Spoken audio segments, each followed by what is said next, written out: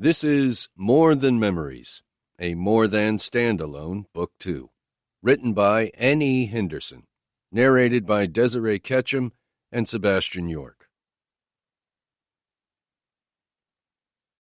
Prologue. Whitney. I suck at writing. This was crap. All crap. I pushed my notebook away in frustration, and a twinge of disgust ebbed inside me. When that didn't help, I threw my pencil at the white wall in front of my boyfriend's bed. I had been lying on Shane's bed for 20 minutes or so, working on lyrics to a soon-to-be song that wouldn't leave me alone. Phrases kept popping into my head, distracting me from school, my friends, and everything else, pestering me. If I didn't get this song out, I felt like I was going to go crazy. Music was my second love. My boyfriend was my first. Shane Braden was one of a kind and, simply put, a great guy. I wasn't sure how I'd lucked out with him being mine, but I thanked the heavens I did. He had been the best thing to come into my life, yet we were polar opposites. You know the saying, opposites attract? Well, it was true for us. He was good, and I was the bad girl, the one that got into trouble almost daily. Shane was the sweet one, and I was the bitch, or so Kylie told me on a regular basis. Kylie Morgan was my best friend. She was also dating my boyfriend's best friend, which made the four of us pretty damn close. Our group was made up of 6 at one point, but a year ago, 2 of our close friends, Chance and Eve, dropped out of high school and then moved out west, making us a foursome. It's funny how I only clicked with those with different personalities than my own. Kylie was the sociable one, friendly to everybody and loved by all. She'd go out of her way to make others happy, even if that meant doing something she didn't particularly want to do. She was a true sweetheart. I wasn't like that. I wasn't a follower. I did what I wanted when I wanted to do it. What's that look about? I glanced in the direction of his smooth voice. Shane was walking into his bedroom. As he closed the door, my eyes roamed his lean body of their own accord. He was wearing a long-sleeve black Hendley with denim pants. His deep, dark brown hair looked almost black, and his blue-green eyes stood out as though they had a glow to them. His eyes were his best features. They were beautiful.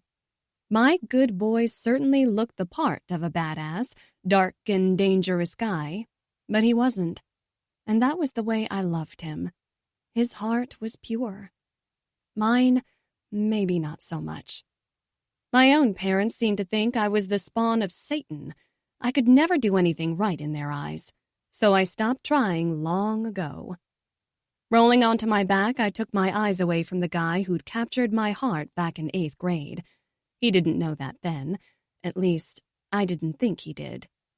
I had fought him tooth and nail, not agreeing to go out with him for nearly a year until I finally caved. And not because I didn't like him back. I did. Maybe a little too much. And that scared me. I didn't think he could possibly like me that way once he got to know me more. I was stupid, but I know myself well. I'm difficult. We ended up having an on-again, off-again relationship for years because of me and my dumb insecurities. I don't like feeling vulnerable. I don't like being on display for everyone to see. I'm not shy, just reserved. Unlike Kylie and her boyfriend Trent, who were all about showing as much public display of affection as they could, I only got touchy-feely in private with my boyfriend. When I'd break up with Shane, it would never last longer than a week. I couldn't go more than a few days without him being near me, without his touch. He was my anchor, and I was lucky he put up with all my crazy. This song, I finally sighed. I was over it already. I wanted this shit out of my head, done with, but my brain wouldn't cooperate. Maybe it was broken. I didn't know. What's the problem, love? See what I mean? Sweet. Love is my middle name, but Shane called me that instead of Whitney most of the time. He said he wanted to remind me as often as possible that I was his love. But he also used to tease me by calling me that when we were in elementary school, so. His face came into view as he stepped next to the bed. Shane moved his Fender acoustic guitar from where it was lying at the head of the bed, placing it in a standing position against his nightstand. Once he finished, he climbed onto the mattress, straddling me. I won't lie, I enjoyed the feel of his heavy weight on top of my small frame. Another way we were opposites. He was tall, and I wasn't. At 5 feet 3 inches tall, I looked tiny next to my boyfriend's 6-foot height. He was not only tall, but lean, too, from running. So was I. It was one of the few things I liked about myself. That and my long, straight black hair and unnatural-looking eyes. But everything else, I had no curves and small breasts. I wasn't supple and soft like Eve. Besides music, running was another thing Shane and I loved doing together. I found it was how I could best free my mind. Maybe that was what I needed. But at the moment, I didn't want to move. This song won't leave me alone. I glanced over to where my notebook was lying. I have most of it written, but it doesn't sound right when I read it back to myself. This again? He looked down at me with those beautiful, patient eyes of his. You're a brilliant songwriter. You need the melody to go along with it before you'll like it, love. He paused for a short second as he peered down at me. I want to read it. He didn't wait for me to agree. He never did. But that didn't bother me either. This was how we worked. I wrote the words, he created the music. Leaning forward, he grabbed my notebook, then rose back up. He wasn't looking at me. Shane was looking at the page with my scribble written on it. I can feel you from the outside in, from my beating heart down to my toes. You're an ache I can't shake, and I don't think I want to. Just the touch of your lips can bring the girl inside me alive. I can feel you from the outside in, from my beating heart down to my toes. You're an ache I can't shake. You love me like no one else ever has. You're the only one that can reach inside and break down my walls. I can feel you from the outside in, from my beating heart down to my toes. You're an ache I can't shake. Believe me when I tell you, you are my forever. Because, baby, no one can break through the way you do. You're an ache I can't shake. Is this about me? His smile was infectious, and cocky, too. Aren't they all about you? I smiled up without shame. He was the only one that got to see my affectionate side. With him, I wasn't guarded. I was free. I didn't trust many people. At 17, I'd been burned too many times by my parents, mainly my wretched mother. And people say you aren't sweet. I rolled my eyes at his dig. I'm not trying to be sweet. I rose onto my elbows. I'm trying to stop this useless chatter in my head. His smile left his face rapidly, and then I watched as his eyes turned darker. The green faded to allow the blue to burn into my violet irises. This stare made me want to cower and look away. But I didn't. I wasn't weak, and I'd never show weakness to anyone, not even to the boy above me. Shane tossed the notebook where I heard it land on the floor, then he lowered his head, bringing it down only inches from my own. Nothing inside your head is useless. Your mind is as beautiful as your angelic voice. It ticks me off when you say shit like that. Oh, he cusses, I mocked. It was rare to hear a bad word come out of Shane's mouth. That wasn't a bad thing because I said enough of them to cover us both. I had a potty mouth. My parents didn't like Shane, or any of my friends for that matter. They didn't know him either. If they did, they would have loved him like I did. He was impossible not to love. A few years ago, my parents met Eve, back when she and Chance still lived here in Mississippi. They took one look at her and immediately judged her as bad news. She didn't even have tattoos back then. After she had moved away, I heard she finally let Chance convince her to let him ink her skin. From what she has told me when we talk on the phone, she's addicted. I missed my friends so much, but we were graduating high school in a few weeks, and both of them were going to come home for a few days. Just because I don't see the need for excessive cussing doesn't mean I don't, Whitney. He lowered his head further, making me slide my arms down the bed so my head could fall to the mattress. Your little brother cusses more than you do, and he's a kid, I grinned, trying to get a rise out of him. One thing I knew how to do well was to get under this boy's skin. Sean's an immature little prick. His palm slides slowly up the mattress about a foot away from my head on both sides. He's cute. Get off his ass. Besides, he's only that way when Trent's little sister is around. Which was a lot.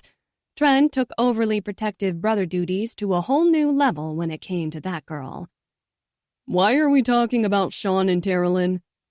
His lips were inches away from mine, and all I wanted him to do was press them against me. Okay, I wanted him to do a lot more, but we had to start somewhere. No idea. Kiss me. His eyes glanced down to my mouth, a smirk forming on his lips seconds before he planted a swift kiss on my nose. He was rewarded with a glare. So not what I wanted, and he knew that. Kiss me properly, damn it. I lifted my head an inch or two off the bed, trying to line my lips up with his. All he had to do was meet me halfway. He didn't. Instead, he moved to my left, where he pressed his lips to my cheek, then slowly made his way to the shell of my ear. What do you really want, love? He whispered, tickling my ear. My lips, or something more? He pressed his hardening cock against my center, making my head spin and my body shiver with anticipation. I want everything. And that's exactly what he gave me. Whoever thought premarital sex was a sin hadn't been with Shane Braden. There was nothing about him that was sinful. He was everything right in my life. Those blue-green, ocean-like eyes were where I saw purpose, love, and happiness. I didn't get lost when I looked into them. No, I saw everything clear as a cloudless day. Shane was my now and my future. He was my calm to the raging storm swirling around in my head. That is, unless he was making my heart race like it was doing right then. The second his tongue met mine was the moment the ending of the song played out in my mind. You're the one I can't shake. You are the one, my foreverly after. Chapter 1. Shane. 10 years later. Pain. For me, that word is a double-edged sword. I seek it. I chase it just to make it stop. And that method was working just fine until 1 year ago today. Or so I thought. That's when I saw her. That was when I saw the source of my agony staring back at me from the screen of my cell phone. Her beautiful face shattered every brick I thought I had carefully crafted around myself all these years. All humans know pain, some more than others. I'm sure some people know greater pain and loss than I do. Kylie, one of my best friends, is one of them. Where my other half was stolen from me and living a completely different life from what I saw in pictures, one without me in it. Kylie wakes up every day without the hope of ever seeing hers again. Her agony is much bigger than mine. She doesn't have hope left. Even the little sliver of it I do possess is enough to get me through the hardest of days. She doesn't have that. 10 months ago, a guy I grew up with, my best friend practically my whole life, was killed. Kylie and I witnessed the senseless accident unfold right in front of us. We were in her car, and she was driving behind Trent. He was on his motorcycle. The three of us were headed home on New Year's Eve night when a man, driving drunk, swerved into our lane, into Trent. He was thrown from the bike and died on impact. That scene isn't something I like to think about. It hits too close to home from another wreck that occurred a decade before the one that ended Trent's life. For most people, high school graduation night is a celebration and looked back on with fond memories. For me, it was the worst night of my life. Maybe even the end of my life, if I'm honest with myself. The way I'm living now isn't exactly living. I'm merely going through the motions, looking for distractions from the pain that has been clawing at my chest for so long. Too long. Pain. That's why I'm sitting where I am now. Because of pain. Because I need a different kind of pain to mask the other one. Only it isn't working like it used to. Are you purposely jabbing me with the needle, Sean? I'm sitting in my brother's tattoo parlor, Wicked Ink, in Oxford, Mississippi. He's hovering over my leg, inking the vacant real estate.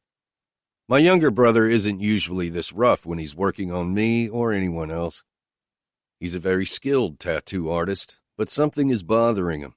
I see it plain as day. I saw it when I walked in. But Sean's not exactly the most open person, so I kept my mouth shut. And it's not like I want to talk about the things rolling around in my head either. I need the hurt. I crave the sting of the tattoo machine heating my flesh as my brother creates another piece of art that bears a soul, a dark reminder of what I've lost. I'd imagine this would hurt an ordinary person. Fuck, I hope I'm not becoming numb to the physical pain of getting a tattoo. If I have, then what the hell am I going to do now to ease the burning sensation in my chest? No, I'm just thinking too hard. I'm not giving myself over to the needle. What? He stops, retracts the tattoo machine away from my body, then glances up, looking me in the eye. There is a moment of confusion on his face before his brown eyes slide down, viewing the red, inflamed area on my thigh that now displays a black pocket watch with the time of 1:53 stopped on it. That was the exact time, 1:53 in the morning, when my heart stopped beating, and the world crashed down on top of me. I remember because it was the exact time I was staring at, from across the living room at my parents' house when my mother wrapped her warm arms around me and told me my girlfriend was dead. I wanted to die, too. It felt like I was dying. Too bad I didn't, because then I wouldn't need this pain. I wouldn't have to live with so much despair and anger burning inside me if I'd died that night. That happened a little over 10 years ago, and it turned out to be a lie. Not on my mother's part. She unknowingly told me something that wasn't true. Whitney wasn't dead. She was very much alive. Stop being a pussy. Sean gestures with his hand that's holding the tattoo machine. Isn't me torturing you the reason you come here? His question comes out more as a sarcastic sulk than an actual question. I don't know why I even agreed to do another one. He places his equipment down on the tray next to where I'm reclined on his table. Because I asked you to. This is on me. I should have never divulged the reason behind inking every surface of my body, but a couple of months back, Sean and I got drunk, which is a rarity, even on my days off, and we got to talking. He confessed everything that had gone down at the beginning of summer with Tara Lynn, his girlfriend, and the stupid reason he almost lost the best thing that's ever happened to him. I, in turn, told him too much about my past. And if you refuse, I'll go to Vegas and get Chance to do them. It's an empty threat, but the eat shit and die look he gives me tells me he doesn't know that, and it works. It's not that I'm against getting tattooed by my buddy Chance. He's an equally talented tattoo artist as my kid brother. I can't explain why I only want Sean to do mine. Maybe the answer is as simple as he's my brother. He's someone who won't question the whys or the meanings of each tattoo. He just does as I ask. Any conversation during the ink session is monotonous, although I would miss this time together if he were to refuse me. It's the only way we really know how to connect. When Sean was in high school, he started apprenticing at a local tattoo parlor in our hometown of Tupelo, Mississippi. During my first year in medical school, I was home visiting, and that's when he finally talked me into letting him ink my skin. That night, tattooing became an outlet, my release when the pain and pressure inside became too heavy. Sean has only been tattooing for a few years, although sometimes it feels much longer. He dropped out of college his first semester to become a full-time tattoo artist here at Wicked Ink. Now he's the owner. Why don't you tell me what's bothering you? Because it's not me or my morbid need for your torture. He gives me a look that tells me he doesn't find my humor very funny. I'm fine. His words come out as a bite. His voice intimidates most people, even grown men. To me, he's still and will always be my kid brother who, if he needs it, I will drop on his ass when he gets out of hand. He's lucky I didn't find out about the mess he put Terrell in through until long after it had been said and done. He was the one that told me everything. Had I not been so drunk, I probably would have whooped his ass. The punk would have deserved it, too. Still deserves it, if you ask me. You're not fine, Sean. You're stressed and you look as old as I feel. At 28 years old, I feel as if I should be in my late 30s. My little brother is 6 years younger than me at 22. He has dark circles under his eyes as if he isn't getting enough sleep, or maybe he's back to drinking more, possibly both. I don't know. Are you planning on speaking today? The tattoo is complete. He just has to clean it, then wrap it, and I'll be on my way. As if thinking the same thing, Sean glances down at my leg before he pulls in a deep breath of air through his nose. I haven't gotten laid in 5 months, asshole. He and Terrell still aren't in the clear, although they aren't broken up either. I don't know what they are, really. I'm not sure anyone, including the both of them, knows. Neither one talked about what happened, nor did they speak of the future. It's like they're in limbo, neither wanting to make any move for fear of making the wrong one. I'm wound a little tight, okay? Try being dry for over a year and then come talk to me, dickhead. His facial expression changes to one of shock. He clearly wasn't expecting that to fall from my mouth. I know why I'm not getting any pussy. What's your excuse? Do you think you could not use the word pussy when referring to someone I think of as a sister? Jesus Christ. I look up to the ceiling, then back to him. I should have never opened my mouth. He's waiting for an explanation. One I don't plan on sharing. I'm going to have to steer this conversation back to him, or he won't stop pushing until he gets something out of me. So what? She still isn't allowing you into her bed yet? I'm in her bed almost every night, and if I'm not, she's in mine. We just haven't moved past cuddling. He says the last word like it's the most disgusting word in the English language. Has she cut you off completely? What's the deal? I thought you both were making progress, wanting your relationship to work. When I first found out about my little brother and Trent's little sister hooking up, I was pissed. Granted, Trent had always been adamant about there being something, or could be something, between them if Sean would just wake up and pay attention long enough to see it. I have to admit, though, I didn't see it. My brother has never been the love-'em-and-leave-'em guy, just the screw-'em-and-be-done-with-'em kind. Love had never been in the equation for him, and I didn't want Terrell to be one of those chicks. I see now that she isn't and would never be. He is in love with her, something I never expected to see. He surprised the hell out of me. No, he shakes his head. She didn't cut me off. Then what? This may be a worse topic to roll with. It's not like I want to know he and Terrell have sex. Are you even trying to have sex with her? Not exactly. He twists his upper body, grabbing a spray bottle from the tray, then turns back, spraying water over the ink on my leg. Spit it out, Sean. What do you mean? Do you not want to have sex with your girlfriend anymore? I breathe hard. Is that the problem? Because if you're planning on breaking up with her again, I will beat your ass this time. He tears a clean paper towel off the roll to wipe the soap, water, and excess ink off my skin. I'd like to see you try. He laughs while tossing the dirty paper towel into the trash bin. I don't think you do. Sean and I are matched in height. We're both 6 feet, 2 inches tall, but where he is bulkier from weightlifting, I'm leaner from running and the jiu-jitsu training I used to do. I have no idea if I can take my brother down or not.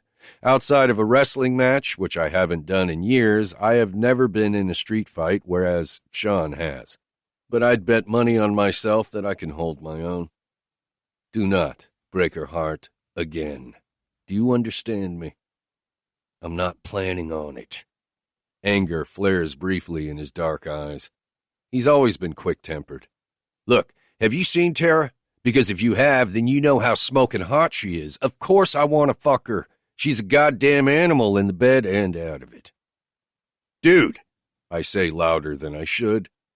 There are some things I do not want to know. That is one of them. Christ. Well, don't bring my sex life up then. He turns again. This time he grabs a half-drunk bottle of water, twists the cap off, then takes a long swig. You're not getting out of this conversation. Spill your shit. I know you aren't getting laid for the lack of bitches trying. Who was that one last month? The blonde. She was definitely trying hard to get into your pants. She isn't a bitch. I grabbed the nearly empty bottle of water from his hand, downing the rest. I didn't say she is a bitch. I was just referring to her as a woman. He looks at me like I'm the stupid one. He's unbelievable at times. Then say woman or chick or whatever. You don't have to call every woman a bitch, man. Jesus. I don't know how Tara Lynn deals with his mouth. Her name is Roxanne. She's one of the interns I'm supervising through the end of December, and she is just a friend and neighbor. I have no interest in a relationship with her. She does, or at least has an interest in your dick. He laughs, but I don't find this subject funny at all. Before I can tell him to leave it alone, Tara Lynn's voice catches both of our attention, causing us to turn our heads in her direction. God damn it, Kenny, this is a workplace, not a fucking playground. From the look of it, Kenny and another guy I don't know were just tossing a foam football back and forth inside the open space here in the shop. Kenny must have bumped into Tara Lynn when she was walking through. She shoves at his back, forcing him to stumble forward. He and the other guy look at her with stunned expressions on their faces. Take that shit outside. No, better yet, take that shit home if you want to play like 5-year-olds instead of working. I glance at my brother with an eyebrow raised. He looks equally shocked and perhaps even a little scared of his girlfriend's actions. Great. Now your colorful mouth has rubbed off on an angel. I shake my head. Tara Lynn is not one to cuss. She's also never one to fly off the handle and go off on anyone. Precious, I call out the pet name I started calling her when she was 5. She looks over at us, first at Sean, then when her eyes land on mine, she forces a smile. This isn't good. Tara Lynn isn't happy, not even a little bit. After a beat, she heads over, stopping next to me. She's dressed in light-colored blue jeans and a black sleeveless tank top that is cut low in the front. Tara Lynn is well endowed, so it's impossible, even for me, not to notice all the cleavage she has on show today. Her blonde waves are longer than usual, so the length helps to cover them up somewhat. She is a beautiful woman, and I love her deeply, but in a far opposite way than my brother does. She and Trent came into my life a long time ago. He used to drag her everywhere we went, so somewhere along the way, I started feeling like a protective brother toward her.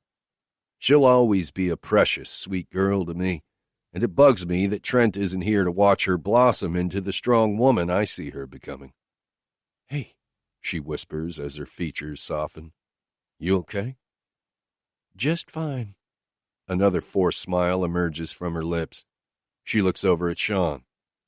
Can we talk in the office? Yeah, he says, sounding a bit unsure of himself, which is unlike him.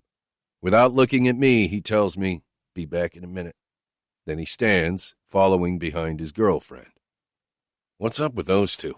I ask Kenny, one of the other tattooists, when they're out of earshot. He bends down, picking up the soft football from the floor. Man, who fucking knows? He shakes his head as I sit up, reaching for the wrapping material on Sean's tray. I've watched him do it plenty of times, so it's no problem to wrap myself. They tiptoe around everything with each other. With everyone else, they act like they're pissed off at the world. He walks to his station, tossing the ball on the counter as I wrap my leg. When I'm finished, I stand and pull up my jeans. A loud bang comes from the back of the shop where the office is located. Seconds later, music flows into the studio from the speakers on the walls. I chuckle, shaking my head. Something tells me their dry spell is officially over. But I don't stick around to find out. Time for me to head home, back to an empty apartment. The pressure in the center of my chest didn't so much as lift a little while I was sitting in Sean's chair. I don't know how much more of this I can take. I like to think I'm a strong person, both physically and mentally, but these feelings inside me will start to seep out and affect my job if I don't find another method soon to take the edge off. Chapter 2. Whitney. Mom! Mom! My oldest daughter shouts. I close my eyes for a needed reprieve. It's going to be one of those days. I can feel it. I can feel it all the way down to my bones. I breathe in deep, then exhale in a rush, blowing the air out of my mouth as I wish it would take away the hardship of being a parent with it. If only for just a little while. It shouldn't be this hard. Hello, she continues, her voice returning to a normal volume. But I can hear the irritation even without looking at her. Always so irritated. What do I do? How do I fix this? Turning away from the counter, I take in my daughter's appearance. She's standing at the entrance to our designer kitchen that I hate, with her arms crossed over her chest. Her long, dark, almost black hair camouflages her anger. Almost. The eyes show all, though. Her blue-green eyes are both stunningly beautiful and haunting at the same time. They always have been from the moment the dark pigment shed and her real color sparkled to life. I remember that moment like it happened yesterday.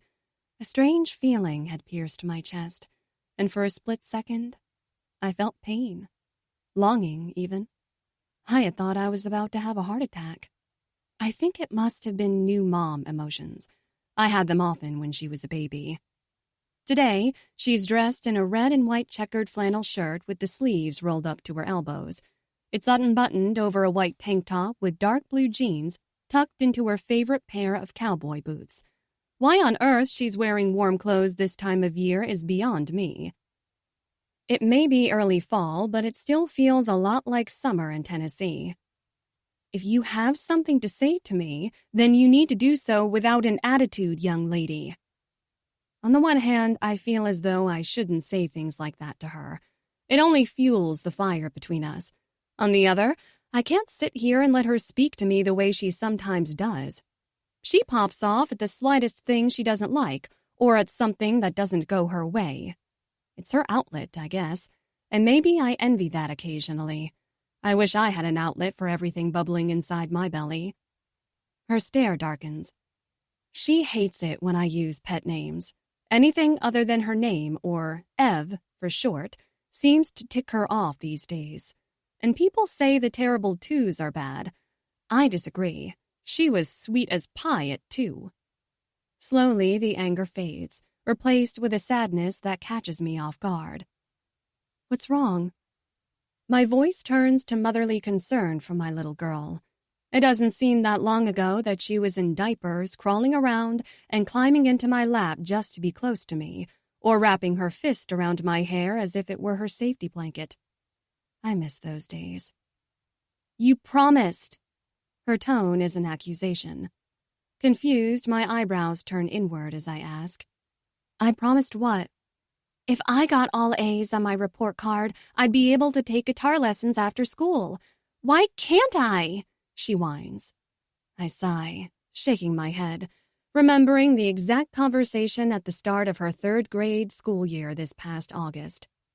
What I said was, I would convince your dad to allow it. I knew it wouldn't be an easy feat.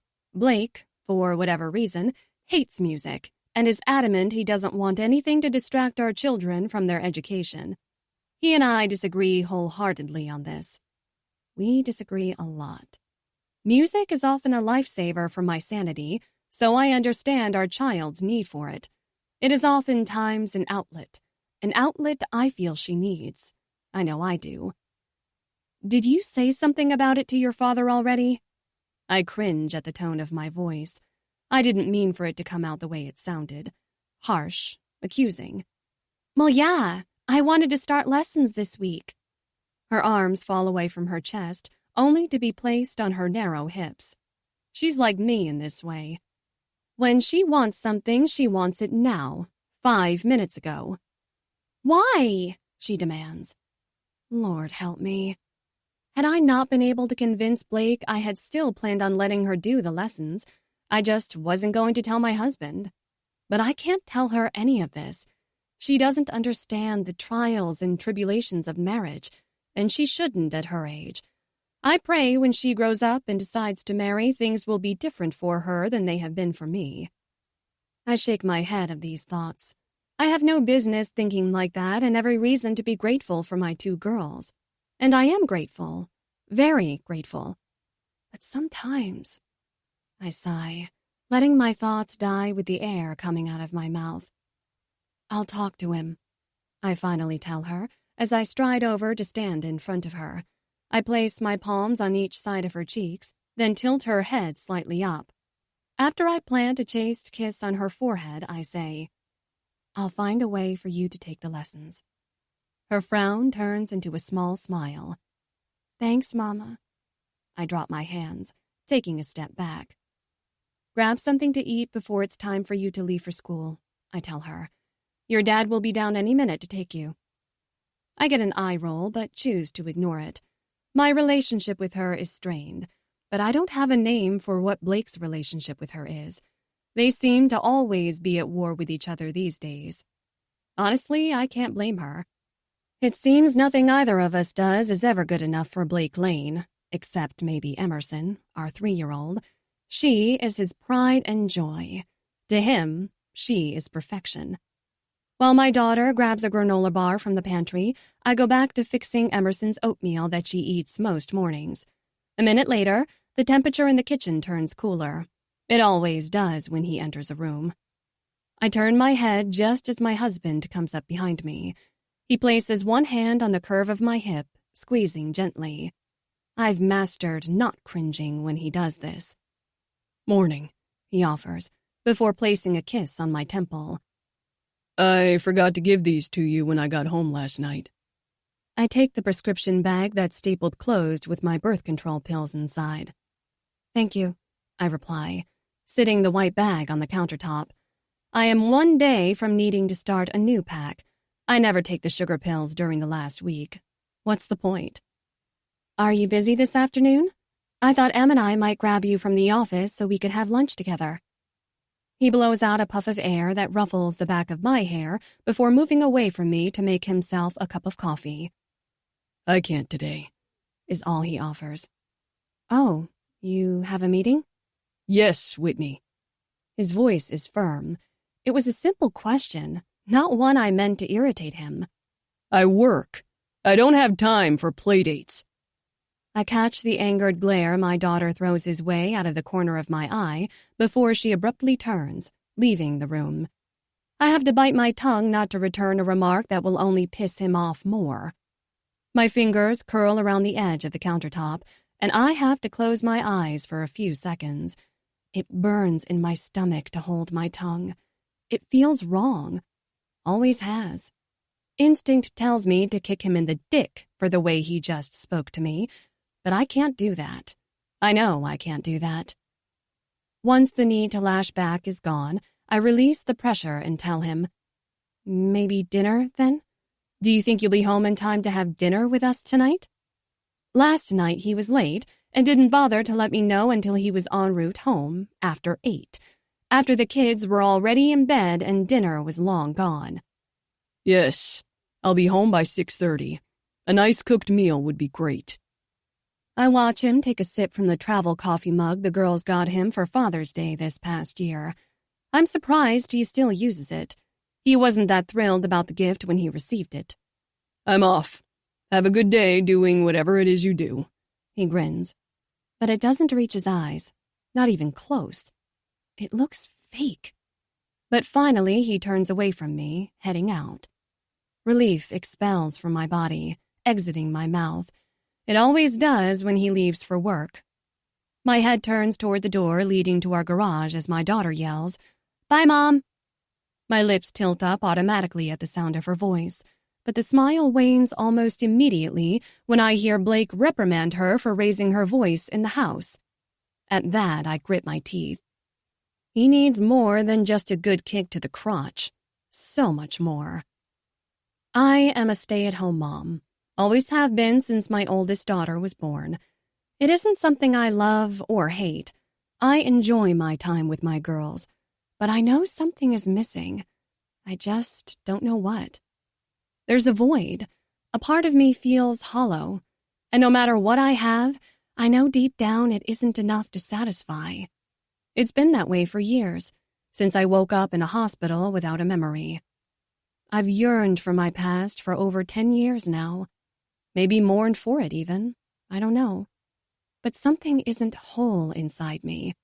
Then again, maybe it never was, and I just didn't remember always feeling this way. Still. My thoughts are cut off when I hear Emerson running down the stairs, yelling my name. Time to start whatever it is I do all day. Chapter 3. Shane. Treating kids of any age isn't easy. I don't know why I thought it would be when I decided to be a pediatric physician at the beginning of my senior year of high school. My mom's a general practitioner in pediatrics, and my dad is an adult cardiologist. I've always wanted to be a doctor. There wasn't a moment in my life when I wanted to do anything else. Every summer back in high school, I worked in my mom's clinic doing various non-clinical things and fell in love with all the kids that came through. Following in my mother's footsteps, going into pediatrics was a no-brainer.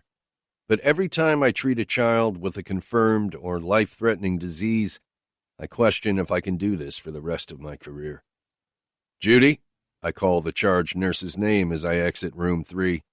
"Order a full set of labs and a CT of the chest with contrast on my patient." I stop in front of the nurse's station. A palm lands down, gripping my shoulder. When I turn my head to the side, I find the residency director, my boss, Dr. Forsythe, standing next to me. "Gavin?" I greet him by his first name as I hand the patient's chart over to the nurse. She nods, acknowledging my requests. "So," he starts out, "I'm having a holiday get-together Saturday night. I can expect you to come, right?" He squeezes my shoulder, letting me know he isn't asking if I can make it or not. My presence is expected. He may have quickly become my friend a few months ago when I transferred to Memphis to finish out my residency, but he is, first and foremost, my boss. My brother and his girlfriend are coming up from Oxford tomorrow and staying the weekend. I let my reply hang in the air, hoping he folds, letting me out, but I know there's a slim chance of that. I have 2 days scheduled off this week, Friday and Saturday. "Bring 'em," he tells me. "The more the merrier and all that." Yeah, I guess I could. Halloween is this coming Saturday, and Tara Lynn told me last week she wants to go out clubbing when they come up. I know the real reason they're driving up for a visit, just as I know the reason they insisted I come to Georgia with them on Labor Day weekend last month to ride ATVs. Trent's death is still fresh for everyone, me especially. He and I had been best friends since we were 10 years old and roommates since the summer we graduated high school and enrolled in college.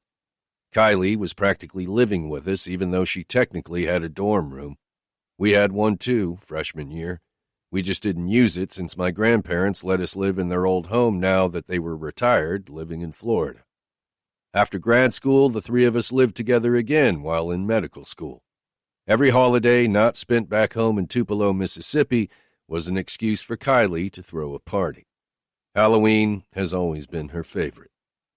If I had to guess, Sean's best friend and Kylie's youngest sibling, Mason Morgan, will head to Orlando, Florida, if he isn't already there, to spend time with his sister for the same reason Tara Lynn has insisted they're coming to see me.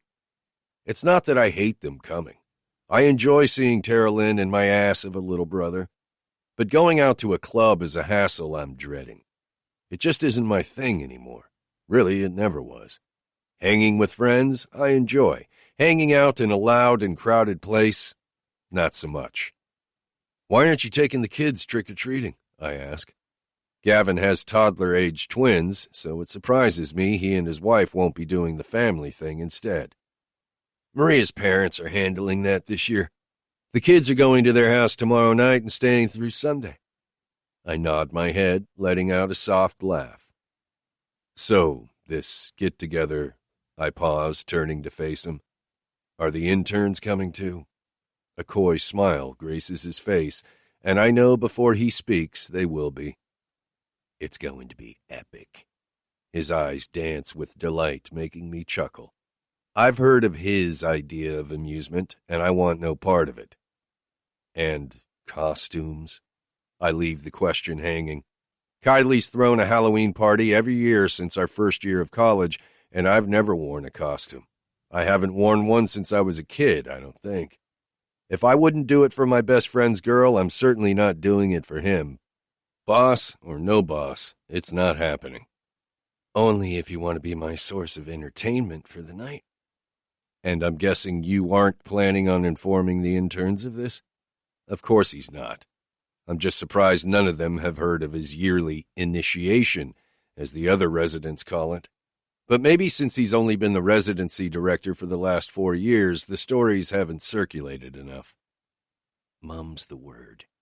He places his index finger over his lips to stress his point. See you Saturday, Braden. I shake my head as he walks off. Shane, I hear Roxanne call my name. Looking over my shoulder, I see her walking out of room 1 toward me. You got a sec?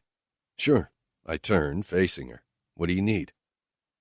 My patient complains of stomach pains, but the x-ray was clear. I ordered a lab panel, and those came back normal. She looks back toward the patient's room.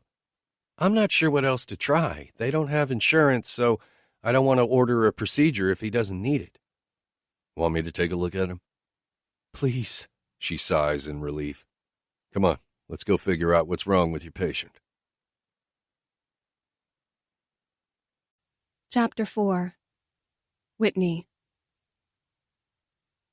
A happy husband is a man with a wife that does her wifely duties, Whitney. My mother's obnoxious voice plays in the back of my mind, making me want to vomit all over the porcelain sink in my master bathroom. Looking in the mirror, I remove the teardrop diamond earrings from my lobes. I can do this. I place them off to the side, making a mental note to put them back into the jewelry cabinet in my closet when I'm done washing my face. I stare at the eyes looking back at me. They often appear violet, even though they're technically a shade of blue. Tonight, they definitely look deep and much darker than usual. I can do this. It's just sex. And guitar lessons would mean the world to my daughter. Dinner was edible. I turn the faucet on to allow the hot water to heat as I cup my eyes over to him through the mirror as Blake saunters in. Why didn't you place a delivery order from Macaro's? You know I love them, and I told you this morning I'd be home for dinner. He removes his watch, placing it neatly on his side of the vanity. Everything in his small bubble has to be orderly. Everything. My fingers itch to move it. Move anything, just to watch his face twitch like it does when I leave my shoes scattered about or when I have the laundry dumped on the couch. Oh, he hates that. I laugh internally. Because I wanted to cook. He may not like my cooking, but I like it. I happen to think I'm pretty good. Sure, I'm not great. I'm not a chef, but I don't suck at it. Leaning over the sink, I gather warm water into my palms. After splashing it onto my face, I pump facial soap out and lather, creating suds to rid the makeup I put on before my husband arrived home for the dinner he's so graciously complaining about now. You know that isn't your strong suit, Whitney. He turns the water inside the shower on. What is my strong suit, is what I want to ask. But I doubt he would give any answer that isn't laced with condescension. He's a prick. And if it weren't for my children, I'd say it to his face and rid myself of him once and for all. I honestly don't know what I saw in him before I lost my memory. Was I like him? Did I find his I'm better than anyone else attitude attractive? Surely not. And if I did, maybe the accident was a godsend. Maybe I should stop praying for my memories. I watch as he loosens his tie before disappearing into the closet. Quickly pulling the hand towel from where it hangs, I pat my face dry before he finishes undressing. Walking out of the bathroom, I grab a pair of pajamas from the chest of drawers underneath, where the television is hanging on the wall in our bedroom. After tossing them onto my bed, I pull my dress over my head, letting it drop from my hands to land in a pile on the carpet. I slip my arms through the silk camisole and finish by pulling up the matching set of teal shorts before climbing into bed. It's a good 15 minutes before he emerges from his shower.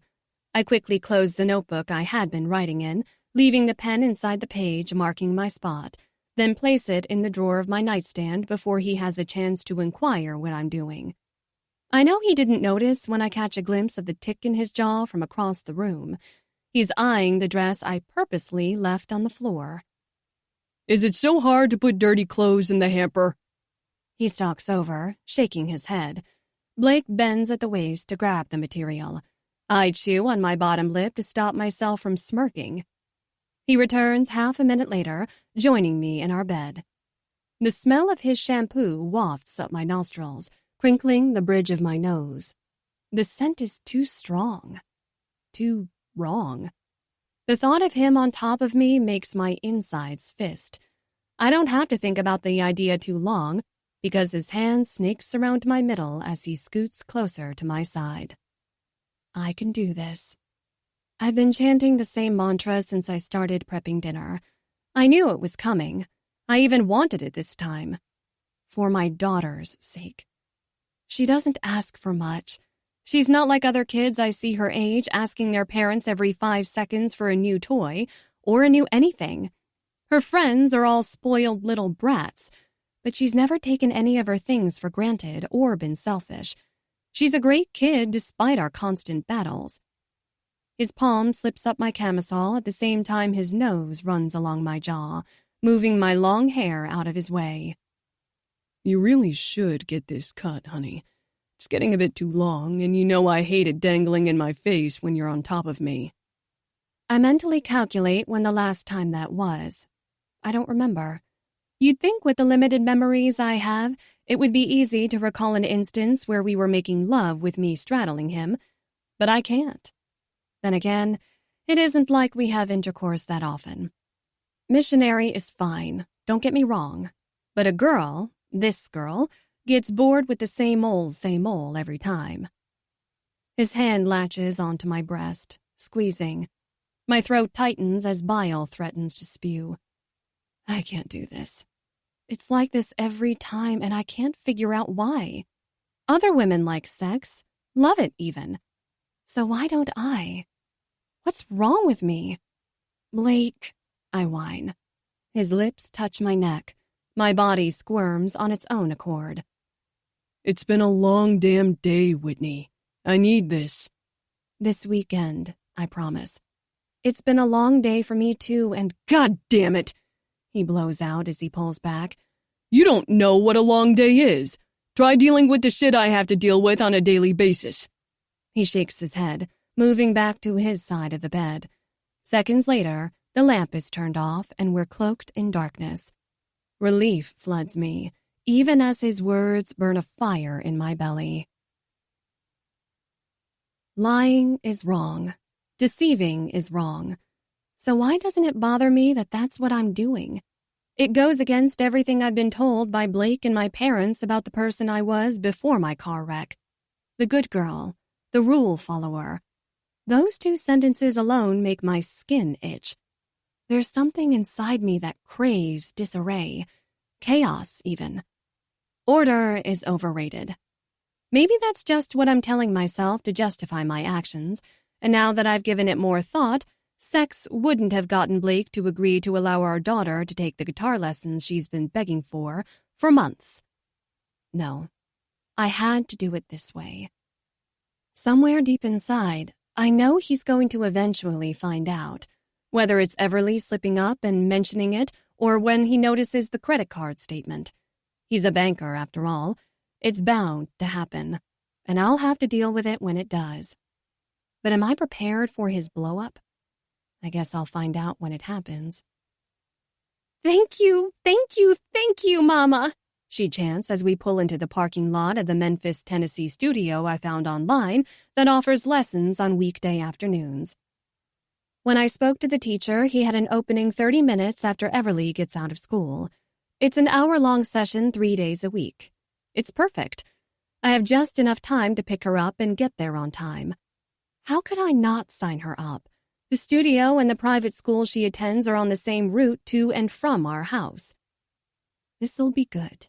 No, great, I tell myself, as a smile forms on my face at the sight of my daughter's happiness. You're welcome, sweet girl. Let me get Em out of her booster seat and then we'll go in. She bolts from the back seat, opposite her sister, as I exit the driver's seat of my red metallic Mercedes SUV. Excitement blooms where guilt should be festering, but I don't allow my mind to think too hard.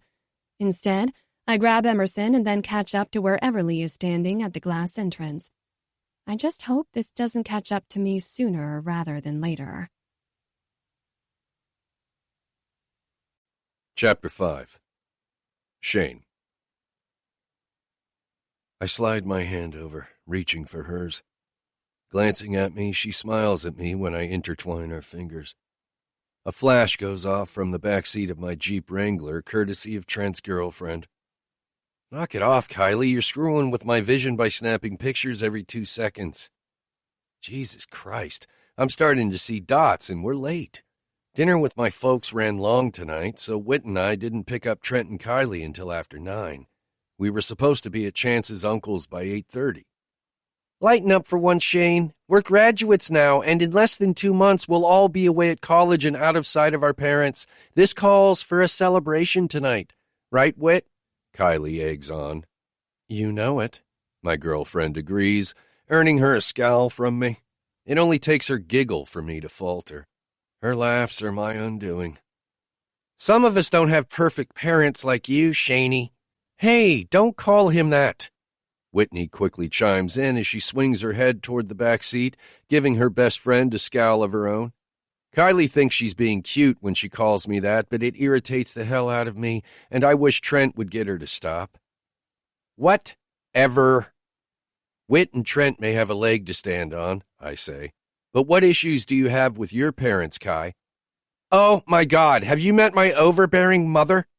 Yep, several times. She's pretty normal in comparison. In comparison to what? Kylie demands. Your parents are awesome sauce on top of awesome sauce with sprinkles on top. I know, right? I laugh. My parents are far from perfect, but they are great. I don't have one complaint. I might have a moody little brother that's a jerk at times, but I wouldn't trade my family for another. I hate you. Looking in the rearview mirror, I see Kylie glaring at me with her arms crossed over her chest. She may hate you, babe, but I don't. I glance to my right. If there is one thing that is perfect in this world, it's the girl sitting next to me right now. Hand me your camera, Whitney tells Kai as the sound of her seatbelt releasing registers in my ear. Love, what are you doing? I ask without looking at her. It's starting to drizzle, so I flick the handle to make the windshield wipers come on. I'm capturing moments, she calls out, trying to appease me. From the rearview mirror, I see Whitney take the camera from Kylie's hand. You two cuddle up and smile, she tells Trent and Kylie. Whitney, I call out, put your seatbelt back on. Hush, click. From my peripheral vision, I see her turn back around to face forward, but then the flash goes off again, momentarily blinding me. Whitney, I force out, blinking several times. Just as I'm reopening my eyes, headlights round the corner. A sharp inhale of air not only forces my eyes to pop open, but also causes me to spring up. Air. I need air. When I let the same nightmare that's on constant replay fade, I find myself alone in my bed, as always. The comforter is missing, but I know it ended up somewhere on the floor during the night. The dark blue sheets have been kicked to the end of the bed, almost falling off. There's sweat sliding down my forehead. I draw in a deep breath, trying to shake the rest of the dream away. But it's never far, and it always returns. A sigh escapes my mouth as I climb out of bed. I know there's only one way to push it to the back of my mind, for now at least. Going to my chest of drawers against the wall, I pull out a pair of sweatpants and put them on, pulling them over my boxer briefs, followed by my socks and sneakers. Grabbing my earbuds from where they lie on top of the chest of drawers, I head for the door. Running away from my past is what I've done for what feels like a lifetime now. The only problem is I can never get far enough away. Doesn't stop me from trying. 10 miles later, I make it back up the stairs to my third-floor apartment just as daylight breaks through the dark sky. I have roughly 2 hours before I'm due at the Children's Hospital for a full day in the ER, but I have no plans for any more shut-eye. A long, hot shower, though, is just what I need. I pull the earbuds of my headphones from both of my ears, just as Torn to Pieces by Pop Evil winds down. As I get closer to my door, I see Roxanne's door swinging open before she walks out. Her sharp intake of air isn't lost on me, but I act like I don't catch it. "Hey, where are you headed so early?" I ask, stopping by my door. Our apartments are directly across from each other. Rox is one of the interns I'm training in the Children's Emergency Department. As a third-year resident, I have to work in the ER for 3 months out of this fiscal year. This month, through the end of December, that's where I'll be, some days, some nights. My schedule rotates every quarter. Nights are the worst. Working 7 p.m. through 7 a.m. will wear on a person's body. At least mine, it does. I prefer day shift hours. "Morning, Shane," she greets. "I promised my sister I'd take her kids to school this morning. She has to take her husband to the airport for an early flight for a business trip. What are you doing up already?" I glance down at the sweat pouring down my chest. I'm usually up at this time every day unless I'm working. I like to run before the day officially starts. I do like to run. I've always enjoyed it. Whitney and I used to run together every evening before dinner. Now, I don't know, maybe it makes me feel connected to her somehow. I often wonder if she still runs too. I shouldn't, but I do. Letting my mind wander about those types of things makes it harder to breathe, makes life harder. "Well," she pauses, allowing her eyes to run down my body. "Looks like it pays off."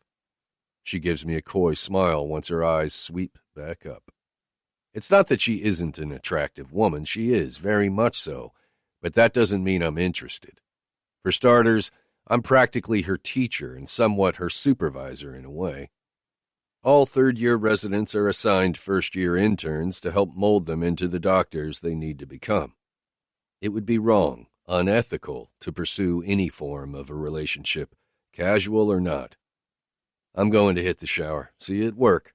I nod in her direction. Without another word, I go inside my apartment. Chapter 6. Whitney. "Whitney." His voice vibrates through the strands of my hair and into my ear like a caress, drawing out a moan from my lips. His free hand, the one not laced around my waist that's keeping me against his body, moves into my hair. His fingers comb the damp strands away from my ear, pushing my hair to my right shoulder. "God, I love you, love." "Harder."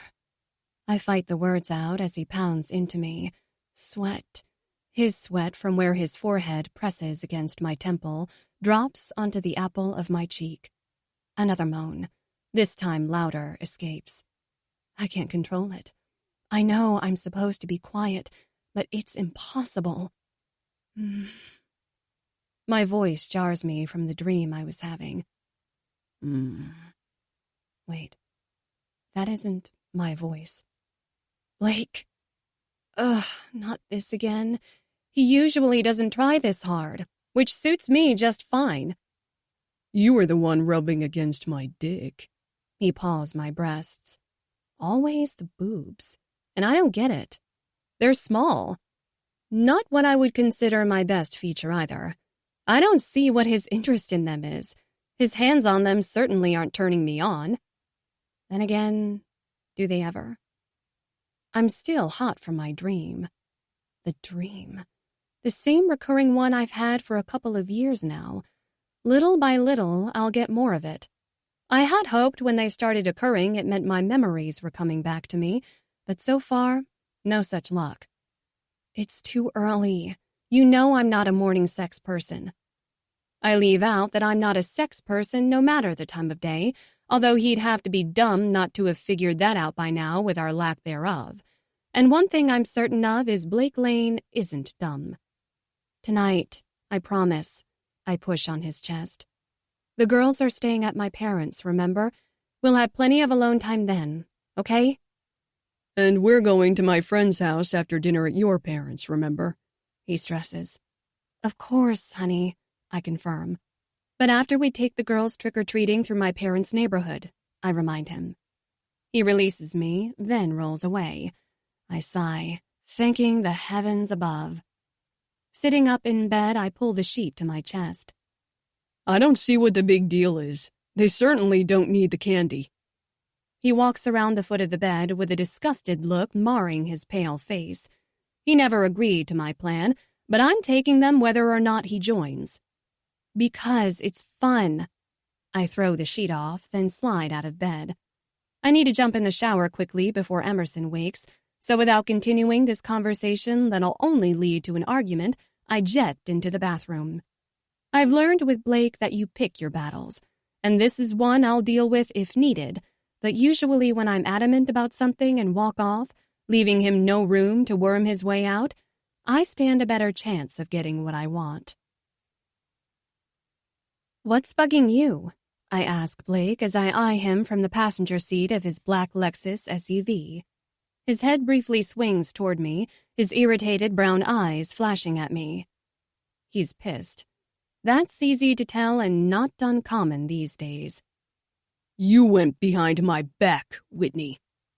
Air rushes out through his clenched teeth. It's dark inside his car except for the glow of the LED lights coming from the navigation system in the center of the dashboard. I can't see his expression clearly, but I can hear the swoosh of air he makes when it exits his mouth. You allowed her to take music lessons when you knew I specifically said no. Guitar lessons, I correct, which makes my husband inhale deeply. And before he can lash out at me, I continue. She earned them, Blake. She made straight A's and it's all she has asked for. She has wanted them for 2 years now. She deserves this. She deserves what I say she deserves. I gasp involuntarily at his response. My blood boils. We're going to table this discussion until we're at home. I've had a long day at the office and I still have to work tonight. This get-together, as you know, is at the Forsyths' home. If I can gain Dr. Forsyth's trust, I can gain him as a client. Tonight is very important, Whitney. I'm asking you not to give me any more grief. The comeback is on the tip of my tongue, itching to burst out. I want to tell him to go fuck himself more than I want to take my next breath. But I can't do that. I have my girls to think about, as my mother loves to remind me when I bitch about my husband and our crap-ass marriage. So instead, I close my eyes for a moment as Blake pulls up behind a black Chevy Tahoe. When the car is in park, I open my lids, forcing a smile on my face. When we reach the Forsyths' front door, Blake knocks. Seconds later, it opens to reveal a man that appears to be in his mid to late 30s, with sandy blonde hair and light green eyes encased in dark lashes. His eyes crinkle, welcoming us into his home. Mr. Lane, you decided to come. I'm so glad. The man's smile is genuine. Call me Blake, please, Dr. Forsyth. Okay, then. He laughs lightly before turning his gaze to me. You must be Blake's beautiful other half. I'm Gavin. He presents his hand in front of me, which I accept and shake. I'm Whitney. Thank you for inviting us. I release his warm hand, bringing my own up to my face, tucking a strand of my dark hair back behind my ear. It's a pleasure, Whitney. He takes a step backward. Please, come in. There are wines and appetizers in the kitchen and several coolers of beer on the back patio. Help yourselves to anything you like. Thank you, Doctor. Blake chimes. Gavin, The man corrects as we enter his house.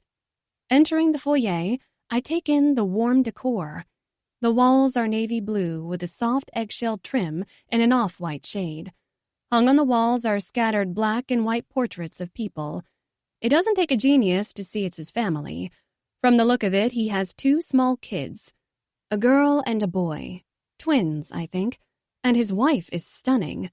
They all have similar fair features. Moving along, following the guys, we walk through the living room where Blake and Gavin stop. the kitchen is through there. He points across the room to a wide opening. I take that as my cue to leave them. The kitchen is large, with a formal dining room to one side and a kitchen nook off to the other side.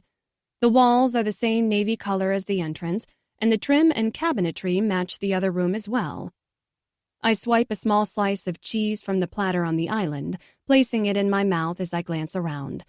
I see several bottles of wine across from me with clear plastic drinking cups close by. I don't think I'm in the mood for wine, though. I enjoy a glass sometimes, but beer sounds more appealing.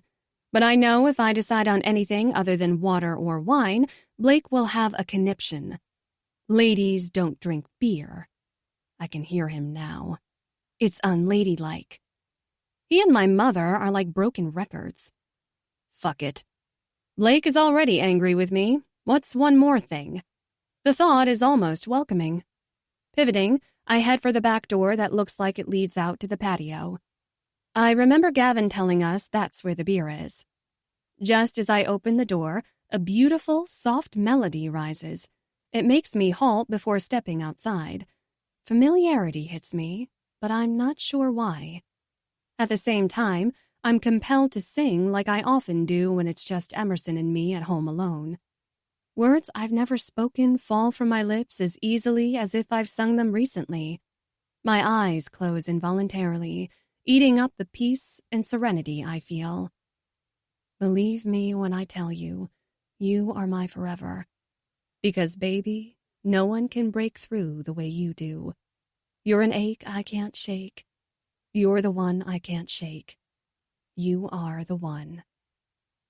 I open my eyes when the music stops, and everyone is staring at me. Unease creeps up my arms. I don't like being the center of attention. In fact, I hate it. I'm so sorry, I laugh. Giggle, actually, as my embarrassment wanes. I have no idea where that came from. Where the hell did that come from? Love? My head snaps toward that voice. That voice. I know that voice. It's... Our eyes meet, causing me to stumble out the door. My breath pulls in on a quick inhale. He's beautiful. But that's not what made me have such a reaction. I'm not even sure why I did, but my heart starts beating faster. Too fast. I can't stop looking at him. It can't be. Can it? My eyes squint, scrutinizing him. Oh my God! The shock in her voice pulls my eyes over. A few feet from the guy my eyes were locked on stands a young woman with golden blonde hair looking at me as though she's just seen a ghost. One hand covers her mouth, and the other grasps another man's forearm. He's tall. He's big, and the arm she's digging her nails into is covered in ink. The art is beautiful, stunning even. I've always admired tattoos, maybe even wanted one, but that's not a battle I'm willing to start. When I look back at the guy that called me by my middle name, butterflies erupt in my belly. There is something about him, something that makes me want him. It doesn't take long for me to realize I'm attracted to the man standing in front of me.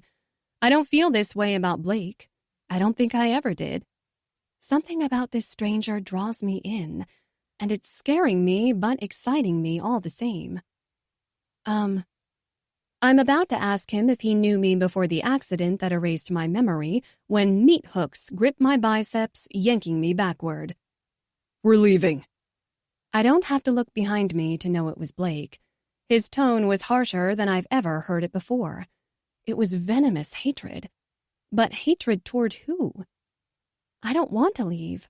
Not because of Blake and his apparent temper tantrum, but because it feels wrong. Moving from this spot feels wrong. I make an attempt to shake his hand off me, but it's futile. His grip is borderline painful. Stop, I whisper, glancing over my shoulder. Release her. Looking back in front of me, I see it's him. The one that had been playing the guitar when I walked out. The man I want to reach out and touch.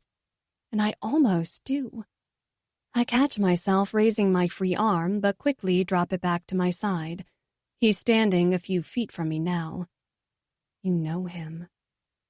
Maybe, but how? My dream from this morning flickers through my mind. Is it him? That voice. I know that voice. Could it be? Anger flares across his breathtakingly beautiful face, but he's still just as hot. Anger doesn't look right on him, though. It looks foreign, like he doesn't get mad very often. Whitney, I said we are leaving. Let's go. Blake ignores the guy's demand to let my arm go. I try to pull away again as my own anger bubbles up. Why is Blake acting like a dick? I want answers to my past. I've always wanted answers, wanted my memory to return, and something is pulling me to the stranger in front of me. But something deep inside me tells me he isn't a stranger at all. His eyes flick down to where Blake's hand is still firmly gripping me. The sight must make him more upset because his blue-green eyes darken, turning stormy. Then his hands ball into fists at his sides. Does he want to hit my husband? You should probably let her go if you know what's best for you. My eyes dart to the other guy, the one the blonde girl was holding on to before. They've both walked over, too. She's back to standing next to the younger guy with the tattoos. She has the same stunned expression on her pretty face. Sean, the guitar guy warns, breathing hard through a beautiful set of straight, white teeth. You're hurting her, so you really need to do what my boyfriend says. That was the blonde female speaking to Blake. Her expression has changed to anger, too. Whitney! Blake's tone is seething. Blake, let go, I demand. How do you know me? I question the man in front of me. His eyes instantly soften at the sound of my voice, but then they turn sad, stricken. No, don't be sad. I don't like sadness on him. My chest constricts painfully. What the hell? Oh, love. He shakes his head, pain reflecting at me through those eyes. We're leaving. Blake squeezes my arm, pulling a yelp from my mouth. I won't tell you again. His grip tightens. Hatred, madness, and even disgust wash over the guitar man's face right in front of my eyes. He doesn't scare me, but I may be afraid for Blake the way he's looking at my husband. I force my feet to step forward. I want to place my palm on his chest to calm him. As I do so, something flies past the back of my head. I'm ripped from Blake's grip and then pulled toward my left. My face plants into the hard chest of the tattooed guy. Sean! His name comes out like a scold this time. When I look up, I'm rewarded with a mischievous smile. Something flashes in my mind like I've seen this same look before. My insides warm, my lips tipping with a small smile. Glancing behind me, my husband is face down on the deck, unmoving. He's out cold, and I don't have one shred of sympathy for him. Why is that? Shouldn't I? I turn my head again to see the guy I now know as Sean looking sideways. What? Sean shrugs, letting go of my forearm and steadying me as he continues speaking. You would have done the same thing had I not. Don't tell me otherwise, brother. Are they brothers? Looking back and forth between them, they look nothing alike. Sean has dirty blonde hair with brown eyes. He's about the same height as the other guy, but Sean is bulkier, whereas the guitar guy is lean. And Sean has tats down the left side of his arm. Guitar guy has dark, maybe black hair, with glowing eyes I have to look away from. Something about him stirs up feelings I don't understand. I shake my head, trying to clear it. Something is going on here, and I get the feeling everyone but me knows what it is. Why was my husband in such a rush to leave? Why did I start singing a song I've never heard? And who are these people that for the life of me do not feel like strangers? So many questions are swarming around in my head, wanting answers, needing answers. My chest is heavy. I need air. There are too many questions pressing to get out of my head. I look to my guitar guy and do something both crazy and stupid. I need to leave. Panic flashes before me. Will you get me out of here? He exhales heavily, then nods as his body visibly relaxes. I turn, looking down at Blake before stepping over him, and as I walk past, I realize I don't care if he gets back up. What does that say about my marriage? Hell, what does that say about me as a person? Chapter 7. Shane. She's here. She's here, standing 2 feet from me, and I can't even speak. I've waited for this moment for a long time. A moment to simply be in her presence again, to be able to breathe again. But my breath was stolen the second I heard her unforgettable voice for the first time since the night of our high school graduation. It was as though life had flowed back into my body, finally, after so long without it, then lost again when the realization hit me square in the heart. It's her, my Whitney, in all her beauty, even more beautiful now than when we were teenagers. But she's married to someone that isn't me. Someone I want to walk back into Gavin's house and finish off. How is it possible she's married to him? Whit couldn't stand that jackass any more than I could. Her parents. It's the only explanation. They tried for so long to fix the two of them up, even when we were in junior high school. I don't mean to rush you, but I want to be gone by the time Blake wakes up. She looks at me from over her shoulder. Blake, that's my husband. That guy, your brother, or Sean, I don't know if he's your brother or not. Hit. I know who he is. My words exit with a bite. I don't mean for them to. It was always a rarity for me to speak to her in any way that wasn't with love. Even when she irritated and pissed me off, I still had a sense of calm around her. She was that calm. Her chaos was my calm. I look at her with what I hope is an apology. She's walking backward but staring at me with curiosity in her violet eyes. Damn, those eyes. Any look she gives me has the ability to render me at her mercy. I've missed them. I've missed her more than words can say. You know a lot, don't you? Her brows turn inward. About me, I mean. You know more about me than I do. She doesn't remember me or anything of her life before I wrecked my Jeep. I knew she didn't. Had she remembered, she would have come back to me a long time ago. What do you know about yourself? I can't stop the question from leaving my mouth. I'm in the Tahoe over there. I point behind her. Turning, she makes a beeline for the passenger side door. Taking my keys out of the front pocket of my jeans, I press the button to unlock all the doors, then follow her to my truck. When I slide into the driver's seat, she's clicking the seatbelt into place. I have to look away just to shake the memory from my head, the one on constant replay whether I'm sleeping or awake. If I could just go back and change one thing. As soon as I start the vehicle, I pull out onto the street, driving silently and praying she doesn't ask me to take her home. Her home, her real home, should be with me, but it isn't. We're both quiet for the first few minutes I'm on the road, but when I exit Gavin's gated neighborhood, she speaks. Can you explain why I wanted to leave with you, only you and not my husband? She doesn't wait for my response. She was always straight and to the point. Why I wanted to smile at the sight of my husband lying on the ground unconscious, and why I have no care in the world if he ever gets up again?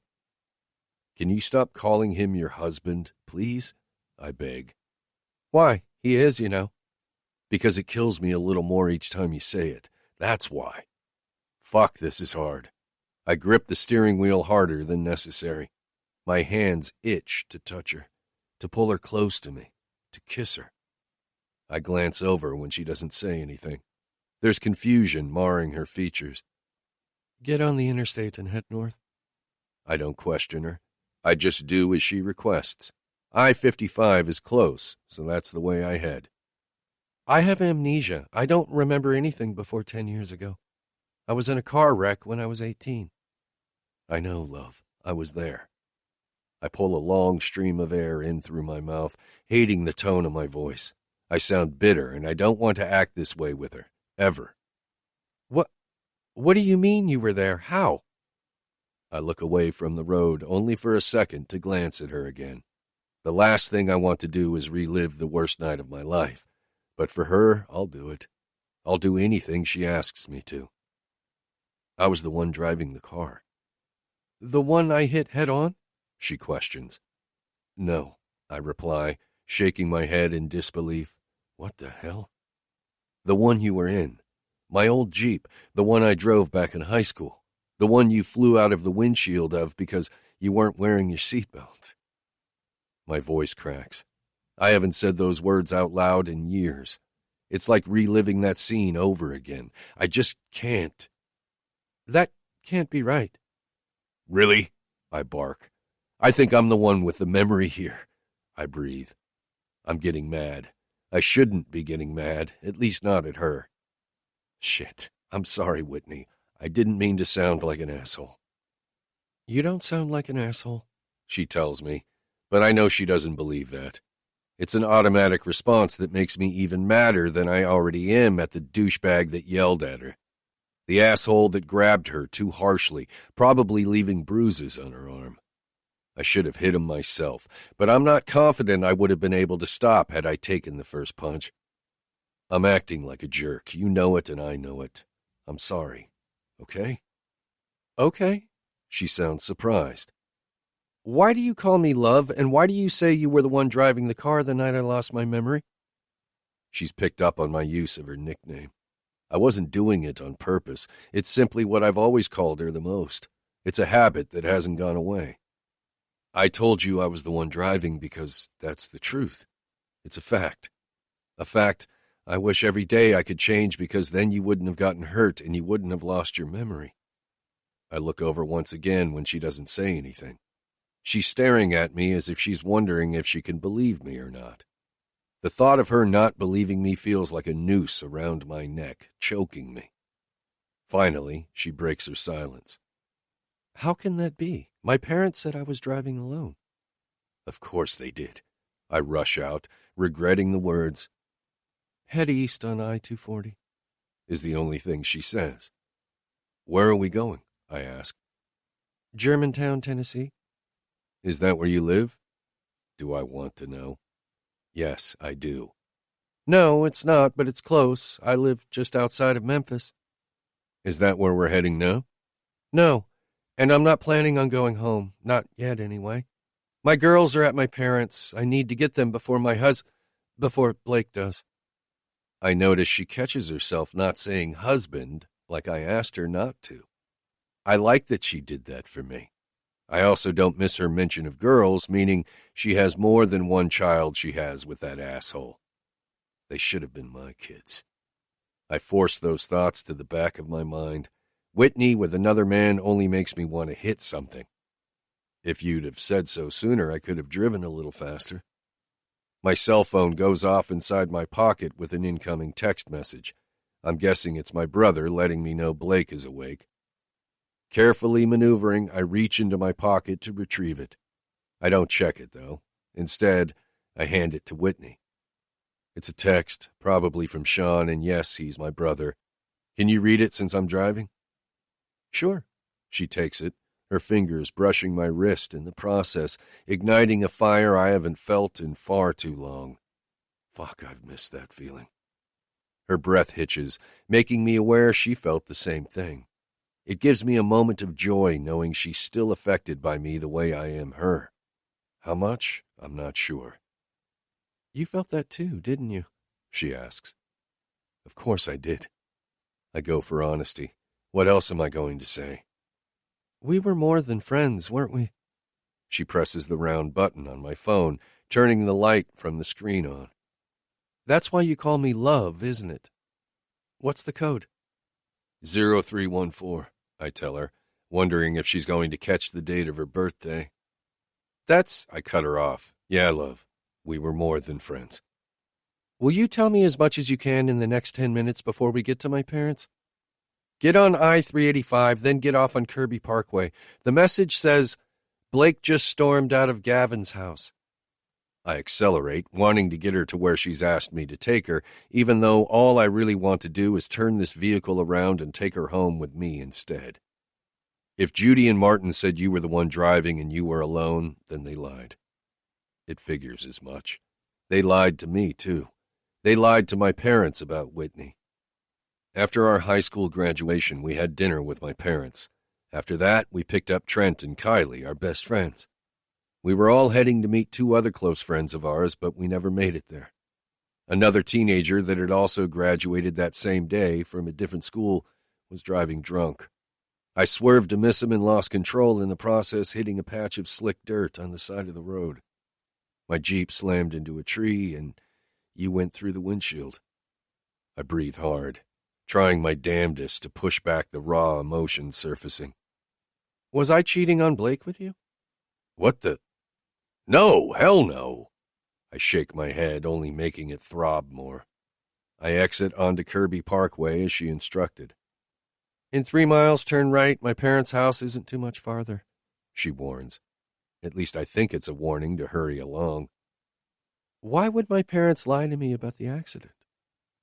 From the looks of that dress you're wearing, the color of your hair, and the simplified way you're wearing your makeup, I'd say they saw the perfect opportunity to turn you into the daughter they always wanted you to be. I'd say they succeeded, too. What's that supposed to mean? What's wrong with my clothes, my hair, or my makeup? Nothing is wrong with them. They just aren't you, love. She relays the rest of the directions to her parents. Within minutes, I pull up alongside a curb in front of an enormous house. Too big of a house for my liking, but then I grew up in a modest-sized one. The click of her seatbelt releasing is the only sound inside my truck. I look over, waiting for what's going to happen next. I don't want to leave her, especially if that bastard is on his way here. I'm not confident I can drive away from her. I have 2 daughters in that house. She points out the window to her right side. I want to know more. I want to know everything, but I need my girls with me. Can I? That's not a question I ever want her to have to ask me. Go get them. I'll wait here unless you want me to come in with you. She nods, then reaches for the door, but stops. She looks afraid to speak. What is it? You can say whatever you want to say. Never fear telling me anything. I don't want to offend you, she admits, making me laugh for the first time tonight. Since when are you afraid to offend someone, especially me? Her face falls, and my smile immediately vanishes. I'm sorry, I shouldn't have said that. No, it's okay. It's just, I don't know your name. Shane Braden. A smile spreads across her face. Whitney Lane, but I guess you already knew that. I don't say I only found out 45 minutes ago that her last name is Lane because she's married to Blake Lane. I think I'm more pissed off at myself for not putting it together years ago. She exits the car, and watching her walk away from me causes my chest to hurt. It feels wrong. I don't ever want to witness her walking away. My cell phone goes off with an incoming text, gaining my attention. Reaching into the cup holder where Whitney placed it, I pick it up, seeing it's a message from my brother. Sean. I filled Gavin in the best I could after that guy left. Me. Thanks. Sean. Where you at? Me. Her parents in Germantown. Sean. Anything you need? Me. I don't know, man. Sean. Holler if you do. We're going to head home soon. They were already going to head back to Oxford tonight. That's why we rode in separate vehicles. When I hear what I think is Whitney's name being yelled, I look out the passenger side window. Whitney is walking swiftly across the lawn in my direction. Jumping out of the truck, I round the back. In her arms, pulled to her chest, is a small toddler. Whitney has one arm wrapped around the back of the little girl's body. "Whitney, don't do this!" a voice shouts, pulling my gaze toward the house. Her mother stands in the doorway, dressed in a long nightgown. I shouldn't hate that woman, but I do, and there isn't a damn thing I can do to rein in how I feel toward her. She took my love away from me. "Mama?" a softer voice calls out, bringing my attention back to the two people getting closer to me. The voice belongs to a slightly older little girl. She wasn't as small as I was expecting. Taking a step toward them, I freeze, rooted to my spot. My eyes zero in on the young girl about the same height as Whitney, with the same slender frame that mimics her mother's. She's wearing dark pajamas, solid-colored shorts, and a loose top with tiny white skulls covering the material of the black shirt and flip-flops on her feet. Her long, dark hair almost matches the color of her bottoms. But it's the eyes I can't stop staring at. My eyes. Or the face that's a carbon copy of my mother's when she was 10. My grandmother has always loved pulling out old photo albums every time we visit. I'm often reminded of how much I look like my mom. The realization was instant. Air expels from my lungs in a rush as I crash down on the concrete below, my knees hitting hard, but the pain not registering because the searing pain inside my chest is so excruciating I think I might pass out. Someone asks if I'm okay, but I can't speak to say anything. "What's wrong with him?" The girl in front of me turns her head sideways, asking her mother. Shane?" Whitney calls out slowly. I can't move. Words fail me. "What's—" she trails. Oh my God." I'm finally able to turn my face toward Whitney.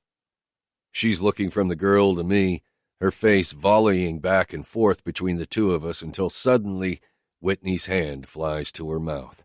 She knows. She sees it too. "Mama, what's going on?" "Everly, please," Whitney calls out. Everly.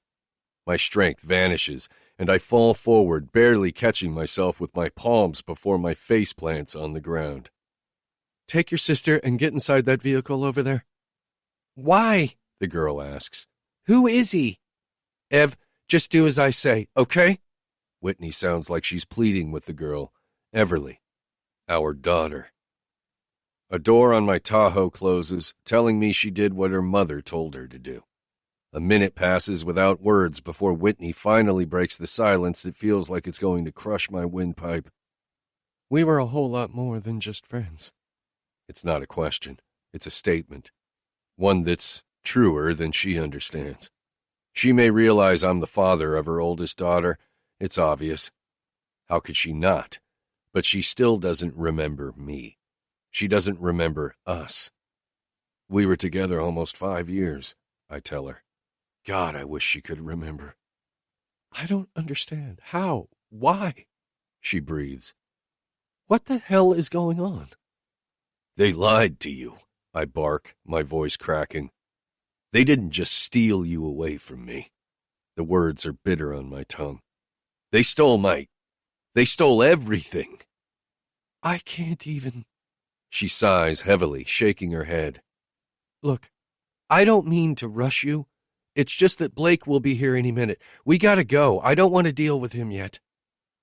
I can't drive, I confess. But I probably shouldn't stay here any longer either, or I'll end up leaving in a car with blue lights. "I'll do it," she rushes out. "Just get in. I'll drive."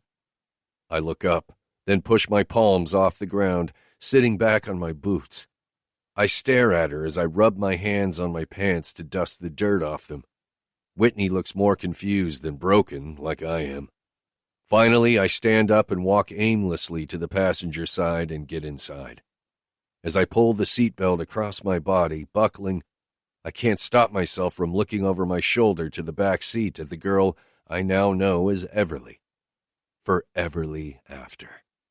I have a daughter. I've had a daughter for nearly a decade, and I had no idea. If I'd only... Where do I go? Whitney breaks my thoughts. Fuck if I know. Where do we go? Head back the way we came, I finally instruct. Head to Oxford. Mississippi? She questions, and I just nod. Is that where you live? No. Then why are we going there? Because I'm going to need my brother to keep me from murdering someone tonight. A sharp intake of air comes from the back, and I instantly regret my choice of words. I'm going to have to be careful what I say from here on. I don't want to scare her. It's silent for nearly 15 minutes until Everly opens her mouth. I can't help but twist my head around to look at her. She's sitting behind the driver's seat. Mom, where's Dad? That question is like a rope cording around my heart. I have to look away, so I turn back around, facing forward. Whitney glances over, but I remain quiet. Ev, sweetheart? Whitney pauses. I guess she doesn't know what to tell her. Even I realize she can't spring the truth on her right now. Hell, I'm still trying to understand it myself, absorb it. I have a good idea why, but still, who does something like that? We're going to hang out with my friend Shane here. He and I used to... The sound of my cell phone ringing through the car speakers cuts her off. Reaching for the phone, I have every intention of ignoring the call.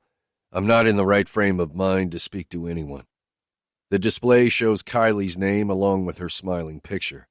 I hit decline, sitting it back in the cup holder between Whitney and me.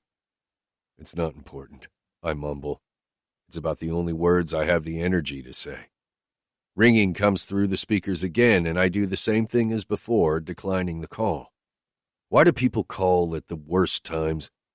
Before I can set the phone back down, Kylie calls a third time. Jesus fucking Christ, not today. She's obviously not going to stop until you answer it, Whitney chimes in without taking her eyes off the road. I guess at some point she saw Kylie's name, or maybe her face on the screen. My thumb hovers over the screen briefly before I sigh, accepting the call. It's not a good time. Don't you dare hang up, she demands, her voice streaming through the car speakers. You haven't taken any of my calls in almost 2 freaking weeks. She sounds hurt. I suppose she is, but she can't expect me to be okay with her decision not to move.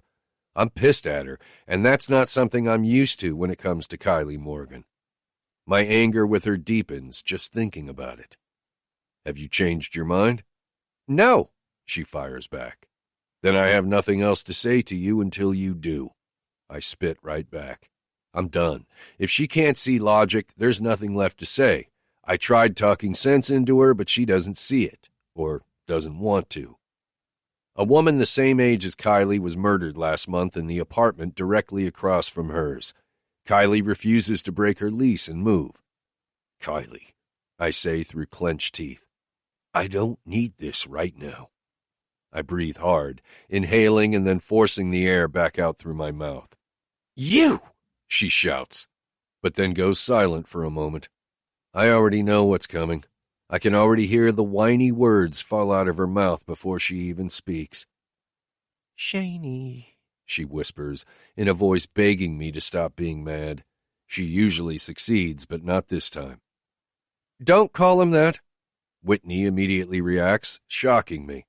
There's an audible gasp on the other end of the line. Recognition was instant. I don't know where that came from. I'm so sorry. Please ignore me, she tells us, embarrassed. Whitney? Whit's head whips to the side, looking at me in confusion. How does she know who I am? Before I can answer, Kylie's voice breaks in. Oh my God, it really is you. Whitney looks back to the road, but glances over again, waiting for an answer. Shane, what's going on? Kai, listen, I start. I can't get into that right now. Yes, Whitney is with me, but there are also kids in the vehicle, and I just can't. My anger dissipates, and I'm hoping like hell she understands. She is my best friend. I love her more than words can say, but I can't deal with her shit plus my own right now. Okay. She sighs, but quickly follows up with, when? I lean my head back against the headrest, taking in a deep breath of air. I look up at the roof of my Tahoe, trying to come up with something to tell her, but I'm at a loss. I don't know, I confess. I can't think right now. I'll call you later. That's all I can give you. Silence ensues. Do I need to come home? She asks. I shake my head. Why can't she take a hint? You can't, and you know it. I let out a breath. She's working in the surgical intensive care unit for the entire month of November. There's just no way. But, I cut her off. Kylie, please. I can't talk to you about this right now. I'll call you when I can. Let that be enough for now. Please, God, let that be all. Okay, but I need you to call me back tonight, Shane. I hear a whimper come out of her. Promise me.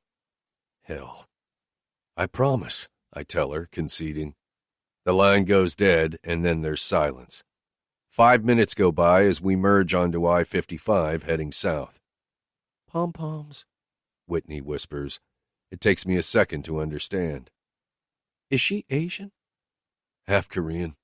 She's remembering. And she was a cheerleader in high school. She's one of the ones you mentioned earlier. You said she was one of our best friends, right? She does a quick glance my way, then peeks through the rearview mirror, I'm guessing at Everly. I can't bring myself to look at her again. Not yet. I'm barely holding myself together, and I don't know what to do. That's correct. She was your best friend. The three of you, Eve included, were pretty tight. But I was your... Can we wait until we get to Sean's to talk about this? I nod my head toward the kids. I'm not worried about the little one. She's too young to understand us, but I close my eyes, reaching for a reprieve that's nowhere in sight. Movement from the back seat makes me turn my head, opening my eyes before I realize what I'm doing. Everly has her hands wrapped around herself, rubbing her arms up and down. Are you cold? I ask her. When she nods, I lean forward, turning the AC off and the heat on. It was chilly when we picked them up. Crap, Whitney blurts. I'm sorry, Ev, I didn't think. She rolls her head toward me. Thank you. I nod in response. A truck passes us on the interstate, flying by at a higher rate of speed than Whitney is driving. It's my brother. His truck is unmistakable, with the Wicked Ink logo covering most of his back glass. I grab my cell phone, shooting Tara Lynn a text. Me. Tell Sean to slow down. Whit's driving and I need her to follow him. Tara Lynn. Done. You okay? Me. No. Tara Lynn.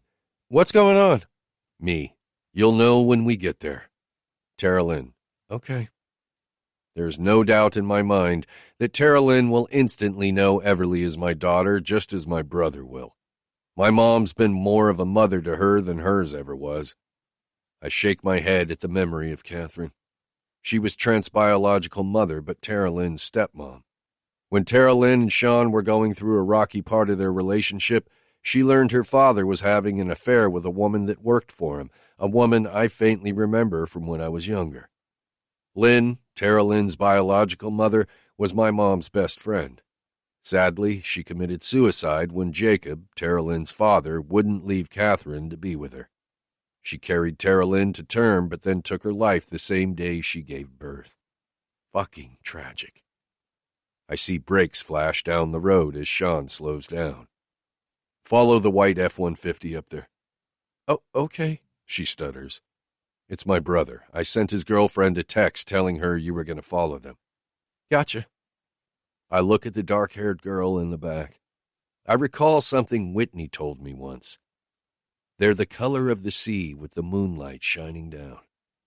In the darkness of the truck, her eyes do seem to glow. I wonder if that's how Whitney saw mine once upon a time. I wonder if she'll ever see them that way again. Chapter 8. Whitney. His brother parked his pickup truck a few minutes ago in the driveway. Both he and his girlfriend went inside the older two-story home afterward. More like after Terrelin drugged Sean from the front yard, where I'm guessing he was waiting for Shane to emerge from his vehicle. We're still sitting here, in silence, with Shane's truck turned off.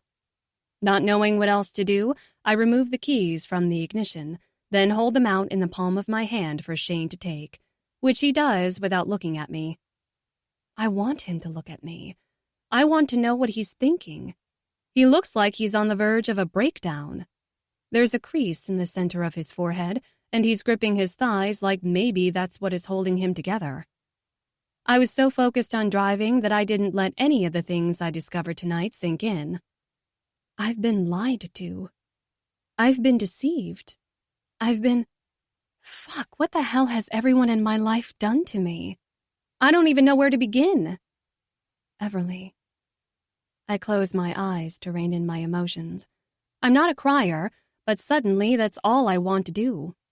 I can't, though. I have to hold myself together for my girls.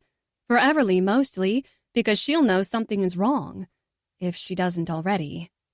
Have my parents really lied to me? Would they do something that despicable?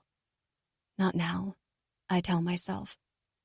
Glancing up, I look into the rearview mirror, seeing my oldest daughter staring at me expectantly. Yet, I have no answers to give her. None that she would understand. But one thing is for sure. She isn't Blake's daughter. Oh, hell. I have a daughter with a man that isn't my husband. A man I don't know yet is capable of making my insides twist in ways Blake never has. Why is that? I shut my eyes, pressing them together tightly. But the sound of a door opening has them popping back open. Looking over, I see Shane climbing out. Let's go, I tell Everly. Hopping out, I round the back of the vehicle to the other side, grabbing Emerson from her booster seat. Thank God I had enough sense to leave it with my parents in case they had to go out. Everly waits for me at the front of Shane's truck, so when I reach her, we both walk toward the front of the house where Shane's walking up a set of steps. Mom? She whispers. Not now, honey. We'll talk later, okay? She doesn't answer. I kick myself for not getting her to change into warmer clothes, but I was in such a rush to get out of there before Blake arrived. I know he went to my parents' house. I don't need someone to confirm it. He's probably livid right now, but I don't care. There is so much more I need to find out before I broach the subject of my husband. Husband. That word disgusts me now. If any of this is true, then I feel so violated. No, I can't go down that road. Not yet. Strength. I need to muster up everything I have inside me and hold on to it for a little longer. We enter the house without Shane knocking, but maybe he has that type of relationship with his family, with his brother. The one where you can go over to someone else's house, and even if they aren't expecting you, you just waltz right in. I don't have that kind of relationship with my parents or even Blake's folks. An invitation is always expected. We enter a small foyer with a staircase directly in front of the door. Shane waits for all of us to come inside before he closes the door. When our eyes meet, he gives me the saddest smile I've ever seen. A knife stabs at my chest at the sight. I don't like it. But can I blame him? After what he's learned, I'm honestly surprised he's holding up as well as he is. When he crashed to the ground at my parents', it was all I could do not to drop down next to him. I don't know him, yet this pull inside me recognizes him. Then again, maybe it's just wishful thinking. Fucking memories. Shane nods his head toward an entryway to the right of me. He heads through it after a beat, and we follow. Emerson lets out a small cry. I shush her the best I can. When I look down, I see she's still asleep, so it must have been a baby dream. She does that often. She'll cry out once, but never wakes. The entryway we go through leads into a large living room. Mom, Everly whispers. I strain my head to look over my shoulder. Why are we here? I said we'd talk later, and we will. Just know everything is fine. Great. Now I'm lying to my daughter. How on earth will I ever explain any of this to her when I don't even understand it myself? Mom, she whines. I shake my head, giving her a warning with my eyes. There's a TV playing a football game, but the sound is turned down too low to be audible. Sean enters through another opening at the back of the room. It's the same type of wide entrance, sans a door, we just walked through. He comes to stand in front of a recliner as Shane walks around the coffee table to stand in front of the couch, but doesn't sit. Sean first looks at his brother, then his eyes cut to me. There is no emotion on his face. Now that I see him in a lit room and from a distance, he seems larger than when I was pressed against him earlier tonight. A little scarier even, but something makes the tension in my head listen. Something also tells me I'm going to like him. Like he could be a friend. Interesting. His dark eyes drop to Emerson lying in my arms as he brings a Corona to his lips. Everly brushes against my side, coming from standing behind me. Sometimes she is shy in front of people she doesn't know. There's an intake of breath beside him. Terralyn. I didn't see her enter the room, but when I look over, her eyes bug from their sockets. I don't have to guess why. She's looking at Everly. Damn, is it really that noticeable? Sean stops mid-sip, staring at her too. Finally, he lowers the beer bottle, slowly letting it drop to his side. Oh my hell. Hold up, Sean. Shane raises his palm, indicating he wants his brother to shut up. Once he's sure Sean isn't going to say anything else, he turns to face my daughter. His daughter. Everly, I'm Shane. He takes the same hand he used to stop Sean from finishing his sentence and holds it out in front of her. She looks up at me. I nod, giving her my approval, and then she extends her slender arm, placing her palm into his. My breath catches in my throat, but I force the air out despite the clog. Shane's torn, but he's doing a decent job covering it. Those eyes that match Everly's glance down to where their hands are enclosed in each other's. You're cold again, aren't you? He asks her.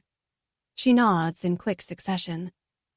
Shane looks at me, releasing her hand as he does. Does she have more clothes? He inserts his hands into his blue jean pockets. No, I shake my head. I rushed and didn't grab her overnight bag. He twists his head to the others in the room. Terralyn speaks up. Whatever she needs, I'm sure I have something that'll work. She cringe smiles, and I think she's unsure of what's going to happen. Hell, I'm unsure too. I move closer to Shane, placing my hand on his forearm. It's warm and firm, and the spark I felt earlier ignites once again, all from a single touch. I like the fire between us, and by the look on Shane's face, I can see he feels the same way too. It's weird feeling this connected to someone I just met, especially since I can't remember ever feeling this way before. Is that crazy? Something deep inside me thinks it's not crazy. Are we staying here tonight? I don't want to make assumptions, but I have 2 girls that need sleep, and I don't have anything. No purse, no cell, no money. In the escape, I forgot to grab my things. I left my purse in Blake's car, but I had my phone. Now I feel stupid for laying it on the kitchen island in Gavin's house right before I walked outside. I'm at Shane's mercy, and I still need answers. I'm sure he does too, so... Yeah. He looks away, looking at his brother.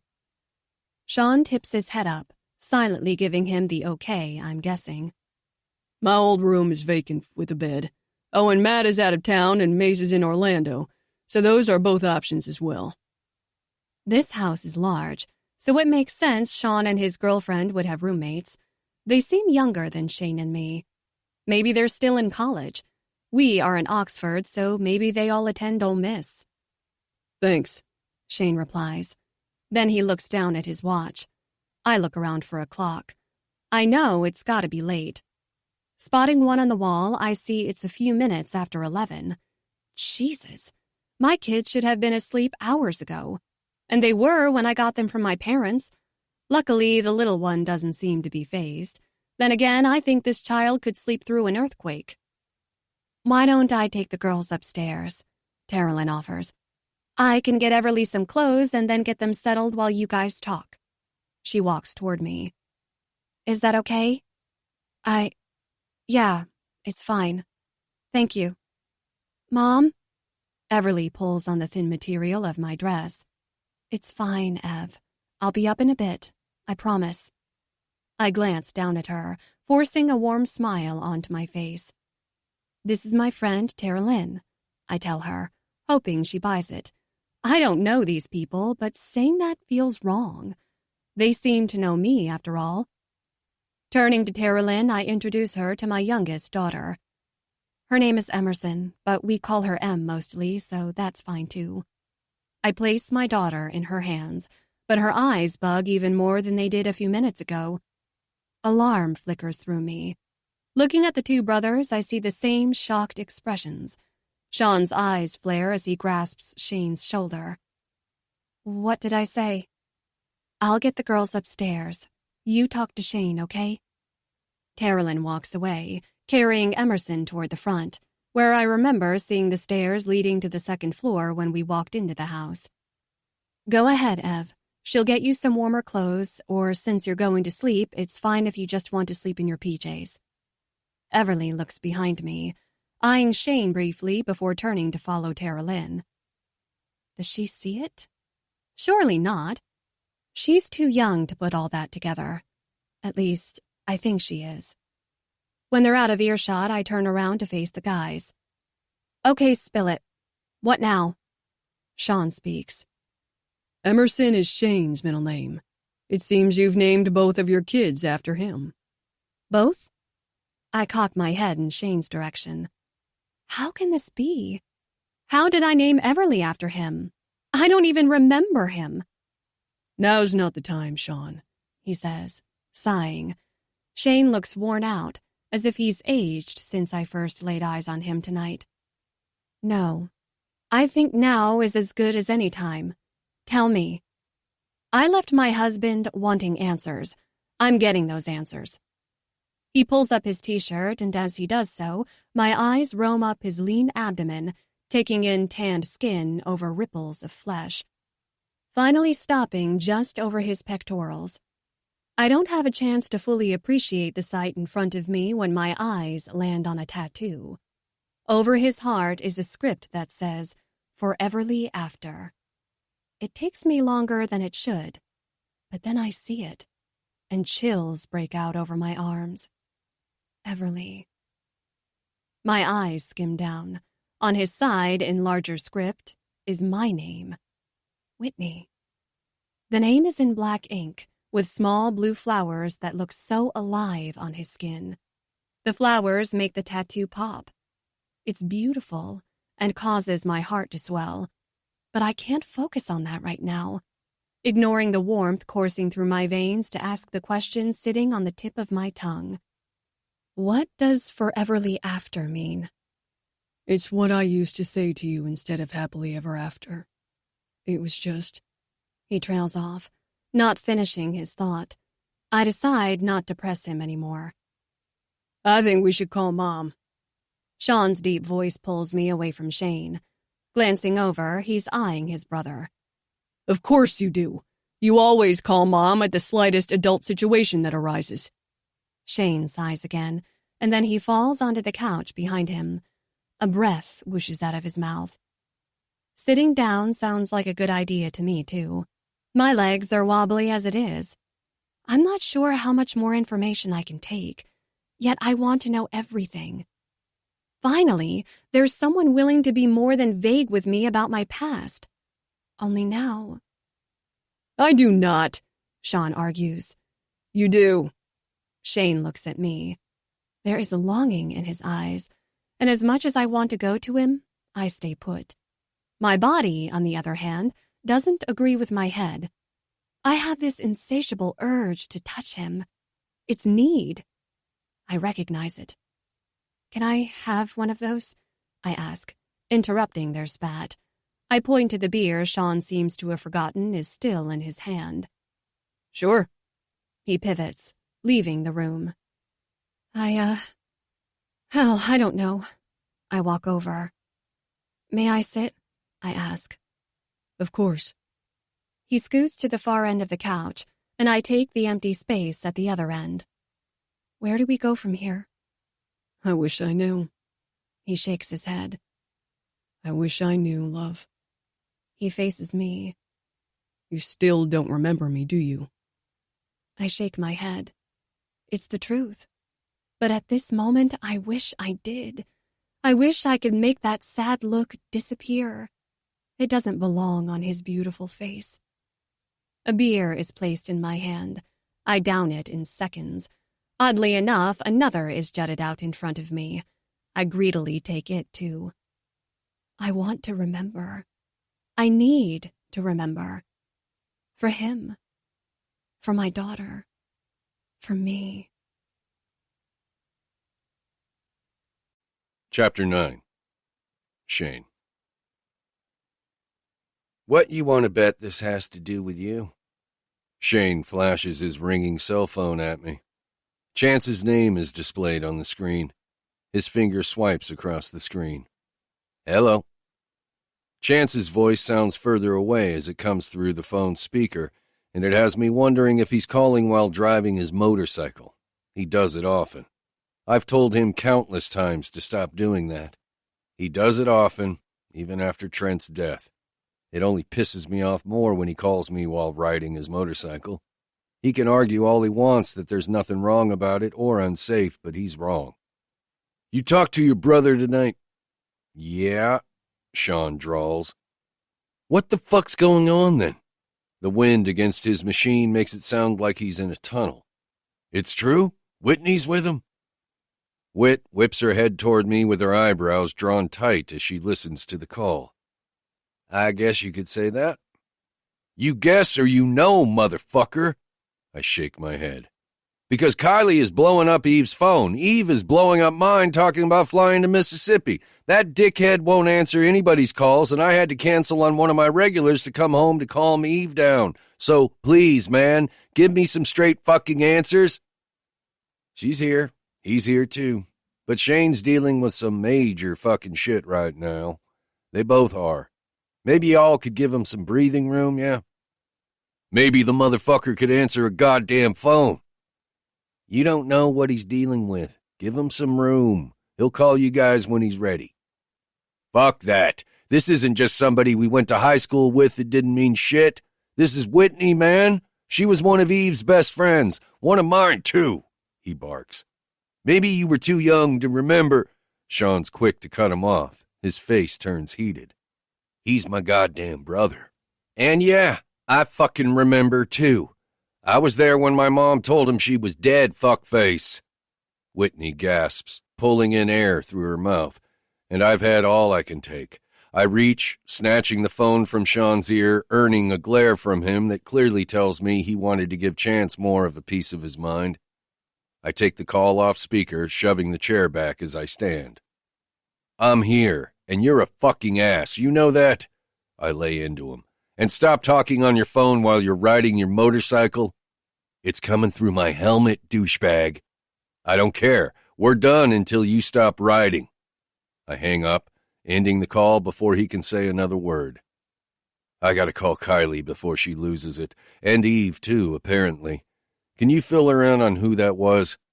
My brother nods. I glance at Whitney before I leave the kitchen. I'll be out on the back patio if you need me. Okay. Once I'm out the door, I call Kylie's number. I don't feel like talking to anyone, but she deserves answers. The little I have, anyway. Sean? She answers. Nah, it's me. She's silent, and it helps me to get my thoughts straight. I take a seat on the small outdoor couch that's pushed up against the house, and I lean my head back, resting it against the brick. She's here, I start with, but she still doesn't remember any of us. I pause, remembering what Whitney said during the car ride. Well, she may be remembering you. She said she pictured pom-poms after I got off the phone with you earlier. She's still quiet. But, my voice cracks. Kai. I choke up and hear the air Kylie blows out of her mouth from the other end of the line. There's something else. How do I tell my best friend I have a daughter I never knew about? I'm not sure I've fully comprehended it myself. What is it? She asks me, frustration evident in her voice. When I don't say anything, she speaks again. Just tell me, Shane. She has a daughter. I know that. You told me that months ago. I'm so sorry, Shaney. No, Kai. She has another daughter. A 9-year-old, I'm guessing. There's silence once again as she takes in my words. There's no way for me to brace her, so I just say it. A 9-year-old with my eyes. She gasps. And the same color hair as mine. I blow out air. The same everything. She's my daughter, Kylie. Oh, Shane, I don't even know what to say to that, she sniffs. I'm coming home. I don't care about my job. This is so much. No. I'm more forceful with my tone than I should be. You can't. But I get it. So why don't you fly up on the 2 days you have off next week? I don't know if I can wait that long. I'm not letting her go anywhere. I'm not letting them go anywhere. She'll be here when you get here. The phone beeps with an incoming call. Taking it away from my ear, I look to see who it is. Chance Manning. What do you need right now? I can hear Kylie's sweet voice, even with the cell phone in front of my face. I put it back against my ear. I gotta do something. Will you call our bastard friends in Vegas and fill them in? She half laughs, but it quickly dies. Sure, I can do that, but I can't promise Eve won't call you. You know Eve. Yeah, I do. Chance already called Sean's cell, that's why I'm on it, but I didn't tell him much. I leave that hanging, knowing she'll pick up on it. Trent's death is still too heavy for both of us. And I wanted to tell you first. Thanks, I'll deal with him, and I'll see you in a few days. Thank you. I drop the phone, letting it land on the cushion next to me, and I just stare up at the sky. What did I do to deserve not only Whitney to be taken from me, but my daughter, too? When I finished my conversation with Kylie an hour ago, Whitney wasn't where I'd left her and my brother. Tara Lynn told me she had gone upstairs to check on the girls. I didn't want to talk anymore. I needed a minute of reprieve. So against Sean and Tara Lynn's wishes, I headed up the stairs and went to Matt's room. Apparently, he's in California until next week. I think I remember Tara Lynn mentioning his parents moved back there when he left for college. He and Tara Lynn became friends in junior high when his parents uprooted him and moved to Tupelo. I've noticed the two of them haven't been close in the last year, and I'm not sure why. Movement brings me from my thoughts. My head rolls down from where it rests against the headboard. Love. She's standing in the doorway I purposely left open, hoping she would see me in here. Everly is finally asleep. She crosses her arms, then leans against the doorframe. That's where I went when you walked outside to talk to your friend. You know she's mine, right? Like, you don't just think there's a chance. You see it, don't you? I sit up. My right leg falls off the edge of the bed, but I don't care. I leave it there. It helps anchor me. I'd say it's clear. She pushes off the door, walking inside. She stops in front of the dresser and looks around, taking in the room until her violet eyes land on me. She braces her hands, cupping the edge of the dresser, then leans against it. Can we? She bites the side of her bottom lip. Can we talk? Yeah. I glance down at my hands lying between my legs. Glancing back up, I say, I'd like that. Can we start with the past? Her eyebrows furrow. I'm really trying to wrap my head around you being my daughter's father and not Blake. I grunt, shaking my head. I'm trying to wrap my mind around you being married to that dirtbag. You couldn't stand him, I force out. Okay, she whispers. Let's start there, all right? Please, she stresses, pushing off the dark wood of the dresser. She comes closer. May I sit? She points to the corner of the bed furthest from me. Of course. I take a deep breath, relaxing a little as she gets closer to me, closer to where she belongs. And yeah, we can start with that, but Whit. I pause, staring at her. She's mine. I'm not losing another day with her. She just nods. And even though she doesn't say she agrees with me, I can tell she feels the commitment behind my declaration. What do you want to know? I ask. Everything. She sits on the bed, crossing her legs together, facing me. Tell me about myself, the me I don't know. I bang my head on the headboard as I lean back. I look directly at her so there's no way for her to misconstrue what I say. She was mine. She was mine from the moment I laid eyes on her, and she was mine until the night she was taken away in an ambulance. She's silent for at least 2 minutes, but her eyes never leave mine. She doesn't cower. She doesn't scare. My Whitney is in there somewhere, and I'm determined to do whatever it takes to find her. I decide to hammer my point home. You were mine. I run my palms up and down my jeans. The itch intensifies. She must notice because she asks, "What's the matter?" Her head dips, and her eyes follow my movement. It's taking everything in me right now not to grab you, not to kiss you, hug you, not to... I slam my eyes shut. If I don't, I may just grab her and toss her down on the bed anyway. To hell with the consequences. The need to be inside her is excruciating. Opening my lids, I finally continue. I know this isn't easy for you either. I do. But love, for me, you were and have always been the love of my life. I lay my truth on her. I lay it down thick. And you're here. But you're not. You don't remember. I remember everything. And not touching you makes my skin itch. It's making my chest burn. You're so close, but so far away. And then, on top of it all, I have a daughter. God, if I thought you being stolen from me was hell. I breathe. I could have had a family for how long now? She's 9, isn't she? Whitney bobs her head. She'll be 10 on December 2nd. December? That can't be right. I did the math. She should have been born in January.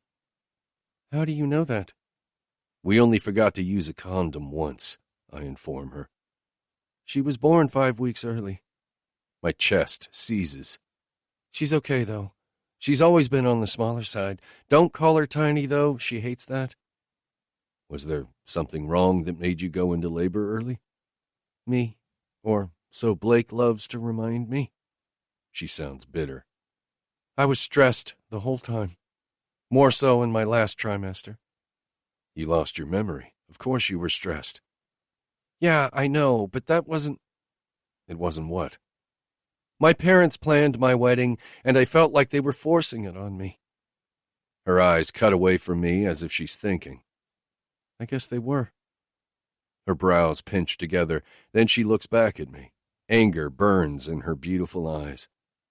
They did this. They did it all. Why? You said something about them finally getting the daughter they always wanted or something like that. What did you mean? You weren't obedient. Well, not with them. Not with your mother.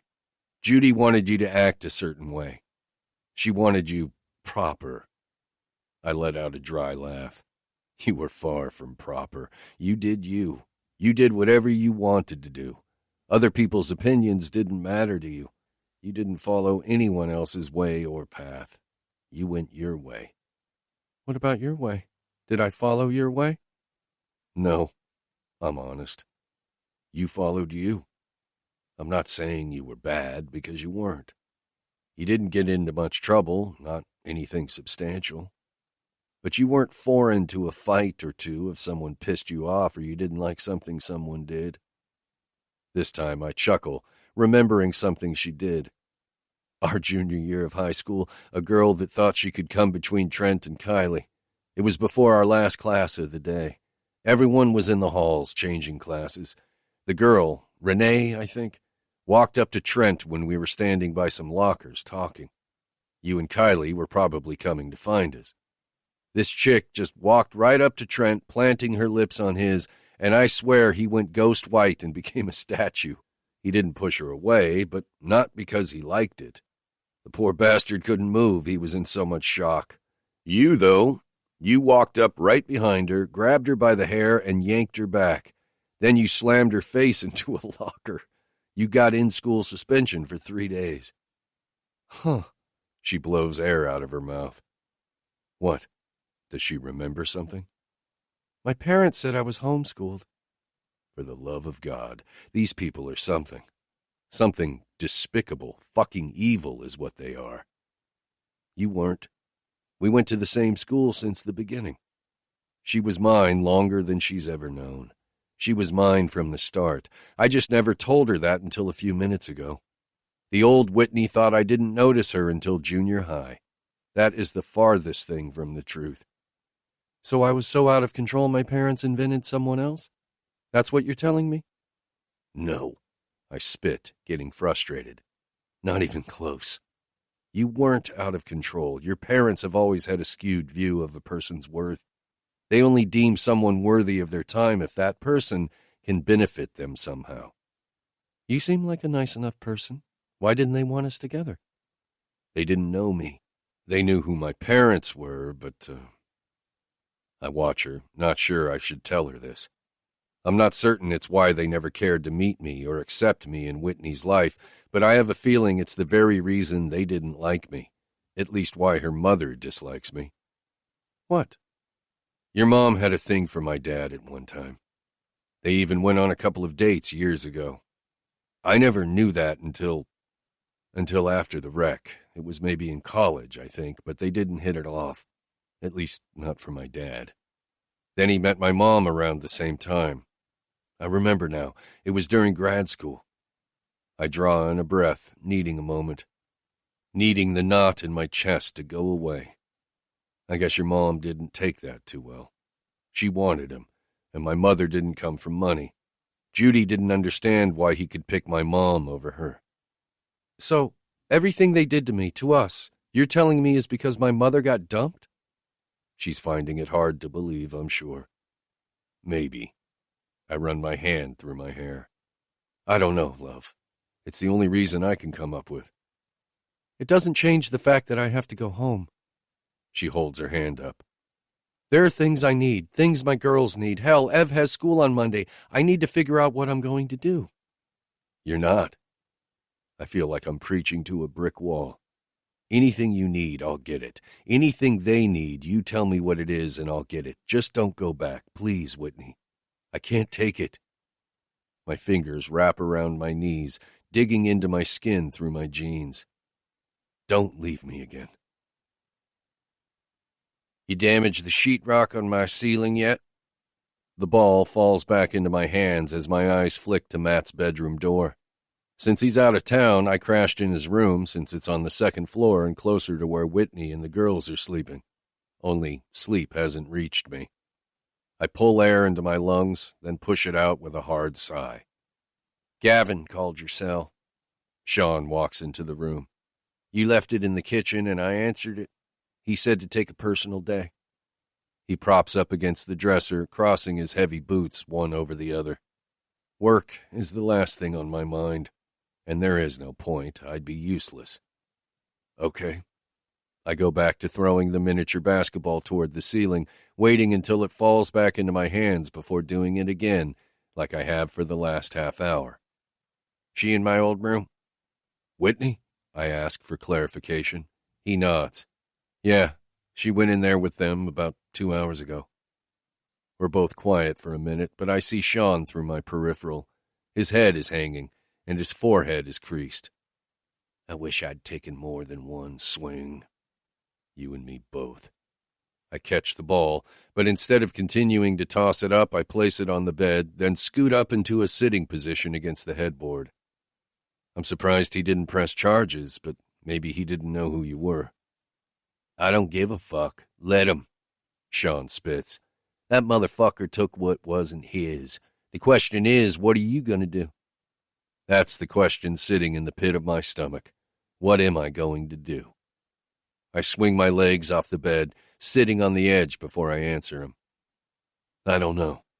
I shake my head, then stand, running my hand through my hair. I don't know what to think or do. So much is running through my head, and I'm getting nowhere. He needs to pay. Her parents need to pay for what they've done, too.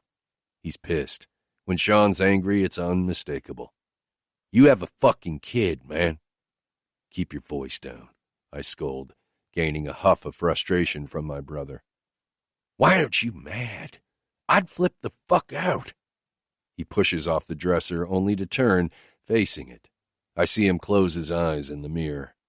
Fuck, I'm mad for you. I want to rip him apart. You think I'm not mad? Mad isn't the right word for what I am. I'm numb, and that's so much worse. I don't know what to do or what not to do. Logically, I know I'm still in shock. You're too calm. I don't get it. He starts pacing. What do you want me to do? I ask. Should I go find him, beat his ass? Yes, he bellows. I shake my head. I'm not saying I don't want to do that, Sean, but it wouldn't help. It's not going to get the time back that I've lost with both of them. I head toward the door. My hands are itching, but I don't tell my brother that. I do want to hurt Blake Lane. I want to hurt him like he's hurt me, like her parents have hurt us all. I'm going to shower. That's it? That's all I've got right now, Sean. I'm exhausted, but sleep is futile at this point. I pull the door open, but stop to look back at my brother. I don't know what I'm going to do, or what to do. Mom would know, he jabs. I'm surprised you haven't already called her. Not my shit to tell our parents. He steps closer, heading out of the bedroom the same as I am. There's a hall bath on the second floor I plan on using. Since it's next to Matt's bedroom, my feet don't have far to walk. Walking is an effort. Thinking is an effort. Do me a favor, I tell him. In the back of my truck is a gym bag with a set of scrubs. Get 'em for me? Sure. Hey, Sean? He stops before descending the stairs. They're going to find out eventually. We stare at each other until he nods, answering my plea, then his feet hit hard going down the stairs. I close myself inside the small bathroom, planting my palms on the edge of the sink and staring at myself in the mirror. A fire kindles somewhere inside me. I am mad, angry, hurt. But it's me I'm furious with the most. If I'd tried harder, kept trying to get to Whitney, would we? Chapter 10. Whitney. Sleep. That's a joke. Like I could actually shut my eyes and drift off into a peaceful slumber after learning everything I did last night. In reality, it was only a few hours ago. I roll over onto my side, away from the girls. There's a small clock sitting on the nightstand that tells me it's 6:45 in the morning. Even though it's Saturday, I'd normally have been awake over an hour ago. I enjoy the alone time before the girls get going. On the weekend, it's non-stop with 2. Another 10 minutes go by, and I can't lie here any longer. The constant thinking will not stop.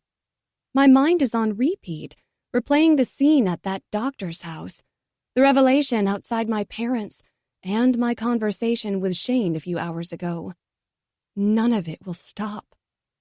I just need a few minutes. Getting gently off the bed so I don't wake Everly or Em, I decide to go to the bathroom I remember seeing next to the room Shane's sleeping in. I wonder if he got to sleep. The look on his face has been haunting me since I left that room. Don't leave me again. It wasn't my choice to leave to begin with. Why can't I remember? Why is God keeping my memories from me? Was I so awful before that I deserved this? Shane says I wasn't, but then he was in love with that version of me. Maybe he still is. The way he looks at me, it's so nerve-wracking, yet it calls to me. How does that make any sense? I turn the knob on the bedroom door slowly. I'm not worried about Emerson. That girl could sleep through anything. But Everly is a light sleeper. She always has been. Slipping out, I pad down the hall. The lights are on, glowing through the crack at the bottom of the door, telling me someone's in there. My money is on Shane, seeing how I would imagine his brother and Tara Lynn have a master bath connected to their bedroom. I lean against the wall across from the hall bath. As I wait, I look around me. The walls are a creamy, warm beige color with white trim. There are a few decorative wall art pieces hanging up. None of them match, but it's the cross that my eyes linger on. There's something about crosses I've always admired. I go to church every Sunday with my family, but I've never felt close to God there. Yet, when I see a cross, I feel settled inside. It's really the only time I do. Being in a church with Blake makes my skin itch. I think he only goes for show. Whit? I was so lost in thought I didn't notice the door had opened. When I look over, Shane is coming out. The light has already been shut off, and he's dressed in scrubs. That makes me wonder. Are you a doctor? Gavin's a doctor, and Shane was at his party. Maybe they work together. Maybe I'm being presumptuous. Nurses wear scrubs too, along with others in the medical field. Yeah, He confirms. I work at the Children's Hospital in Memphis. I'm in my last year of residency. He works with kids. Why does that make my body hum? I can see it, though. I know I don't remember him, but there is something gentle and caring that pours off him. You need in here? Yeah, I nod. It's all yours. I'm going to head downstairs. I need to throw this in the laundry. He holds up his wet towel and the clothes he was wearing last night. Tara Lynn will have a meltdown if I leave them on the floor in there. Okay. I watch him pass me. I even watch him disappear down the stairs. He's so different from Blake.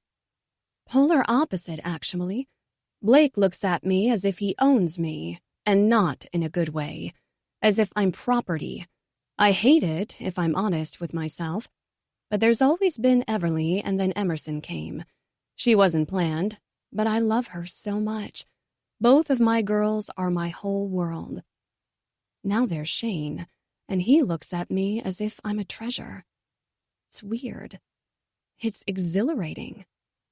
But I'm not treasure. I'm just me. But do I really know myself? When I'm finished using the bathroom and washing my face, I smell something delicious as I exit. Bacon, to be exact. I descend the stairs.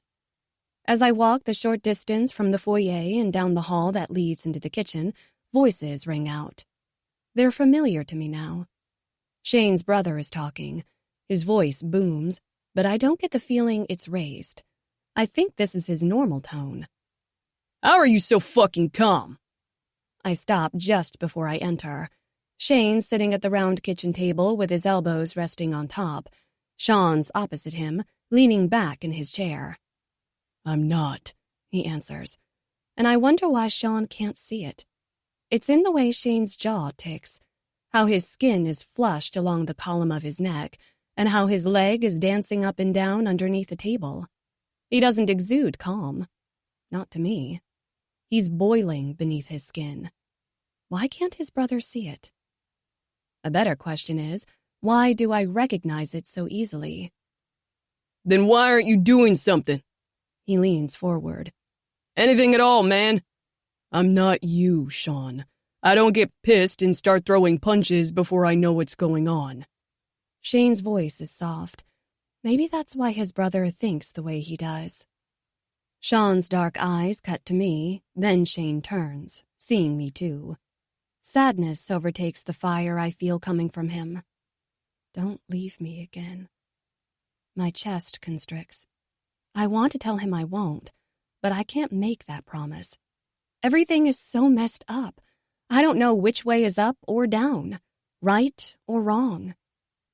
Y'all don't have to stop talking because of me. I move my feet toward him. Home. The word pops into my head, catching me so off guard that I have to look away from him. Morning, Carolyn greets from the stove. Hungry? My stomach is in knots. I don't think I could keep anything down at this moment, even if it smells divine. Do you maybe have any coffee? Of course. Have a seat with the guys and I'll bring you a cup. She places a spatula down next to the stove. How do you like it? Cream, no sugar. I turned my head. It was Shane that answered her. Is that still how you like it? I nod. After a beat, I make my way over. Pulling the chair out, I sit down, joining them at the table. I was just saying. Sean's forehead crinkles. He should be pissed about. He raises his hand, palm open, gesturing toward me without finishing his sentence. It doesn't take a genius to figure out where he was headed. I peek at Shane, who's scowling at his brother. Turning my attention back to Sean, I'm about to tell him Shane is mad, boiling mad even. But the sound of the front door opening, followed by a woman's voice, stops me. "Sean Douglas!" she calls out, and my insides instantly warm. Her voice calls to me. Not in the same way Shane's does, but the warm sound of her voice comforts me. Does that mean I know her too? Or rather, the me that doesn't remember knowing her. "In here, Mom," Sean calls out, shaking his head. I'm betting Douglas is his middle name. Everly hates when I bring out the Everly Michelle. The thought makes me want to laugh, but I don't. "Okay, what did you do now?" she sighs. My back is to her, but I know she has entered the kitchen. "Shane?" Her voice doing a 180, becoming softer and surprised. "You didn't tell me your brother was here." Well. Sean brings his coffee to his lips as his eyes meet mine. "Hey, bud," she greets Shane, and he gives her a small smile, a forced one. "Boys, Tara Lynn, that smell alone is going to make this old man fat." A man chuckles. Their dad. It must be. "Mom. Dad." Curiosity gets the better of me, so I twist in my chair to face them. "He called you from—" Shane doesn't get to finish what he was saying. Oh my. Her hand covers her mouth as I take her in first. It's not just the short, dark haircut into a bob that gets me. It's not her sparkling eyes that pool with tears while she stares back at me. It's the look, the facial features, the everything. My daughter could easily pass for her own daughter. They favor that much. I can't believe... Her hands slowly slip away from her face. "I can't believe you're here." "Mom," Shane calls out. She doesn't answer him or even acknowledge he's in the room. She just keeps looking at me. "Oh, Angel." A tear falls down her cheek as she takes a step forward. "I've missed you so much." She clasps her hands around my biceps, gently pulling me up and out of the chair and into an embrace, wrapping her arms around me. She squeezes tightly. Angel. Why does that give me butterflies? She called me Angel, but from what I took away from Shane last night in the car, it sounded as though I was a tough teenager to handle, certainly not an angel. "Here, Pam, I made it just the way you like it." Tara Lynn tips her lips up, looking at me like she knows I need rescuing. Pam lets go reluctantly, then takes the steaming cup from Tara Lynn. "Strong and more strong." "Thanks, honey," Pam says to her retreating back as Tara Lynn walks to the stove. She takes a small sip, slurping the liquid into her mouth. But she keeps looking at me. I have to take a step away, walking backward. It's on the second step that a hand touches my hip, covering the long t-shirt and yoga pants Tara Lynn let me borrow. I know it's Shane even before I look over my shoulder. At first, it feels like heat coating me from the outside, but the shaking of his palm makes the warmth retreat. He quickly removes it. I was about to back into him. That's the reason he reached out to me. He swallows hard, then looks around me. I slide over so he can see his parents better. "Mom," Shane calls her again. "Dad, you too."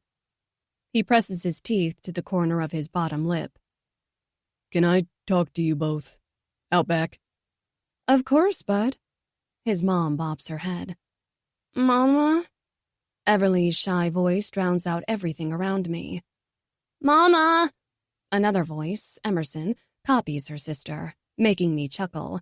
She's been doing it for over a month now. Twisting around, Everly is standing at the entrance of the kitchen. Her sister is wrapped around her leg, hiding behind her. Em isn't shy, but she clings to her sister every chance she gets, and luckily it doesn't seem to bother Everly. I think she likes it. Your sister wake you up? I ask Ev. She nods, but a gasp makes my insides drop. Not again. Looking over, I see Shane's mom bringing her hand up to cover her mouth as her eyes grow large. As if to keep from speaking, or maybe screaming, she slides the side of one finger between her teeth and bites down. She sees it. Of course she does. She sees the resemblance to her son, to herself. Mom. Shane tries to get her attention. When she doesn't acknowledge him, he stands, takes 2 steps in her direction, and places a hand on her shoulder. Whit will introduce you to the girls later. Let's go talk, okay? He turns her gently, then moves his hand from her shoulder down to her elbow, then guides her to the back door.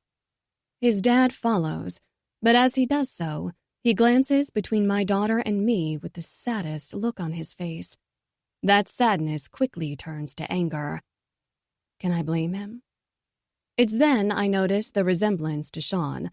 Sean looks like a younger version of his father. He favors his dad as much as Shane favors his mom in looks. Shane alluded to Sean's quick temper earlier. I wonder if his dad is the same. I see the damage that's been done to them as clear as a blue sky. The damage done to you, I hear somewhere in the back of my mind. But I push it farther back. Not now. Not yet. Keep it together, Whitney. Chapter 11. Shane. I look behind me before exiting the back door that leads to my brother's backyard. Everly is standing there, eyes wide, looking at everyone while her little sister pays no mind to anyone but her. Confusion and uncertainty mar her precious face. My daughter. The suffocation in my lungs thickens every time I think about her, see her. It's heavy, and it's excruciating. Going through the door, I turn left and take a seat on the patio couch that's underneath the wood awning. My parents sit in the 2 chairs facing me. My mom is in a daze with her eyes glazed over. She's staring off into space, thinking, I guess. Whitney called her Everly, didn't she? That's your daughter's name? My dad asks. Yes. You have a daughter, Shane. He looks down at the ground for a long time. I don't say anything. There's no point confirming something that's plain as day. When he looks back up, his dark brown eyes reflect something I've never seen in my father before. Hatred. I'm not so naive that I think my dad is a saint. No one is. But he is a good man. The best man I know. He and my mother both have preached to me since I can remember that there's nothing in this world worth hating. There's nothing worth in life to allow that feeling to set up residence inside you, he's told me. But they were wrong, and he knows that now, too. What the hell? He stops before finishing. It's not that he doesn't cuss. He does, on occasion. But I didn't grow up in a house where my parents raised their voices when they got mad. My father and brother are a lot alike, but where Sean is quick-tempered, my dad knows how to control his. He takes a deep breath, then forces out a rough exhale. What in God's name is going on? Why do you have a daughter none of us knew anything about? She was pregnant when we were in that wreck, I tell him. My mom is still lost somewhere inside her head. I didn't know that until last night. It takes everything I have inside me not to lose myself and break down in front of them. I'm trying hard to keep it together. But I'm slowly losing the battle. That wasn't in her chart, he bites out. I would have seen that, Shane. I would have told you. I know that. I know he never would have kept something so huge from me had he known. He wouldn't have kept anything from me. It's because of my father that I even knew she survived the wreck. Her mom told mine she was dead. When I heard those words spill from my mother's lips, I died. I know, Dad. My eyes burn. But she was, and they kept that from me. Hell. A dry laugh breaks from my lips. I can't tell them without choking up. They what? He asks, wanting me to push on. You don't remember a guy named Blake Lane from when I was in high school, do you? My father shakes his head. No, should I? No, I confirm. He's just some guy her parents tried to get her to date for years. I pause, trying to gain the strength to force the words out. She's married to him. Her parents, maybe her mom, I don't know, told her Blake was Everly's father. The words are bitter on my tongue. Please tell me this is all a goddamn dream. I wish it were, Dad. I wish it were. He leans back, looking up. The sky is gloomy with dark clouds in the distance, like it's going to rain this morning. There's humidity in the air, making my lungs want to collapse. Or maybe that's just all the pressure sitting on top of my chest making me feel that way. After a minute, his head falls, landing back on me. How'd you find out? How'd you get here? I scoot forward as he speaks. Does she remember? No. It's all I can say at the moment. I wish like hell she did. I told her last night that she may be here, but she's still far away from me. So far away from us when I need her here. I need her in my arms more than I need the air struggling to get to my lungs. She doesn't remember. I was at Gavin's house last night. She showed up and, well, shit happened. The sound of her beautiful voice floats into me. The memory coats my insides, warming me. She gave me life last night, and she doesn't even know it. This is my fault. That bitch did this because of me. My mom finally comes out from whatever place she was. Like hell it is. Her voice is fierce. My mom isn't someone you mess with. She's fearless. Whitney was fearless once. I think that's what drew me to her to begin with. I love that my mother is strong, a force to reckon with, but tender at the same time. Pam. Dad shakes her words away. It is.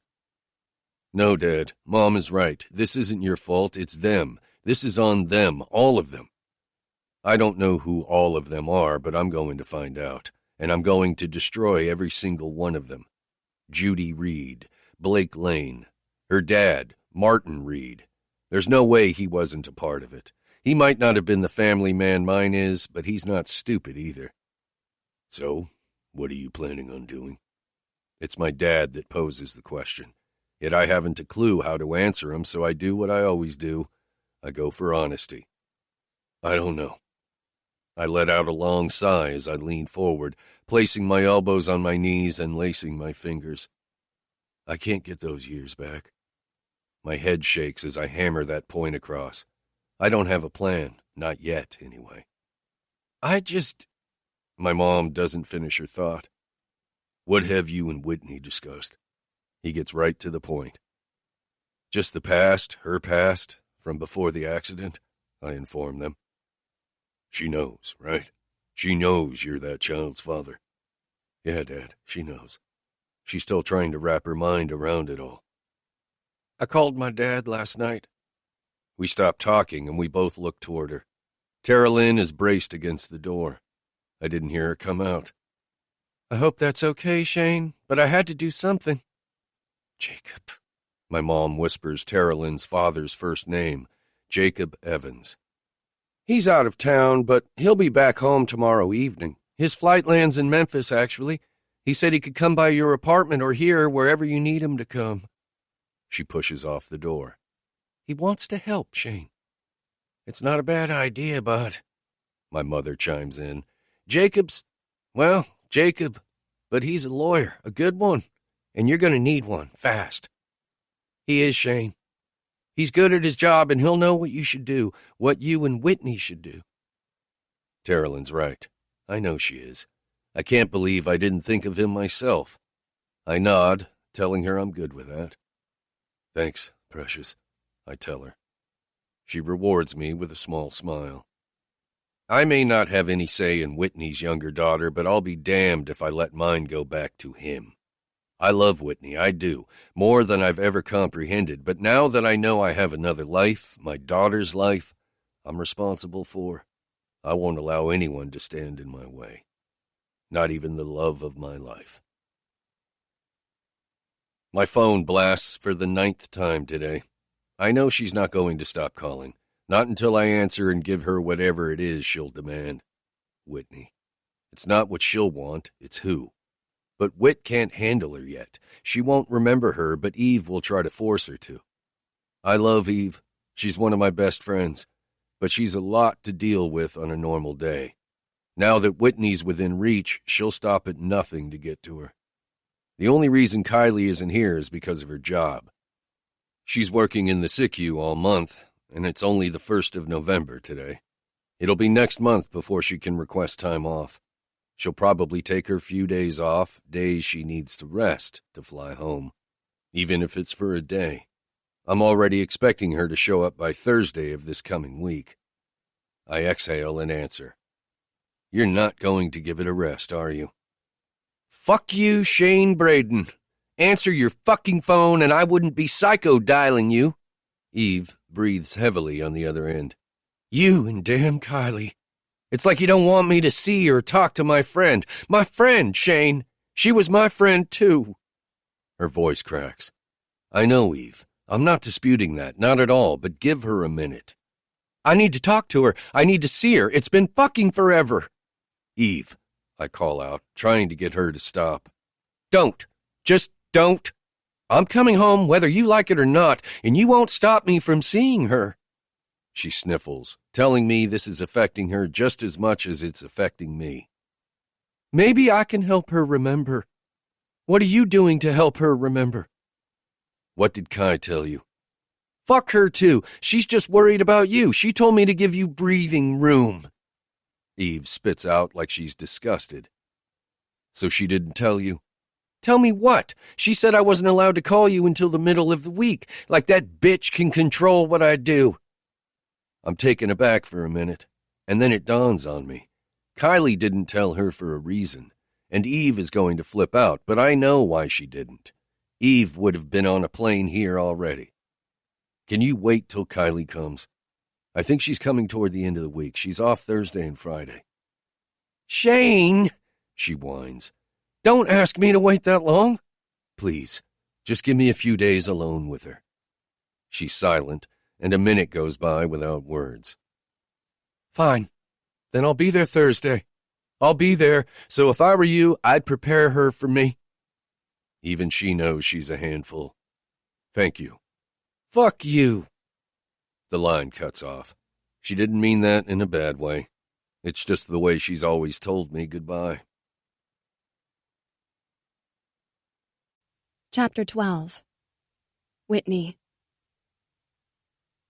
He's going to hate me. I feel it in my gut. But I don't have a choice. Tomorrow is Monday and Everly can't miss school. She's never missed a day of school since she started K3, and I'm not about to let that change now. I need to go home. I perch against the door leading into the living room from the foyer. Emerson is taking a nap upstairs, and Everly is in the room with her, watching television. I get the feeling these people watch a lot of television. I've seen a TV in every room, including the back patio when I peeked out the window earlier. Like hell you do. Shane's face snaps up from where he's sitting on the couch, as do Sean and Tara Lynn's at the sound of his voice. She's sitting on her boyfriend's lap. Sean has his arm wrapped snugly around her middle. They're both eyeing me, waiting for me to speak. Roaming my gaze over to Shane, I declare, yes, I do. It never fails. Butterflies erupt in my belly whenever his eyes are on mine, when he's speaking to me, when his flesh grazes mine. Not happening. Fire ignites behind his eyes as his head shakes from side to side. Are those eyes daring me? I don't have clothes, I divulge, ignoring the fighting urge to fire back at him. I don't know where the feeling inside is coming from.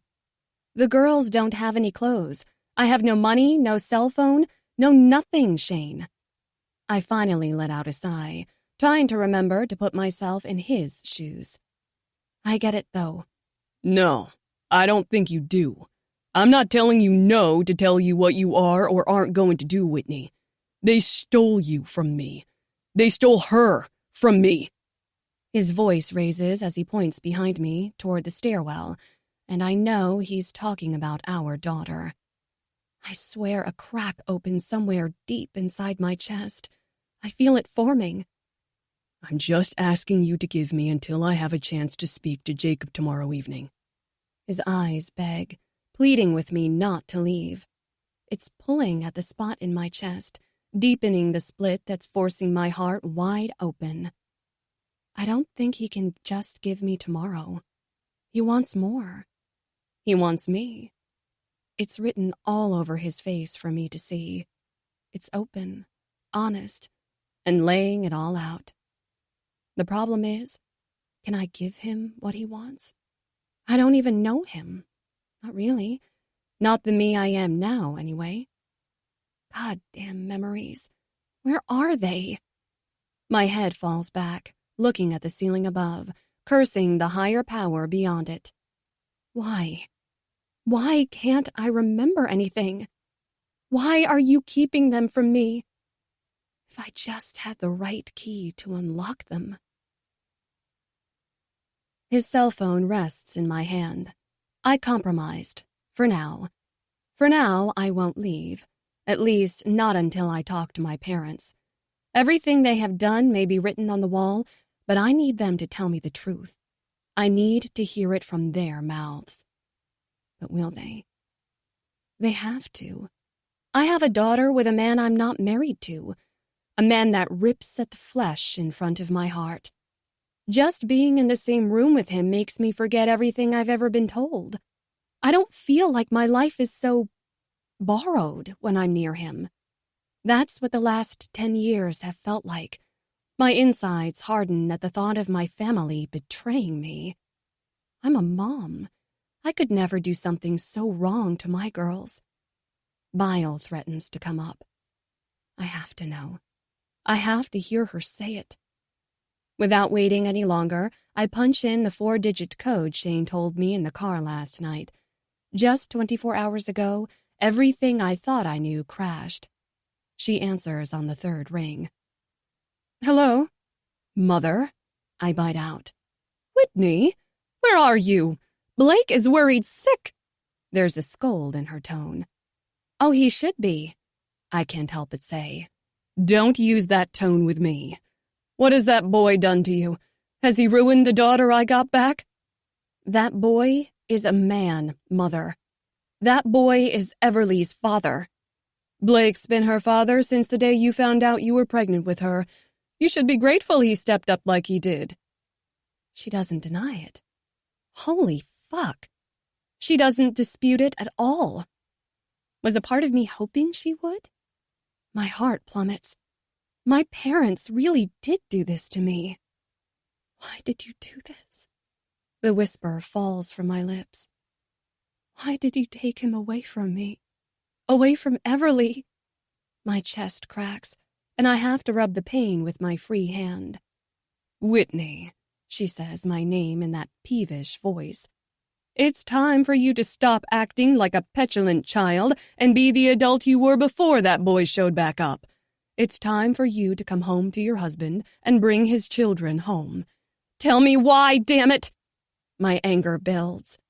I'm not entertaining the way you're speaking to me, Whitney. When you come to your senses, you'll forget all this and remember the life Blake has provided for you and those girls. His girls. Everly isn't his mother. DNA doesn't change the facts. DNA is the facts. Why? How? She doesn't care that she's caused damage to so many people. My daughter. My little girl doesn't know her father isn't really her father. And Shane. Fuck. I don't even know what this is. When I realize she hasn't spoken in over a minute, I pull the phone away from my face. The call has ended. She hung up on me. That bitch. Anger creeps in further inside me. My hand squeezes the cell phone so tight it burns my palm.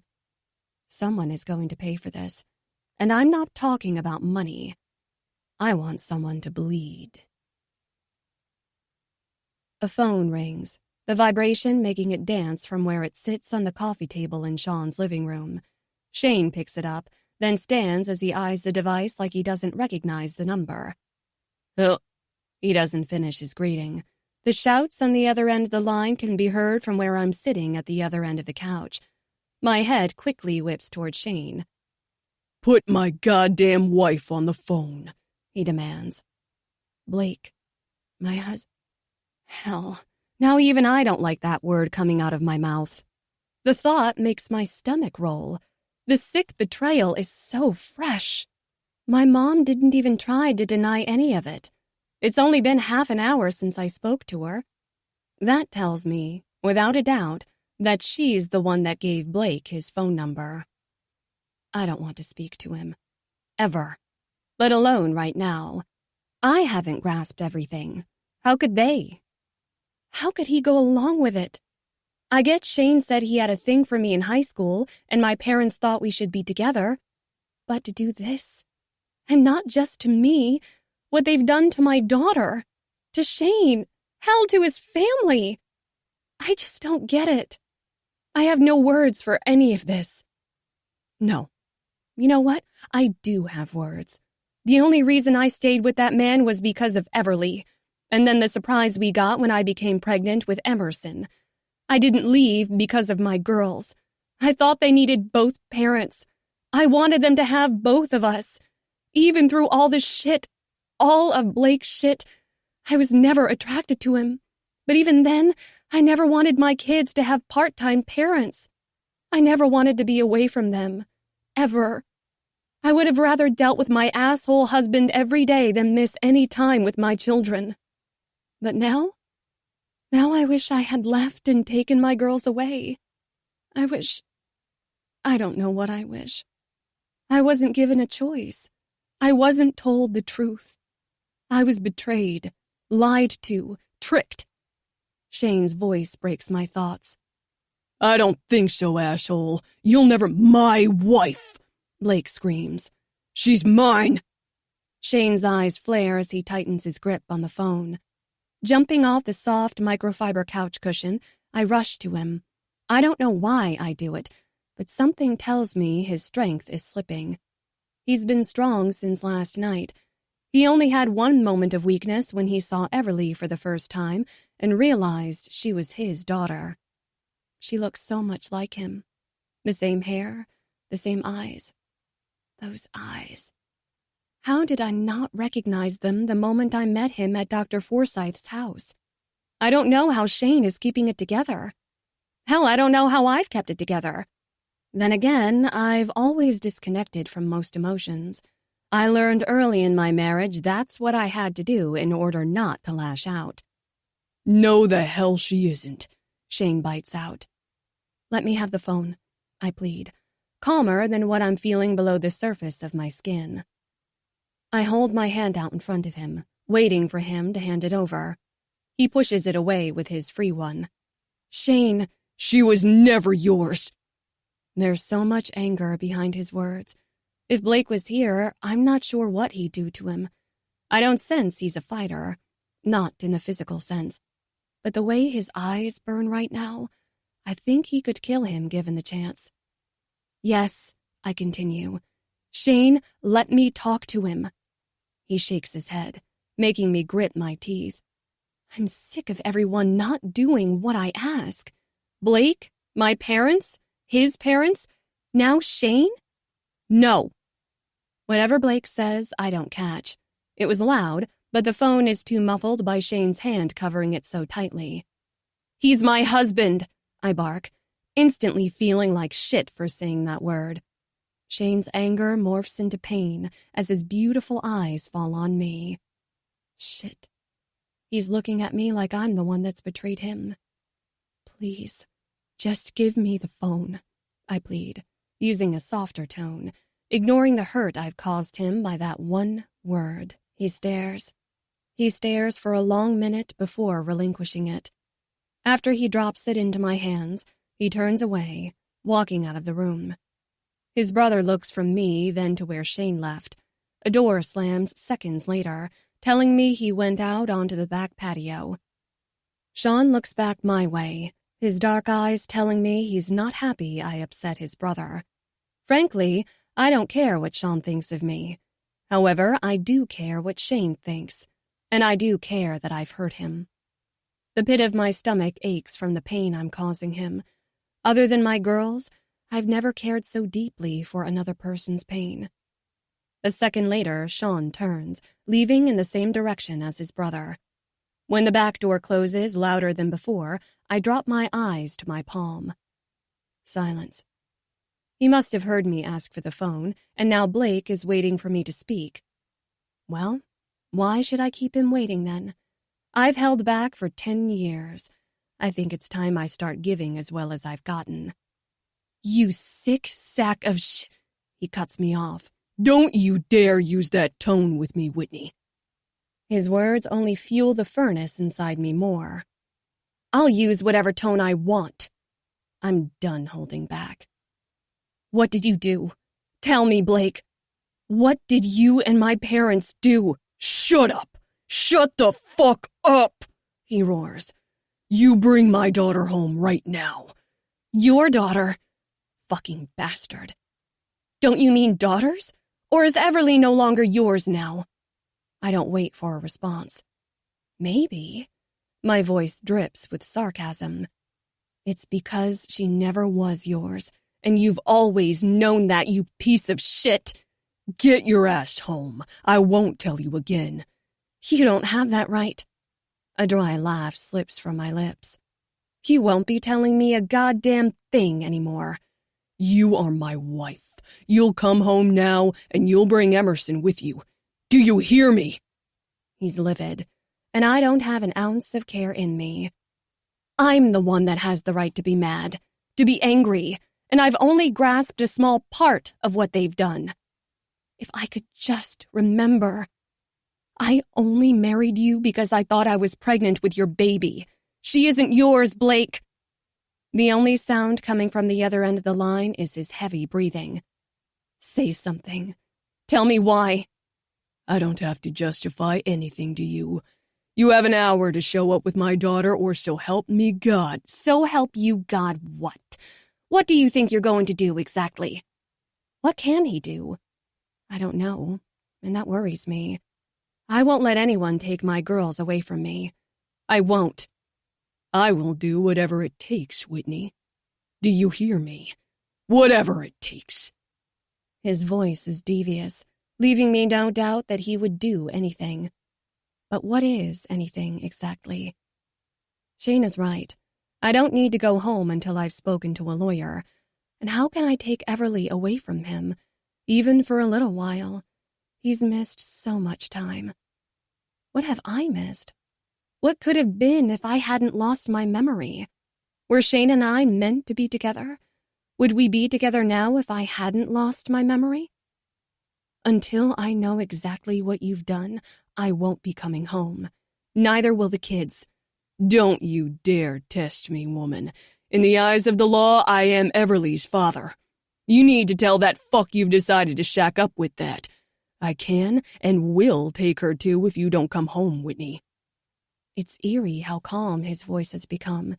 Instead of focusing on that, my chest builds with pressure as tension cords along my shoulders. Don't push me. He's threatening me. He's threatening to take both of them away. I don't think so. I won't let it happen. But I know there is no telling him that. It'd be like beating a dead horse. He only believes what he wants to believe. Is that why? Did Blake always believe I was his? Why, Blake? Answer me. Why did you marry me when I was carrying another man's baby? He's silent again. I'm not going to do what you say. So you might as well tell me the truth. You were never Everly's father, so why did you say you were? You should be fucking grateful I made you my wife while you were carrying his child. That's not what I asked. Tell me what I want to know, damn it. I don't have to. His tone is laced with arrogance. But you do have to bring my daughter home. Yeah? Well, that's not gonna happen. Pulling the phone away from my ear, I press the button on the screen to end the call. And even though it's not my phone, I flip the switch to silence it. I know he won't stop calling, and I don't want to hear it right now. I have too much to figure out. He's not denying anything, just like my mother didn't. Everything I've seen and everything I've heard is leading me to believe everything the man that makes my heart jump says. There is no instinct telling me to run from him. Quite the opposite, actually. Mom? Oh, hell. Chapter 13. Shane. She didn't leave. Thank God for small miracles. But it's Monday, and I had to report in this morning, working a 7 a.m. to 7 p.m. shift. It's going to be a long-ass day. It's already been a long 3 hours. How am I supposed to shove them to the back of my mind? Whitney, my daughter, even Emerson. It's impossible. They are at the forefront. It's still surreal that she named Emerson after me. Subconsciously, of course, but she still did it. That has to mean something. I got Whitney to drop me off at work this morning so she wouldn't be without a vehicle. I was adamant. I didn't want her to go back to her house even for her car, and I can just Uber it home.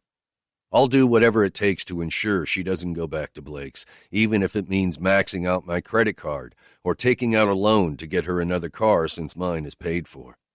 My parents did a lot for me while I was in medical school, and even when I moved here, they helped me a lot. I'm not ungrateful. I know my parents struggled when they were in my shoes because they started their family before they finished medical school. Shane, twisting around to Roxanne's voice, I see her standing in the entryway to our dictation room. Well, it's not really a room. It's more of a small, semi-secluded space with 3 computers tucked away along the hallway for doctors to finish patient charts. I've been in here for the last half hour doing dictations on 3 of the patients I treated this morning. Yeah? You finishing up? She smiles shyly at me. I'm not sure why. She's not shy with anyone else. Just me, yet she always finds a reason to talk to me. I'm not blind.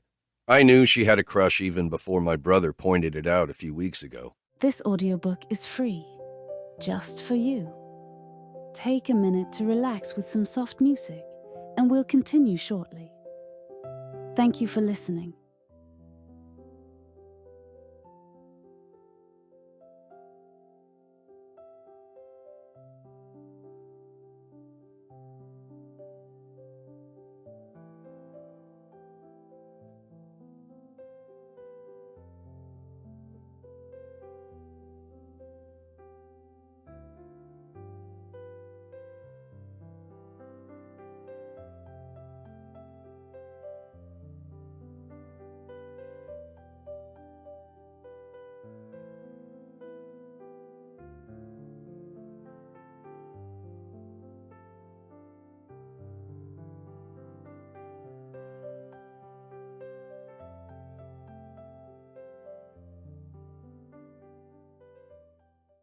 I don't know why she continues to pursue me. I've given her no reason to think there could be anything between us. Yep, I inform her. All done. What's up? Any new patients? I stand after logging off the computer. Nothing new on the board. There are still 4 patients roomed. She braces her palms on the entrance walls, preventing me from slipping out. That's not why I stopped by. She chuckles. Oh, okay. What's up then? I ask once again. Some of us are going out after our shift tonight to grab a bite to eat and have a few beers. Want to come? Her lips tip up. Nah, I can't. I shake my head. It has become a weekly ritual that Roxanne or one of the other residents invites me to hang out after our shift, and even though I've accepted their invite a few times, it's just not my thing. Okay, they aren't my thing. With the exception of Gavin, I really haven't connected with the others to consider them friends. Then again, I really haven't tried. Maybe it's because I don't want to get close to others. Maybe it's because I have enough friends already. Maybe it's because you don't want to replace Trent. Yeah, maybe. Oh, come on, she whines. What do you have going on that you gotta rush home for, huh?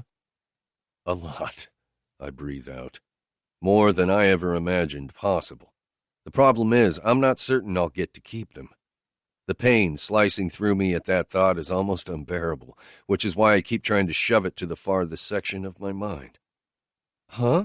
She questions, dumbfounded. You don't even have a dog, Shane. I have a daughter. It just slipped out. I wasn't planning on telling anyone besides my boss, but now that it's out of my mouth, it feels good to say it out loud for once. I have a daughter. I have a daughter. I'm sorry, what? She leans closer, making me step backward. It's a long story. I shrug. You know the woman that showed up at Gavin's Saturday night? The one I left with? Yeah, what was up with that? That isn't like you. It's not, but she hasn't known me long enough to make that call. It's not like I hit Blake, even though I should have been the one to do it. Maybe not, but it happened, and again, it's too long of a story. But I have a daughter. My girl... I pause. I've always referred to Whitney as my girlfriend, but she's not. She married someone else. Pain shoots through my chest at that fact. That woman was a girl I dated a long time ago. Her name is Whitney.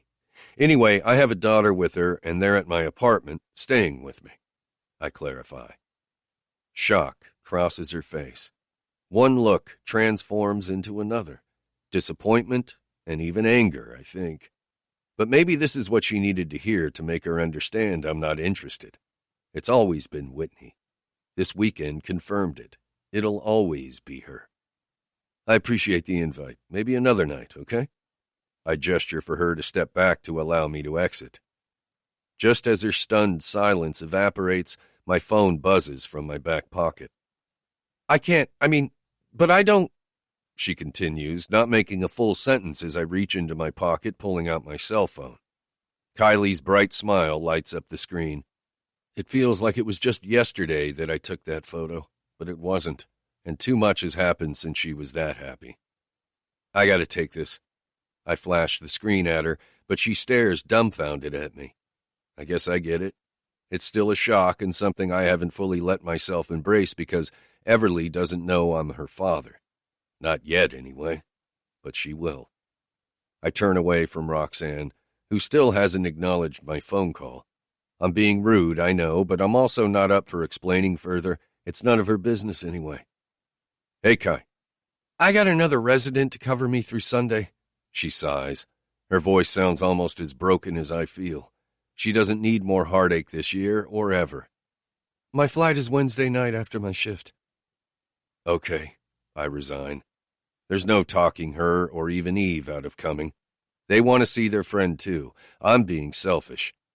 But shouldn't I get to be selfish? I've missed too much. I've lost time I'll never get back. No, I can't deal with all that yet. I close my eyes as I brace my forearm on the white wall at the back of the dictation room. Okay, just like that, you're fine with me coming? My head falls, landing on my heated arm. Yeah, Kylie, it's fine. Come. I could use a friend. In all honesty, I could. I'm still upset that she won't ask to get out of her lease. I'm still mad at her for not agreeing to move. If Trent were still alive, he'd be livid that I let her stay in an apartment where another tenant, a girl the same age as Kylie and a girl that looks a lot like Kylie, was murdered. Maybe if they'd caught the person responsible, I'd be okay with her decision. But they haven't, and I'm not fine with her decision. She's one of my best friends. She is my best friend now that Trent's gone. And if anything happened to her, too. Okay, good. Her spirit perks up. I love you, Shane, so much, and I'm coming for you, too. Not just for Whit, I'm coming for you. Dr. Braden, you're needed in room 2. The female voice from the intercom filters in from the hallway. I heard, she says. See you in a couple of days, Shaney. God, I hate when she calls me that. Call in an ortho consult for me for the upper extremity. I relay to Roxanne on the other side of the patient's bed as I look over the x-rays from the computer I have rolled up next to the bedside. Got it. She squeezes the 5-year-old boy's arm. You gonna be okay, little man? He has a fracture to his femur from a trampoline accident. They've become more common in the last few years with the increased number of trampoline parks opening. Luckily, he isn't one of the cases that end up with damage to their spinal cord. She's right, I confirm, turning away from the monitor. You'll be in a cast for several weeks, but you'll be okay soon enough. I cut my eyes over to the boy's mother, who is chewing on her bottom lip from the chair she's perched on. I want one of the orthopedic surgeons to reset his bones. Did the nurse ask you what pharmacy you prefer? I finish. Yes. Good. I'm going to call in a prescription for pain. If he needs it, give it to him, but if he's fine, you don't have to. So, just as needed. I eye her to make sure she fully understands my instructions. She nods her head, then stares at her son with pain in her eyes. It makes me think about Everly. Obviously, I like children. I chose pediatrics because the thought of any child sick, in pain, or even worse, made me sick to my stomach. I wanted to help them. I wanted to do anything in my power to make sure they grew into healthy adults. But now I have a child and I'm seeing things in a different light. Whereas before, I wanted to help. Now I need to. The feeling is different. I hate to say it, but it's more real somehow. It's a deeper feeling. My eyes skirt over to the door. Roxanne enters, walking to my side. Calvin Anderson, an orthopedic trauma surgeon, follows in behind her. He looks directly at my patient, smiling. I hear you took a dive off a trampoline. His voice is playful as he curls his fingers around the plastic at the end of the hospital bed the boy is lying in. The kid's face turns from in pain to looking scared in a matter of seconds. It's okay, little buddy. I'm just messing with you. I'm Dr. Anderson. The kid apparently didn't understand his attempt to lighten the mood. He cocks his head toward Roxanne and me, his expression turning professional. Dr. Braden, pull up the x-rays for me. Got him on the screen for you already. I step back, showing the computer screen to my right as I get out of his way so he can view them. Roxanne follows my steps, staying a little too close to my side for my liking. Another intern, or anyone really, and it wouldn't bother me. But I think she does it purposely. He takes a few minutes to scan the images before turning his attention over to the boy's mother. Mom? He greets the boy's mother. She's still chomping down on her lip, but she's now standing by the bedside, clutching her son's hand. Can you tell me what happened? He was fine 1 minute, then an older kid jumped on the section he was on and he bounced too high, I guess. He landed awkwardly. Her lip trembles like she's holding back tears, and I suppose she is. Yeah, Calvin comments. That's certainly a recipe for disaster, but the break is clean. We'll get him to surgery to reset it, then it'll be cast and it should heal fine. What questions do you have? How long will he be in the cast? She asks. Usually it's 6 to 8 weeks, but sometimes longer. Most patients return to normal activities within 12 to 18 weeks. I'd like to see him in my clinic in 2 weeks for a post-operative checkup. Dr. Anderson looks my way. Will you put that in the discharge note so he'll get scheduled timely? Of course, I nod. Great. Let's get you to the OR, young man. He steps away from the boy's bed, addressing the mother as he walks. Mom, if you'll follow me, we'll head up. After the kid is wheeled out of the exam room, I linger to finish up the notes inside his chart on the computer. So a kid, huh? Roxanne brushes against me as I hit the acceptance button, saving my notes. With a few more clicks, I quickly sign off. She's been quiet all day. Since I told her I couldn't go out tonight because I have a daughter at home, I've been expecting her to say something. I didn't expect silence. I was thankful for it. It's not something I want to discuss with people yet. I still don't know what the future holds. I won't let either one of them go without a fight this time. Uh-huh, I affirm. How old? 9. She'll be 10 next month. So what? Her shoulders rise, then drop. She never let you know? That's kind of shitty, Shane. I'm so sorry. If you need... Look, Rox, it's a long story. One I don't feel like getting into, but she didn't keep me from our daughter on purpose. She didn't know. She gawks at me, telling me she thinks Whitney must have slept with more than one guy in high school. It's not what you're thinking, but I'm not going to explain. It's too much, and I need to wrap up before our shift ends. Okay, she whispers as she turns to leave the room. I'm momentarily relieved until she halts, pivoting to face me 10 feet away. If you need anyone to talk to, my door is always open. I don't have kids or anything, but you know I help out with my sister's kids when she needs me. I nod. Thanks. Kylie, my best friend, is coming up from Florida in a couple of days, so... I trail off just as my phone vibrates through the back pocket of my scrubs. Excuse me, will you? There's something I need to check. I walk around her and out the exam room door. Pushing through the emergency room door leading out of the ER and into the hospital, I find the stairwell entrance down the hall. I pull open the door, secluding myself inside for privacy before retrieving my cell and opening the message. Jacob. Just landed. Once I get my luggage, I'll be en route. Me. Thanks. I still have another hour, but Whitney is at my apartment. Feel free to go on over. Jacob. See you then, son. I shoot a message to Whitney, letting her know Tara Lynn's dad is on his way. Me.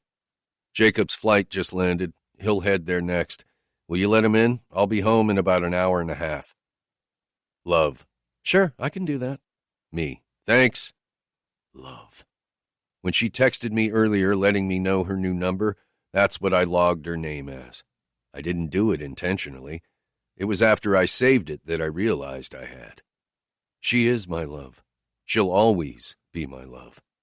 I just have to get her to remember, and if not, I squeeze my eyes shut, pushing the stinging sensation back. If she doesn't, then I'll make this Whitney fall in love with me. Because I can't go another day without her in my life. I won't. Pushing open the unlocked door of my apartment, I enter to the smell of something that makes my stomach growl. It also has me wondering if Tara Lynn is here. That girl can cook as well as my mother, and any time I'm rewarded with one of her meals, it makes me wish for what my brother has. If his stupid ass can keep her, that is. But I can't worry about their relationship now. I have my own worries with all that's fallen into my lap in the last few days. Love, I call out as I close the door behind me. Everly looks up from the couch where she and her sister are watching television. There's a cartoon playing. I remember me at Everly's age, and baby cartoons weren't on any list of fun activities I wanted to do. She's a good big sister. I can see it just in the couple of days I've been watching her. We're in here, Whitney calls out from the kitchen to the right of the living room. Everly, I greet my daughter, who hasn't taken her eyes off me since I walked through the door. She's been looking at me strangely since we left my brother's house Sunday night. I guess I'd be looking at me that way too if I were in her shoes. A man she's never met in her life is now not only a part of it, but she's living with him. Yeah, I think I'd be weirded out. Hi, she finally whispers as I walk past the couch toward the kitchen. Hi! I chuckle as Emerson copies her sister because it makes me remember when Sean did it. It annoyed me. I'm glad it doesn't seem to do the same with Everly. Hey, Em, I tell her, looking over my shoulder.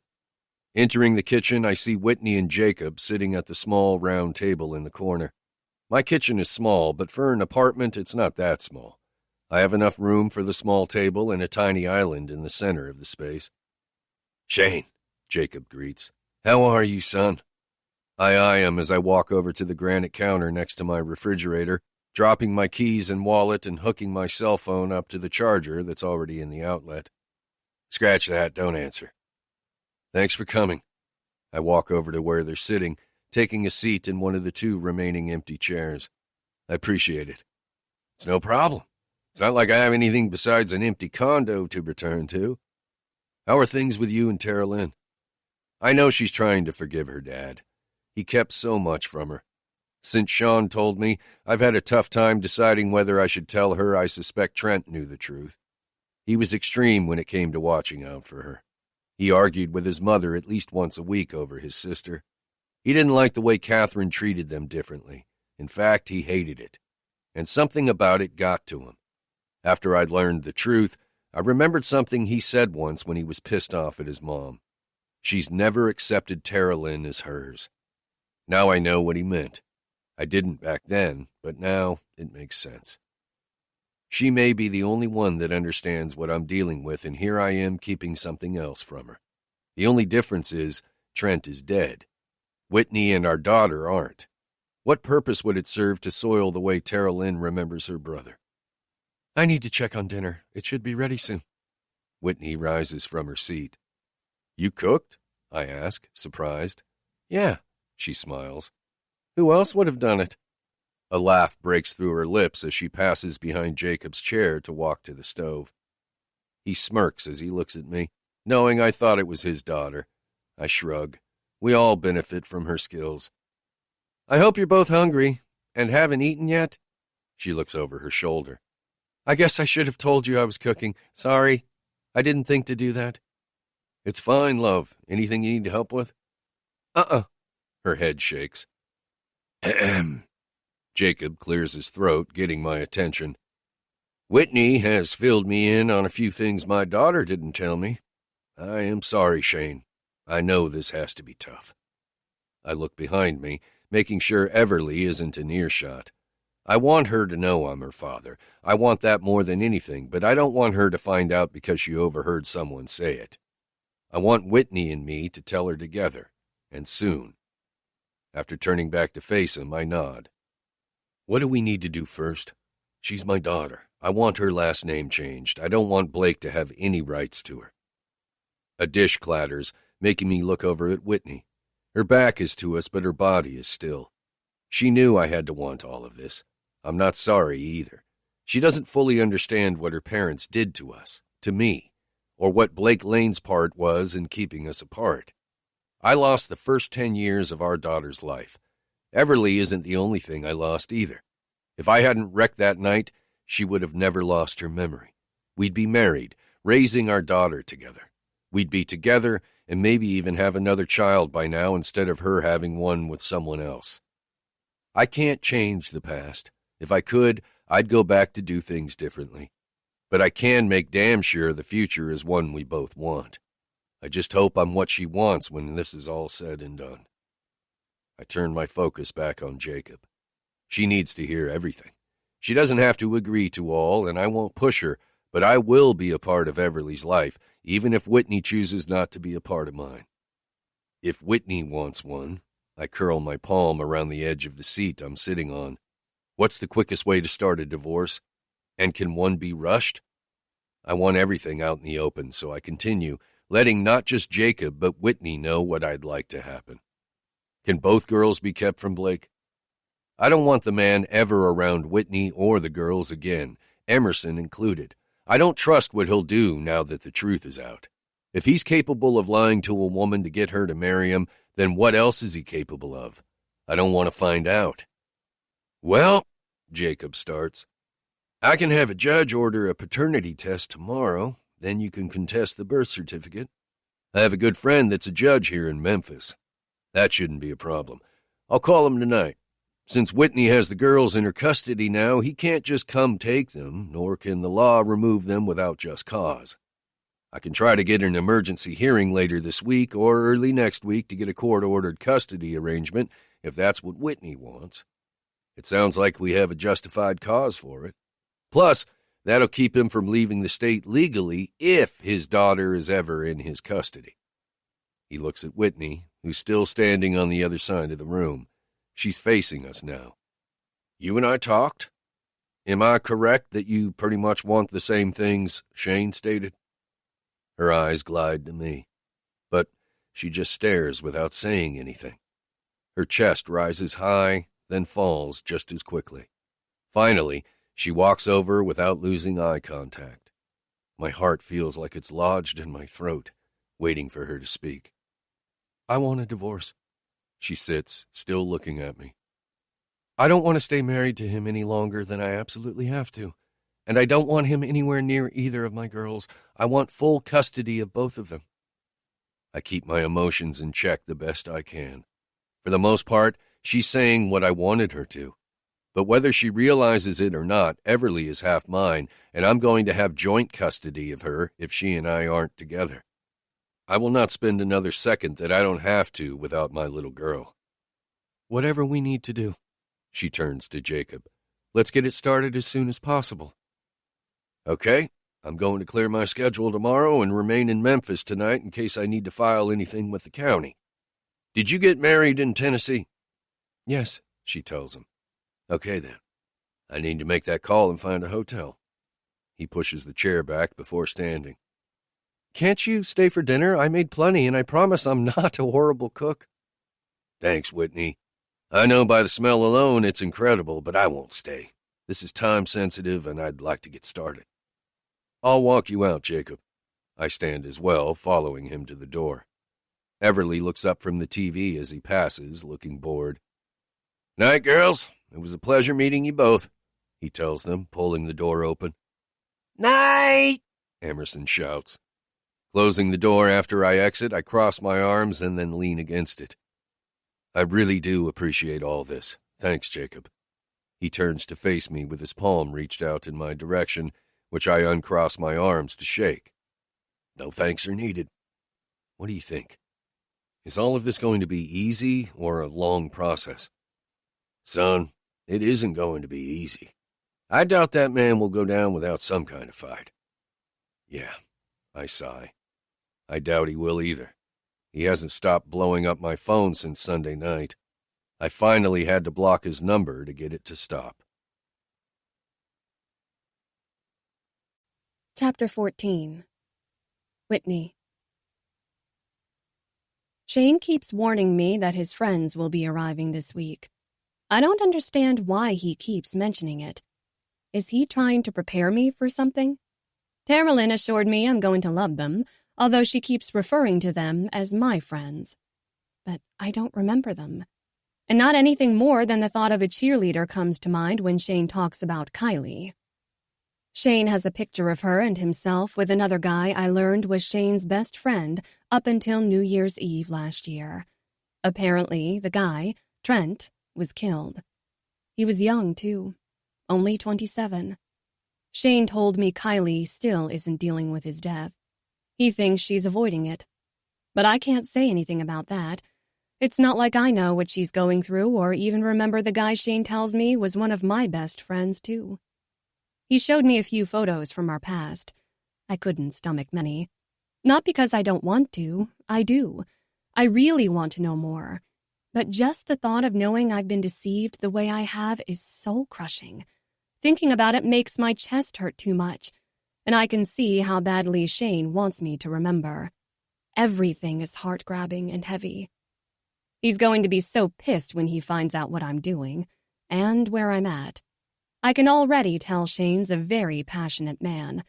For the most part, he's calm, but with me, it feels like there's a beast underneath his skin waiting to jump out. He did say I'm the only one that can get a rise out of him. For some reason, when he told me that, it made me smile, and something inside wanted so badly to try to do just that. That's not why I'm sitting out front of my husband's office, though, in the back seat of a cab. Once a week, I take Emerson to a local church that offers a mommy's day out so I can have a few hours to myself. I usually write, something no one knows I do, but not today. Today, I need to get things from my house, and I want to do it when my husband is nowhere near. The bank he runs is 30 minutes from our house, so I'm here to make sure he's working before I go home.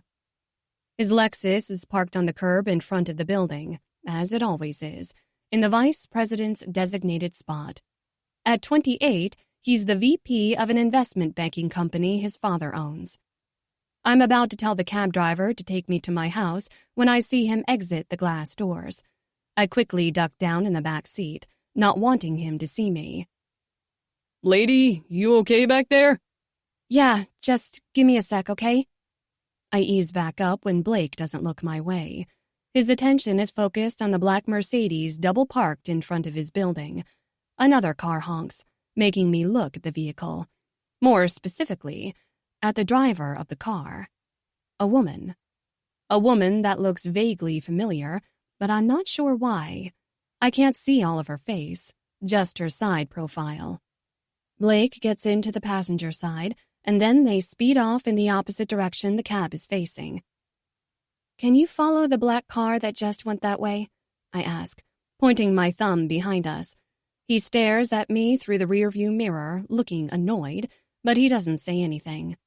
Instead, he pulls out, doing a U-turn in the middle of the road. A slew of honks are geared our way. Within a few minutes, less than 10, the car we're following pulls up to the front of the Madison Hotel. "I can't stop here, lady." "Just a sec, okay?" A man dressed in all black rounds the vehicle. The valet, I'm sure. Blake steps out, as does the woman. It's then I realize who she is. Courtney Harris. She's his father's executive assistant. Blake waits for her to walk to the other side of the car where he's standing. When she reaches him, he pulls her to his side, and then he plants a kiss on her lips. I'm stunned silent. Is he really doing what I think he's doing? What the? How long? I've only been gone for 4 days. In 4 days, he's found someone to bang? Yeah, right. All those times he shut me down about meeting for lunch. I bet this is what the bastard was doing all along. Cheating. "Lady, come on!" What a fucking pig. I quickly snap a photo with the new cell phone Shane arranged for me to pick up from his carrier.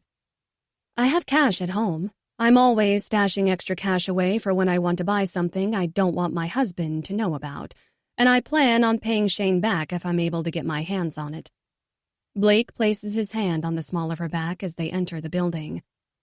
"You can go," I deadpan. I can't believe my eyes. He's been calling Shane's phone almost nonstop, demanding I come home, threatening God knows what, because Shane won't tell me. And all this time he's all fucking some holier-than-thou uppity bitch I never liked to begin with. Good riddance. I don't love my husband, sure, but I've always been faithful, even when it's been hard. When he's been difficult to deal with, I never once thought about cheating on him. You still have the address I gave you? I gave him my home address right after he pulled up to Blake's work. I hadn't planned on staying. I just wanted to make sure his car was there before going to our house. "Yeah, that's where I'm taking you, right?" Yes. He finally pulls off, and I'm left to my thoughts, wondering if she's the only woman he's cheated on me with. The thought sickens me, and not for the reasons they should. My stomach rolls at the thought of what he might have caught from someone. What he may have given me. I had to let the cab driver leave. I ran up a $45 fare by the time he pulled into the driveway of our home. When I dropped Shane off this morning, he left me with $60 in cash. I'm praying I'll be able to get inside with the spare key I have hidden for emergency situations. Blake doesn't know about it, so I should be good. I punch in our 4-digit code on the garage keypad, and then the door rolls up with ease. So far, so good. But I don't waste any time.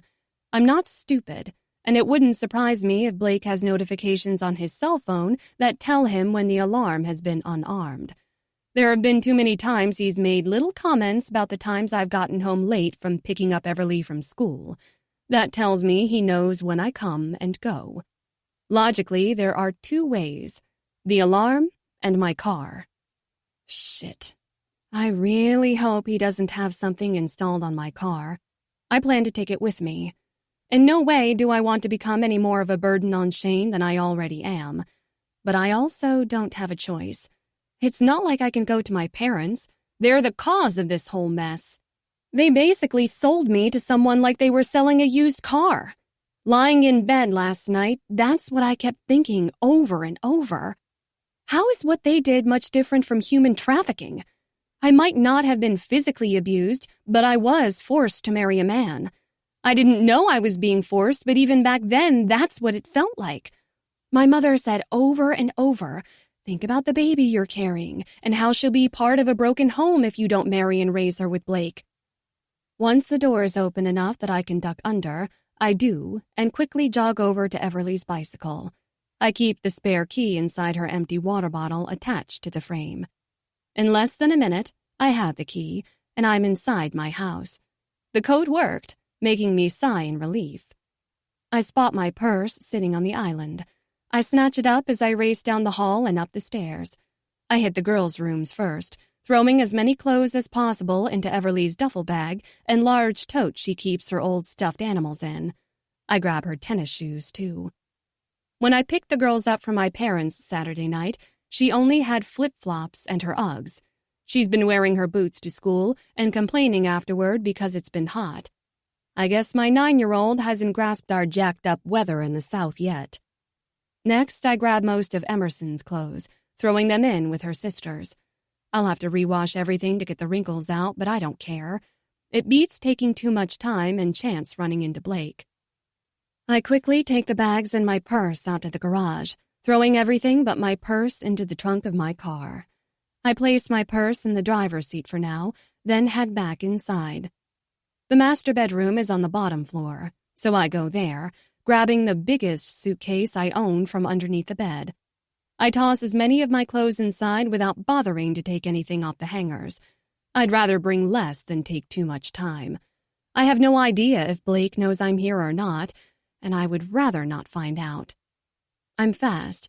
It takes maybe 5 minutes with how fast I'm rushing. I don't bother with my cosmetics. I can always buy more. With what money, I have no idea. I'm not mooching off Shane, no matter how many times he tells me it's not mooching. It is to me. Once I load my suitcase into the trunk, I get into the driver's seat. My keys should be in my purse, and after grabbing them from the side pocket, I start the engine to crank the car. I feel like there is something I'm either forgetting or that I need to do, but as I rack my brain, I have no idea what. So I put the vehicle in reverse, pulling out of the garage. Before I get to the end of the driveway, it dawns on me. My cell phone. Of course. I stomp on the brakes and then I check the inside of my purse. Sure enough, it's in there. I huff. I don't want to take it. I have a new one, and this one is connected to Blake. No matter what happens, I need a fresh start. I don't know what road Shane and I will go down. I know he wants to be in our lives. He wants me. I'm not blind, and damn it, there is a part that feels something for him too. Sure, he's attractive.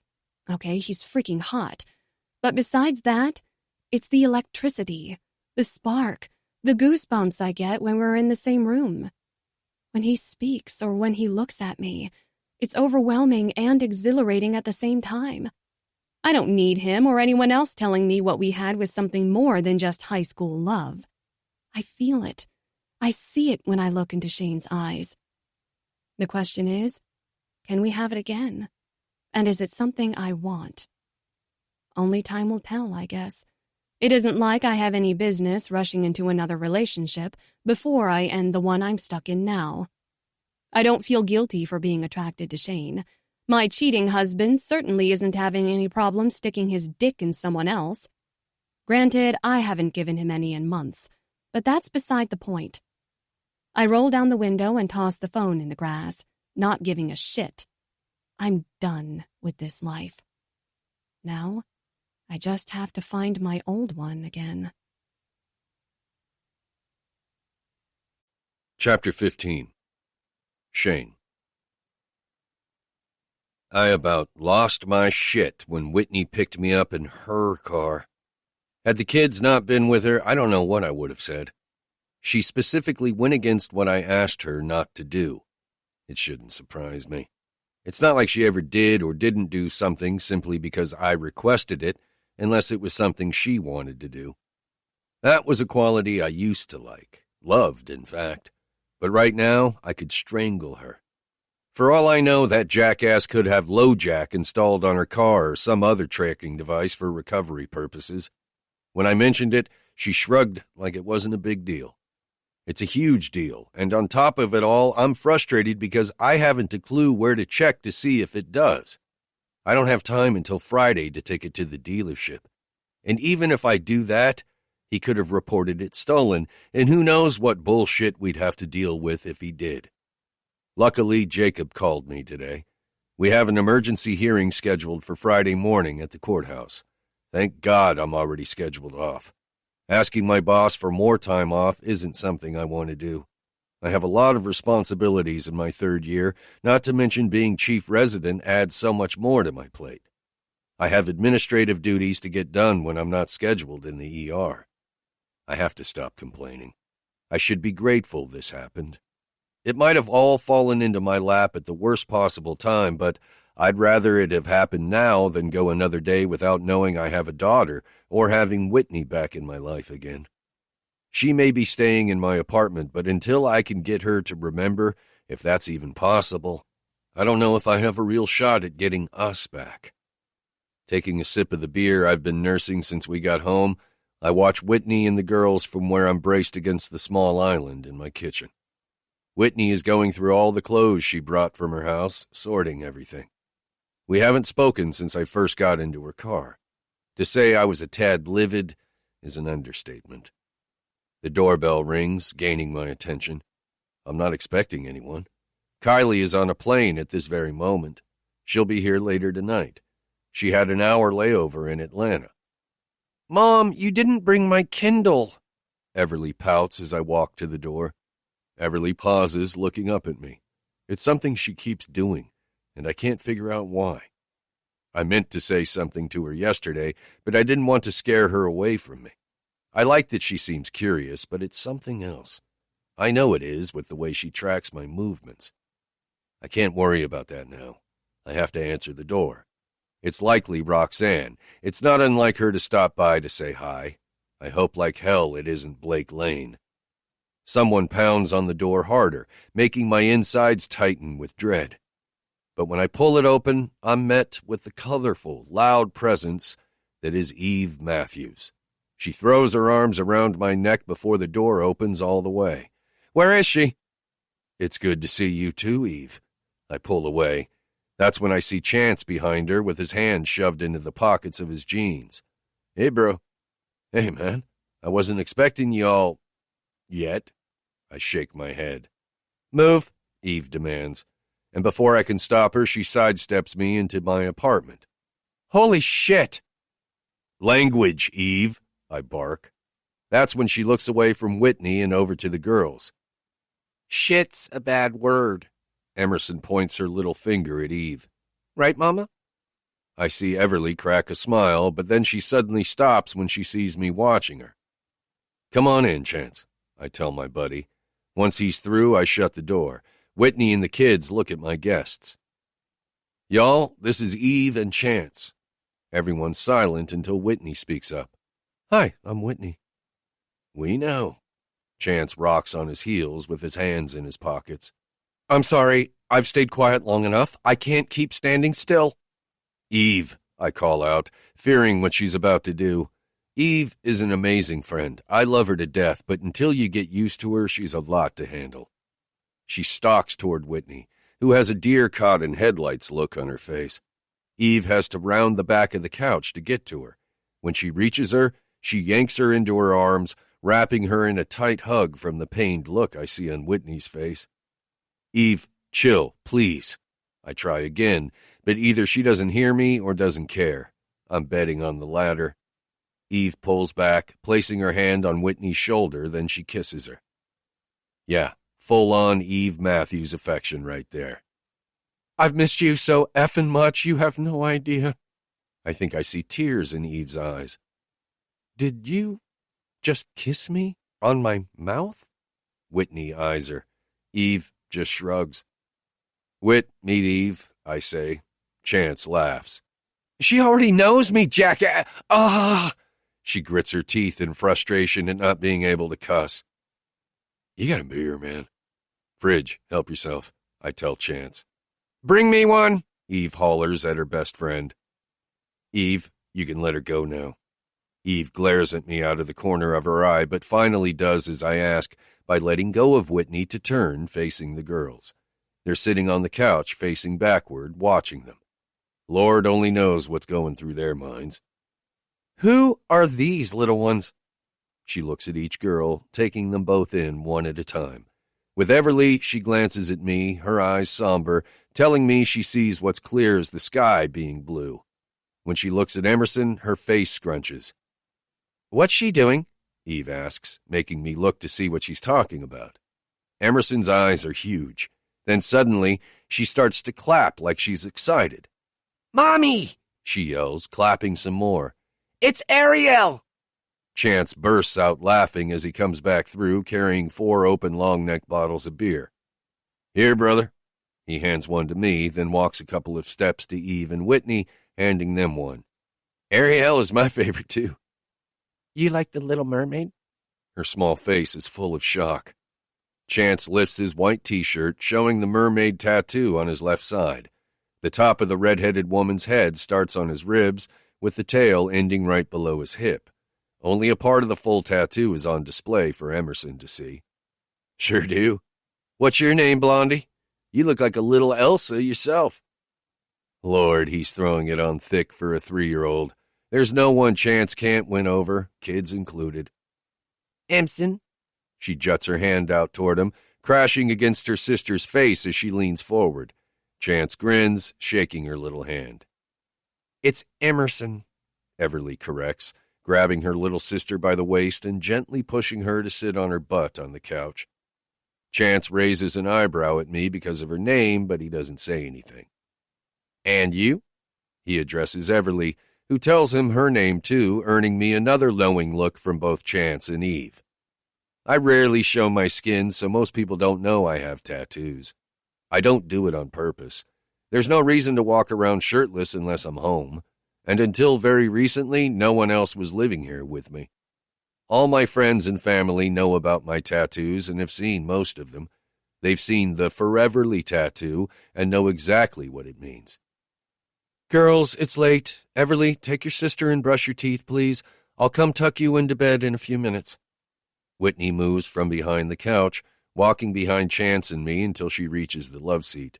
She sits, tucking her legs underneath her. "Come on, Em," Everly says, grabbing the clothes from the couch and taking them with her.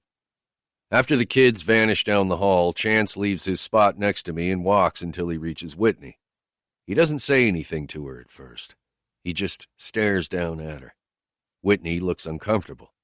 I guess if I didn't know him, I would too. Chance is covered in ink from the neck down. Whereas my tattoos are usually covered, his are on full display. I'm not sure if there's a surface left on his body he hasn't tattooed. He's tall like me and lean too, but his presence can be intimidating like my brother's. I watch his eyebrows go from smooth to scrunched several times before he finally breaks his silence. "You don't remember me, do you?" So that's what he was looking for. Recognition. He obviously didn't get it. Neither did I, brother. It's the same thing I keep hoping for. Every day this week I've woken up begging for her to have remembered something, anything. "No, sorry," she shrugs, but her eyes are sad, telling me she wants to remember. At least that's something, I guess. Chance keeps looking down at her. "I'm fucking tired of losing friends," he says. He's not angry, just defeated. "Find your fucking memory, would you?" He turns, steps to the recliner positioned between the couch and the love seat, and drops into it. Whitney looks at me briefly before excusing herself to put the girls to bed in my spare bedroom. If I lose her again, it'll destroy me this time around. I scrub my palm down my face, trying to rid those thoughts from my head. Luckily, I'm saved by a knock on the door. I don't think it can be Kylie yet, though. When I open the door, Roxanne says, "Hi," making me inwardly cringe. This isn't what I need right now. "What you need?" I ask, getting it over with. "You want me to sit this on your patio?" I maneuver myself and the large pot I'm carrying for Roxanne inside her apartment door without denting the door frame or chipping the clay. Ugh. She shakes her head as I enter. I haven't decided whether I want it out there or inside here somewhere, she says, pointing to the sliding glass door that leads out to the small patio. I guess you can just sit it in the corner over there. She points to the wall her TV is on. Our apartments are mostly identical, except hers is a one-bedroom, whereas mine has two. Here, right? I ask before sitting it down on the carpet. Yep. Squatting, I gently place it down. It's not that heavy, but I don't want it to slip out of my hands. I've been over here longer than I originally thought I would when she asked me to help her. Kylie should be here soon, so I need to hurry. I don't want to leave Whitney alone with Eve too long. There's no telling what she'll do in an attempt to help Whitney remember herself and the rest of us. She texted me when she landed in Atlanta, Georgia, not to worry about picking her up from the airport, saying she'd grab a cab. And knowing Kylie, there was no point in telling her differently, even though it wouldn't have been a bother to pick her up. If that's all, I'm going to head back across the hall. 3 beers in me, and I'm already itching for something strong, even though I have no business wanting it. I have a full shift tomorrow, plus things I need to make sure get scheduled before my 3 days off. I've already let too much pile up. I'll be lucky to make it home tomorrow night before Everly goes to bed. Actually, she grabs my arm, halting me before I'm all the way out the door. I pause, 1 foot inside her apartment and the other in the hallway. Can't you stay for a few minutes? Have a beer, maybe? Oh, hell. Shane, if you don't get in here right now, I will personally bite your junk off. I turn my head to see Eve leaning against my opened apartment door with her arms crossed. She smiles, giving me one of her "don't fuck with me" smiles, yet her eyes are daring me. A moment later, she cuts her eyes to Roxanne. Hi.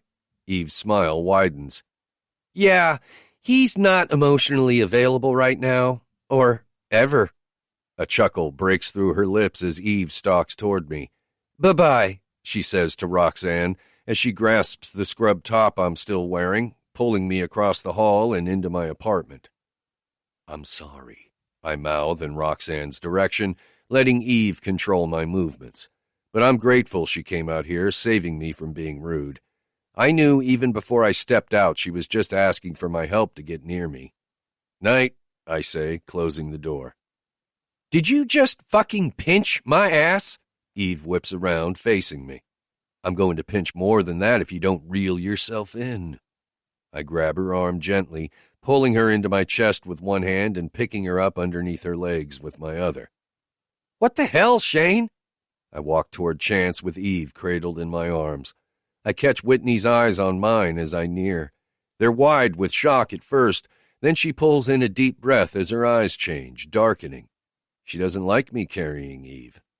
Well, would you look at that? She's jealous, and I bet she doesn't even realize it.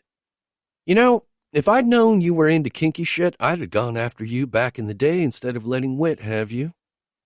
She wraps her arms around my neck, but she slips away when I dump her into Chance's lap. He's still sitting in the lone chair between my couch and love seat.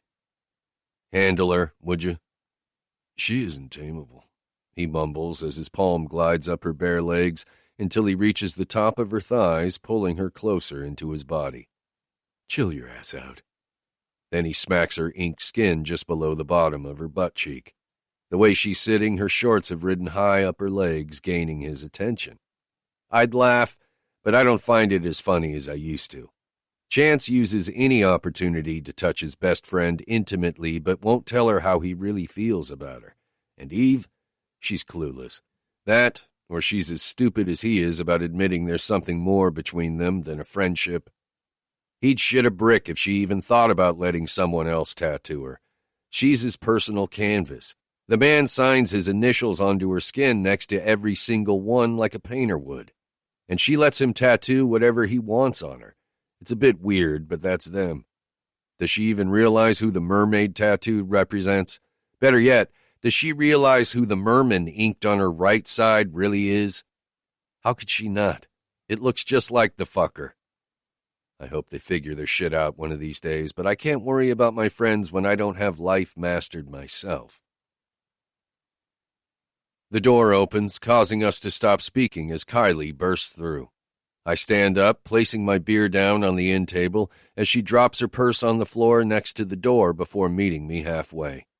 Without words, she wraps her arms around my middle, squeezing so tight I wonder if she's purposely trying to cause me pain. She's not. I've been numb to physical pain for so long that I don't know if the feeling will ever return. "Bitch, you can't knock," Eve chimes. "You two don't live together anymore. It's rude to bust up into someone's apartment, you know." "Kiss off," Kylie mumbles through the material of my shirt that her face is smashed into. "Stop being mad at me. I can't take it, Shane." "Not this right now." "Yes, this," she demands. "We deal with this first. I'm not moving, so you need to get that through your thick skull and get over it already. I miss my bestie." Wetness leaks through my shirt. I'm not sure if she's upset at me or overwhelmed that Whitney is really here. They were as thick as thieves, the same as Trent and I. I look down at her, squeezing Kylie tighter.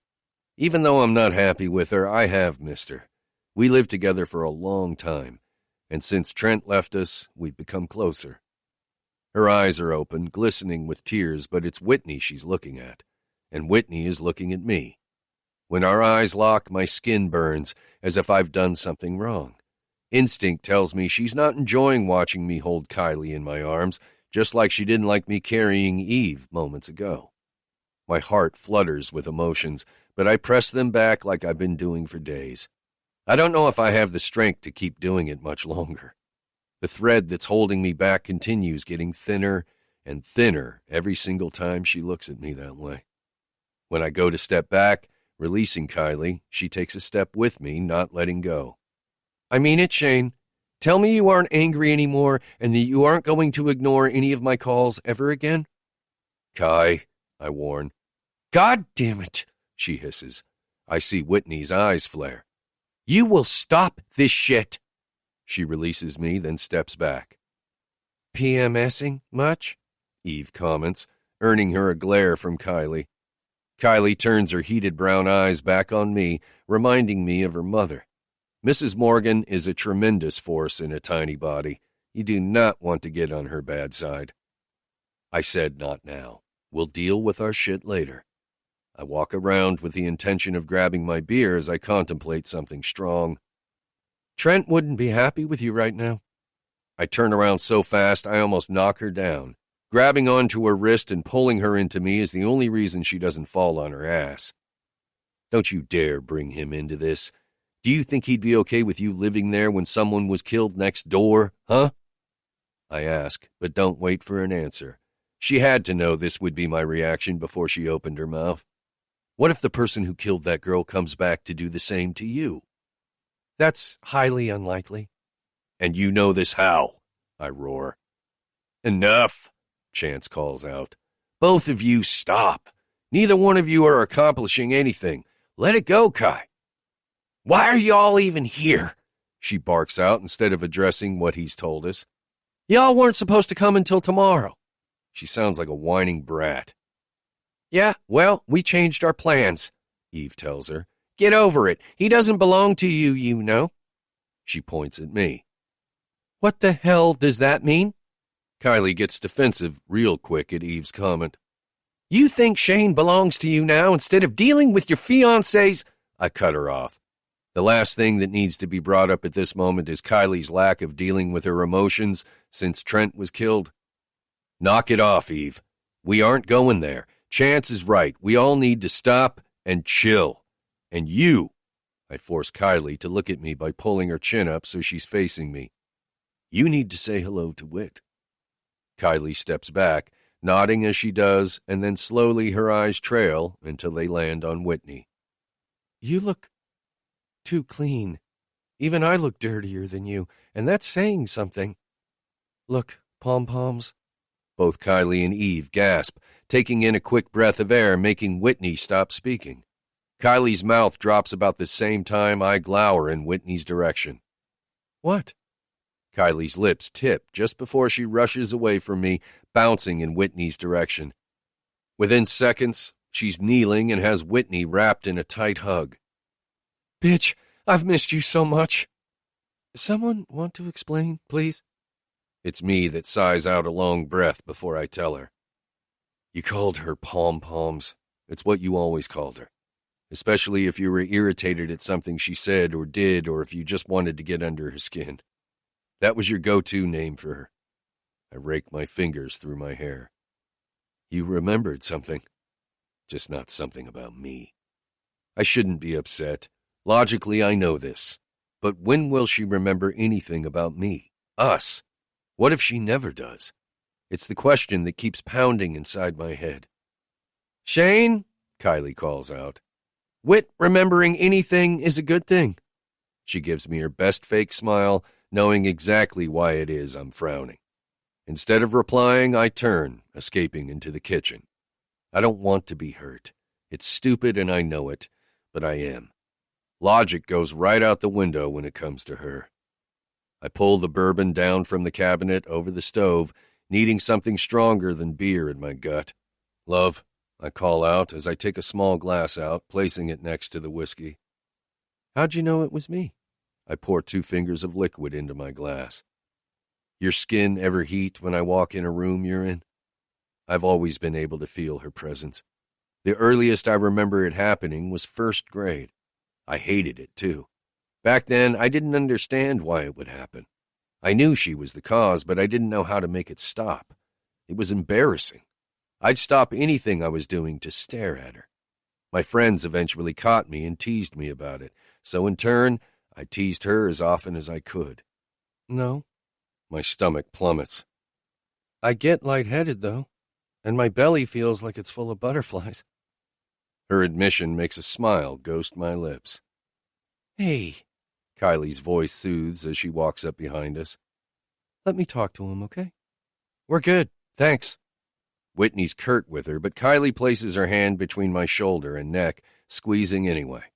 I know she means well, but what she's doing is going to piss Whitney off. In her defense, she and I have had to lean on each other for comfort and support these past months. Not in a sexual way, but we have a deep friendship. It's fine, really, I don't mind. I got this. Whitney's tone is firm, borderline rudeness, but it makes me feel a little better that she isn't backing down. She's inside herself, somewhere. I can't imagine Blake Lane would have allowed her to be bold, assertive, or strong like this. Okay, geez. Kylie retracts her hand. I'm just trying to help. I'm not the enemy, Whitney. The sound of her shoes stomping on the floor tells me she stormed out. Bet she's regretting coming in here now. I turn, resting my hip against the counter. You said she lives in Florida, right? Orlando, I confirm. But she's fine. Don't sweat it. That was no big deal. I grip the glass, about to lift it when Whitney places her hand on my wrist, halting me. Do you really need that? She tilts her head toward the amber liquid. It's already late and you have a long day tomorrow. You'll only feel like shit if you drink that. I look down at the glass, realizing the heaviness of my chest isn't unbearable anymore.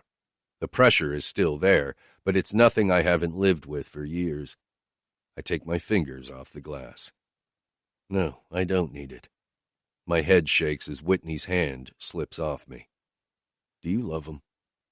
The question falls from my lips, and I instantly regret it. It's not something I want to know, but yet I need to know. Who, Blake? I nod, but she doesn't respond. You can tell me, you know. No, it's just... She trails off, not finishing. Just what? I ask. I've never thought about it. Not really. Her eyebrows crease together. You're married to a man and you've never thought about whether or not you love him? Her eyes cut to mine, annoyance present in them. When you put it that way, it sounds bad. She releases a puff of air. Blake is an asshole. I stayed because I thought he was the father of my child, but loving him, it's never crossed my mind. I've never felt it, so I guess to answer your question, I don't. But you had another child. God, I'm a dick. I had to go there. Emerson was an accident. Her eyes go wide. Shit, that sounds worse. I meant she wasn't planned, failed birth control. I raise an eyebrow, but don't say anything. Maybe she doesn't take them as regularly as she should. Then again, it's not unheard of for the pill to fail with some women. You're right. It is late. I look at the clock on the microwave, confirming it's almost midnight. Let's go kick the others out and get some sleep. You look tired. I am, and maybe a little overwhelmed. They are... a lot, I finish. Yeah, they're a lot. All three of them seem like great people, though. They are. Come on. She follows me out of the kitchen. When we enter the living room, Kylie is walking toward us from the hallway. Where'd Chance and Eve go? Left, Kylie tells us as she squeezes the water out of her hair with a towel. I didn't realize Whitney and I were talking long enough for my friends to leave or for Kylie to have time to shower. She has another towel wrapped around her body. They're staying at the Marriott 2 blocks over. Good, I nod. I'm beat and ready to crash out. So am I, she stresses, tossing the wet towel she was using on her hair onto my carpeted floor. I raise an eyebrow at her and then glance at the towel before glaring at her. Oh my God, really? Since when did you become a slob? Since I've been awake since 3 this morning, lost a patient today too, and then had my luggage misplaced by the airport. I'm ready for this day to be over. She bends down, grabbing the towel. I'm sleeping with you, right? What? Whitney comes from behind me, looking between us both. Nah, Whitney's going to sleep with the girls while you're here, so you get my bed all to yourself. I'm fine on the couch. Shane, that's stupid. We've slept in the same bed dozens of times. I cringe at her choice of words, peeking at Whitney from the corner of my eye. Sure enough, her mouth drops and her eyes fall on me in an accusatory manner. Obviously, I have nothing to feel guilty about. Kylie will always be my best friend's girl. And sure, Kylie's beautiful. I'm not blind. I've just never had any feelings for her other than friendship. I see her no differently than I see Chance, Eve, or how I saw Trent. I'm fine on the couch, Kylie. I hope she lets it go. Whatever, I'm not arguing with you. I am, however, raiding your closet. Have had it, I laugh. I have clothes. We both look at Whitney. What? She looks at me. We're about the same size. I'm sure I have something that'll fit her. You said we were best friends, right? Yeah, I did. I laugh at her obvious jealousy. Even if Whitney hasn't remembered anything about me, she's gotten jealous a couple of times tonight. Knowing that makes my chest swell and the pressure I was feeling ease a little more. I'll take every bit she gives. Thanks, but I'll be more comfortable in Shane's clothes. Kylie turns, mumbling a dry night over her shoulder as she leaves Whitney and me alone. I roll my head to the side, looking down at her. She glances up. Do one thing for me tomorrow, okay? She raises a brow. Go to a car shop or the Mercedes dealership to have your car looked over. Make sure there's no tracking device on it. I'll leave you my credit card before I leave in the morning.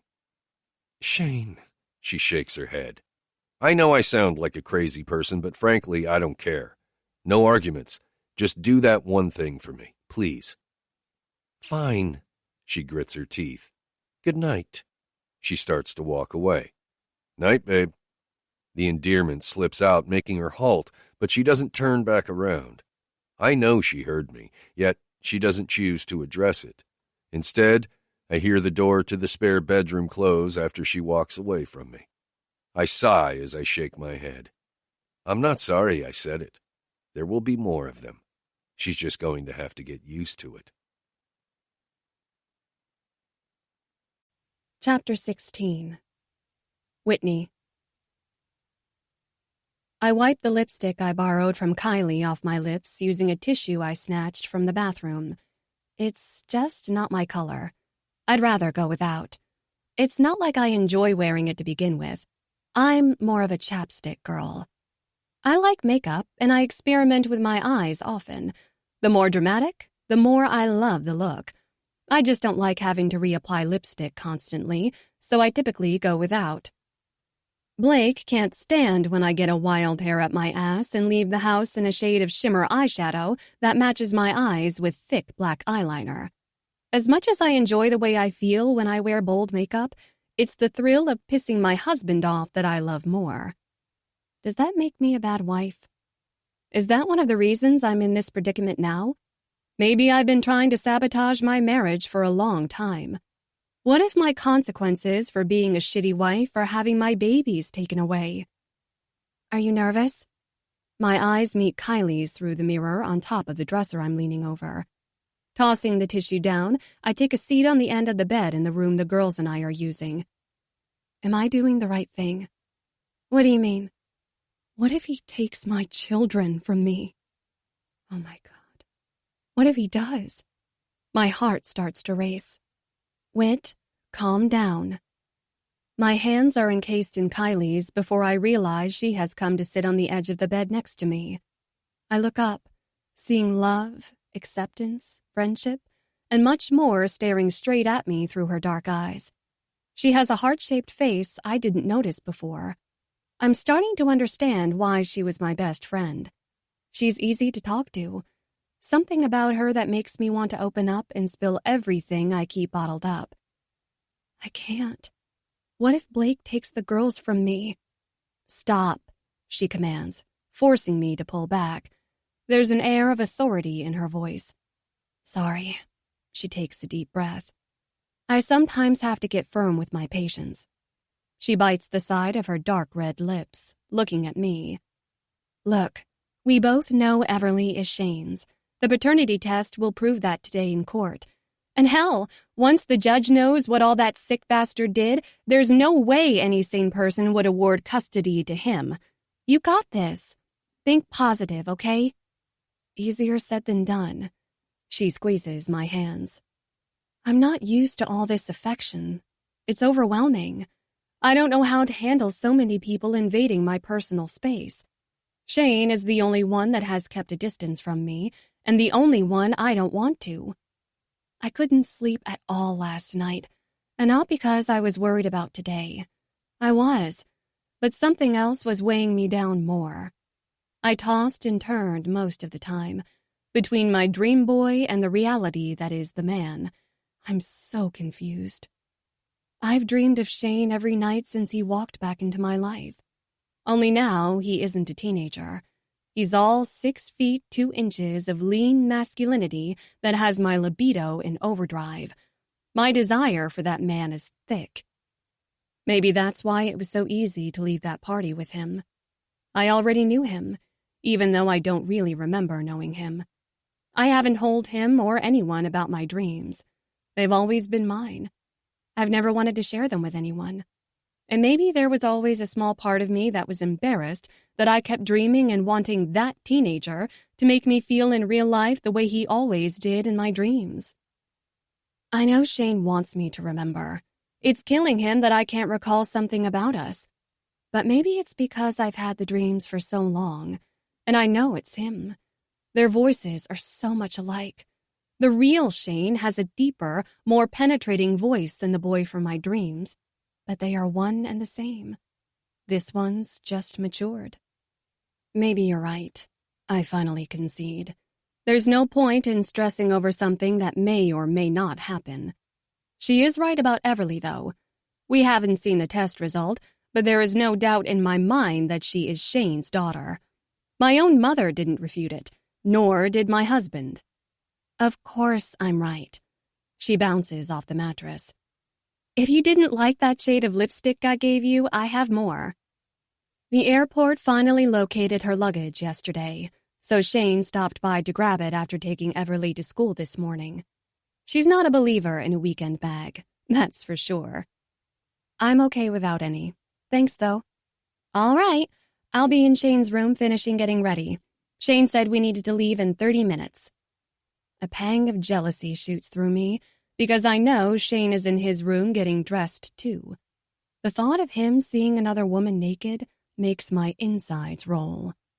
Logically, I know these thoughts have no merit. I'm the one that's married. Neither of them is. He said she's leaned on him this past year since her fiancé was killed. And I can't imagine what that's like. Still, what all has she taken, I wonder?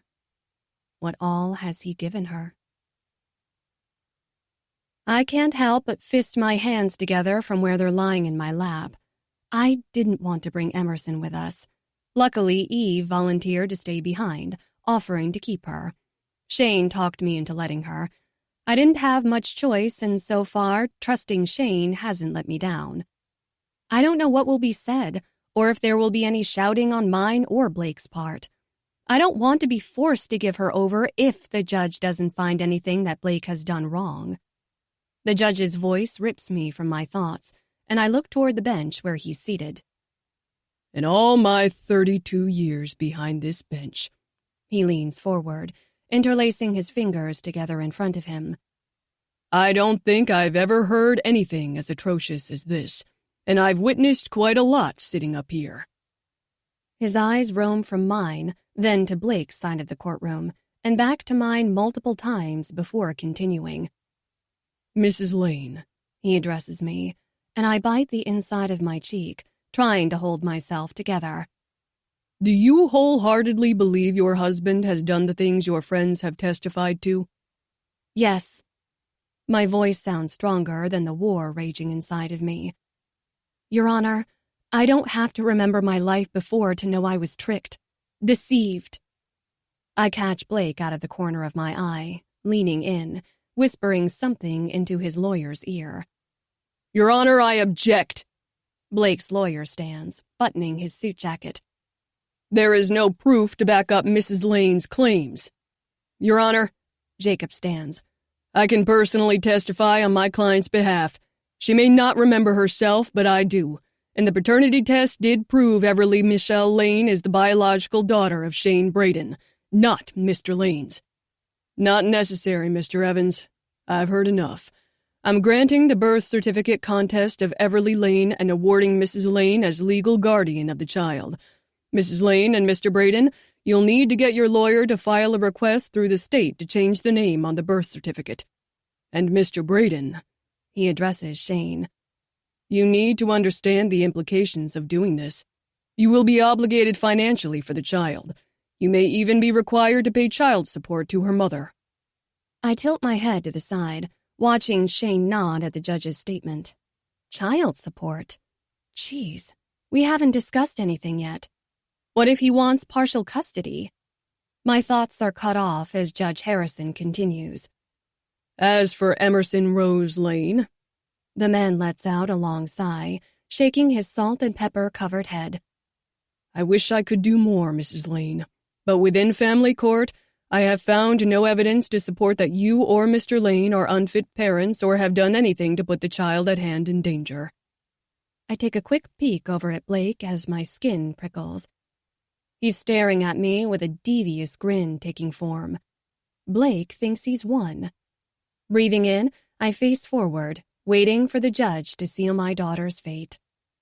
I'm awarding joint custody to you both. Emerson will remain with her mother until you both meet to determine the living arrangement. Your Honor, Blake's lawyer calls out, his voice giving away the surprise in his tone. Mr. Perry, please be seated. I'm not done speaking. Judge Harrison turns his attention back to the rest of us. You both have 2 weeks from today to come to an arrangement, or the court will come to one for you. He looks directly at me, but my vision is blurred from the water pooling in them. I'm not happy with this, Mrs. Lane. I'd personally rather your husband never see his daughter again, but I'm bound by the law. I am truly sorry that I can't give you what you want. He glares in Blake's direction, shaking his head again, then moves his eyes back to mine. The sound of the gavel hitting the small block on the judge's bench, punctuating his ruling, makes me jump. This ruling is final. The court is now adjourned. That's it? How can he? My tears fall. I can't stop them. I hear Shane pull a sharp breath into his mouth right before he moves from his spot next to me, storming off. I can't move, though. I'm stuck to my seat, rooted to it. Whitney. My name is called. Sweetheart, Jacob says, putting his arm around me and pulling me to his side. This isn't over. We'll fight the custody ruling and go as far as you're willing to take it against the people that have caused this mess of shit. Yeah, this mess. This mess that makes it feel as though my baby girl is being taken away from me, away from her sister. Who's going to bathe her? read her stories when she's with Blake. He isn't going to do it. He does nothing. None of the important stuff, anyhow. He's never helped with her necessities, and she's attached to her sister more than she is to me. She's not going to want to go if Everly doesn't. And there is no way in hell Shane will agree to let her go. Not that I'd even considered asking. I wouldn't do that to him or put our daughter through that. I doubt Blake would even go for it either. Everything makes so much more sense now that I know Everly isn't his. How did I not put it together before? I'm her mother. It's my job to know things, to see them clearly for their sake. I should have pushed more. I should have made my folks tell me more about my past, asked for pictures. I never saw many, not any after I turned 5 anyway. I feel so dumb. I never considered myself naive. What word would you call what I've let myself be for the past 10 years? 10 years! What life could I have had? How would things have been different? Would I be married to Shane instead? Would I have another child by him instead of the bastard I'll be linked to for the rest of my life? I'm going to need a number to reach you by, wife. I look up. Blake is leaning over the table I'm still sitting at, peering down at me with gloating in his eyes. Go to hell. The words fall from my lips, and for once, I don't care. Whitney, you're going to have to provide him with a phone number to reach you at. I'm sorry. Jacob squeezes my arm, offering a little comfort. Fuck my life. Someone gains Jacob's attention, and he turns away from me. When I look back in front of me, Blake leans down, placing his palms on the table, inches from mine. I slide them off, away from him, and lean back in my chair. I could stop by that apartment you've been at since the night you left me face down on the ground last week. What the? He knows. He knows where Shane lives. How does he know? Then it hits me. My car. My fucking car did have an anti-theft device on it when I took it in to be checked. What's the matter, wifey? I glare up at him. Didn't think I knew. He bends lower, inching closer to me. Don't ever forget how smart I am. His smile vanishes. And don't ever forget you're mine. No, I stand. I'm not. And with those last words, I walk out of the courtroom without looking back. Chapter 17. Shane. Fuck! I scream, pulling at the roots of my hair as I slide down the door. Give me strength, someone, please, I beg. The back of my head rests against the wood as my body shakes. Nothing I do seems to get it under control. That's why I'm hiding in the men's bathroom, looking for anything to grant me a little reprieve. Just a moment. My heart is racing a mile a minute, and my head pounds with the memory of Whitney's shattered face when the judge said that piece of shit could have equal rights to Emerson. Those tears made me see red. How? How does any sane person let that man within a mile of that little girl? If he's capable of what he did to Whitney, what would he do to their daughter? Shane. My dad's voice breaks through from the other side of the locked door. Give me a minute, I tell him, mustering up all the bravado I have left in me.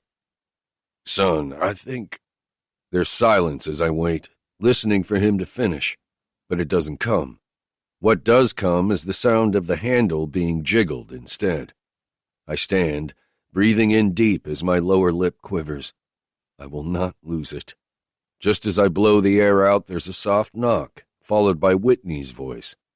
Open, please. I turn the lock without hesitation, opening the door to face her. Sadness still clouds her eyes, making my chest constrict even more. Without words, she steps forward and into my space, wrapping her arms around my middle.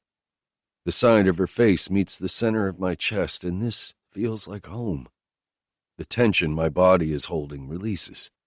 I can't help but wrap one arm around her back as I bring my other hand up and behind her head, pulling her into me, fusing us together. At this moment, she feels like mine again. I want so badly for it to be real, but logically I know she's just seeking some form of comfort. Whitney was never the type of person who would let many people see her vulnerable. She pulls on my polo shirt, fisting it and pulling as if she can't get me close enough. Running my hands down her sides, I stop just underneath her ass. Then I hoist her up, making her wrap her legs around my waist. I'm not planning on kissing her.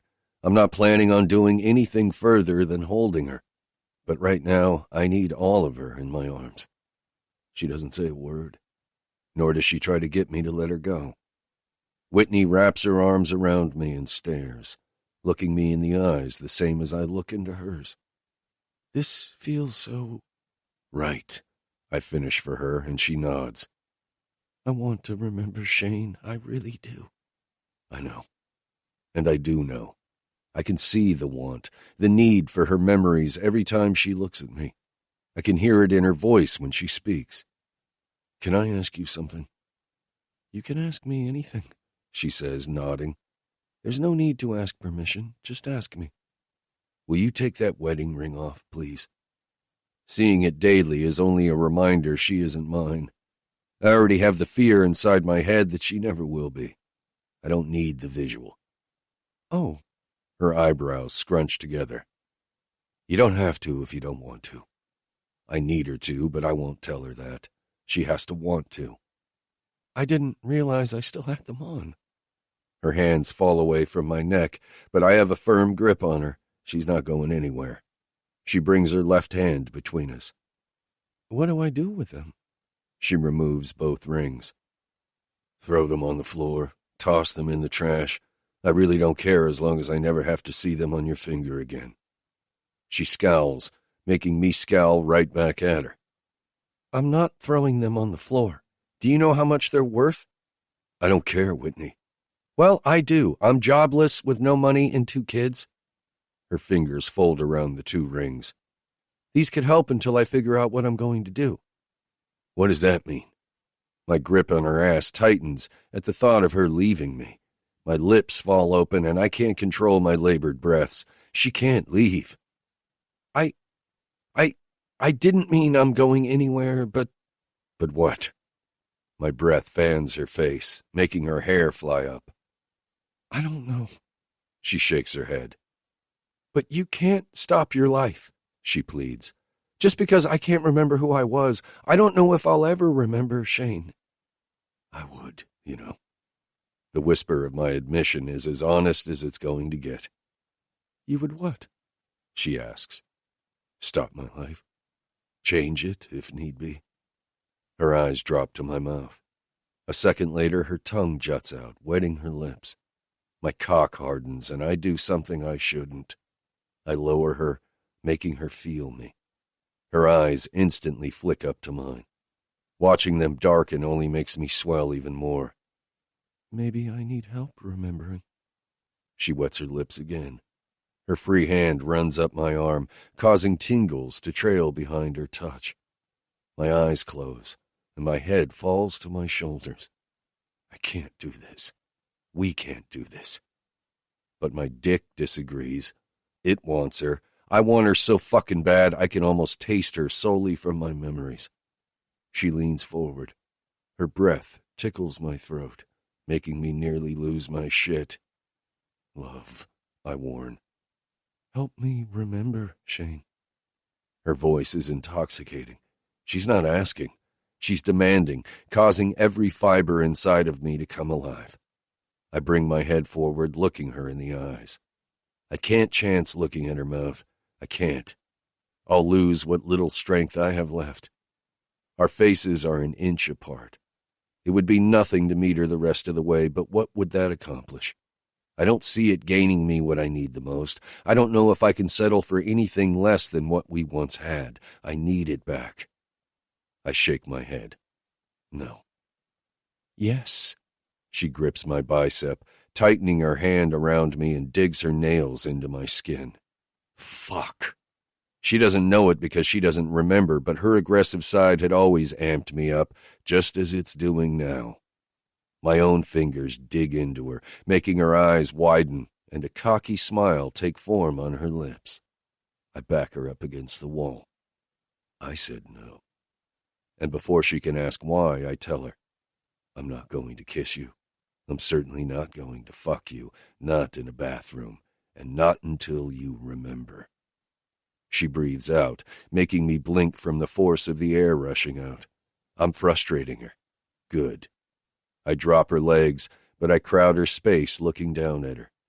You're married, remember? My marriage is a sham. You know this. I know this. I don't need a memory to know that. I've always felt it. I've always felt it was wrong. And now I know why. So, she pushes on my chest, so I step back, giving her a little room. So why are you throwing that in my face? Huh? I'm not. Maybe I am, Hal. I'm not going to add to your confusion, love. I want you. There are no ifs or buts in that statement, but I want the you that's buried somewhere inside. I want what's mine. And what if I don't get my memory back? Then I'll wait. For how long? What if it never comes back, Shane? Yeah, that's the question burning inside my skull. Because if she doesn't remember soon, I don't think I'll be able to keep my hands off her again. I don't answer. Instead, I open the door, holding it open until she walks out. Chapter 18. Whitney. I don't think I've ever been more pissed off and turned on at the same time in my life. Well, in the last decade, anyway. Hell, for all I know, Shane used to do this to me often. My skin is on fire, and the pulsing between my legs hasn't stopped. I thought walking out of that bathroom without relief was torture. No. 6 hours later, and I'm about to go insane. I keep yanking on my long hair, trying to replace my need with pain. But I swear I'm only making it worse. On top of everything else, I can't get the memory of the way he held me against his erection out of my brain. I've never felt an ounce of this madness, this desire with Blake. A part of me realizes exactly what was missing from my marriage. Shane fucking Braden. Bastard cocksucking asshole worked me up and then refused me. If it wasn't for the same torture I see reflected in his ocean-like eyes as I do mine, I'd dick punch him so that he could feel some semblance of what's burning inside me right now. If anything, he looks a little worse than I do. Since leaving the courthouse and after our meeting with Jacob, we both needed something to help ease the pain of the judge's ruling on Emerson's fate. As if that weren't enough, we added the intense desire to fuck each other senseless to the list of things we have to try and fight. We picked up Everly after school, and since this is Chance and Eve's last night here, Shane's parents stayed with the girls for all of us to go out to dinner. I didn't want to go at first.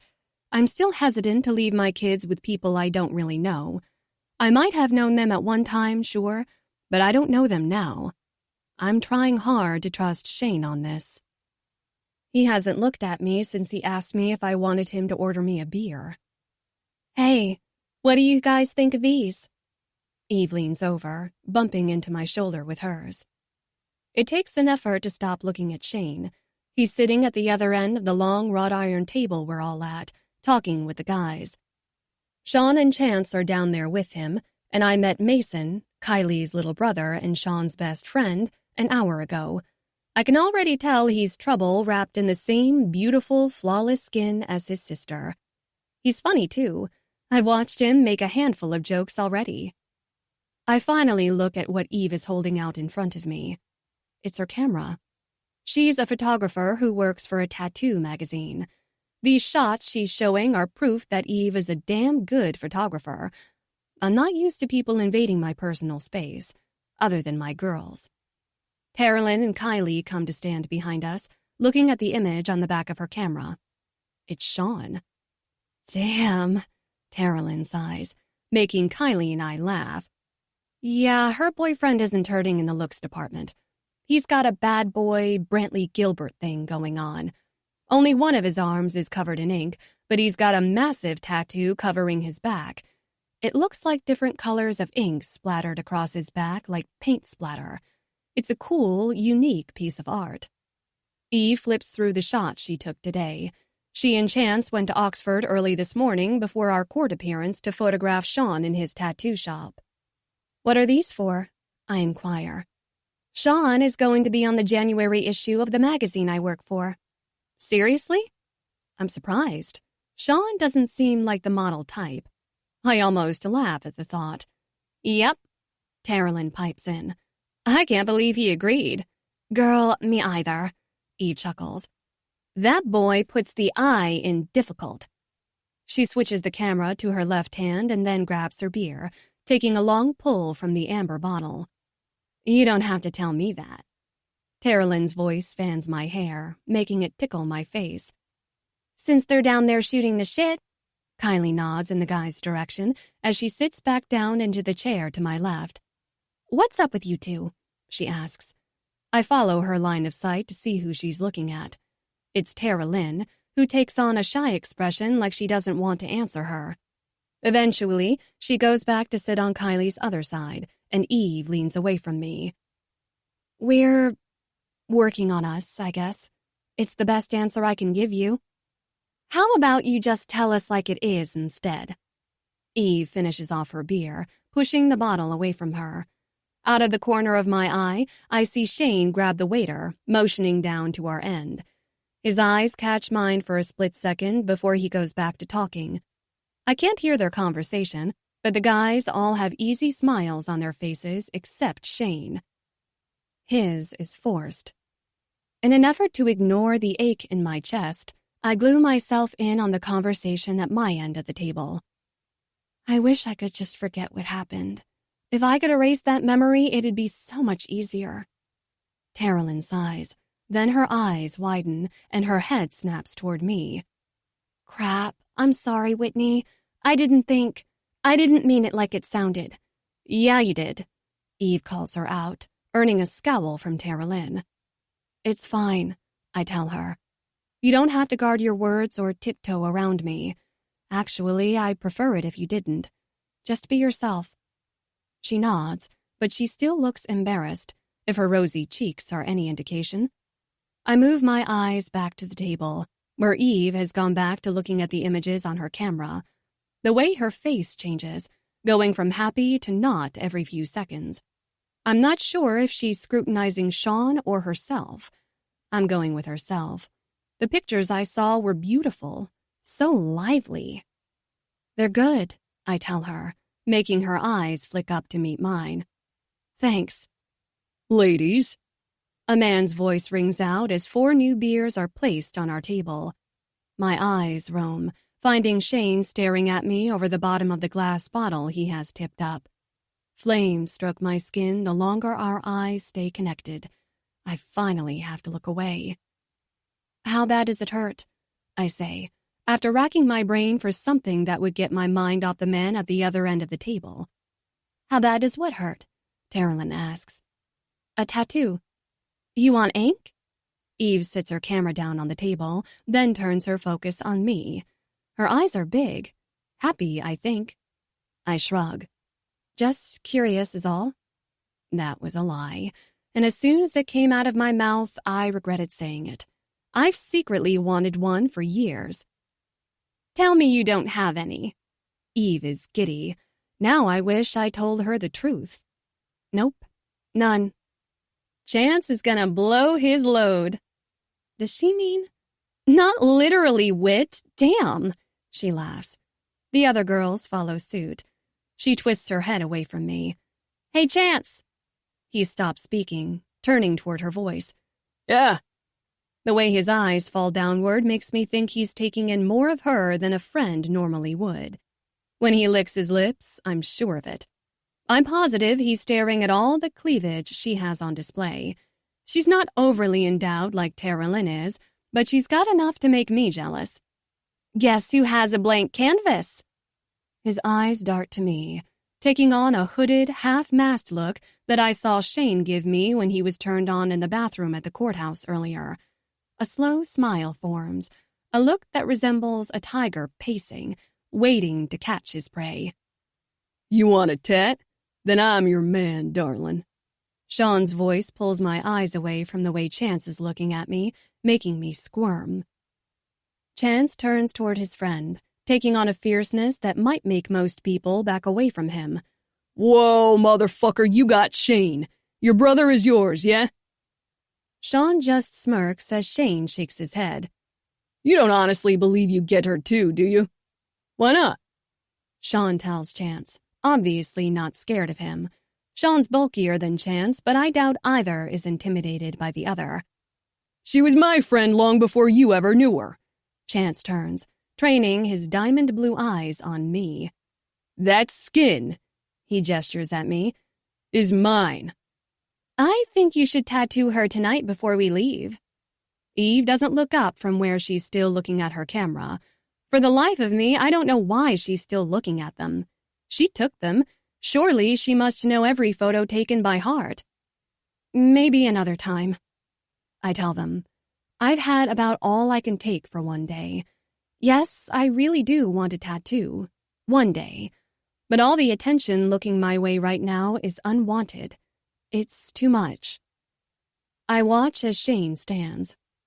I think it's time to call it a night. I'm going to handle the check. He walks off, our eyes meeting as he turns, telling me he ended the discussion for me. It doesn't take a memory or even a genius to know he's a good man. I can see what I must have seen in him back then. He's good, thoughtful. He's kind-hearted. My own heart swells. So what kind of tattoo do you want? I look at Eve, shaking my head. I think I see why she and I were friends. She's a lot to process, but I definitely like her. I like them all. A lot. Chapter 19. Shane. In the 2 weeks I've known my daughter, she hasn't stopped watching me. Sometimes it's out of the corner of her eye. Other times it's more obvious when her head turns, following my movements with her eyes. She hasn't spoken much. A word here and there, but nothing substantial. It's like she's curious, yet shy. It boggles my mind. I don't want to scare her, but I want to get to know her. I just don't know how. I stand my guitar on the floor, propped against the end table between Sean's couch and the recliner. Twisting to my other side, I face Everly. She's sitting at the other end of the couch with her legs tucked underneath her. TV boring you? She glances at the football game playing on the TV that's mounted to the right of the window in the living room. You can change it if you want to watch something else. The guys will probably flip if she does. Saturday afternoons are usually spent watching college football. Even Tara Lynn loves watching her beloved Ole Miss Rebels. It's Blake's first weekend alone with Emerson, so I thought it would be a good idea to get out of town in an attempt to get Whitney's mind off the situation. Obviously, shared custody isn't ideal. I don't want him near Emerson any more than I'd want him around Everly, so we're spending the weekend at my brother's. My parents are coming over tomorrow after church for lunch. It'll give my parents some time to get to know their granddaughter. No, it's fine, she shrugs, then looks back at me. I'd rather watch you play that. She points to the Fender acoustic guitar. If that's okay? Joy spreads through my chest at her admission to want to listen to me play. I wasn't playing anything in particular, just messing around with some chords. I left it at Gavin's the night Whitney showed up. Thankfully, my brother, or it could have been Tara Lynn, had enough sense to grab it, bringing it with them. But in all the chaos, they forgot it in Sean's truck that night, so I didn't take it home when we left. Of course that's okay. You're really good, she whispers. This is the most she's spoken to me. I'm not fond of the way she's so soft-spoken. It's such a contrast from the way her mother was at her age. I'm not complaining, though. Sure, I'd like her to be bolder, but she's still perfect the way she is. When did you learn to play? I think back, smiling at the memory. I started learning in middle school. I first picked up a guitar in 6th grade after hearing Whitney sing in the school choir. I needed something I could use that would give us something in common. By then, I'd stopped feeling embarrassed over my attraction to her, but I can't sing, so it left an array of instruments to choose from. Guitar just made sense. What other instrument is so intimate between a small group, between two people? I took lessons for a whole year before I let anyone know. It worked, too. It got her to pay closer attention to me. And eventually, by the time we got to 8th grade, and after a lot of time hounding her, it got her to go on a date with me after I helped her put music to some lyrics she had written. Wow, she gleams. Do you like guitars or music? Uh-huh. I've had lessons. She points to the guitar, then her body sags. Well, I've had 2 lessons. When? My voice is excited knowing she's taken guitar lessons. That must mean she's interested in the instrument and wants to learn. A few weeks ago, she tells me. But She stops as if catching herself saying something she wasn't supposed to. He found out Mom was taking me and said I wasn't allowed to go back. Everly's voice sounds crushed, making my chest ache. She doesn't clarify who the he is, but I'm guessing it's Blake. The way she stopped from saying Dad, though, is odd. Whitney would have told me if she said something to Everly about Blake not being her dad. In fact, we discussed telling her after her birthday in 3 weeks. I don't ask her if Blake was the one that told her she wasn't allowed to learn how to play. I don't need to, but I can remedy it. Do you want me to teach you? She beams up at me. Really? Sure, I'd love to, Ev. She grins, showing all her teeth. The ache starts to recede. Okay, then. First lesson, forget whatever you've already learned. She laughs, giving me that big, bright smile again. It's the first time she's looked happy instead of guarded. It thrills me to no end. I mute the TV. Then I grab my guitar, pulling it onto my lap. Come closer. I motion for her to take a seat next to me. We're going to start with the basics, how you hold the instrument. I twist, facing her, but that's not going to work. Everly, come sit on the coffee table in front of me. She hops up, doing what I've told her to do. You want to position it comfortably on your thigh, right about here. I indicate the spot on my leg where it's sitting, and she eagerly nods. Are you right-handed? I ask her before moving on. Uh-huh. Good, me too. That'll make it easier. Okay, next, rest your forearm over the body of the guitar like this. My right arm touches the cool, smooth black wood on the face of the guitar. Then you want to place your palm lightly on the bridge at the base so you can pivot your hand easily. You following? Yes. She wraps both hands around the edge of the coffee table, watching every step I tell her. I'm impressed. She's a good girl. From everything I've seen, I know Whitney has great kids. Now, with this hand, I hold up my left hand, palm facing her. You want the pad of your thumb on the back of the neck. Make sure it's the pad of your thumb, not the tip. I hold mine up, rubbing my thumb and index fingers together. Then, you want to wrap your hand around the neck, placing the tips of your fingers onto the fret when needed. Watching her watch my movements lifts a weight I hadn't realized I had. This feels good. It feels right, me teaching her. Am I going too fast? Nope, she says without looking at me. I grab the pick that's lying on the end table.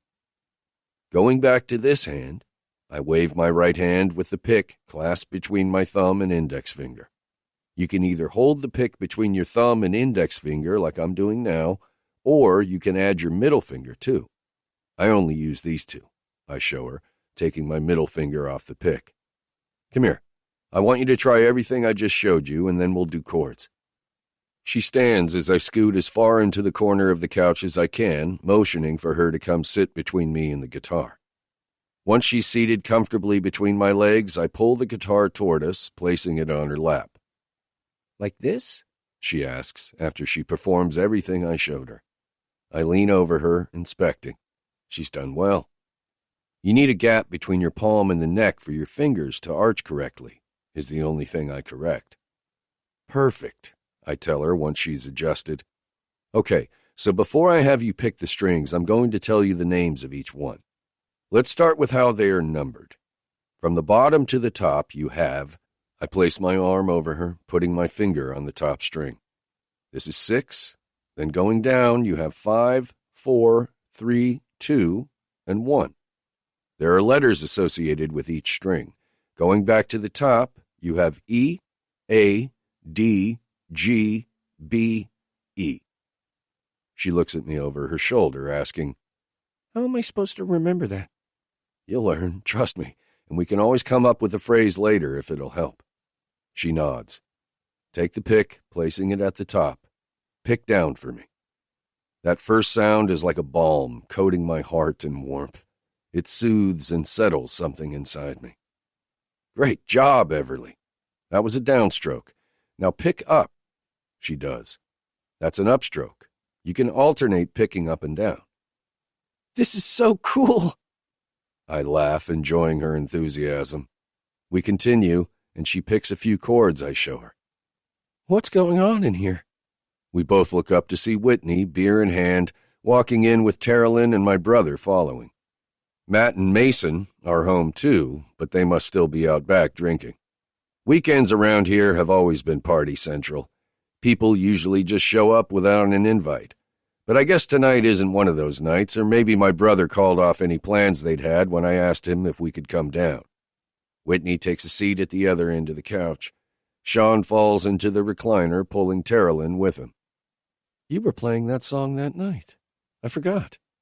Whitney stares off into space, probably thinking back to the night she re-entered my life, the night she awoke my soul again. "I sang that song. In all the chaos that's—" She trails off, not wanting to say too much in front of our daughter, I imagine. "I'd never heard it before." "Yeah, you had," I admit, making her eyes lock on mine. "You wrote that song." "I did?" "My mom wrote a song? No way!" Everly beams, looking at her mom. I move the guitar from her hand, sitting it on the floor. "Your mom is a very talented songwriter." "I am?" Whitney's lips are snarled as if what I'm saying isn't believable. If my daughter wasn't sitting here, there's no way I'd be able to keep myself in check. How does she not believe she's capable of so many things? "Yes, you are." Mason's voice fills the room as he comes through.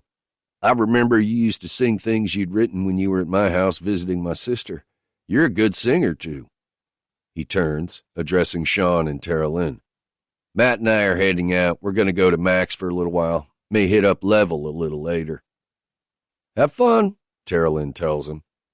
Max is a small pub-like bar in town. He mainly has a blue-collar, older crowd, but when Terilyn used to waitress, my brother and his friends started hanging out there. She's no longer waitressing that I know of, but I guess they still frequent there. Level, however, is a club on the outskirts of town, but it won't open until around 10.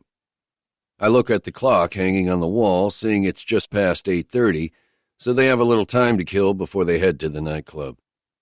It is getting late. Ev, why don't you go upstairs and take a quick shower?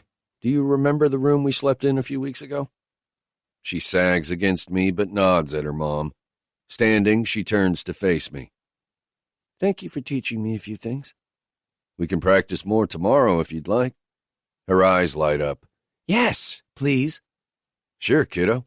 Night," I tell her as she starts to walk off. I'll teach her how to play. Maybe it could become our thing, like Whitney and I used to have. But this'll be how I bond with my daughter. Until tonight, I'd forgotten how far down I'd buried the need to play. It started out as a way to get Whitney's attention, but I quickly discovered I loved it. Since Trent's death, I've only strummed a song here and there. I was forcing something by doing it. I'm not meant to play alone. I need my love. I need our family. Family. I look at Whitney. She's watching my brother and his girlfriend.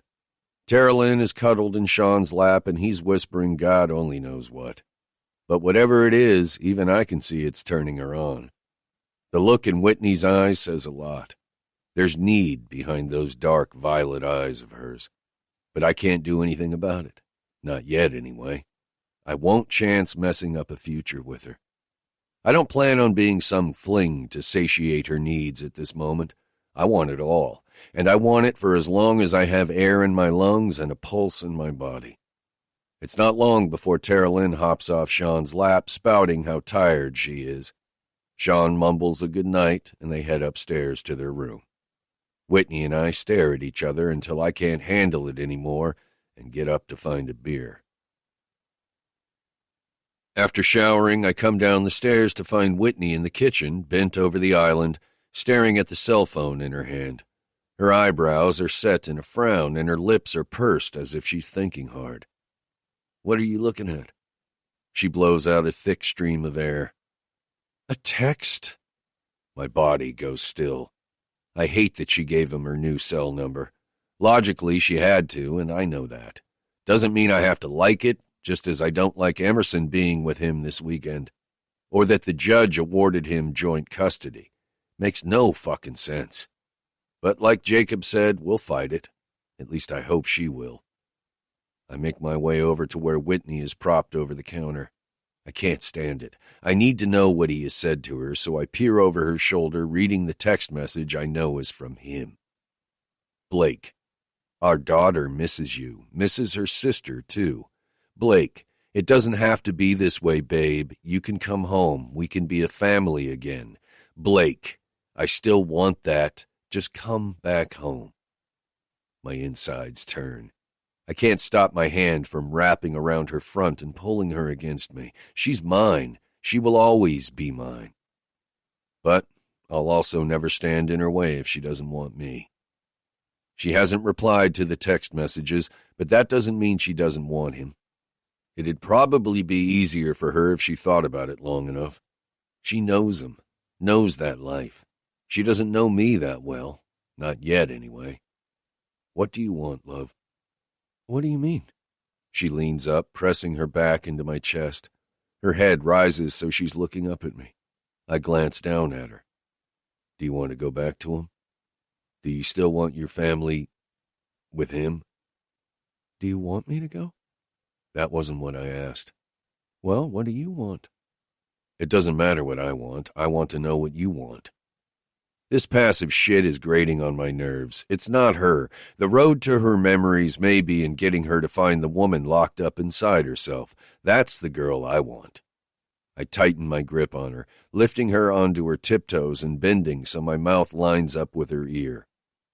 Do you want him? Do you want to stay married to him and raise your kids with him? She shakes her head, but that's not good enough. I want words. I push her front into the hard surface of the countertop. My dick swells, and right now I don't want to do anything to stop it. I push my jeans-covered crotch into her ass, eliciting a moan from her lips. Answer me, love. I want you. My cock grows, hardening to the point it's painful against her body. I asked if you wanted him. My words are harsh, coming out as a bark and entering her ear, making her spine straighten. I don't love Blake. I don't want to go back to what I had. I want my girls, but I don't want him. I push myself away from her so fast that I end up backing into the refrigerator. I was seconds away from kissing her, and as much as I want to do that and so much more, I can't. She's married. She doesn't remember who she is. I can't. I open the fridge, pulling out a Bud Light, and after removing the cap, I down the whole thing, trying to cool my body down. When I finish, I toss the empty bottle into the trash, then grab another, handing it to Whitney. I know her body is as on fire the same as mine is. I don't need to touch her again. It's written all over her face and in the flames staring back at me through her eyes. I'm sorry. No, you're not. She calls me on the lie. Why don't you tell me why you keep stopping it? She twists the cap off the beer, then she takes a sip. I was clear a week ago. My marriage is done, and I know you want me. Hell, I felt it clearly moments ago. She looks down at the hard-on I'm still sporting. I am sorry, I admit. I'm confusing you, and that isn't what I want. Stop saying that. I'm not confused. I may not remember everything, but I've remembered more in the 2 weeks I've been with you than I have in the last 10 years. Quit. Stopping this. She gestures between us. I can't, Whitney. I turn away from her, bending and resting my forearms on the counter. What am I really fighting against? She comes to stand behind me. I feel her even before she touches me, placing her hands on my hips. It's late. We don't have to figure this out tonight. I want my memory back too, Shane. I do. She sighs, her breath fanning my t-shirt. Let's call it a night, yeah? I do want you. I know you do. And I've said what I want and what I don't want. Bed, Shane. She makes me smile, but when she lets go of me, my smile fades. I want her so badly I can almost taste her on my tongue. She is the biggest craving I've ever had. You sleeping in the same room you did last time? Nah, Matt's home. That's his room. And Mason has the other one down here. I'll crash on the couch. If you need me, just shoot me a text if you don't feel like coming down the stairs. I turn around. The couch? Yeah. She pauses, thinking about what she's about to say. Come sleep with us. The bed is big enough without Em here. I don't think that's a good idea, love. After what just happened, it's definitely not a good idea. Sure it is. She sounds like she's trying to convince herself, but not buying any of it. Everly will be between us. It'll be fine. And what happens when she wakes up and doesn't understand why I'm in bed with you both? She's the last person I want to confuse. She knows her mother is married to Blake. Fuck, she still thinks he's her father. You underestimate our daughter. Hearing her say our daughter does something to me. I swear it warms my soul. She'll be fine. She won't think anything of it. You aren't sleeping on the couch, Shane. I'm not, huh? No. Not when there is a comfortable bed we can all share. Come on, let's go to sleep. I'm tired. Without argument, I follow her. I'd follow her anywhere. Chapter 20. Whitney. I never responded to Blake's text message Saturday night, and he didn't bring it up when I picked Emerson up yesterday. I'm surprised, but also grateful he didn't. Maybe it was because Shane sat perched against his truck while I retrieved my daughter from the doorstep of my former home. I don't know. Don't really care if I think about it. Just like I didn't care that I only got $6,000 from my rings that appraised for over 10. The way I see it, it's a small fraction of what I paid being married to him.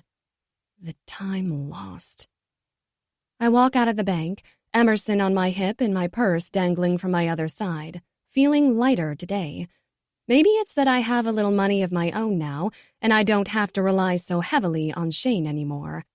Not that he seems to think I'm a burden, but that doesn't stop me from feeling that way. My cell phone chimes, indicating a text message, but I leave it in the back pocket of my jeans until I've crossed the parking lot to my car and get Emerson strapped into her booster seat. Mama? The way she says my name sounds like a statement coming from her. It makes me chuckle. I want ice cream. Not right now, sweetie. Yes, Mama. Shani said I get ice cream today. Ugh, I want to kill Kylie. Before she left, she kept calling Shane Shani in that whiny voice she uses, trying to get what she wants out of him, and it ended up rubbing off on my daughter. Now she's calling him that. It's annoying, but she is a 3-year-old. What am I going to do? She says she likes it better than just plain old Shane. Then maybe you'll get some after dinner. We're going to be late picking up your sister if we don't hurry. We won't, but I'm not telling her that. I walk around, getting into the driver's seat. Once the car is cranked and my seatbelt is on, Emerson starts chanting, Music, music, music, Mama. 1 sec, sweet girl. Mama's got to check her phone. I pull it out of my purse, only to regret doing so. Blake. I want a phone. I ignore the comment from the back seat as I glance down at the message. Blake. I miss you, baby. Blake. Stop this and come home. I roll my eyes. My fingers itch to type even though I shouldn't respond. But fuck it. Evely! I want my Evely! I look at Emerson through the rearview mirror. The girl is dancing in her seat. Not actual dancing, more like moving her shoulders side to side and bobbing her head. We're going in just a sec, Em.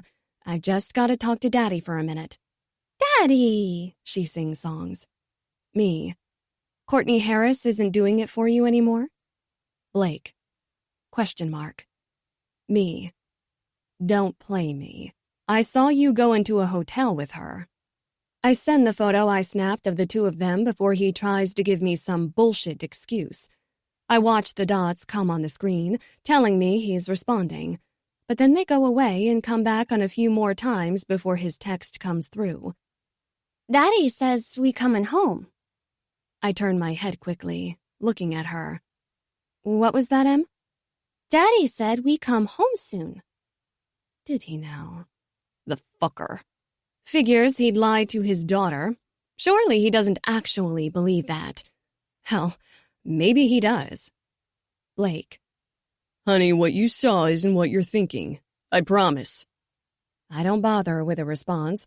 Even if I could throw that kiss I saw in his face, it was exactly what I saw. I'm not stupid. I place my cell in the cup holder without looking at the next message that comes through. I won't be late, but I also won't be the first car in line to pick up Everly when school lets out at 3 like I usually am. I flick the radio on as I pull out. Emerson loves music. Loves to sing, too. I don't remember singing when I was pregnant with Everly, but with Emerson, I sang every day. I sang just for her. That was when I realized I was actually good at it. I think I also know why Blake hated it every time he caught me singing. He'd tell me I was tone deaf and couldn't recognize my singing as bad. I knew he was wrong. I recorded myself several times when I started to let doubt creep in. He just didn't want to take a chance on me remembering. No matter what the future holds, one thing is for sure. Blake Lane and I are done. Shane wants me to pursue criminal action, but I just want that part of my life left in the past. Because the more I think about what they did, what he did, the sicker I get. Fuckity, fuck, fuck. I pop the pill into my mouth and down it with a gulp of water. With the exception of the 2 days I was without my birth control when I left Blake, I've never once forgotten to take my pill in the morning. I have my routine for a reason. I always take it while I'm preparing Emerson's breakfast. I don't know how I forgot this morning. I did everything the same, except... The images from this morning reappear vividly in my mind. Shane. Shane damp from a shower, coming out of the bathroom, wrapped only in a white towel. He was rushing. He is normally showered and dressed by the time I get up, but this morning I walked straight into his chest as he came out, and I swear my brain lost every cell it had. I'd seen his stomach briefly, and half of his chest, when he showed me the Foreverly tattoo over his heart. But I'd had a messed up head that night. I don't remember him looking so... delicious. And I don't even think he realized he had stunned me silent. He smiled. Oh, he smiled that smile that made me want to sink to the floor in a puddle. He told me good morning, then he bypassed me, going into his room. I'm pretty sure I caught sight of a tattoo covering his back, but I couldn't see or think straight at that moment to know if he actually does or if I saw a blur. He's a distraction, a very sexy distraction, and I'm a very stupid woman if I once had that and then lost my damn memory, which ended up causing me to lose him. He's the reason I forgot to take my pill. Yeah, it's his fault.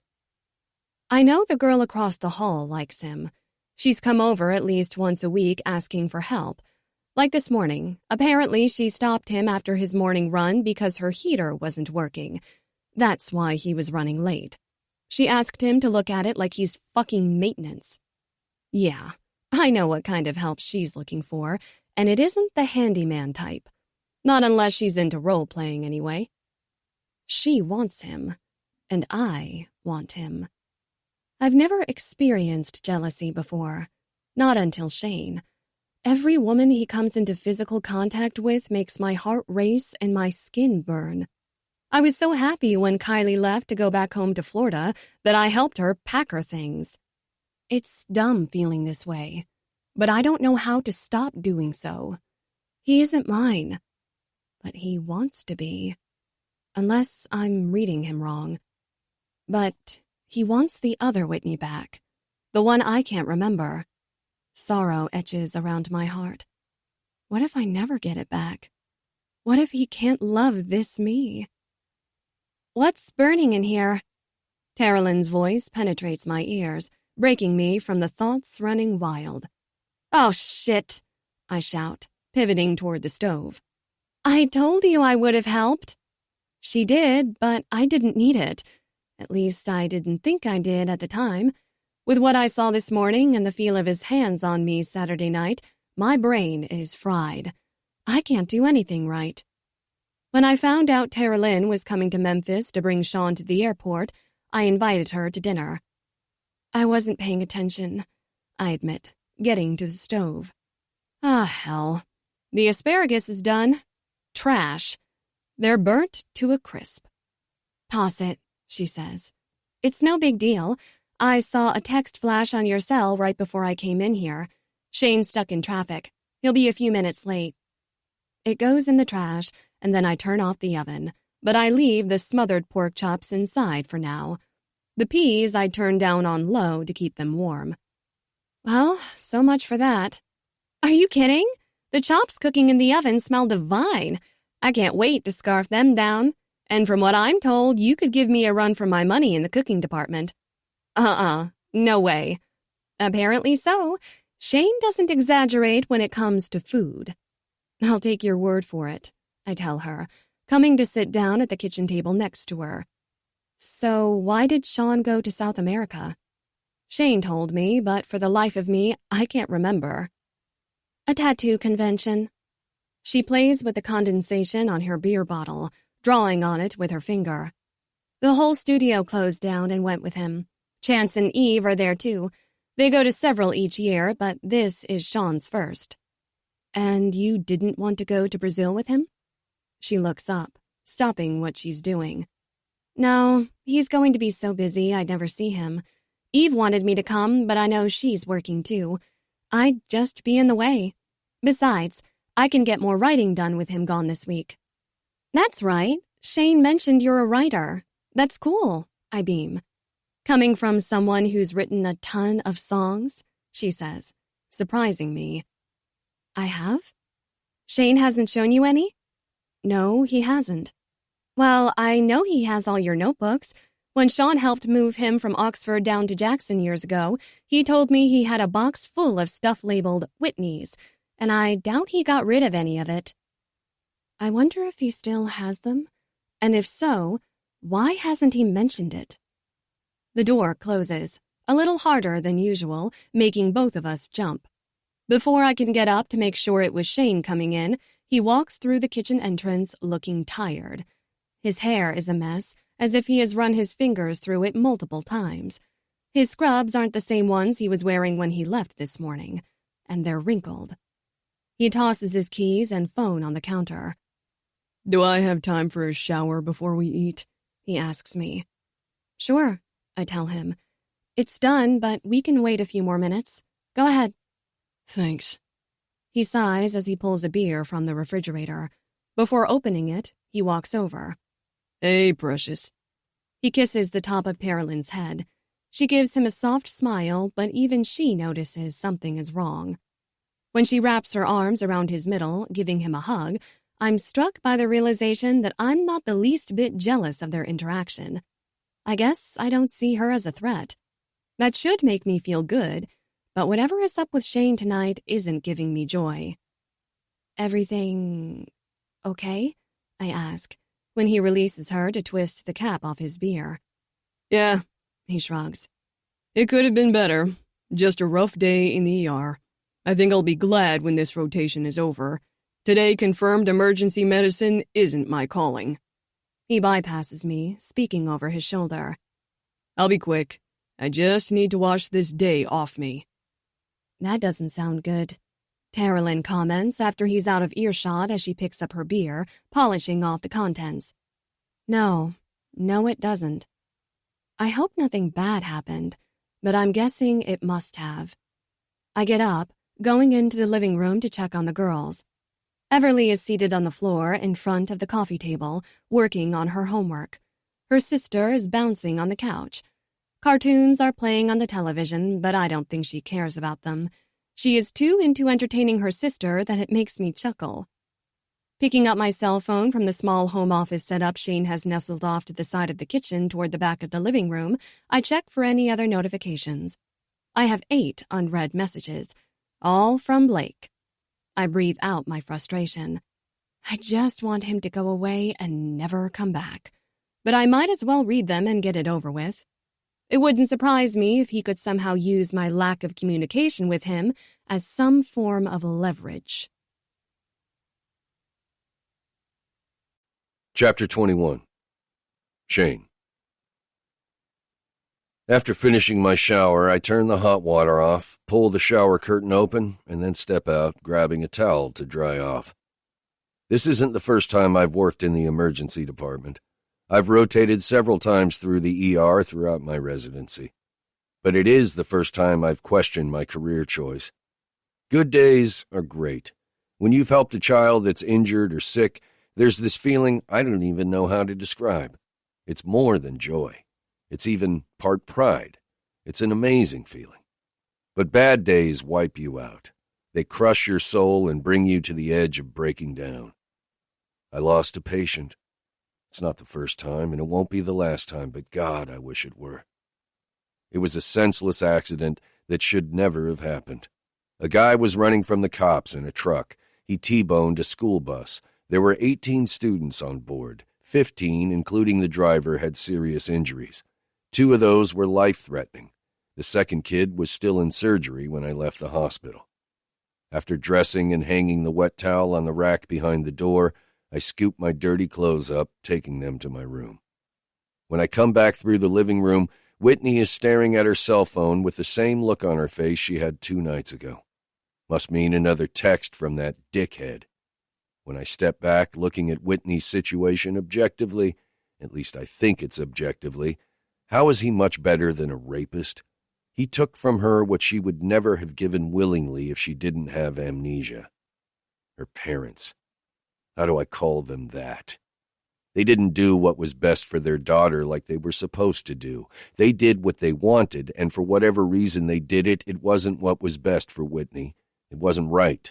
It wasn't her choice. Someone needs to pay for what's been done to her.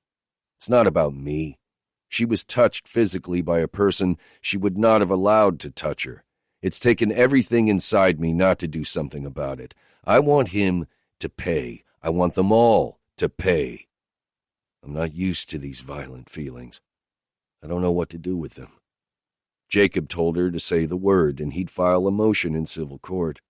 So far, she hasn't mentioned doing anything. And financial means won't make up for the damages he has helped cause. But if it's a choice in losing a good chunk of what he has in the bank, it might put Whitney in a position to bargain for sole custody of their child. It's her choice where this is taken. I get that she just wants it over, but until she does something, he'll always be in her life. And in Emerson's life. He doesn't deserve to be that little girl's father. At this point, I don't want to know if she's reading a message from him. So instead of walking over to Whitney, I ruffle Emerson's blonde hair as I round the couch. Crouching down next to my daughter, I cock my head to see what she's doing. Homework, from the looks of it. I think we're about to eat dinner. She stops writing to look up at me. But after you finish your homework and shower, if there's enough time before bed, we'll do a lesson on the guitar. You want to? Yes, she beams. I'm almost done now. Good deal. I stand, scooping Emerson into my arms. Let's go wash your dirty paws before we eat. I not got paws, Shaney. Her nose scrunches up as she shakes her head. I not no cat. I don't know, I tell her, walking down the hall. Those green eyes look cat-like to me. You sure you aren't part kitty? Placing her down into the vanity next to the sink, I grab the hand soap. You think I'm part kitty? I laugh, soaking it all up and letting some of the ache in my chest ebb away. I needed this. Hold your hands out. I squirt foam into her palm. She rubs them together without being told to do so. Leave it to a 3-year-old to lift a weight from my shoulders. Thanks, Em. For what? For being you. I place a light kiss on her forehead. For being a kitty? No, sweet girl, just for being you. Once she's done, I pick her up off the counter. Let's go eat. When I walk through, Whitney catches my attention. She's picking up Everly's homework from the table in front of the couch and placing it into a pink binder.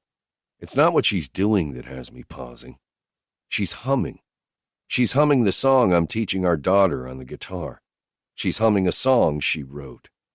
Another weight is lifted, and I pray this is progress toward her unlocking her memories. When you have something you look forward to coming home to, it's amazing how fast a person can complete tasks that usually take all day. That's why I'm coming in the door to my apartment just after lunch the following day. Working the long hours I do, I haven't gotten nearly as much time as I'd like with Whitney and the girls. I know Emerson will never be my daughter biologically, but I've become attached to her in the 3 weeks they've been here the same way I've grown attached to Everly. Whit, I call out. When I don't get a response, I listen. Emerson is probably down for her afternoon nap, and maybe Whitney is too. I peek into the spare room, but only see Em sprawled out across the bed with her head at the foot, sleeping. I ease the door closed, not wanting to wake her. I didn't check the kitchen. Maybe Whitney is in there. Before I get back down the hall, soft music makes me pause by my bedroom door. Maybe she decided to rest on my bed to give herself a break. She has Emerson 24/7 except last weekend when she was at Blake's. Before that, she's always had her. I didn't think about it until now, but I should offer to keep them on one of my days off so she could get some alone time. As much as I want all my free time with her and the kids, she deserves some time to herself. I don't knock, not because I want to sneak in, but because if she's sleeping, I don't want to disturb her. But what I get, I don't think I'm prepared for. Holy hell, I whisper, unable to take my eyes off the bed. My bed with Whitney in it, naked, with her hands between her legs and her eyes closed. I need to close the door. I need to, but I can't. I'm rooted to the ground with one hand cemented around the doorknob and my other wrapped around the frame. I can't move. And I certainly can't stop watching the scene laid out in front of me. My dick hardens. I don't have to look down to know my hard-on is trying everything possible to break through the fabric of my scrubs. God damn. The words fall from my lips as she pumps her middle finger in and out of her pussy. She must have heard my voice because her eyes fly open. A moan, which sounds more like a curse, falls out of her mouth. I swallow. Don't stop, love, I tell her, when her fingers slow and the other hand she was using to rub her clit falls to the mattress. Seconds go by without any movement at all. Please, I beg her to start moving her fingers between her legs again, to allow me to watch. Finally, her fingers slowly start pumping, picking up speed. Her eyes stay locked on me as mine stay trained on her beautiful pussy. My pussy. Rub your clit, I instruct, and she complies, running her other hand over her hip bone and down until she comes in contact with that sweet, sensitive spot. Her teeth clamp down on her lip, suppressing a moan. Taking a step inside my bedroom, I close the door behind me without looking away. Release your lip. I want to hear you. I can't stop myself. I take another step forward, and then another until I reach the foot. Her moan is low and soft, but it strikes my ears, piercing them, making me feel her all the way down to my toes. That's beautiful, love. Pull your heels up to your thighs and open your legs wider. Another moan, this time louder, slips through those red, full lips.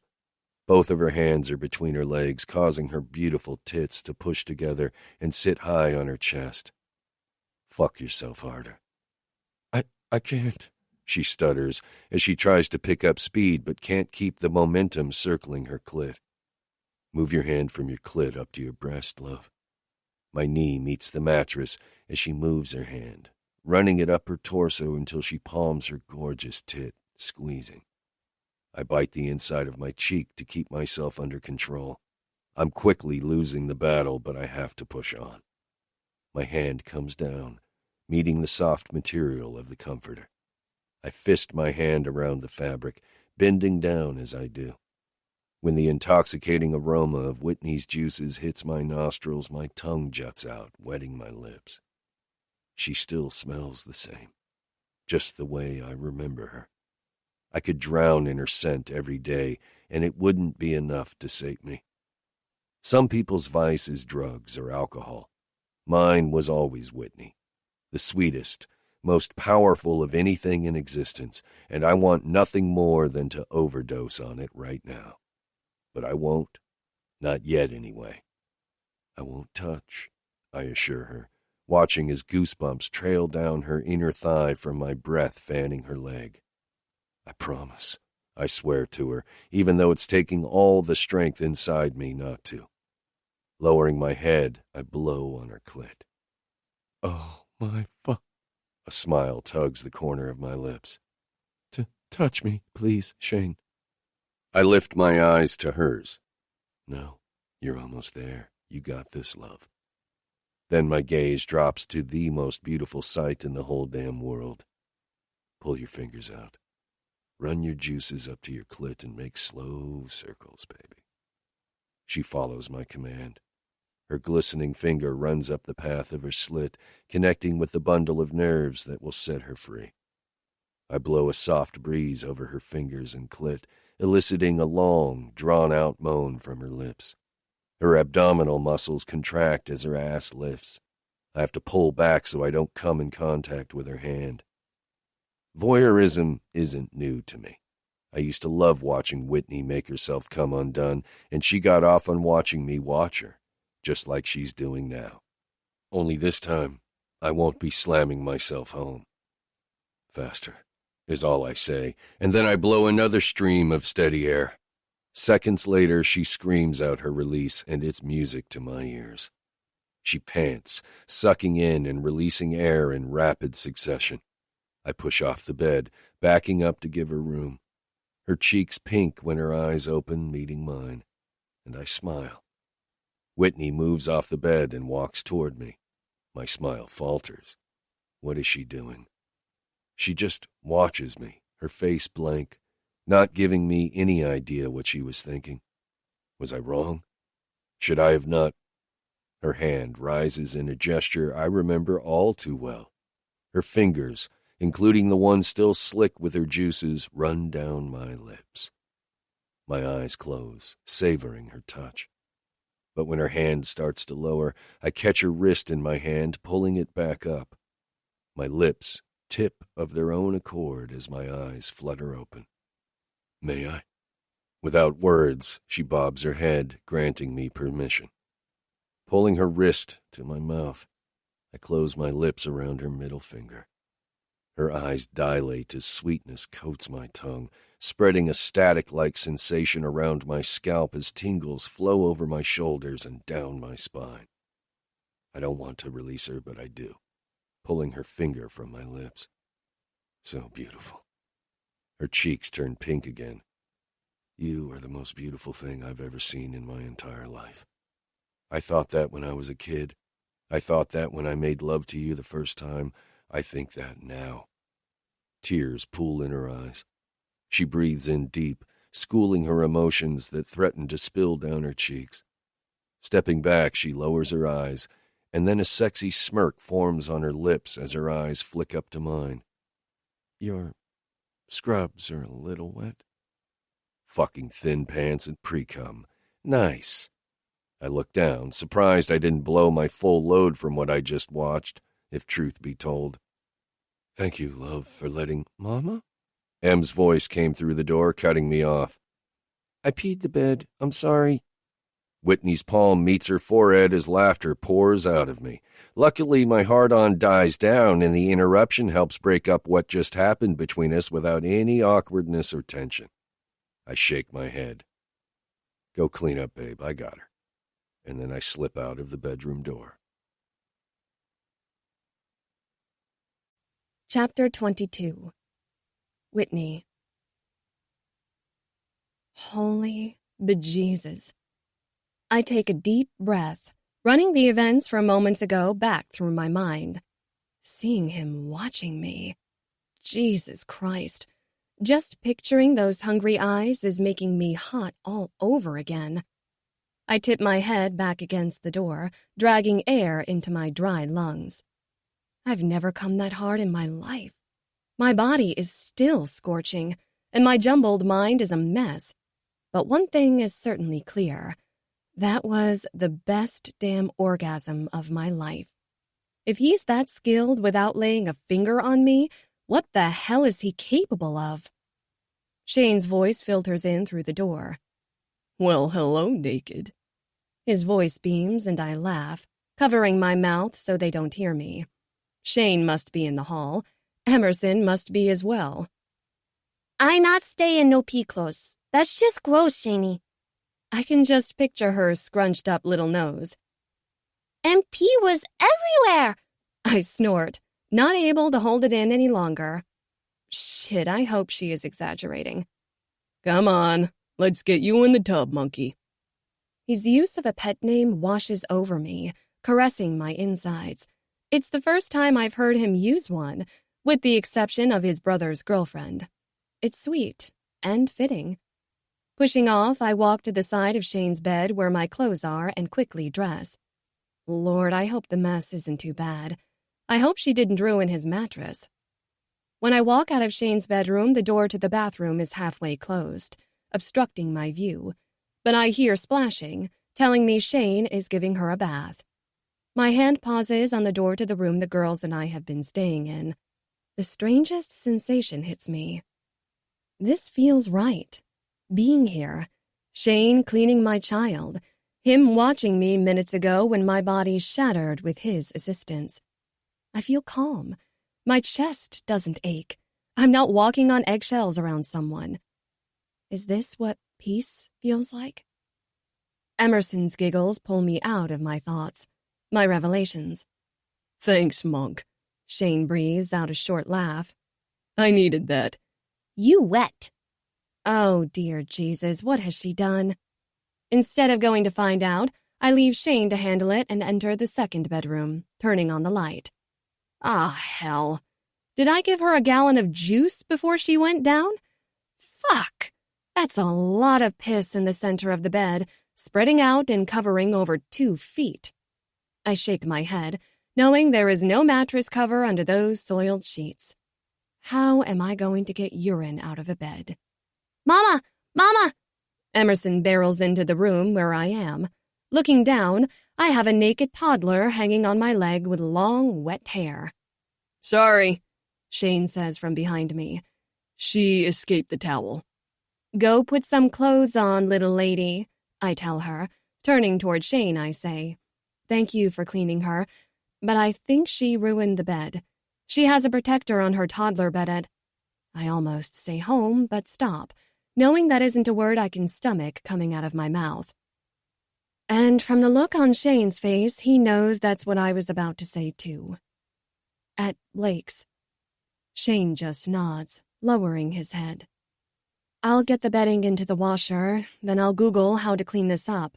I'm sorry. His eyes snap to mine. I watch them darken as if I somehow pissed him off. Eventually, he shakes his head and tells me, You don't have anything to be sorry for, love. Tingles wash over me every time he calls me by my middle name. Kids piss beds. It happens. It's life. It's not a big deal. So what if the bed is ruined? Another can be bought. Don't tell me you're sorry again for anything you don't have control over. Yeah, well, he cuts me off. No, Whitney. He says my name in a tone that ignites a furnace in my gut. Not in a bad way, though. In a challenging way, making me cock my head to look at him. It's just a bed. Beds are replaceable. People aren't. He steps backward and out of the room, then turns, leaving me alone with Emerson. I can't help but think he has a double meaning by what he's just said. People aren't. People meaning me, I'm guessing. Blake would have never reacted the way Shane did.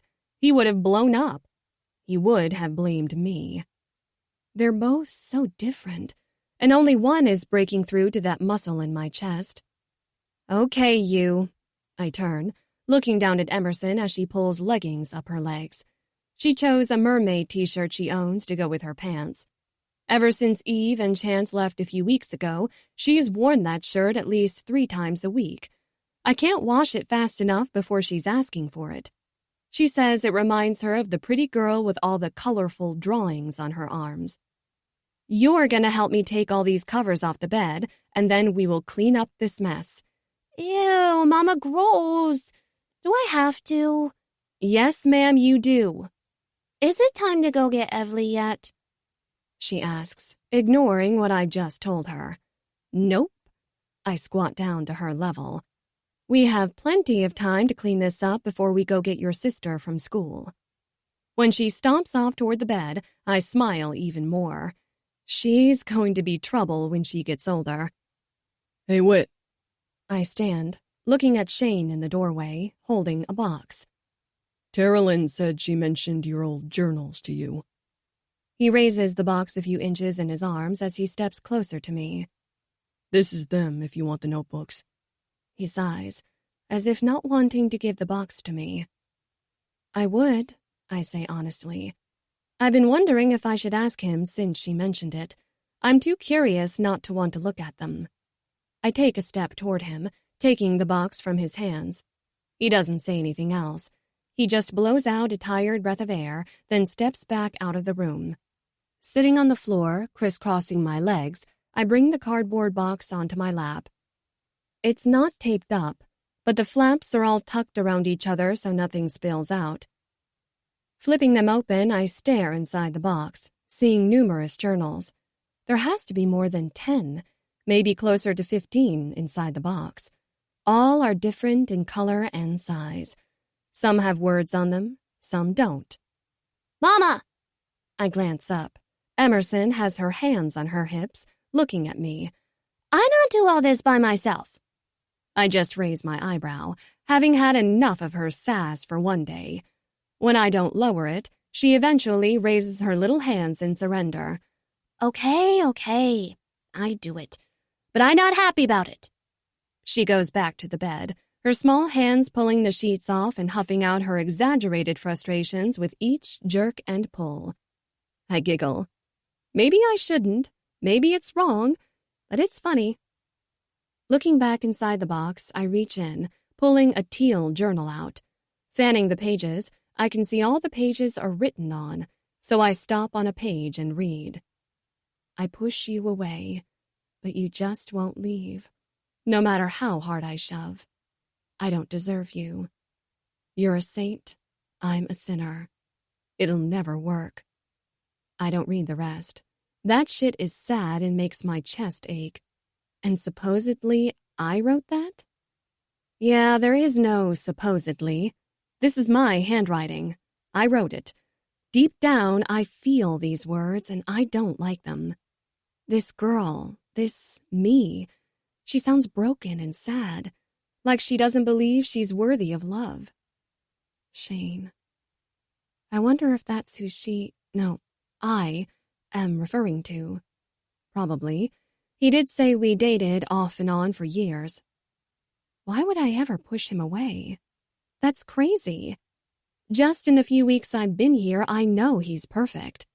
As I sit here looking at these words, I wonder how my parents could have ever disliked him. I haven't spoken to my mom since that first call. I know I need to man up everything I have in me and talk to her, but I'm so mad, and I don't understand why. Shane is amazing. He's a doctor, for Christ's sake, as are his parents, and I know my parents are all about appearances and money, 2 things I've never cared about. He's not flashy, and from the little I've seen of his family, I don't think they are either. So I suppose I see it. My parents, Blake's parents, are all about what someone else can do for them. They hold money in the highest regard. I jump when something touches my leg. Looking down, it's a photo. It must have fallen out of the journal. I pick it up, and my breath hitches. It's a picture of Shane and me. He's behind me with his arms around me. I'm looking at the camera. He's looking down at me. If there were any questions before, there aren't any more. He loves me. Or he loves this me, anyway. Mama! Mama! I look up to see Emerson barreling toward me. Get it off, Mama! What? I question, shoving the box and the photo to the side so I can jump to my feet. Pee-pee! I got pee-pee on me! Oh, Lord, is she for real? Come on. Chapter 23. Shane. You got this? I look up from the computer I'm standing in front of to see my boss leaning against the wall opposite me. He's changed out of his scrubs and white coat into jeans and a polo. I'm about to cut out. Yes, I confirm, as I finish typing out the sentence I was writing before he interrupted me. Interruptions are all I've gotten today. Between the nurses and an intern that's steadily grating on my nerves, I'll be good to make it home before Whitney gets in bed. You book our flight, hotel rooms, and rental car for the conference next month in Orlando? Before 3 weeks ago, I had been looking to get away, to spend time with Kylie, just the two of us. I'm presenting at the hospital she works at, but other than a few hours plus a dinner the night before, I had 2 full days to hang out and catch up with her, and 2 days to convince her to move if I'm not able to do it before going down there. And since I haven't yet, I tabled the discussion because of everything that's happened, but I haven't forgotten. She'll be moving from that apartment one way or another. I'm damn sure of it. It was done 2 months ago.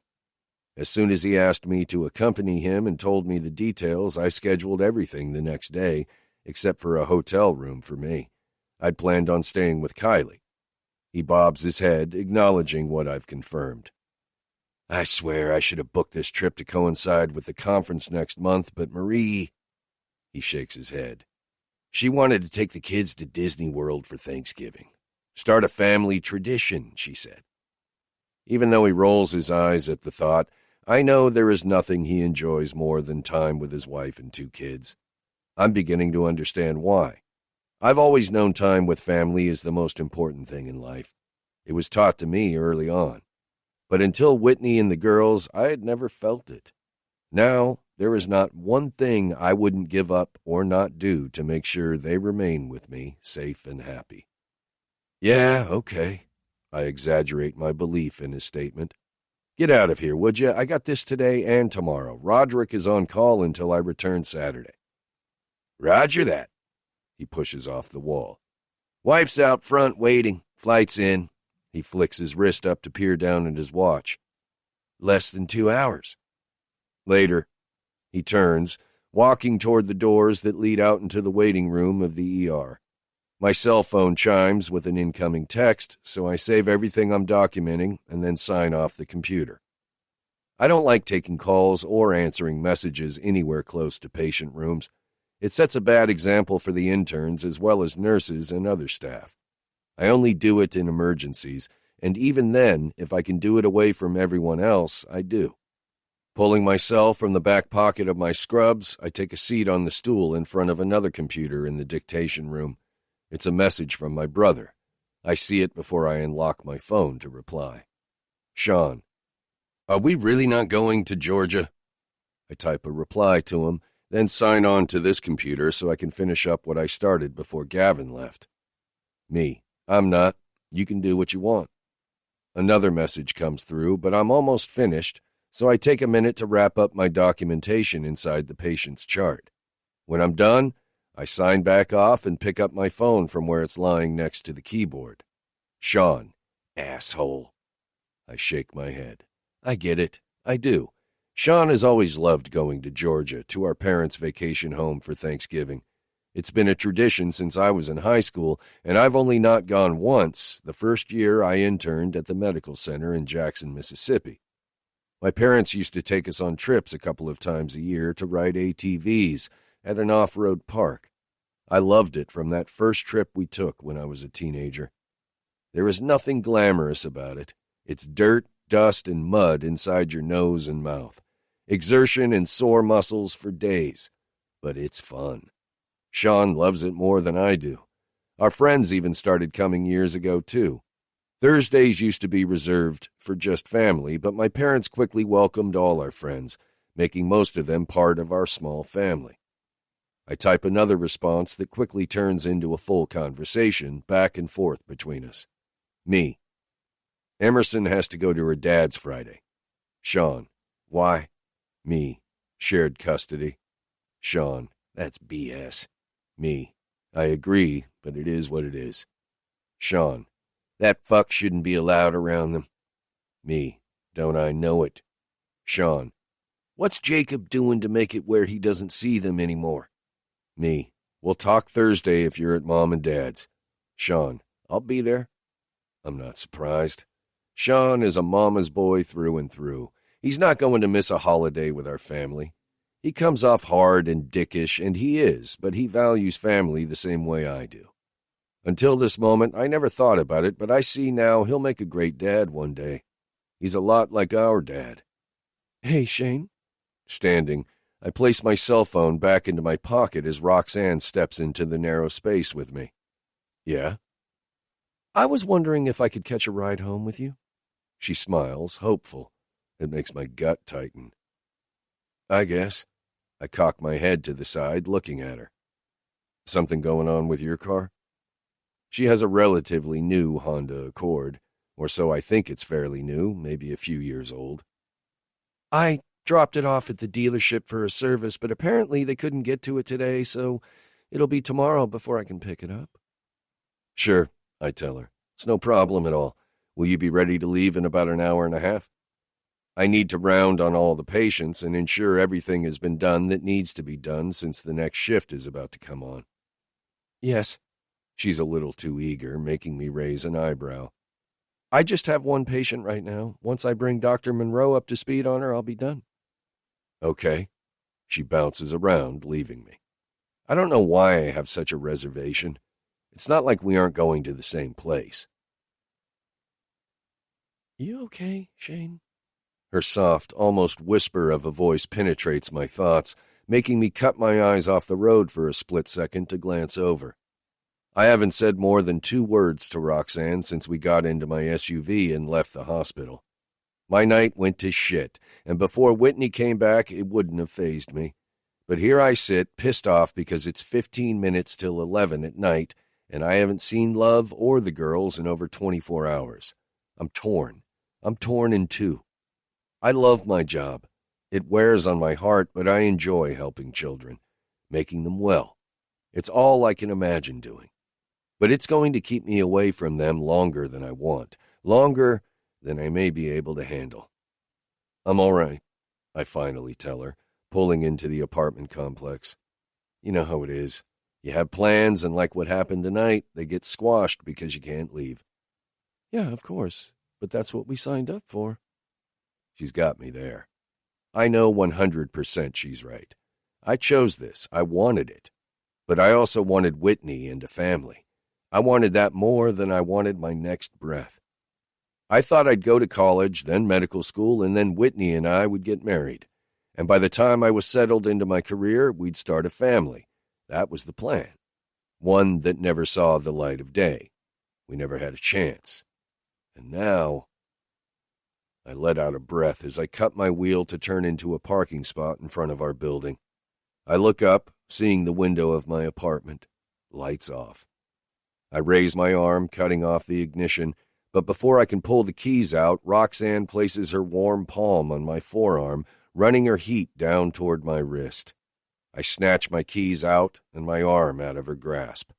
What are you doing? You're obviously upset, Shane. I'm your friend. Tell me and let me help. She closes her fingers into a fist, pulling away from me. I give her a look that clearly says none of my other friends touch me the way she just did. I get out of the vehicle without addressing it further. I'm done with today. I did the nice thing and gave her a lift. I didn't ask for the other shit. I've dealt with enough for one day. 2 teenage overdose admits, a child abuse case, and now I got my intern trying to cross a line I want no part of, like this is Grey's Anatomy or some shit. Shane, wait, she calls out, making me reluctantly stop. Look, I didn't mean... She trails off, just looking at me with something resembling anger in her eyes.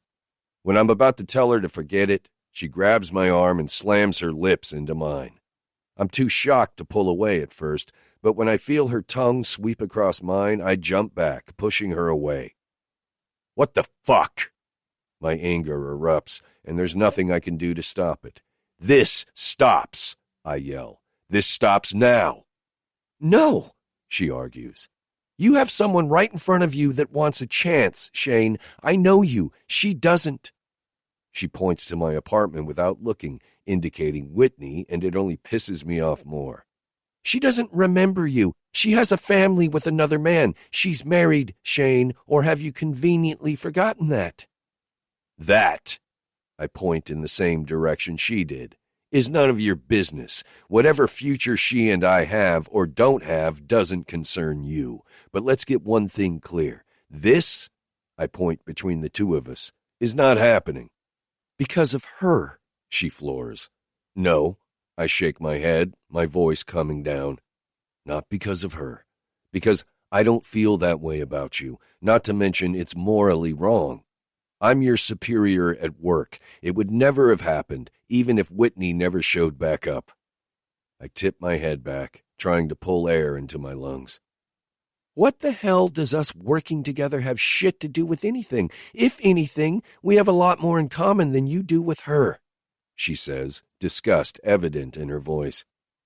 My calm is waning. Just go.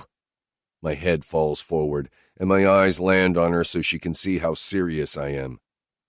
For fuck's sake, leave this and be done. I don't wait for her. I don't know if she follows, and frankly, I hope she doesn't. Guilt from the memory of her kissing me seeps into me, and I need to get her taste off my tongue. The longer it's there, the shittier I feel. By the time I make it up to the third floor, anger is rolling off me. It's a good thing Whit and the girls will be asleep. I need a shower and to crash on the couch, since they have my bed because Emerson refuses to sleep in the pea bed now. Whitney did everything she could to clean it, and it's probably clean enough, but even I can't go in there and sleep, so I've been crashing on the couch for the last couple of nights. Chapter 24. Whitney. He's late. Later than he's been before. I don't know why I'm lying here, waiting and hoping he'll message me. Shane sent a text right before I started dinner telling me he would be late and not to wait for him to get home before I put the girls to bed. But he didn't say if he wanted me to stay up. I'm being crazy. I'm being stupid. I'm being a girl and not acting like a 28-year-old woman. But what happened last Friday?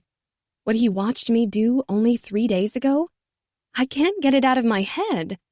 I can't get him out of my head. I've never had this want so deep inside, burning, needing something, someone, to put it out. I can't look at him now without my desires shooting through the roof. If I could just freaking remember. I have too much pent-up aggression. I tried calling my mother this morning, but she conveniently didn't answer her phone. When I called my father, his receptionist said he would be unavailable through the holidays. Yeah, okay. My dad has never spent one holiday with his family. It's always work, work, work for him. If I think about it, the man probably has a mistress on the side. There's never been love between my parents. Not that I've seen, anyway. Still, I will have a conversation with them. They will know what they've done is wrong. I'm starting to think face-to-face is going to be the way to do it. I want them to see what they've done, though I doubt it'll faze either one of them. Just when I'm about to send Shane another text, since he didn't answer the first one I sent, I hear keys in the door, and my heart starts to race. Not in a scared kind of way either, but an excited one. I overslept this morning, so Shane was gone by the time I woke up. Everly is out of school all week for the Thanksgiving holiday, so there was no need to set the alarm. I regretted that as soon as I woke and realized how late it was. It's pitch black in the apartment when Shane enters. The light from the hallway outside the door illuminates him for a split second, showing me there's something off. He's encased in darkness once the door is shut and locked, but his body movements are stiff, and I hear his hard breaths. Is he mad? Upset? What's happened?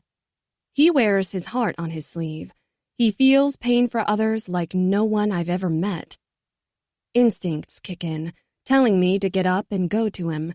But before I can, he storms past the couch without noticing I'm lying here. Seconds later, I hear the water from the bathroom running, followed by light pouring out of the hallway when I hear a door squeak open.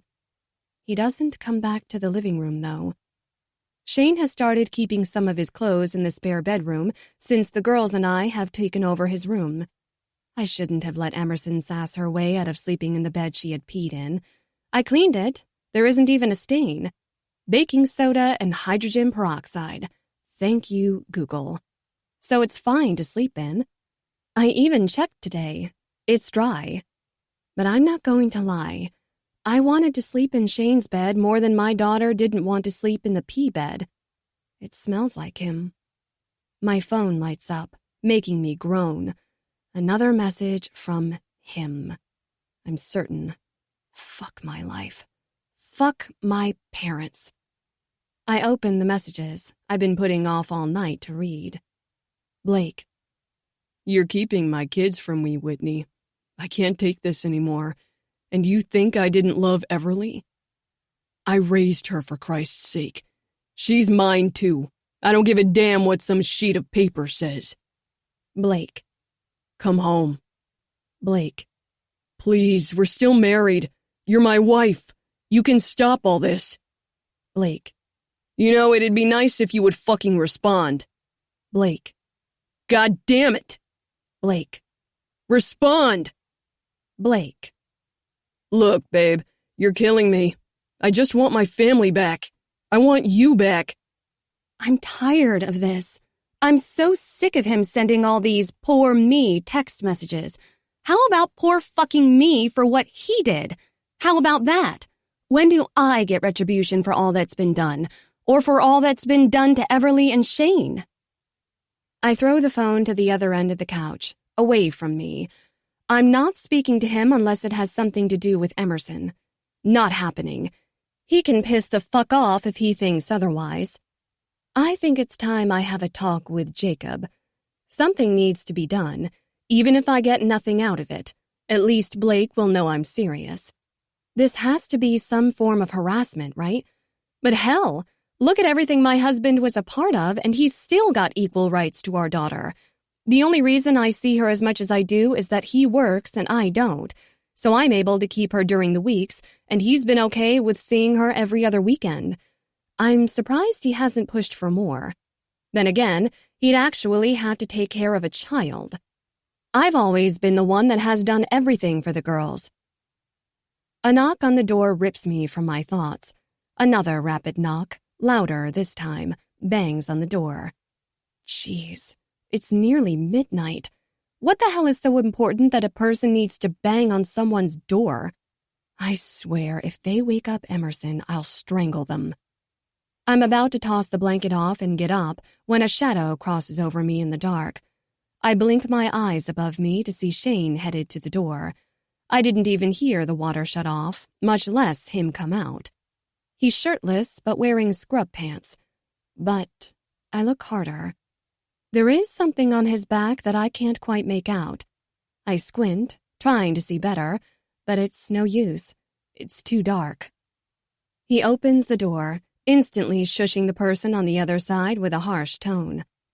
Not so loud, would you? Whitney and the girls are asleep. He slips out the door, pulling it closed, but the latch doesn't catch because a crack of light eases into the room from the hallway. Really?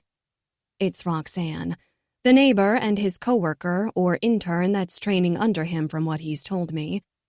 Why is everything about her? You can't even go out with us anymore. Because of her. You can't hang out with me because of her. Jesus, Shane, what's next? I don't know what the fuck your problem is, but I've had it. I told you earlier, this... He pauses a mere second. This isn't happening.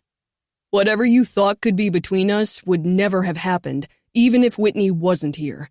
Kiss me again, touch me again, or make any advancement again and I'll go to HR. Kiss? She kissed him? My hands ball into fists so tight that my nails dig into the meat of my palms. A flame ignites, brewing a fire in my gut, heating me, making my blood come to a boil. She fucking kissed him? Shane, I'm sorry, okay? I don't care what you thought anymore. I've told you. You know, and yet you keep pushing. No more. We have a work relationship only. No more asking me to do anything for you outside of work. Got it? I don't hear her respond, or if she even gives one. Shane walks back inside, shutting her out by closing the door. He shuts it with more ease than I would have expected. I can practically feel his anger vibrating through my own body. He's pissed. He told her to back off. What the fuck has she been trying to do? Maybe I should have been paying more attention. He's walking out of the living room as I'm still battling these thoughts, these questions. He didn't notice me yet again. Looking upside down from where I'm lying, I watch as he goes into the kitchen. That's my cue to get up. I need to feel him. A light clicks on, but they aren't as bright as they usually are, telling me he must have flipped on the light above the sink. My bare feet carry me toward him. There's a pull I've come to recognize any time he's near. It's worse, heavier whenever we're alone. I ache for him to touch me. He doesn't, though. And not for lack of wanting to. If anything, his agony seems worse than my own. It's written all over his face. He wants me as much as I want him. He wants it more than you, my mind echoes. He remembers. When I enter, my eyes trail until I find him standing in front of the sink. His arms are stretched out, away from his body, and braced against the edge of the countertop. His breathing is heavy. I can see his shoulders rise and fall with every breath. I stop next to the small island when his back catches my attention once again. A tattoo covers the majority of his back. There's a woman, an angel, in the center. The top of her head starts between his shoulder blades, with her bare feet ending at the small of his back. Her wings are black, but that's not what draws me in. It's her face, my face, that has my palm covering my mouth as my lip quivers. I blink, making myself take in the rest. Lyrics.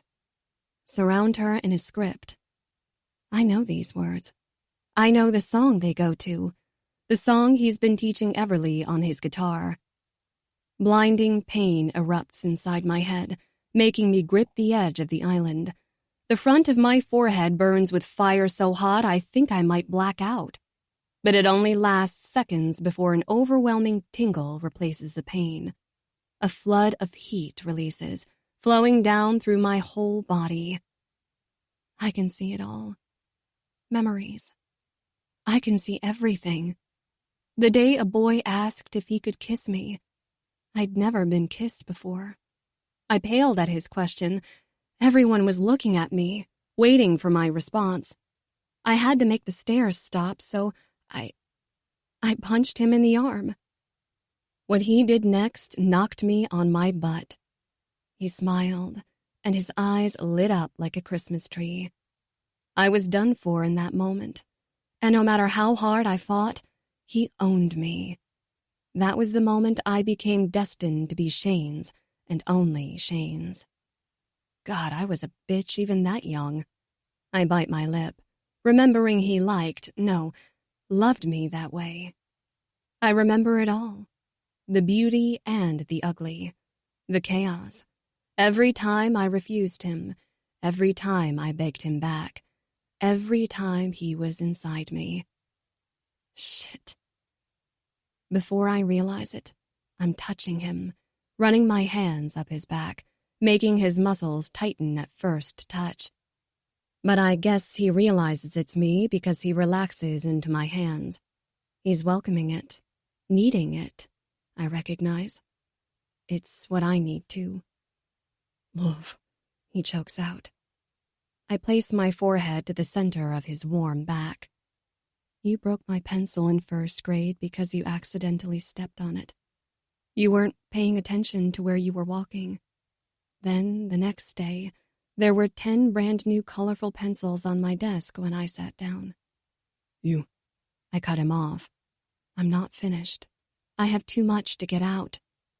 In second grade, Tommy Wilson pushed me to the ground. You made him apologize. You were at least 6 inches taller than him, taller than every other kid in our grade. He was so scared of you that he peed his pants. I laugh for what feels like the first time in my life. It feels good, too. Fingers wrap around the loose t-shirt I'm wearing. His t-shirt. I swiped it after my shower because I wanted his scent to envelop me. I never bothered with shorts since the shirt was long enough to cover my thighs. He pulls me around to his front, sandwiching me between the counter and him. You remember? I bite down on my lower lip to keep myself from attacking him. I nod. What else? He hoists me up onto the counter, then Shane settles between my thighs. In third grade, I kicked you in the balls. His eyes flash. You went down harder than Betsy Lincoln did when I cunt-punched her in 9th grade for... I don't get to finish. His lips smash into mine, making me almost fall into the sink bowl behind me. If it weren't for Shane's grip on my ass and tugging me back to him, I would have. My panties are ripped off, leaving my ass bare on the cold surface. Between memories returning and Shane's lips and hands going everywhere, I'm getting dizzy. But it feels so good I can't stop. It's the chaos I've dreamed of. And it's real. Fuck, baby, he says between kisses. I need you, love. I need him too. I need him more than ever before. There's a burning fire inside that has always been there since the day I woke up in that hospital bed. I know he's the only one that can put it out. He's the reason there was a fire in the first place. His lips work down my neck, my eyes close, and my head falls back to allow him all the access he wants to take. I need him to take it. Take it all. It's his. It's always been his. Please, I beg, pleading as if my life is on the line. Fuck me, Shane. I need you inside me. His hand jerks off me, and he shuffles. Before I comprehend what's happening, he rams inside me, pushing a scream I've been holding for such a long time out of me. Oh, God. Love, he pants, pulling my head forward. Our eyes lock, and then he rams inside me again. This is what living feels like. His hand digs into my hip, making tingles skirt across my body. His lips find mine once again, and his tongue feels like bliss dancing with my own. Our eyes never leave one another, but his pace increases, and the pressure starts to build from deep inside my core. He lets me see every emotion forming in his stormy eyes. It's beautiful, and sad, and happy, and much more. Above all, there is love, and it wraps around me, coating me, penetrating me. He slams into me one last time, his girth stretching me like I haven't been stretched in ages. And I haven't. This is everything. This is home. My orgasm rips me apart, shattering all the pent-up hatred I've been gathering inside for so long. Shane breaks me apart like no other man ever could. His hands tighten, holding me in place, and before he comes inside me, I say, I love you, as I'm coming down from the deepest high I've ever had. His eyes open after he comes, and they tell me he isn't done with me yet. I'm going to show you just how deep my love for you is, love. And with that, he slips out of me to pull up his pants, but before I can hop off the counter, he pulls me to his chest, wrapping my legs around his waist and then walks out of the kitchen. Whatever he has in store for me, I want it. No, I'm craving it. My lips find his bare neck and shoulder, where I pepper kisses all over him. When I bite down on his flesh, he sucks in a sharp breath of air, but he doesn't stop me. I remember he used to like this, and I plan on marking every inch I can get to before the sun rises. I can't stop the smile that spreads across my lips at the thought. I have him, and I'll be damned if I ever let go. That bitch across the hall has something else coming if she thinks she has a fighting chance. He's mine. He has always been mine, and he will always be mine. Chapter 25. Shane. A sense of peace washed over me when she said those 3 words I've longed to hear. I love you. I doubt she has any idea how much I needed them at that moment. I don't remember ever blowing that hard before. It's as though I was holding on to everything until she returned. My Whitney. My love. I tightened my hold on her as I walked down the hall to the spare bedroom. There's cum leaking from her, dripping onto me, and I love knowing a part of me is inside her. When she bites me, she creates a storm deep within my gut. I squeeze tighter, planning to release it all inside her, again. Whitney pulls back, stretching her torso away from me, but keeping her fingers wrapped around my neck. She looks into my eyes as I walk us into the room and lock the door. I've missed you, she tells me when I lay her down on the bed. A tear forms in her eye, but she doesn't blink it away. It's as though if she closes her eyes, this won't be real. It's how I feel, too. I've missed you more than you'll ever fucking know, love. You cuss more now than you used to. Maybe. But then life didn't go like it was supposed to either. I'm sorry, Shane. Her voice falls somber. Don't you dare tell me you're sorry ever again. You didn't do anything, love. And frankly, I don't want to discuss that shit right now. I'm starved for you. I just want us right now, at this moment. We'll deal with everything else later. I want that too. Good. I rise, hopping off the bed to shed my pants and boxer briefs. I'm back on top of her in a matter of seconds. She giggles, and it's music to my ears. She has more than my heart wrapped around that tiny body of hers. She owns my soul, my being. She owns all that I am. She always has, always will. Pulling her thigh up, I wrap her leg around me as I look into her eyes. Then I enter her slowly, inch by inch. Her eyes widen as I stretch her, and Whitney's breath hitches. This time, I'm taking my time with her, and I plan on reacquainting myself with every centimeter of her succulent body. Her moan reaches somewhere inside of me, tugging on my heartstrings. I pull my cock out, stroking her pussy lips, never wanting her to forget the feeling. More moans escape her throat as her eyes flutter shut. Open them. I don't need to clarify. Her eyes snap open, finding mine immediately. You'll look at me, love. You'll look, and you'll never stop looking. Got it? Yes. Her back arches, and I take hold of her hips, raising her ass off the bed and pulling her toward me, thrusting into her harder. I can't take this. You'll take it, baby, and you'll love it. Shane, I pull out, only the tip of my dick remaining at her opening. You're torturing me. And I'm loving every damn second of it. I slide in slower. I need her to remember what I want. And as the thought filters through me, she rakes her nails down my shoulders, stopping at the bottom of my biceps. My fingers dig into her skin, painfully, I'm sure. Getting that gleam in her eyes, her back rises off the bed.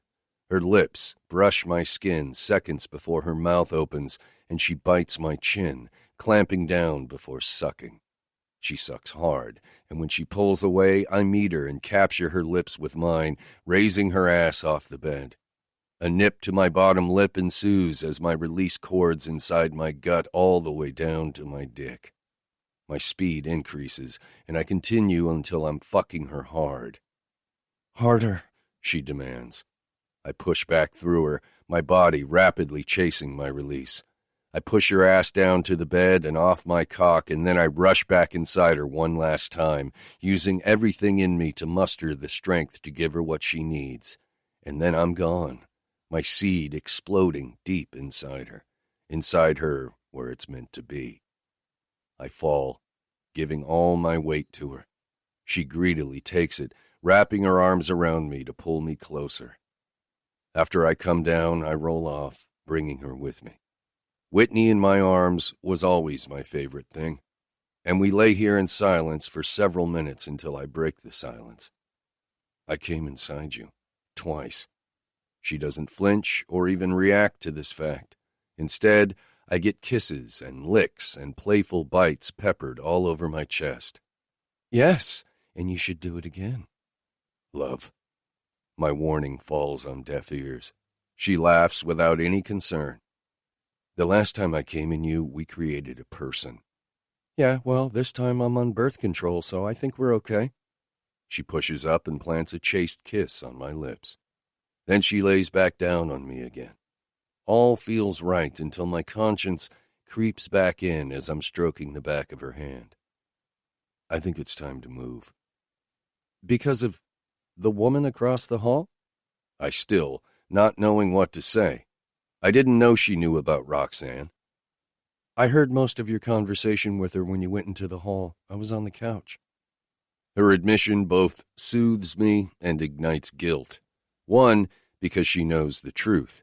I don't have to hold back anymore. But two, because I do feel guilty, and not just because of Roxanne putting her mouth on me, but because of the other women I remember being with. It always felt like a betrayal. Still feels like a betrayal. Hey, what is it? Whitney sits up and straddles me as she looks down, searching for what's changed. I've slept with other women. I can't keep that fact from her. I won't. I've always been honest with her. I see it. The hurt that slices through her tears at my chest, trying to rip me open. It's the same pain knowing she's been with someone else, too. I can't undo it. No. She shakes her head as a tear drops onto her cheek. She looks at the ceiling for a second or two before her eyes fall back to mine. Her tear drops to my stomach. I'm the one that's married. She says that last word with so much anger pouring out that it twists me up inside, knowing I should have done more to find her. I could have made her remember. I close my eyes, trying to rid myself of that thought. It's no use. I open them, seeing her beauty looking down at me. But I was the one with a memory. I knew you were out there, somewhere. And I should have searched more, harder, longer. Stop. She bends forward, propping her hand on the mattress beside my head, cupping my face with the other. I'm not mad at you. I'm not asking you to undo it or even be sorry. We were dealt a shitty hand. But now we found each other again, and going forward, it's you and me. And the girls? Yeah, she breathes out, then flicks her eyes up and away from me, as if in thought. We tell her, I let out. I need my daughter to know I'm her father. I want her to know. She doesn't have to call me Dad or anything other than my name if she isn't ready or if she doesn't ever want to. But I need her to know. I need to start being her dad. Regardless of everything, I want to be a father to my little girl. I know, we will. Let's get through Thanksgiving and we'll tell her then. Her birthday is next weekend and... Whitney trails off, and I had completely forgotten her birthday is December 2nd. We need to plan something, I say before she finishes. What do you usually do for her birthday? Whitney lowers her body onto mine, then slides off to my side. Her face fell when I mentioned a birthday celebration for our daughter. Whit? I question. Nothing. Just a cake with candles and some presents. My parents and Blake's parents aren't really celebratory people. Hell, neither is Blake. So, I twist to face her. Everly has never had a real birthday party? No. She rolls to her back. Neither of the girls have. You don't what? I inquire. I don't have any friends, Shane. I don't know any of the parents at her school. I don't mesh with them, so I've never gotten to know them or their kids. And Blake never wanted to have anything extravagant or even take them anywhere. Hearing her say she doesn't have any friends cuts me deep. She had great friends, real friends, before the accident. And she still has them. But I'm not sure if she realizes that. You have friends, Whit. You have people that love you and that you can lean on. You have me. You know that, right? She's silent for a minute, drawing circles on my bare chest. Finally, her eyes glance up. I do have you, don't I? Yes, babe. I roll forward, capturing her lips in a long kiss. I'll never go anywhere. And you have Kylie and even Chance and Eve, though they aren't around here. My brother and Terilyn like you, too. I remember my life before, but I'm still living the one I've had for the last 10 years. I breathe out, frustrated because she feels like she doesn't have her former life in her grips. Whitney. My use of her name sounds like a plea, and maybe it is. You don't have to have that life. You don't even have to go back to the one before. I'm not expecting you to. But what I do expect, want, is for us and the girls to move on to a new life somewhere that isn't here. I'm done with this place, this city even. We both need something new, a fresh start. I just need you, she confesses. You and the girls without Blake or my parents. I'm done with them. I can't even think of my mom or dad in a positive light anymore. You have me. There's no question about that. The question is, do I have you? I've always been yours. Even when I wasn't, I was yours, Shane. I'll always be yours. She makes me smile, and it relaxes my mind. Will you move somewhere else with me? I am serious about moving from here. It's not even big enough. The girls need their own room, and she cuts me off. Boy, I'll move anywhere you do. You're never getting rid of me again. Baby, I'm not a boy anymore. I jump up and out of the bed after planting another kiss on her plump, juicy lips. Where are you going? She pulls the sheet up, covering her tits. To get your panties off the kitchen floor while you continue lying in that pee-ridden bed. Her nose scrunches up in disgust, making me chuckle. Hell, she did clean it, and it's now dry, but as I leave the bedroom, I catch her covering her eyes, causing a louder laugh to burst from my lips. God, it feels good. So good. Chapter 26. Whitney. I have to gain control over all these emotions running wild in my head. The pain, the betrayal, the elation that my soul finally feels whole again, the clarity and understanding of my memories brought me to how I felt about Shane these last couple of weeks.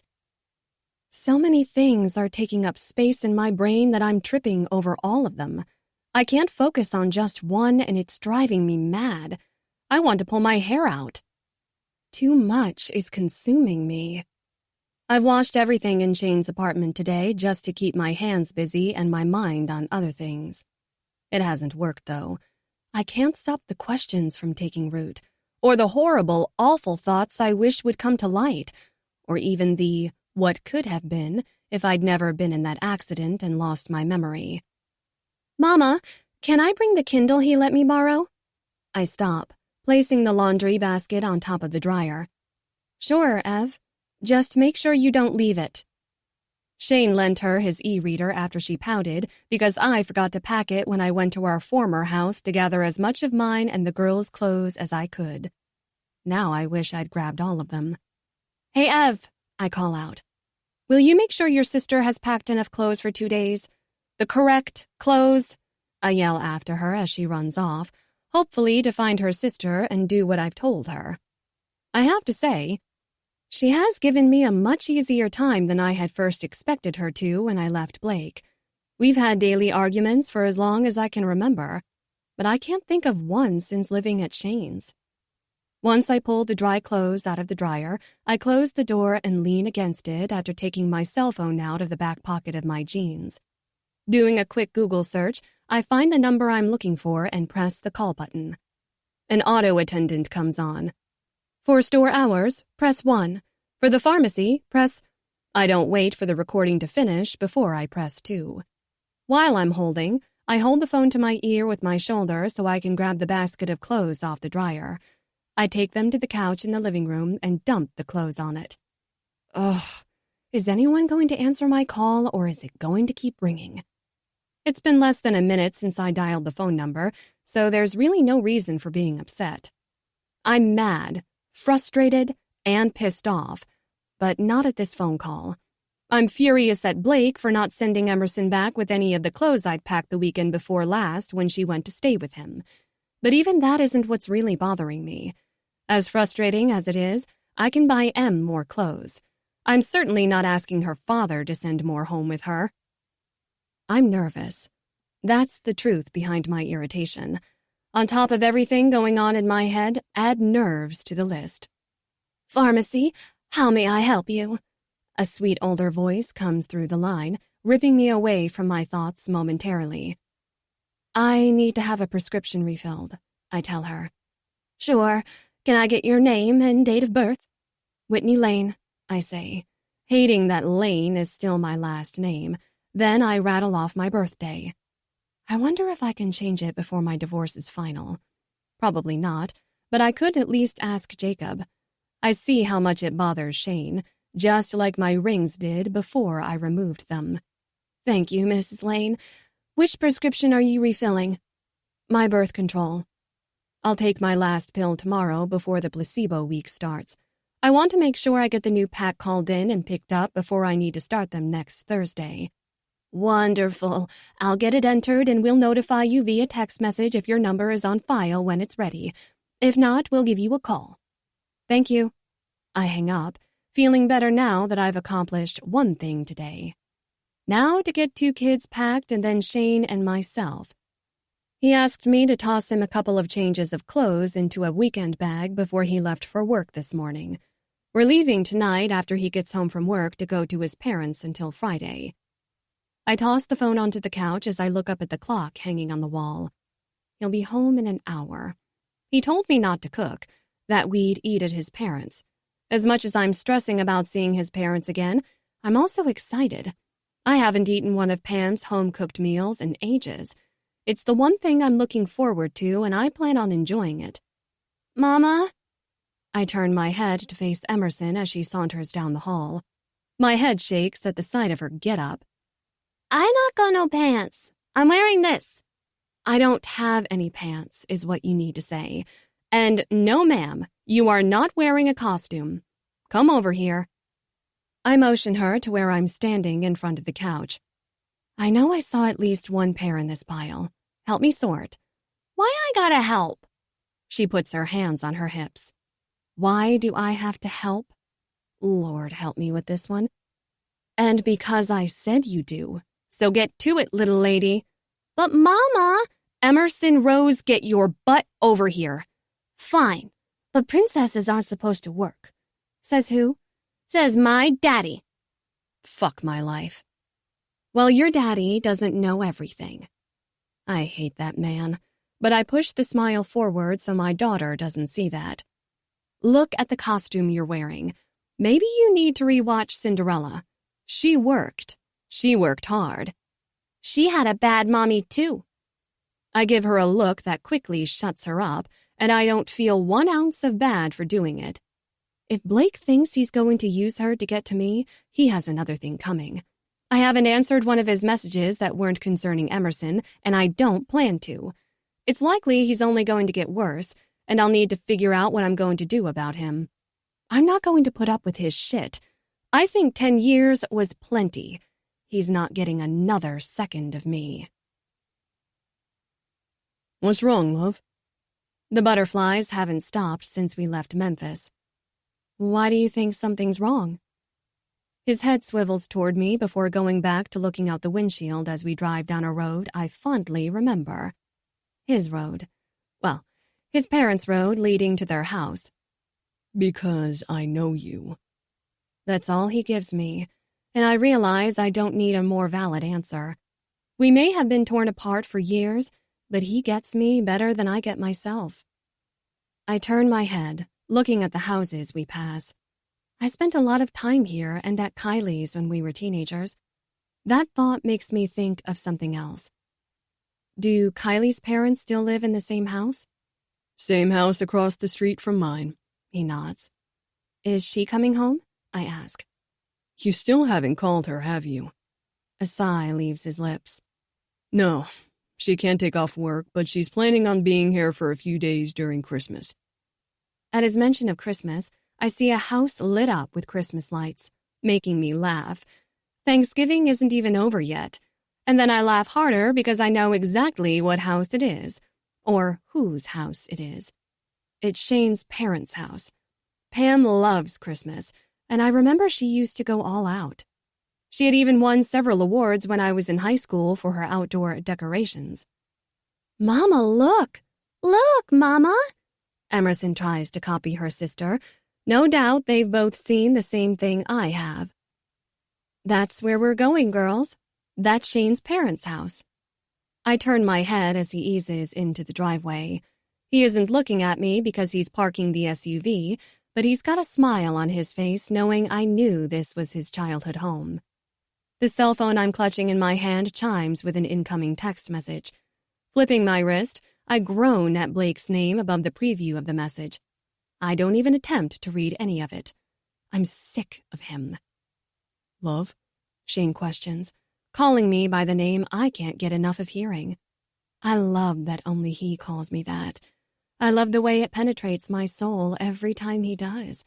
I've always been able to feel the meaning behind how he says it. When I don't answer, he swipes the phone from my palm. He eyes the screen, reading what's there, I know. Let it go, I tell him, unbuckling my seatbelt. Let's get out, I urge, but he just studies me. Then, without breaking eye contact, he unlocks my phone. Oh, crap. Dread enters me, coating my insides. Forget it, I say, with a little power behind my words. Let's get out and go inside your parents' house. Nothing. He just keeps looking at me like he's trying to read if I've been keeping something from him. Sure, I haven't mentioned the text messages Blake's been sending, but I can handle them on my own. Shane doesn't need any more shit to deal with. He has enough to last a lifetime. We both do. I'm not adding more. Breaking eye contact, he unbuckles his seatbelt, but he's still looking at the phone. I know he's not going to let it go. I know he's about to read every single message between Blake and me. Turning in my seat, I look at Everly. Unbuckle your sister for me, but both of you stay in here for just a second. I need to speak to Shane before we go in. She nods, and I get out of the vehicle. Why haven't you told me about this? He doesn't lift his head. He's intent on continuing to read more. Would you just let this go? No. And I want an answer, Whitney. Don't say my name like that. I cross my arms, refusing to answer him and realizing at the same time how much of a child I'm acting like. Like what? His head pops up, and then he steps toward me. I don't retreat, even though my instincts fight to make me do so. When Shane is passionate about something, he can be almost as intimidating as his brother. He never realized that when we were younger, and I doubt he realizes it now. I'm not scared. I've never been scared of him. If there is one person I'm certain of, it's this man in front of me now. He'd never do one malicious thing to me. That I'm sure of. Not even when he's angry with me for keeping something this small from him. Like I'm mad at you? Yeah, you never did like it when you were on the receiving end of pissing me off. He takes another step forward until he's towering over me. The girls are watching. His face jerks to the windshield, and he instantly cools his facial expression. Shane breathes out, then looks back down at me. You don't keep this shit from me, he says, holding up the phone. Placing it in my hands, he continues. This is gonna stop. I'm calling Jacob first thing next week if it's too late to do anything tomorrow because of the holiday. He adds, something will be done to stop this. That has to be considered harassment. He gestures with a nod to the phone I'm clutching. Fine, I bark out, wanting this conversation over with.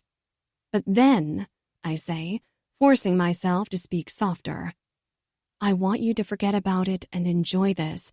Enjoy us, Shane. We have each other again. That's what we need to focus on, okay? He licks his lips, and my core contracts, remembering what those lips did to me this morning. And from the look in his eyes, he knows what I'm thinking about. Lowering his head, he whispers into my ear, I have a bed I plan on reacquainting you with later, love.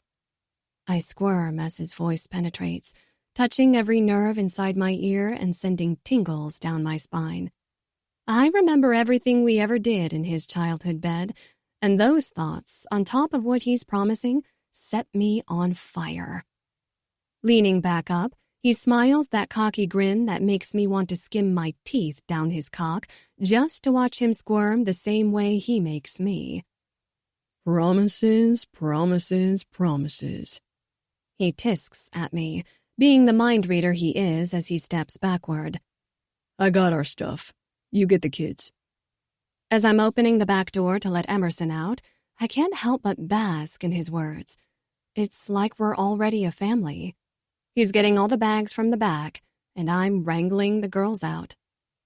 Is that what we've become? Can that even be possible this soon, and when I'm still married? Is it right? It feels right. It feels good. And since when have I cared what's right in other people's eyes? Since you've been married to Doucheprick for the past 10 years, I remind myself. Between him, my parents, and his parents, they tried to change me. They tried to mold me into what they wanted. And maybe they mostly succeeded. I kept so much inside me, never voicing my thoughts or wants because I knew none of them would approve. In a lot of ways, I'm ashamed of that. I allowed them to push me to be someone I always knew deep down I wasn't. I can use the excuse of my child, but that only gets you so far. I know I was trapped, figuratively and in reality. I didn't have any friends, any support. I had no means to leave Blake and make it on my own. In a lot of ways, I was a prisoner in his world and in my mind. Those memories were always just out of my reach. They were hidden behind a thick cloud of fog, and no matter how much I reached or how hard I tried to see through it, I couldn't. Until Shane. And now I just have to make sure I keep him, because with those memories came more demons for me to battle. The same fears I had years ago still run rampant in my mind. Even back then, I didn't understand why he put up with me, why he loved me, still loves me, or always took me back. I'm 28 years old, and I still don't know what I want to do. Something is still missing, although I don't feel that emptiness inside me anymore. I haven't felt that since the night Shane walked back into my life. Or maybe I walked back into his. Yet there is something I know I meant to do. I love being a mother. I'm not sure if anything could ever surpass that. But I need more. Fuck. Maybe I just need to find a hobby to help control my never calm mind. Chapter 27. Shane. Dinner was spectacular, as it is every year. My mother outdid herself, though. Between the Christmas decor that's always up by the last week in November and the food that could have fed at least 20 more people, I'm still stuffed from eating earlier, and now I feel settled. Being in my parents' house has had a tarnished feel until I walked through the doors 2 nights ago. I've never been able to get the images from the night I was told Whitney was gone forever out of my head. So it's a relief to be able to be at my parents' and enjoy being here with them. And now, having my own family here, it's another feeling entirely. Whitney may not be my wife yet, and one day she will be, but she is my family, the girls, too. I couldn't imagine what it would feel like if I were to lose them after just gaining them. When she started spouting off her memories, I was both stunned and scared. Scared because I didn't want to believe it, and then it not be real. Like now, as happy as I am to have the 3 of them in my life, I can't stop the terrifying feeling it won't last. I think back on my conversation with Jacob. Blake's harassing her, and I want it to stop. I want him out of her life, Jacob. There has to be something, anything, that can be done to get him out of her life and out of Emerson's. He's using their daughter to get to her. You have proof of that? Just text messages he sent her? What kind of messages? What did he say exactly? Sir, I don't know verbatim. He keeps telling her to come home, to stop the divorce, to put their family back together, shit like that. Then he goes off when she doesn't respond to his messages. The man is a psycho, if you ask me. But he hasn't made any threats. Not that I read, I admit through clenched teeth. Jacob, come on. This isn't right. No one, man or woman, should have to deal with what he's trying to do to her. I agree, Shane. But I need to know everything, even the smallest of details, so I can proceed the right way. He's silent for a moment. Shane, he shouldn't have been awarded joint custody. No judge I've ever come across would have ruled the way he did. What are you saying? That it's possible he or someone else bribed the judge to make that happen? I jump from where I'm sitting on the stool at the bar in my parents' kitchen when a firm hand shakes my shoulder. Shane, my dad says, exasperated. Turning my head, I realize he must have been calling me. Sorry, Dad, I was lost in my own world, I tell him, shaking my head. His brown eyes meet mine with concern. Flicking his chin to the side, he heads toward the table off to the side of the kitchen where we ate dinner a few hours ago. I swivel, sliding off the stool to follow. I drop into the chair seconds after he does. What's up, Dad? She has her memory back. I kick my head to the side to look at Whitney. She's talking to my mom. They're laughing, and that warms my heart. I really never expected to be here, with her, again.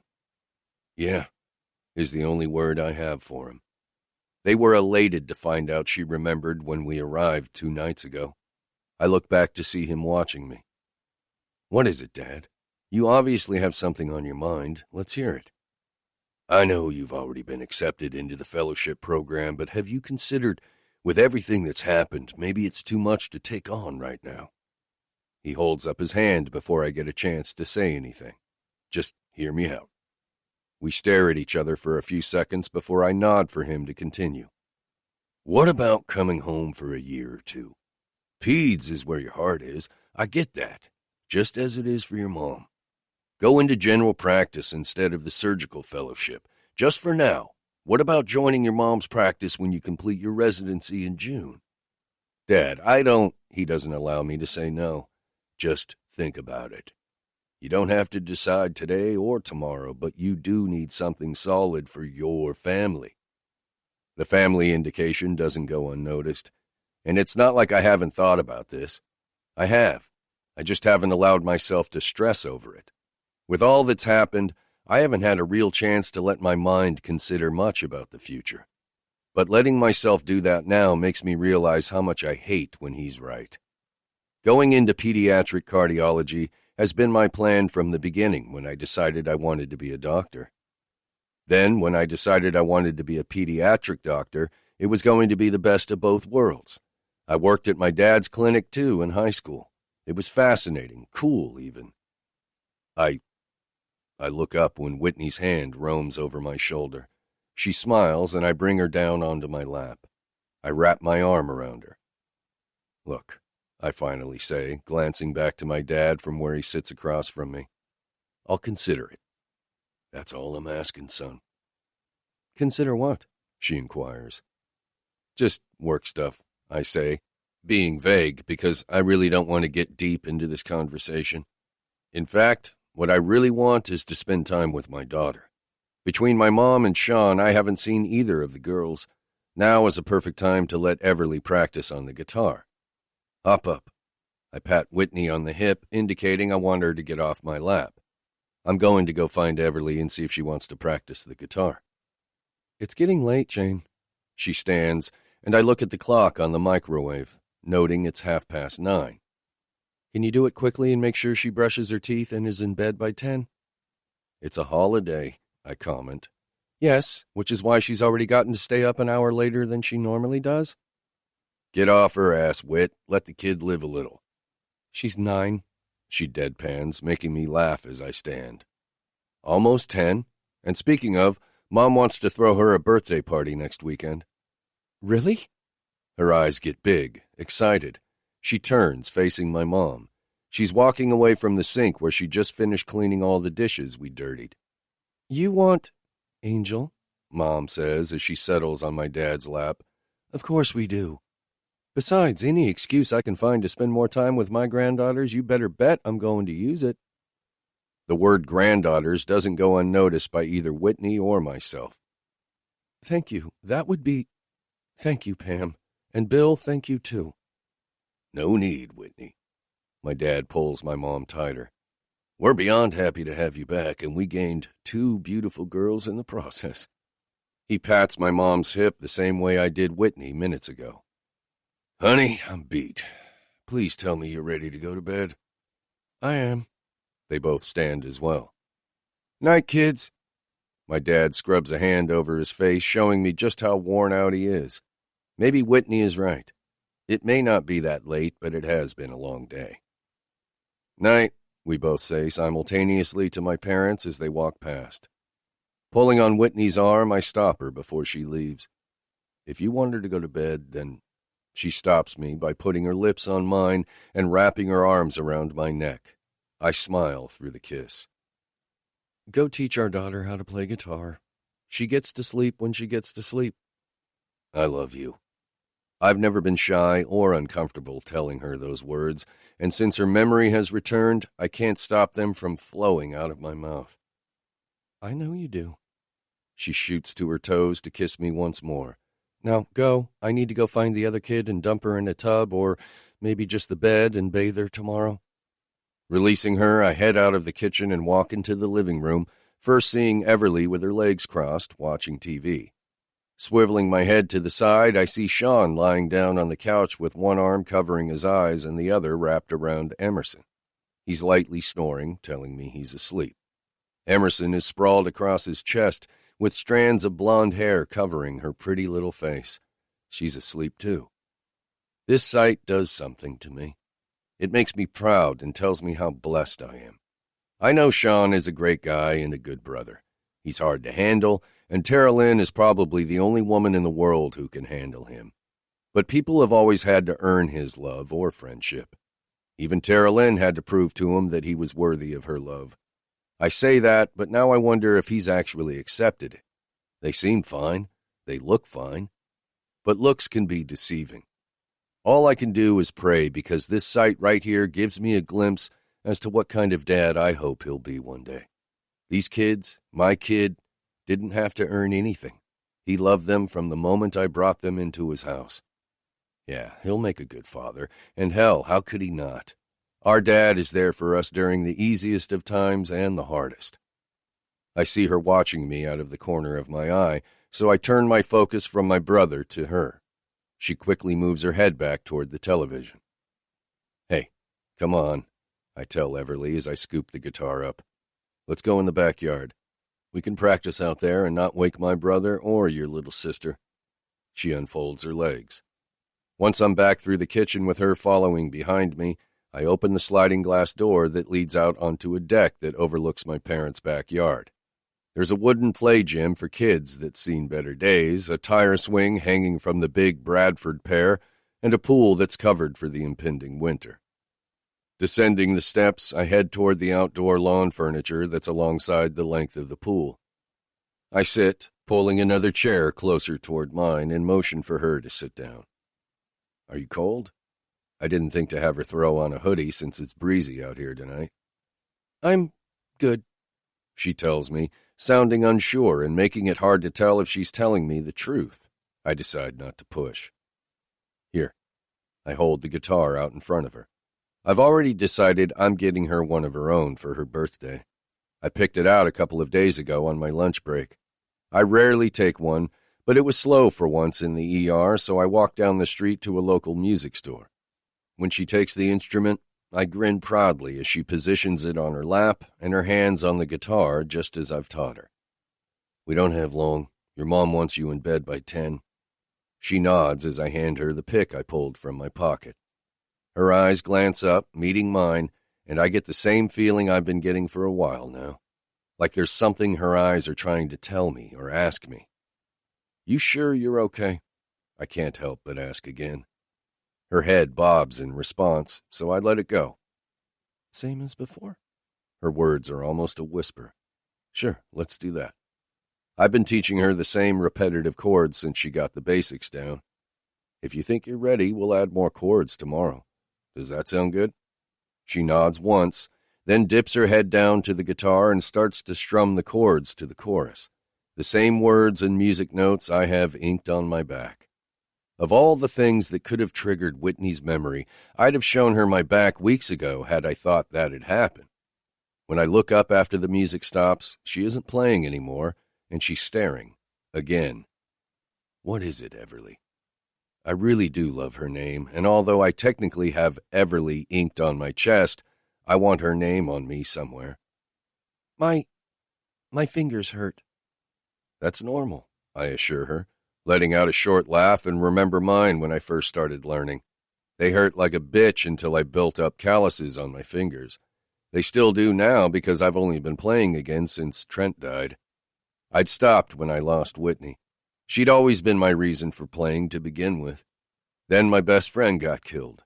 All the emotions I thought I'd closed off when Whitney was ripped out of my life came rushing back, along with the need to play. And now, I don't play that often. Halloween at Gavin's was the first time I've played since this past summer. They're going to hurt. At least at first and until you get your fingers used to the guitar. Feel mine. I open my palm, moving it forward in her direction. Your fingers? I nod. Looking down, she reaches out, running her thumb over mine. It's rough. Her nose scrunches up. Not as rough as they used to be when I played all the time. I pull my hand back. They're called calluses, and your fingers will develop them too if you keep playing. The more you play, the quicker they'll develop, and eventually they won't hurt anymore when you play. Thanks. Her eyes don't leave mine, as if she's searching for something. I can't take it any longer. Why do you keep looking at me like that? I finally have to ask Everly. I've racked my brain. I haven't a clue what she's thinking about. It's as if there's something she wants to ask me but is too afraid of voicing it. Shit, I hope not. The last thing I want is to scare her. She's silent, biting her lip, but finally speaks. I don't know what to call you. I look at her. That's it? That's the big thing that's been lingering all these weeks? What do you mean? You know my name. Don't you remember I told you the night we met? And surely you've heard your mom and everyone else call me Shane at some point. She nods her small head. I know that, but... Her words trail and she tucks her dark hair behind her ear. When she's nervous, she has to touch her hair in some way. I've noticed this about her in only a few short weeks. But what? If there is one thing I'm determined to do as her father, it's to break this shyness. She needs to learn to be bold and strong like her mother. Although, speaking of her mom, even she has got to come back into herself. They've tried to tame her, and it shows. I hate it. If you're my real dad, shouldn't I call you that and not your name? Her words stop every thought in my head, and I stare. I stare at her, knowing I heard exactly what I did, but not believing them. She knows I'm her father. She finally knows, after almost a month of wanting to tell her. She knows. But how does she know? I don't have to, she says way too fast. Wait, what? I don't have to, she repeats. I'll call you whatever you want me to. I just thought... Wait, Ev, stop. I take a deep breath. How do you know? Her eyes grow wide, and she stutters nervously, as if she's done something wrong. Ev, it's okay. I let her know, reaching over and squeezing her shoulder. Calm down. You don't have to be scared. You're not in trouble. And yeah, I am your dad, and you can call me that. You can call me whatever you're comfortable calling me. But Everly, how did you find out? My voice is a lot calmer than the emotions running through me. When she acted like she was about to get in trouble for doing something, I went into doctor mode. Kids are all too often scared and nervous when they come to the ER injured. Half the time, they're fearful they'll get in trouble for their own injuries. As sad as the thought is, I was a kid too once, and it's a normal feeling, especially when you hurt yourself doing something you weren't supposed to be doing. Ev, I try encouraging her. It's okay to tell me anything. I should get Whitney for this. How the hell did she find out? And why isn't she freaking out? If I just found out my dad wasn't my dad and someone else was, I'd lose it. 9, 10, 20, doesn't matter. I'd lose my shit. Well, Mom, I cut her off, not meaning to. Your mother? There's no way Whitney would have told her without me. No. I mentally shake my head. She wouldn't. Uh-huh. But that thought is contradicted by my daughter's words. Wait a minute. I pause, looking down at her. Whitney, your mother knows that you know I'm your father? Yes, but... She shakes her head vigorously. I wasn't supposed to say anything. I'm sorry. I just never know what to call you and... Her words get rushed as my blood pressure starts to rise. I don't know. I just... Everly. I grab her gently by the shoulders, doing everything possible to rein in my anger so that she doesn't see it. Slow down. It's fine. It's not, but she doesn't need to know that. You are not in trouble whatsoever, okay? She just looks at me. Okay, I say again. Okay, she says, but it's soft, and we're back to that shy voice of hers. Her eyes start to fall from mine, so with the tips of my fingers, I gently raise her chin. Sweetheart, you can call me Dad, or you can call me Shane. Whatever you want to call me is perfectly fine with me. But you are not in trouble. It's fine that you know. I wanted you to know. Her head bobs. Surely she has questions. Is there anything you want to ask me? She just shakes her head. You know this means Emerson's dad isn't yours. He was never your father. You know this? Mama explained it a couple of weeks ago. A couple of weeks ago? I burst out, unable to contain the rise in my voice and scaring her at the same time. Her body jumps. Crap, I'm sorry. I didn't mean to frighten you. Are you mad at Mama? Please don't yell at her. I don't like it when he yells. He's always yelling and being mean to her. I don't want to go back there. Please don't make us go back to my old home. Without thought, I reach out and pull her onto my lap into an embrace. It's the first time I've hugged my daughter or touched her this much. It feels good. It feels right. She's mine, and I've wanted this moment for too long now. It's been less than a month since I've known her, but right now, right here, it feels like I've had her in my life longer. Everly, you aren't going to understand this, but I'm going to say it anyway. I love your mother more than I'll ever be able to put in words. I've loved her for a long time. And even if I am mad or upset at her, which you should never worry about, it does not mean I stopped loving her. It doesn't mean I want her or you or Emerson to leave.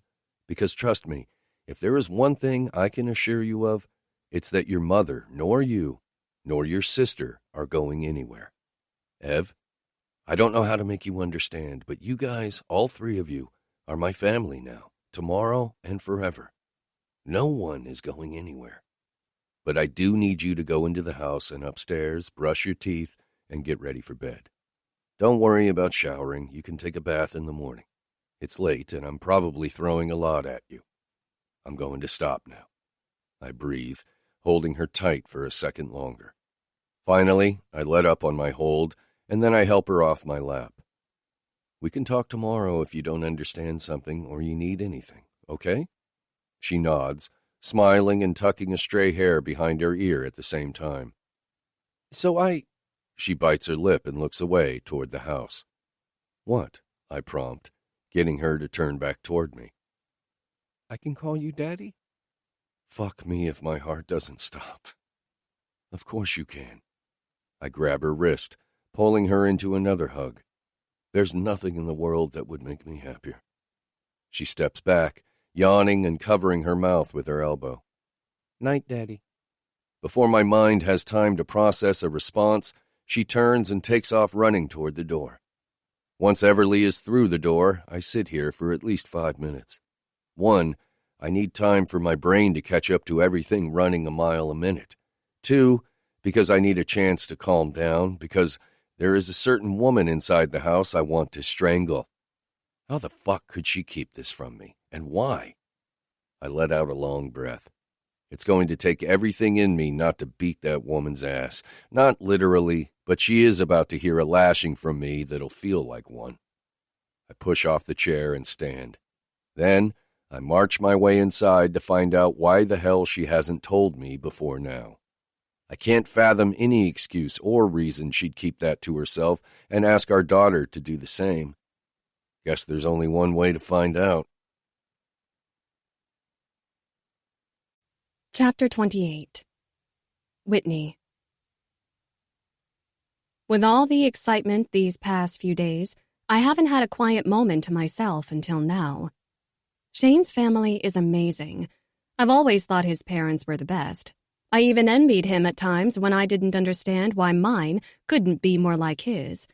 Pam and Bill both have demanding careers, yet they've always found the time, wanted the time, to spend with their kids. They still do. I've seen that since we've been here. But it can also be overwhelming, especially since I'm not used to it. Holidays spent with Blake's family or mine consisted of an hour, 2 at the most, in their company. Never days. But even if all this is a lot to handle at once, I'd still take it over one more day spent in the company of people that set out to sabotage my whole world. And the thing is, I don't know why. It doesn't make sense. But then again, maybe shitty people are just that. Shitty people. And for no reason at all. If I could just wrap my mind around the why of it all. Blake knew back in high school I didn't like him like that. I made it blatantly obvious. No one is in the kitchen as I come down the stairs after tucking Emerson into bed. I left coming down here once Everly started brushing her teeth. If I don't make sure that girl puts a toothbrush with toothpaste into her mouth, chances are high that she won't clean her teeth. I plugged my cell phone into a charger yesterday morning and haven't checked it since. I have to say, it's been nice not dealing with Blake's crap. We were supposed to appear in court early next week about the petition to dissolve my marriage, but Shane heard from Jacob yesterday. The hearing has been delayed by an extra week. I don't know why, but probably bullshit. I just want this fake-ass marriage over. The sooner, the better. Grabbing my cell phone, I pulled the charging cord out from the bottom and let it fall to the granite countertop. Then I twist around, resting my back on the corner of the kitchen countertop. Of course, I have multiple text messages from my child's father. That's what I need to refer to him as from now on. He's just Emerson's dad. God, I wish he weren't, but there is nothing I can do about that. I have a couple of missed calls and one voice message. One of the missed calls is from my mother, but she didn't leave a message. I'm surprised she even called. I hit the play button on the voice message, then bring the phone to my ear to listen. Hi, Mrs. Lane. This is Betty at Dyer Drugs. I called because we don't have a prescription on file for you. If you could have your doctor's office call us or have someone submit one to us electronically, we'll get it filled right away. What the hell? That's impossible. I've always gotten my prescriptions filled there for as long as I can remember, and I know they have to have it. The last time I saw my gynecologist, she gave me a paper prescription because they were still behind in electronic submission technology. Blake dropped it off for me, and then he would pick them up for me each month. Right? I pull the phone away from my ear as I rack my brain, thinking back. I can't be wrong. There's no way he got them from another drugstore. I remember the prescription bag. The store logo was stamped on the bottom. It has to be some mistake. Maybe she pulled up the wrong person. I'll have to call tomorrow and get it sorted out. Hey, have you seen Shane?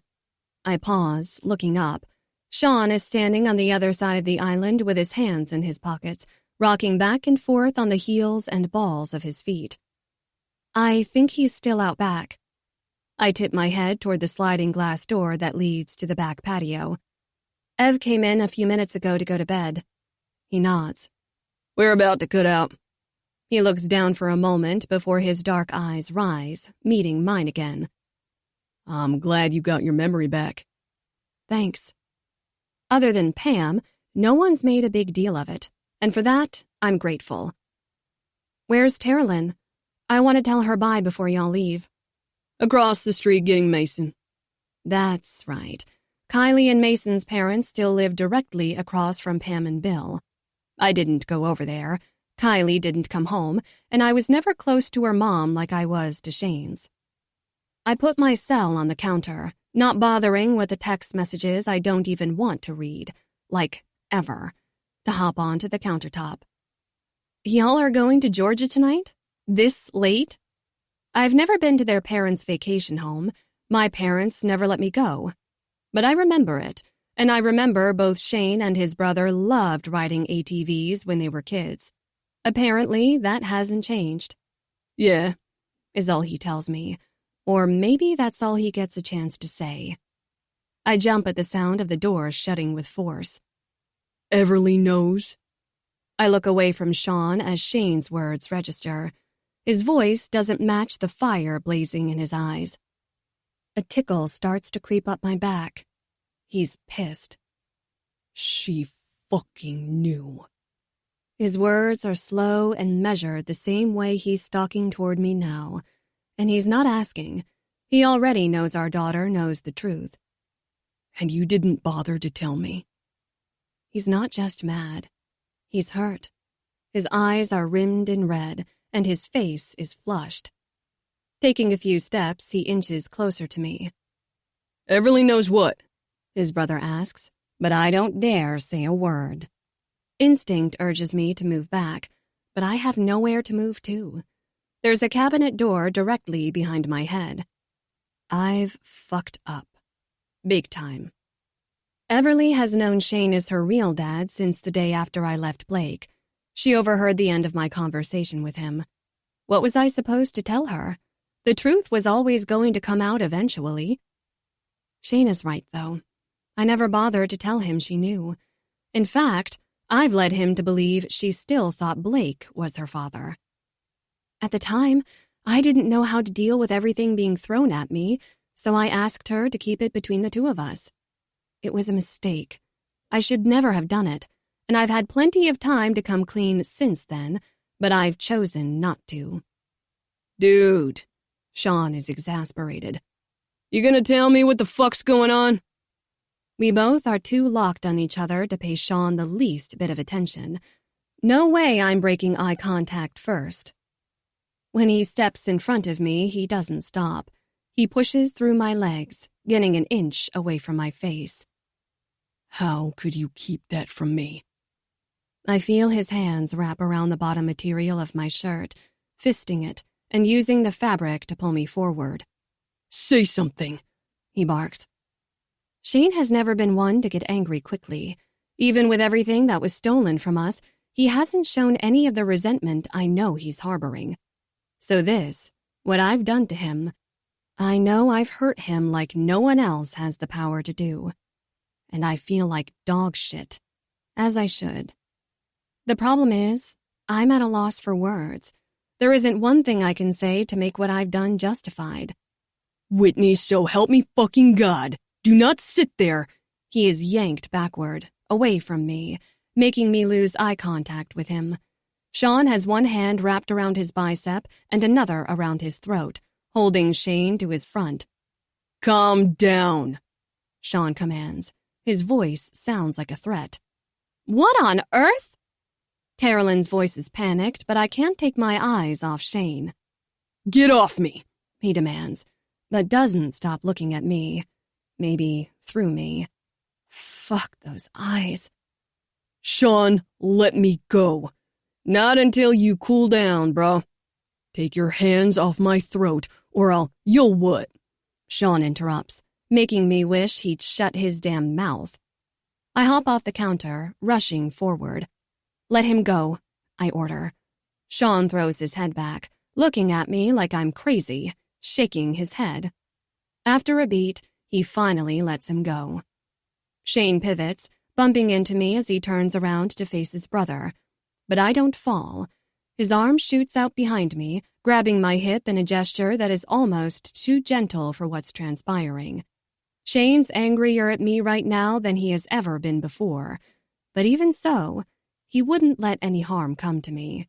He's still protective, and that right there shows me how different he is from Blake, from any other person I know. Someone else wouldn't care if I fell, hurting myself. Shane would. If you ever grab me like that again, I will lay your ass out. Are we clear? Sean laughs. Ah, fuck, does he not have any sense? Babe, Terrelyn calls. I mean it, little brother. Don't ever grab me like that again. Then don't get in your woman's face like that ever again, and I won't. Sean stands straighter, stepping into Shane's face as if to prove something. I step up behind Shane, placing my hands on his hips. This is all my fault, but I still want him to know I'm on his side. I have his back before anyone else, even if I didn't show that before.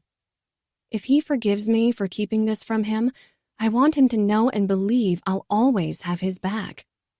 You're one to talk. Shane is taking his anger out on Sean. That I'm sure of. It took thinking she was dead for you to open your eyes. Shane juts his arm out, pointing toward Terrelyn. I don't know what he means by that, but my curiosity has been piqued. And she could have. It could have been her on the back of that motorcycle, and all because you're an asshole. Terrelyn's face turns to horror, and the only sound is the sudden rush of air she pulls into her mouth. Then silence. I'm out of here. Sean's face is emotionless, but it's obvious what Shane said has gotten to him. He leaves, exiting the kitchen. Seconds later, the front door closes with a loud bang. Shit, I hope we haven't woken his parents. You had to bring that shit up. Terrelyn looks at Shane like she's disappointed in him. Her arms cross over her chest, then she shakes her head. He hasn't forgiven himself. He doesn't trust himself not to screw up again. She sighs heavily. He didn't need that, Shane. Shane takes my hand, pulling them around his middle, but he doesn't respond to Terrelyn, not unless he's communicating silently. I can't see his face with mine plastered against his back. Terrelyn hasn't stopped staring at him, though. We all stand in the kitchen. The silence is deafening. Finally, after a minute, Terrelyn turns, leaving the same way her boyfriend did. His chest expands, then he lets an almost violent breath shudder out of him. I tighten my arms around his middle, feeling like the shittiest person on the planet for what I did to him. She was right, he says as he pulls away from me. A cold gush of air winds around my body, and I don't like it one bit. I shouldn't have thrown that in his face. Which was what? I prompt. His shoulders square, and without looking at me, he says, Not what you should be worried about right now. Then he walks out of the house, exiting through the sliding glass door to the backyard. Fuck. My shoulders sag, then my head falls back onto my shoulders. Never once did Shane threaten our relationship back when we dated in high school. That was what I did. But this isn't high school, and we aren't kids anymore. Hell, we aren't actually in a relationship. I'm still married for who knows how much longer, and Shane and I haven't discussed a future. Or us. So exactly what is there for him to threaten? Still, it feels like I've lost him, and that's what kicks me in the ass. I'll be damned if I act like I did back then. I'm an adult with her memory back. It's my second chance. I can't lose him. Not again. I follow, not sure what I'm about to walk into. I find him sitting inside the children's wooden play gym out back. He climbed to the top level, where there's a square section behind the big slide. Putting my foot onto the ladder, I pull up, seeing him sitting with his back against the wood panels, his knees bent with his arms resting on top of them. I stand here, feet on the ladder and hands gripping both sides of the handles on each side of the opening with my eyes on him. Shane knows I'm here, but he hasn't raised his head to meet my eyes.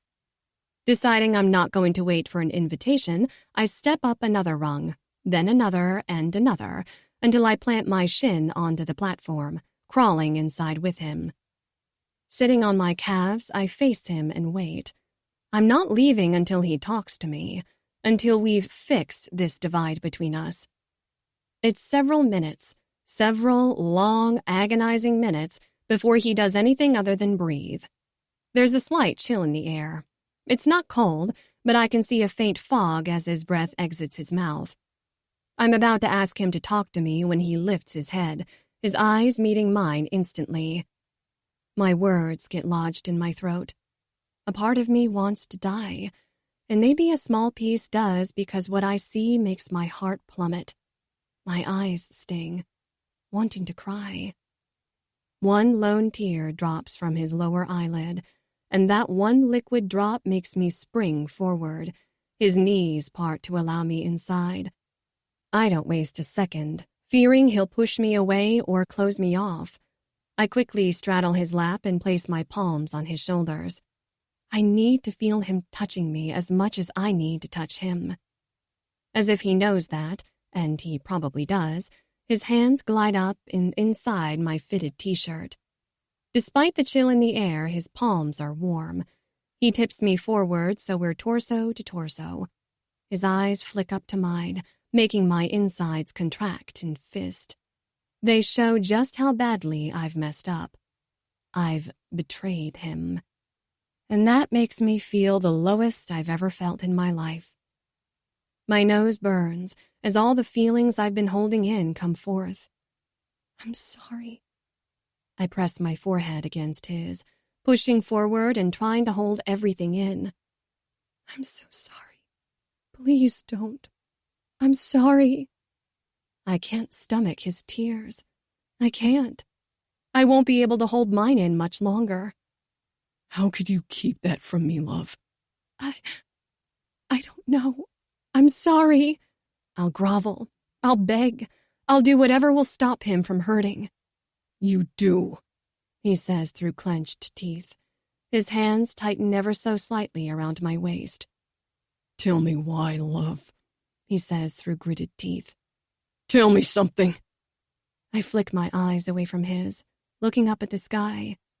There used to be a small roof covering this area, but it's gone now, and the stars shine brightly in the dark sky. I let out a shudder of breath. There isn't anything I can say that isn't an excuse. I don't want to give him an excuse. It is what it is. I kept something important from him, and for no good reason. It was just all too much, all at once. That's your excuse? He sounds bitter. Hell, what did I expect? I could have avoided this had I just opened my mouth and told him. I can't blame him either. I'm bitter, resentful. I'm enraged at what was kept from me. And here I am doing the same thing. No, I stress on a sigh. I don't have any excuses for what I did. So then why did you? Does it matter? I shouldn't have. Actually, yes, it does.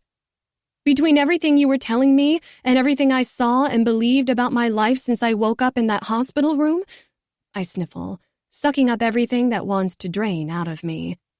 Then I got my memory back. I look back down. It was all too much. I didn't want to deal with one more thing. That was a real shitty thing to do to me, love.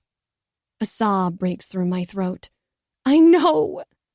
Tears leak from my eyes, and there isn't one damn thing I can do to stop them. I'm sorry. I wish I could go back and change what I did. I do. His hands slide around me, going up my back. His comfort just makes it all that much worse. I don't deserve his mercy, his love. I don't deserve him. My heartbeat starts to increase rapidly, and my breaths speed up and shorten at the same time. My chest tightens, and my head feels too light. Love? His voice edged with panic. I'm no better than they are. What? Anxiety creeps up my spine as too many emotions rush forward. They kept me from you. You from Everly. I did the same. I'm no better than my parents and Blake. What have I done? The harder I try to get air into my lungs, the more I feel like I can't breathe. Whitney, stop. You're going to hyperventilate. I hear him, and I know I'm looking at him, but my vision blurs. I can't breathe. Panic sets in. Love, I said stop. Something tightens around my scalp, and my body shakes as if someone is forcing my movements. Will he resent me like I resent them? No, he can't. I try to shake my head furiously, but I can't move it more than an inch or so. It's like I'm not in control of my own body. Suddenly, it all stops. As quickly as it started, it's all washed away. I can breathe again. I can focus. Cool air rains down my nostrils, filling my body with the oxygen I was denied moments ago. Shane's lips are pressed against mine in an all-consuming, revitalizing kiss. It was him. Realization dawns as the tightness encasing my scalp relaxes. His hand lets my hair go and roams down my back. His mouth releases my lips, moving alongside my jaw and down my neck, peppering kisses all over my skin. Shane's cock hardens, growing and pressing against me, pushing through the material of our clothes. There is too much fabric between us. When his hand reaches the small of my back, he takes the material of my shirt into both hands, then he pulls up, taking my shirt and forcing my arms above my head.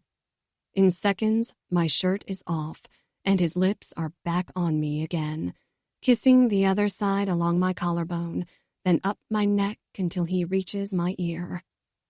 I'm furious with you, but don't ever think I've stopped wanting you. Today, tomorrow, 50 goddamn years from now, I'll love you, love, even when I'm angry with you. His teeth latch onto my earlobe, biting and dragging downward until only his lips are left, soothing the area he just inflicted minor pain on. His fingers slide up my arms and over my shoulders, pausing briefly. Then the straps of my bra are yanked down my arms, taking it down my body where he leaves it around my waist. The chill in the air hits my nipples, hardening them and erupting goosebumps across my skin. He grabs my ass next, squeezing my jean-clad cheeks and lifting me upward. I love you too, Shane. When his mouth latches onto my breast, I almost lose all my thoughts.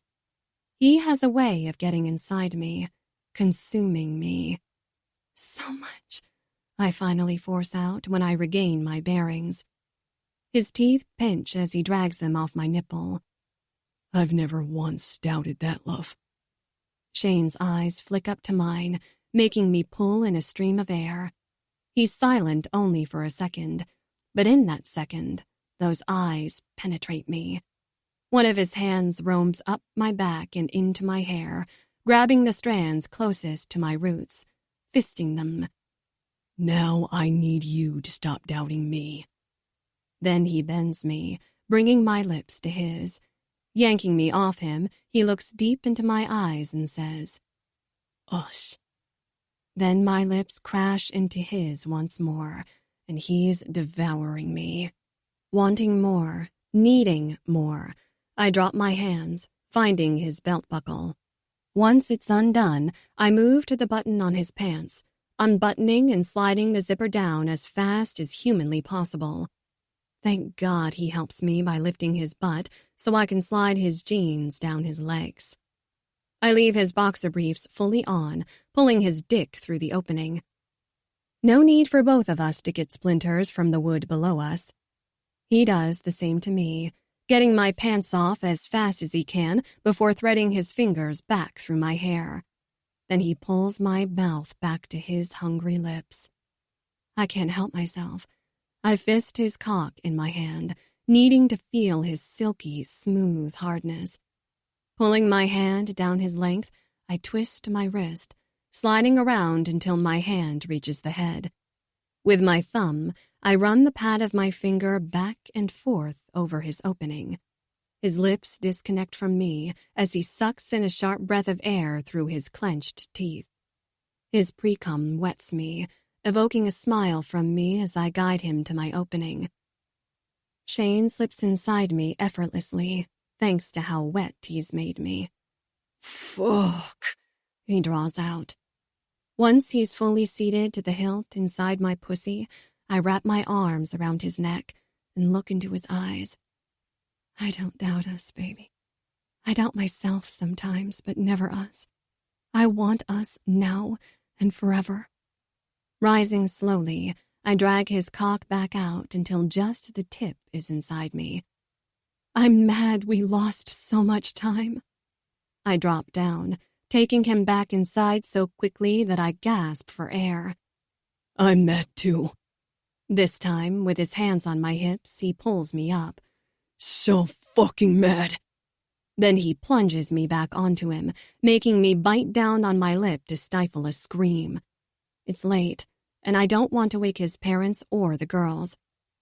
But what's done is done, he tells me through a locked jaw. Shane holds me in place longer than I want, so I try to lift myself up. It's no use. He's keeping me where he wants me.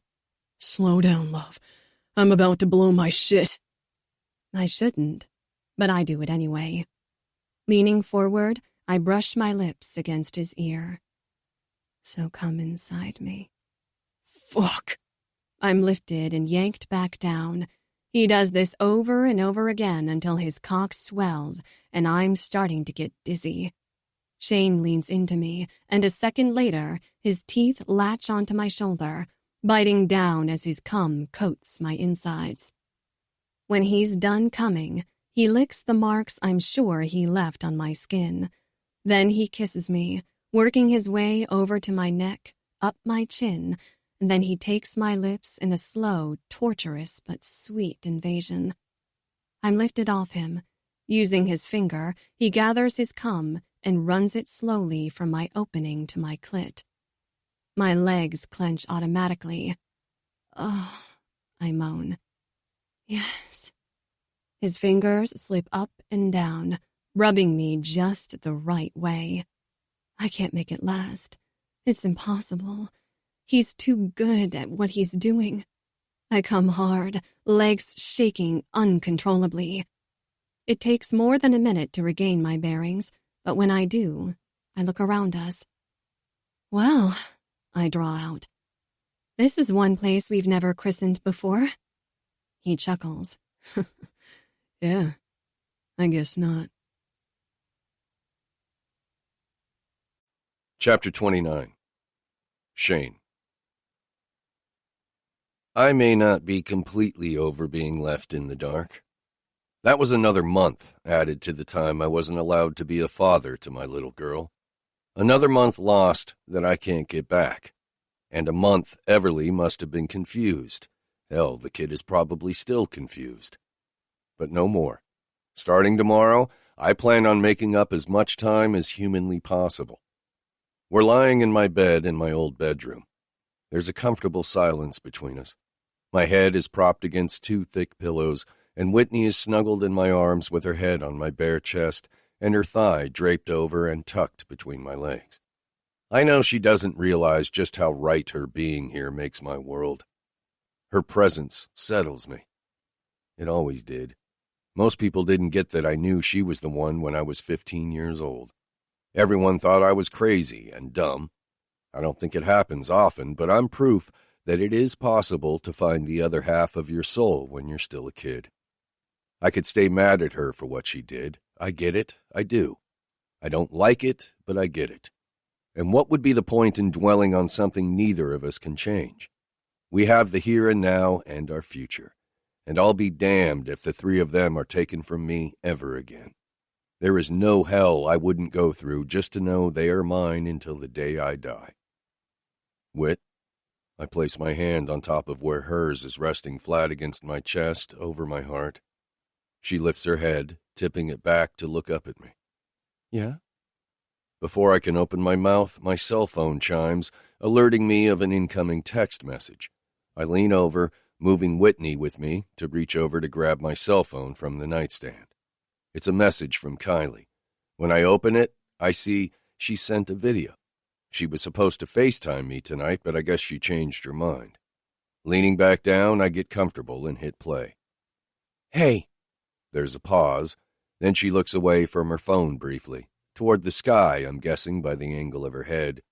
After a second, her face comes back into focus on the video. So I know I said we'd FaceTime after I got off, but as you can see, I chickened out. Plus, you got all your crap going on, and well, this is probably better. Happy Thanksgiving. She laughs, but there isn't an ounce of humor in her voice. I said it. I've said it a lot to patients today and haven't meant it once. That's awful, isn't it? A tear drops, rolling quickly down her cheek, making my chest tighten. I hate that she's alone in a city too far away for me to drive over just to give my friend the hug I know she needs. I know I'm being ungrateful for everything I have, but there isn't anything I'm thankful for. And happy? She snorts. Fuck happiness. She stares at the screen, her eyes on the camera. See why I didn't want to call live? She blinks, and more tears cascade down. Oh, hell. The weight piles back on my chest, taking root and cementing itself at center mass. Wiping her face using the back of her hand, she blinks a few times to sniffle. And you can stop whatever it is you're feeling about this video, too. I know you. And I know you're feeling guilty. You don't even realize you're feeling guilty, but I do, and I'm not even seeing your eyes. I just know you. There's a second or two pause before she continues. Deep down, I am happy for you, and I'm happy you have her back, but at this moment, I can't fathom one shred of happiness for myself, so... She trails, not finishing, and I get what she's saying about me feeling guilty because I do feel for her when she's hurting so badly. But I've waited too long to get Whitney back. Kylie and I have wallowed in sorrow together for a long time. It's time for me to be happy. I have a second chance. I'm not letting anyone, not even my best friend, make me feel guilty for having her in my arms. Of course, it helps to know that wasn't Kylie's intent. She just can't see any amount of sunshine right now. She may never see it again. I hope that's not the case, but I've been where she is. At least on some level I do. I know what it's like to lose the person you love most and think you'll never get them back. Anyway, I still want to talk to you. Tell you I miss you. Tell you I wish you were here instead of there. You know what I mean. Tell Whit I said hi and I'm thinking about all of you. I love you, Shani. Tell her I love her too. I'm not sure I've shown her that yet. I will, though. I promise. Night. Oh, and let's never bring this crap up, okay? The video ends, and I click the phone off without replaying. I'll text her back in the morning. Reaching over Whit, I place the phone back on my nightstand, sitting it next to hers. As I lie back down, I see Love grinding her teeth. A smile breaks out that I can't hold back. Are you jealous? I laugh, unable to help myself, knowing I'm right. I don't know. Am I the crap in your life? According to her, I am. She moves off me, settling her head on the pillow next to mine and crossing her arms. I'm stunned for all of a minute watching her sulk. This is uncharacteristic of the girl I once knew. Then again, she isn't a girl anymore. She's a woman, a beautiful, sexy as sin woman that will hold my heart in the palm of her hand until the day I take my last breath. Probably even after that. Love, I draw out, waiting for her to look at me. When she does, I continue. I see what it looks like. But you know Kai, and if you think about it for 2 seconds, then you know why she's coming across that way. No, Shane, I don't know. I haven't known her in years, a decade, she bites out. And people can change in that amount of time. I breathe hard, not wanting to talk about Trent, but knowing I need to make her understand. Less than a year ago, her world, her future, was ripped away from her in a blink of an eye. 1 minute she was happy, in love, and planning a future. The next, she was alone. Kylie has never been alone in her entire life. She has never been without affection. You got to remember how touchy-feely she was and how much she craved physical touch. I pause, letting my words sink in. Eventually, she nods. She craves attention, not in a bad way. She doesn't want me like that, but she does want something familiar she can cling to for a little while longer. She hasn't actually dealt with Trent's death. She'll only talk to me about him, and even then she's closed off and distant with her feelings. Whitney is quiet for longer than I expect. The jealousy has been wiped from her face, but something still remains. Something sad. Something I want to crush and make disappear. I know all too well the things Kylie is feeling, and I owe her a lot. That makes Love's face turn, her eyes flicking up to mine, wanting me to continue. The first semester of college, I'd show up for my classes mostly, but I didn't participate. I couldn't tell you now what any class was about. I don't remember them. The only reason I passed those classes was that Kylie did all my assignments. I probably flunked my exams. My parents tried to get me to take off a year, but I refused. I couldn't come home. I couldn't be there and be alone. Why did this happen to us? Before I can respond, she spouts out another question. What were you going to say before she texted? Is she ready to hear this? I hope so, because I'm going all in. I need to know this is forever. No bullshit. Your parents nor anyone else can make you doubt us. This. I grab her hand, interlocking our fingers and squeezing tight, just before the point of causing her pain. I need her to know I want a solid, whole, unbreakable. You forgive me for keeping that from you? Yes. And you knew that before those words ever left your mouth. I can be mad, I can be hurt, and still want you. Still love you. I want us too. She squeezes my hand back. Forever. Leaning down, I cover her mouth with my own, kissing her and making damn sure she feels everything coursing through my body. My dick twitches, coming to life and needing to be inside her. If I could live inside her forever, I would. She drives me mad in both good ways and bad, but there's no one that's ever made me feel a shred of the things she does. You know, I have plenty of leftovers from yesterday. I wish you would take some with you. I look up from where I'm posted against the railing on my parents' front porch to see my mom pursing her lips at me as she steps out of the house. And it's better served by taking it to the homeless shelter in town, Mom. She was already going to do that anyway. I don't know why she's so insistent on making sure I'm fed. Fine. She closes the door behind her. Have you thought any more on what your dad suggested last night? No, I deadpan. I haven't had time, but I will. She looks at me like only a mom can do, silently telling me I better. I promise, Mother. You know, if there's anything you need, anything at all, you just have to ask, Shane. I'm good. We're good. I nod my head to the yard, making her look to where Whit and the girls are waiting for me. I'm sure you are, but I know you have to get ready for your boards in July. I remember how stressful that can be, and if there is anything your dad and I can do to make your life, their life, less stressful, then we're here and willing to help wherever we can. You had a husband and 2 kids by the time you and Dad were finishing residency. I got this, Mom. Stop worrying. I'll never stop worrying, Shane. It's impossible. You'll understand soon enough. Being a parent is the hardest and scariest thing you'll ever experience in life. She smiles. You'll find out soon enough what I mean. It's also the most amazing and wonderful thing you'll experience. A scream from the yard makes me twist around, ready to charge whatever has Emerson in a fit. No, she hollers. I don't want to go. Her arms tighten around Everly's leg like she's holding on for dear life. I'm not going without Evely. Blake. It's his weekend with her. That's where we are headed as soon as we leave my parents. Even though the fucker has joint custody because he works and Whitney doesn't, she's able to keep Emerson during the week and only has to part with her every other weekend. Even that's too much.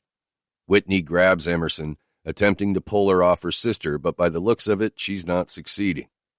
My mother's laugh catches my attention, making me turn to face her once again. What's so funny? Just remembering you and Sean when y'all were kids. The only difference between them and you and your brother is that Everly doesn't mind Emerson hanging all over her. Yet, she adds. When Trent came along, You no longer wanted to play with Sean? Thanks, Mom. Way to make me feel like crap. Not that I don't already for what I said last night. But that's what siblings do. Some are inseparable, others aren't. Some even can't stand each other. No pair is alike, just like all people aren't the same.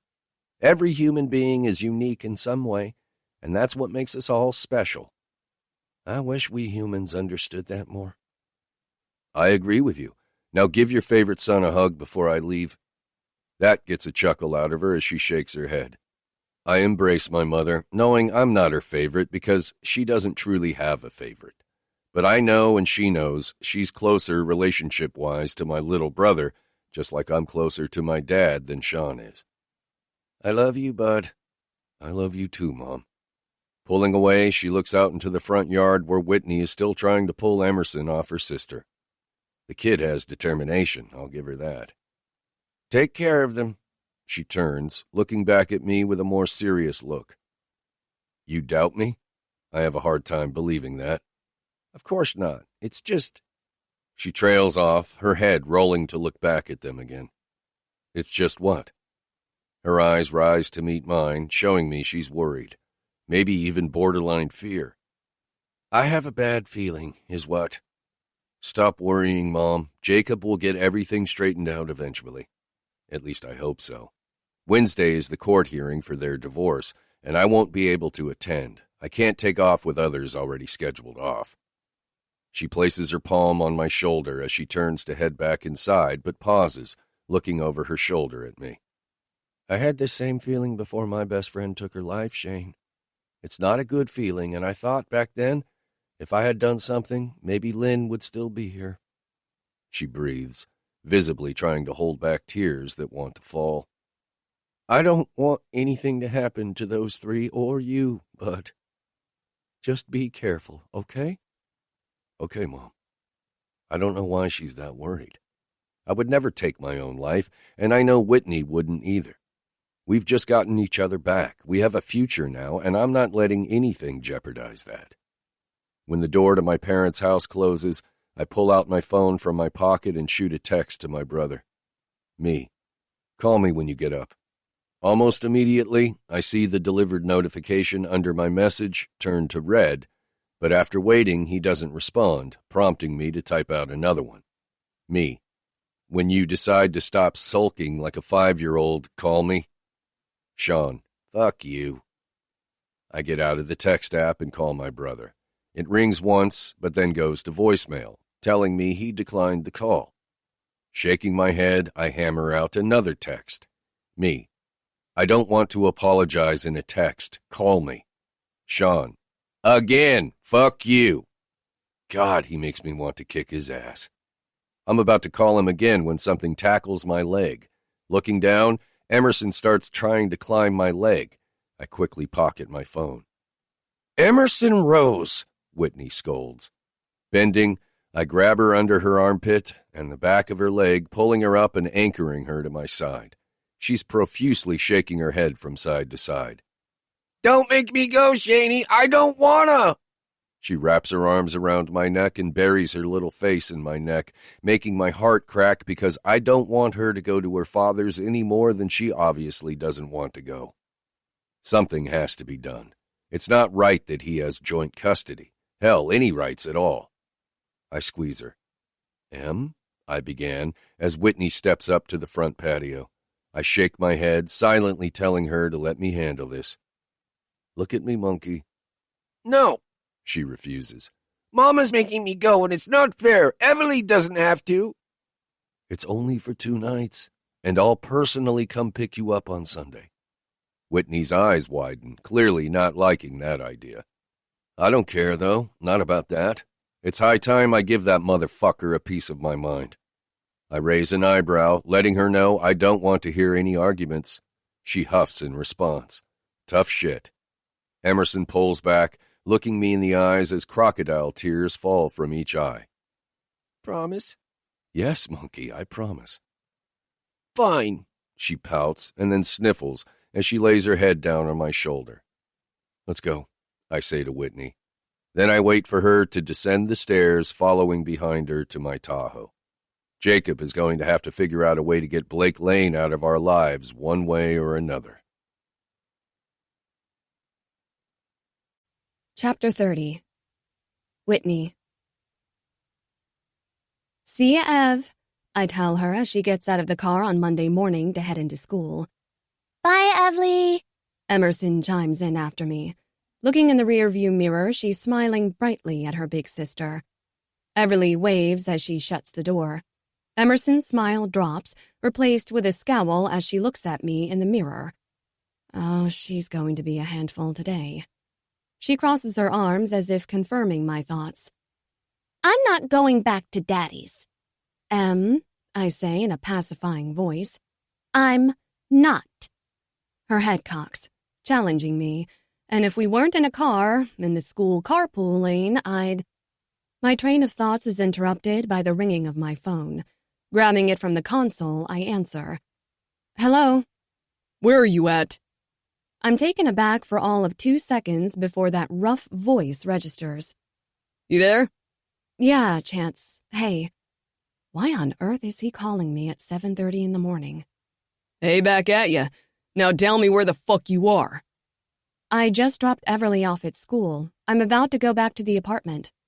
Is he trying to piss me off? Scratch those plans. Come to Wicked, he demands. Wicked? What's that and where? Yeah, Wicked Inc., Sean's tattoo studio. Ring any bells? He sounds annoyed that I don't know. Yes, I bite out through closed teeth. The nerve of his attitude. Jeez. I just didn't know that was the name. 1 week with your memories back and you still don't know jack shit. It's not a question, and he's lucky Emerson isn't in hearing range right now, or I'd give him an earful. It hasn't been officially 1 week until about midnight tonight, a-hole. A-hole? Really, Whit? My 3-year-old is in the back seat listening to every word coming out of my mouth. I'm thanking myself for not putting you on the car speaker. Whatever. Just get down here. I don't know where here is, or why he's in Mississippi. I'll text you the address. Better see you in 45 minutes, bitch. He hangs up without another word, and within a few seconds a text message comes through my phone. Oh, he's going to see me all right. He'll be lucky if I don't kick him in the junk, too.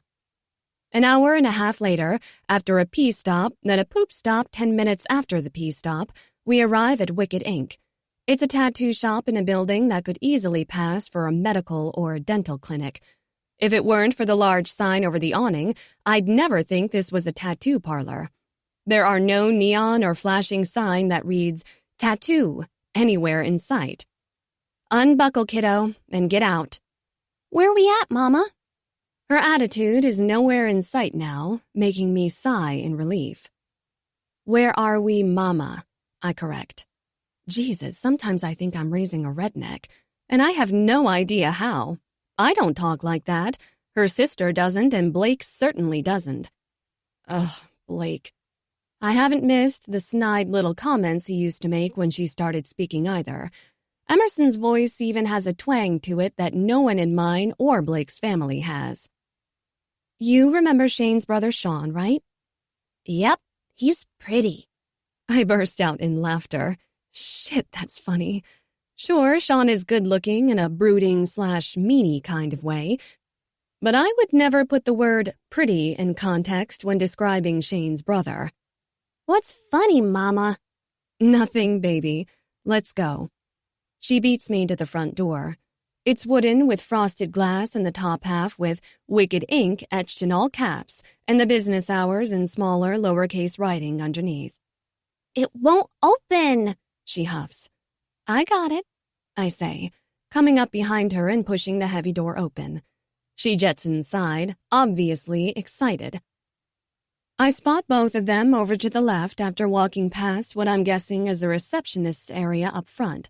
The room is open and large, containing workstations on each side of the room. There is no one else but Sean and Chance in sight. Chance is perched against a large mirror, and Sean's sitting on a stool, leaning back against a tattooing table. They're talking, but I'm not close enough to hear their conversation. Hey, guys, what's up? I say, walking up. What are you doing here? Sean twists his head, surprise lacing his voice. Shawnee! Emerson sings songs before launching herself at him. He catches her mid-air. Hey, Em. He chuckles as he wraps his large arms around her in a hug, a smile tugging at his lips. We come to see you. Y'all did not come to see him. Chance scowls at my 3-year-old. Y'all came to see me. Emerson twists around in Sean's arms, but he doesn't let her go. Her face lights up as if just noticing Chance for the first time. You're friends with Ariel. If by Ariel you mean Evie, then yes, sugar. I'm friends with her. She looks like Ariel, she states, as if disputing Eve's name. Ignoring her statement, Chance asks, Do you not remember my name, Emerson Rose? She shakes her head. Guess memory loss runs in the family. For that, I kick his boot. He only shrugs, then pushes off the wall. After ruffling Emerson's curls, he turns, grabbing me by the arm without a word and pulling me toward the opposite wall. Why am I here? I ask when he lets go. Hop up there. He nods toward the tattoo table, ignoring my question. I do as he asks, but question again once I'm settled. Why am I here, Chance? He holds up a sheet of paper. What's that? This is your new tattoo. Look. Flowers? I question. I'm more girly now than I was in high school, but I still don't care for flowers, albeit really pretty flowers. They're a vibrant blue, and the artwork is incredibly detailed. They're forget-me-nots. They're pretty, and they're familiar looking. They mean undying love, which you and Shane obviously have. He stares at me, giving me the impression he has more to say. And they match your boy's flowers on his side. But most importantly, they're forget-me-nots, meaning don't fucking forget me.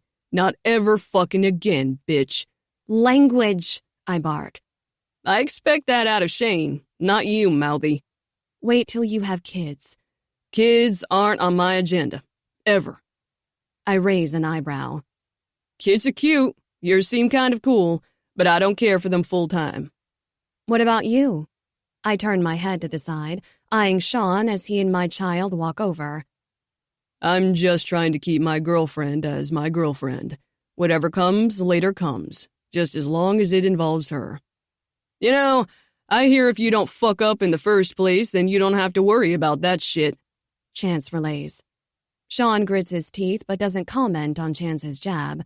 Shane finally got to apologize to his brother Friday night when Sean called him, and I'm glad they patched things up. I turn my attention back to Chance, wanting to get the subject off Sean. His relationship with Tara Lynn is obviously a sore spot for him. It's easy to see how much he regrets what he did to her earlier this year. Who says I want that tattoo? Oh, you're getting this inked on. He holds up the transfer paper, waving it in the air. Today.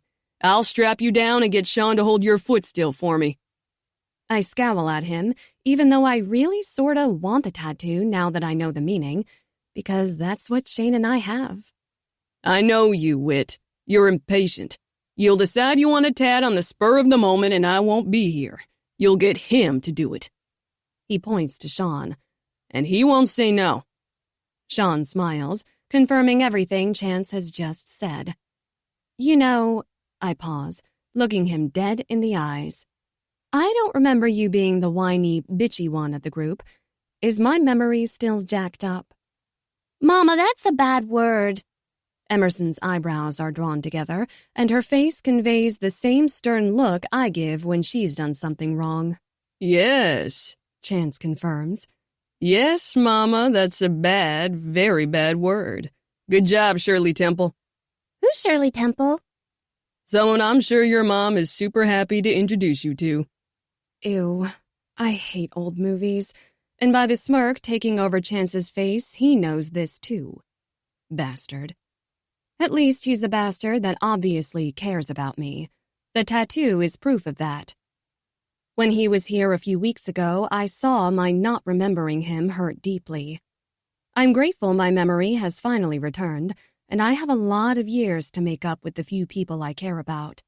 He's one of them, so if this tattoo is something he needs, then I'm willing to get it placed on my body forever. It's a bonus that Shane has the same flowers on him, too. Fine, let's do this. I swear his eyes dilate, but he blinks and they're back to normal. I have one alteration, though, and it's a must. Shane has my name inked on his body, so I want his on mine. I think weaving it into the flowers will look badass and pretty at the same time. Holy shit. I'm getting a tattoo. By the time Wednesday rolls around, I'm a nervous wreck. On top of court this afternoon, I can't get in to see my doctor until next week, and she won't call in a prescription until she makes me take a pregnancy test. For the love of fucking God, it's just drawing blood. It shouldn't require an office visit with the actual doctor. A nurse can do it and have it tested. Surely they can. My foot taps on the marble floor as I wait for Jacob to arrive. The hearing is scheduled for 10 minutes from now, and I thought he would have been here by now. Luckily, I'm saved from more thoughts plaguing my mind by the ringing of my cell phone. After digging it out of my purse, I answer just after catching Eve's name across the screen before bringing it to my ear. Hello? If you fuck a dildo made in China, does that mean you fucked a Chinese cock? I'm stunned, silent. This cannot be a legit question, but then I remember the crazy crap she used to spout all the time when we were good friends. Not that we aren't good friends now, but are we? The question stops me. Well, she prompts. I think no matter how you look at it, it's still a fake dick. Fake dick or not, it's still a Chinese fake dick, right? I've never fucked someone Chinese. Work with me here, Whitney. I want to be able to say I fucked Chinese cock now. Okay, you fucked a Chinese cock. Exactly how many different nationalities has she slept with? The thought pricks my mind. We're the same age. Scratch that. She's 5 months older than me. She's already 29, but still. Good. Now, her voice turns sweeter. How do you like your first tat, and when are we getting another one? I like it just fine, and I, again stress the me in this conversation, am just fine with the one. For now, she draws out. What you doing? Waiting for Tara Lynn's dad to show? Ah. Her voice turns flat. Court, right? Yup. Shane must have told her because this is the first time I've spoken to her since she was here. I feel guilty for not calling her or Kylie when my memory returned. Over time, I thought about doing it, but I felt awkward. Yet I don't feel that way now. Maybe it was all in my head. Don't sweat it, Whit. You remember now. Everything is going to work out. I know it will. You have more confidence than I do. I slump back against the wooden bench I'm sitting on. You don't take shit from anyone. You don't settle for less than what you want. You remember that person, right? Yeah, but... She cuts me off. Stop that train of thought right now. You don't take what they are giving lying down. Don't like it? Fight it. Fight it until that little girl of yours is grown if you have to, but you fight. We're both silent, giving me time to think about what she has said. She's right. 100% she is right. The person I was before, the teenager I was, would have fought tooth and nail and then fought more. That motherfucker better hope I never catch him in a dark alley. Thanks, Eve.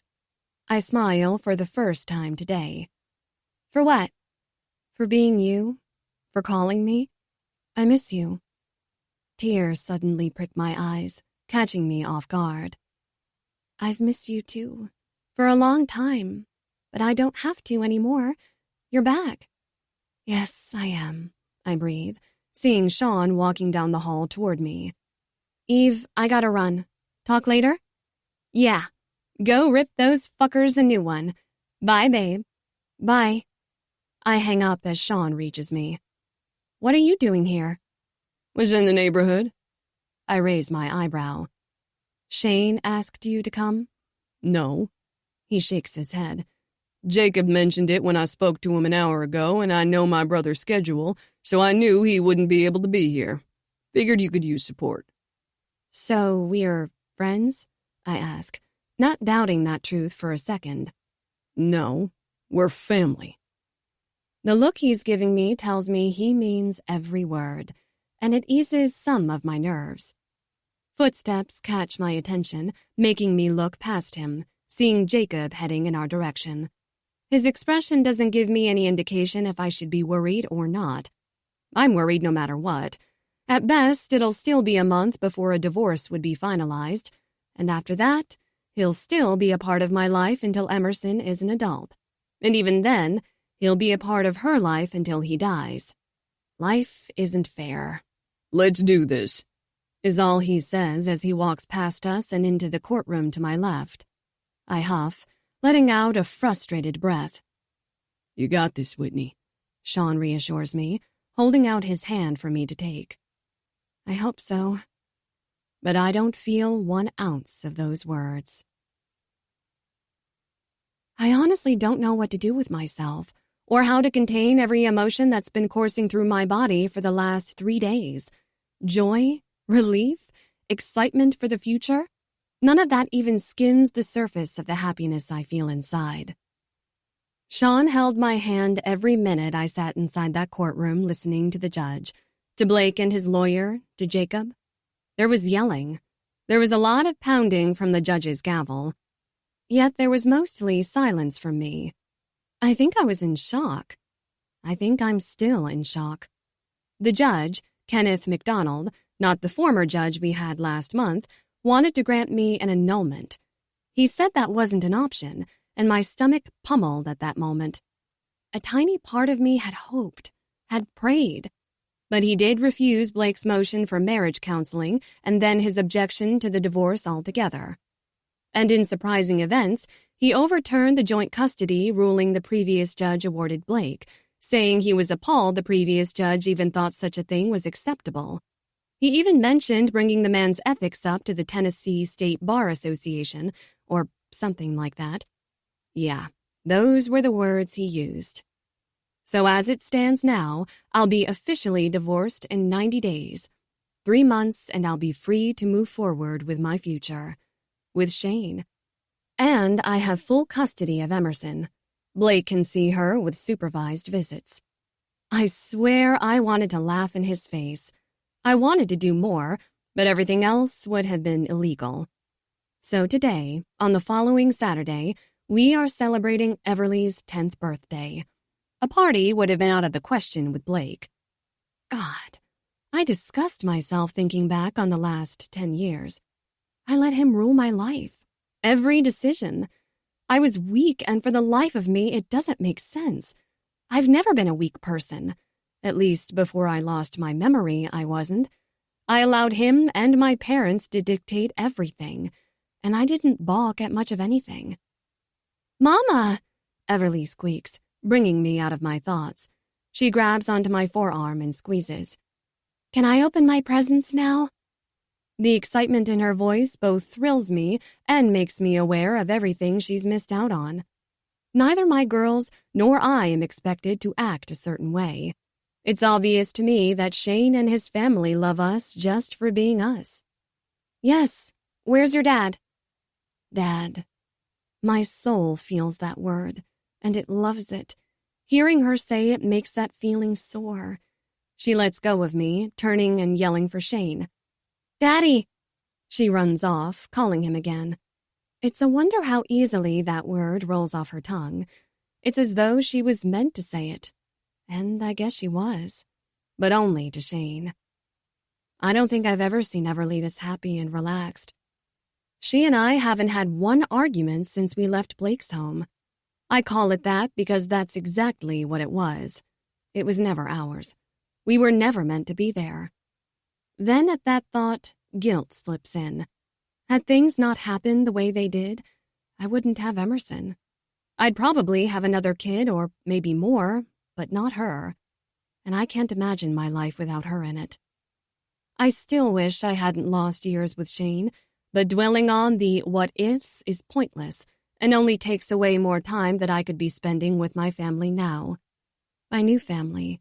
My real family. Shane, our girls, his parents, Sean and Tara Lynn, Chance and Eve, Kylie, Jacob even, and anyone else that comes along. Because I see a big family in our future. Hey, babe. I look up. Shane is leaning inside the door. We are at his parents' celebrating Everly's birthday, and there are so many people here that I don't know half of them. I think most work with either Shane's parents or with him at the Children's Hospital in Memphis. Gavin, I remember from the Halloween party. That was the night that changed my kids and my life forever. For the better. Yeah. Come on. She's ready to unwrap her gifts. Y'all are going to spoil her with the amount of presents in your parents' living room. He laughs. Well, you can thank my brother for at least half of them. Hell, a quarter of them, I think, are for Emerson. I'm hoping Ev doesn't get her feelings hurt over that. She won't, I assure him. Knowing Everly, she'd let her sister open all of them. I'm lucky in the children department. I don't have siblings, and from what I remember of Shane and Sean when they were this age, the younger sibling isn't treated as nicely as the way Everly treats Emerson. I'm not sure yet if that's a good thing or a bad one. Only time will tell, I guess. I'm coming. I stand, making my way toward him. He bends down, pulling me into his chest and planting a chaste kiss on my lips. I love you, love, he tells me, pulling away as he stands to his full height. Back at you.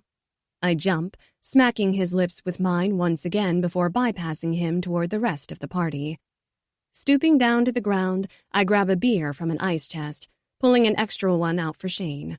Standing, I hand it to him, then turn toward the room where everyone is watching Everly and Emerson on the floor near the fireplace, where all the gifts are piled on top of the hearth. Okay, Everly. Your parents finally decided to join us. The room erupts into laughter at Shane's dad, a jab at us being the last to make it to the living room. You can open your presents. Presents! Emerson jumps up and down. After the fourth jump, she loses her balance and falls into her sister. Everly pulls her into a seated position on her lap, and as I predicted, she lets her sister rip open the gifts. After 10 minutes of oohs and ahs, she gets to her last present. Noticing the look on Shane's face, a smile so big I want to bottle it up so I can open it every single day for the rest of my life, I smile too, facing him as he watches her. Her gasp breaks my stare. I look over to see what he's gotten her, and my mouth drops, and not in a good way. A phone? My head whips over to Shane. He's not paying me the least bit of attention. All eyes, especially his, are on Everly. He's thrilled she likes it, and it shows. Of course she likes it. What kid wouldn't like a brand new smartphone? Hell, any phone. Heat breaks out across my face, cascading down my neck. I have to get out of this room. And I do. I fly out of the room so fast I almost trip over my feet. What the motherfuck was he thinking? A phone? I had to leave. If I hadn't, I would have made a scene. Everly doesn't need that. His parents don't either. I'm not ungrateful for what they've done today, and I'm not about to lose my shit in front of them and all their friends. But my God, a phone? The more I think about it, the madder I get. She's 10. She's in 3rd grade, for Pete's sake. She's a child. She doesn't need a phone. This is crazy. This is absurd. Whitney? His cautious voice causes me to whip around. What's wrong? As if he has to ask. It should be obvious. Why the fuck isn't it obvious? You got her a phone? I blurt out, producing a surprised look on his face. Yeah, I did. He quickly defends himself. Are you insane? She's 10. His eyes cast down for a mere second before he stalks closer toward me. When he reaches me, Shane's fingers clasp around my upper arm. Let's talk upstairs. Then he's gently pulling me toward our bedroom. I love this man, but this is ridiculous. Seriously, he has to see the logic. I look over my shoulder right before he reaches the hall.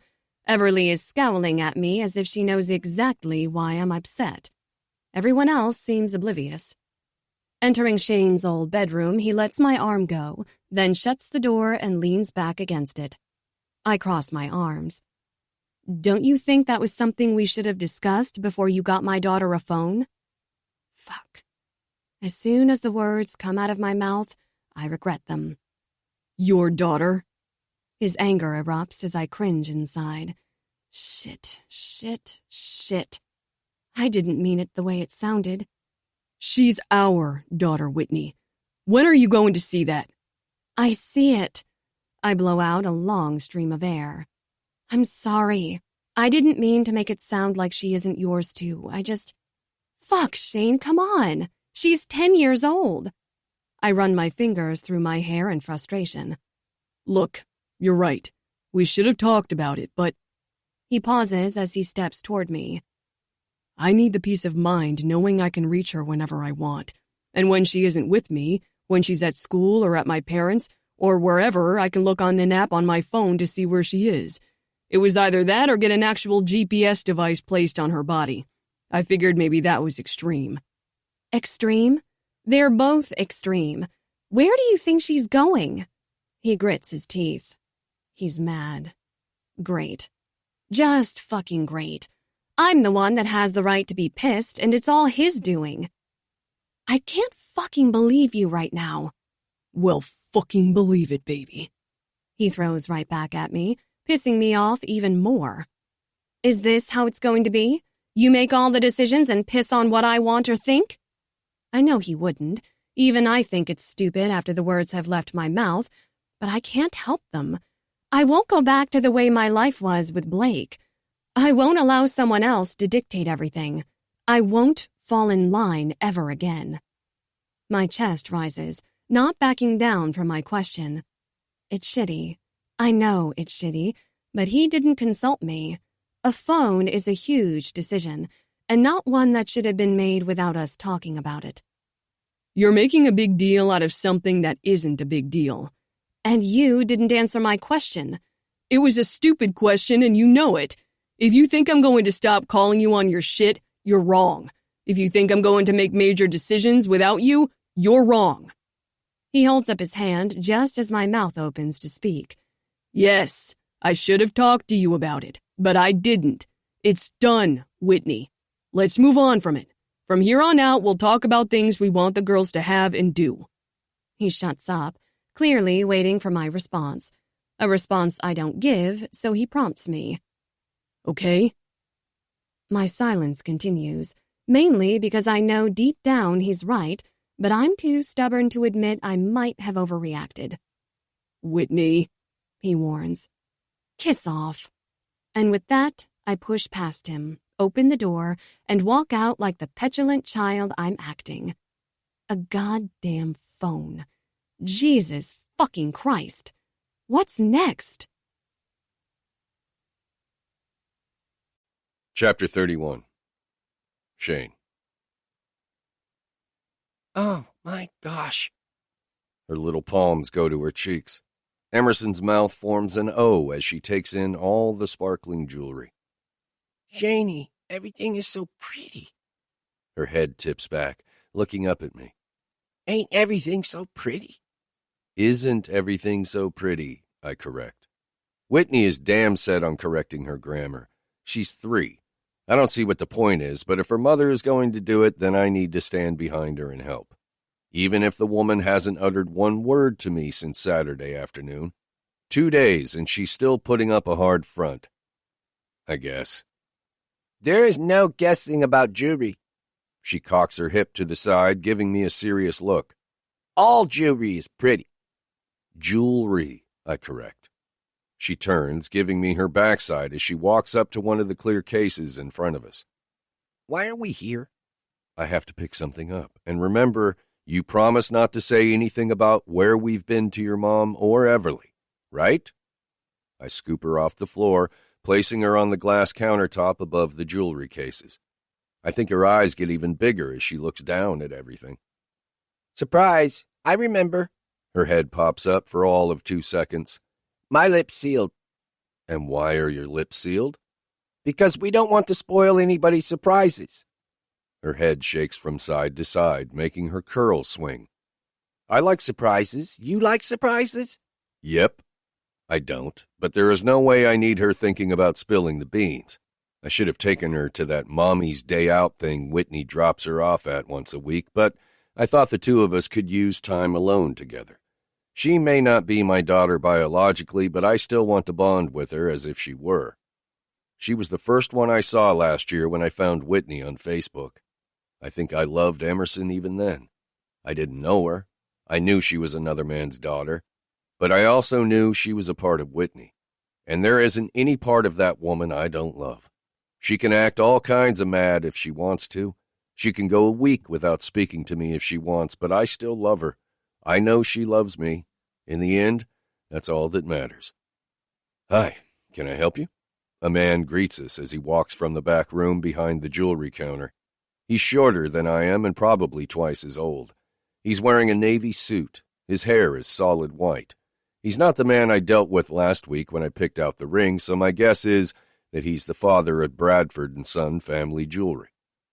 We want everything. Emerson looks up, serious as a heart attack. I smile while the older man laughs. You're in trouble with this one, he tells me. I'm inclined to agree. I'm Bradford Collins, the owner.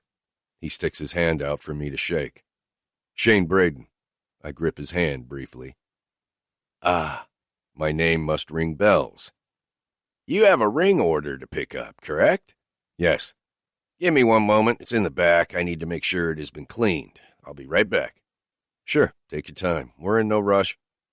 Mr. Collins heads back to where he must have been when we walked in. There's no one else in the jewelry shop as I take in the rest of the small room. It's an old establishment, or so Gavin, my boss, babbled on about when I told him my plans to ask Whitney to marry me. She's not divorced yet, but that doesn't mean she can't wear my ring until it's official. And once it is... Shaney. Emerson draws out my name, bringing my attention to her. Glancing down, I see she isn't looking at me. Her head is still down, and she's drawing circles on the glass with her fingers.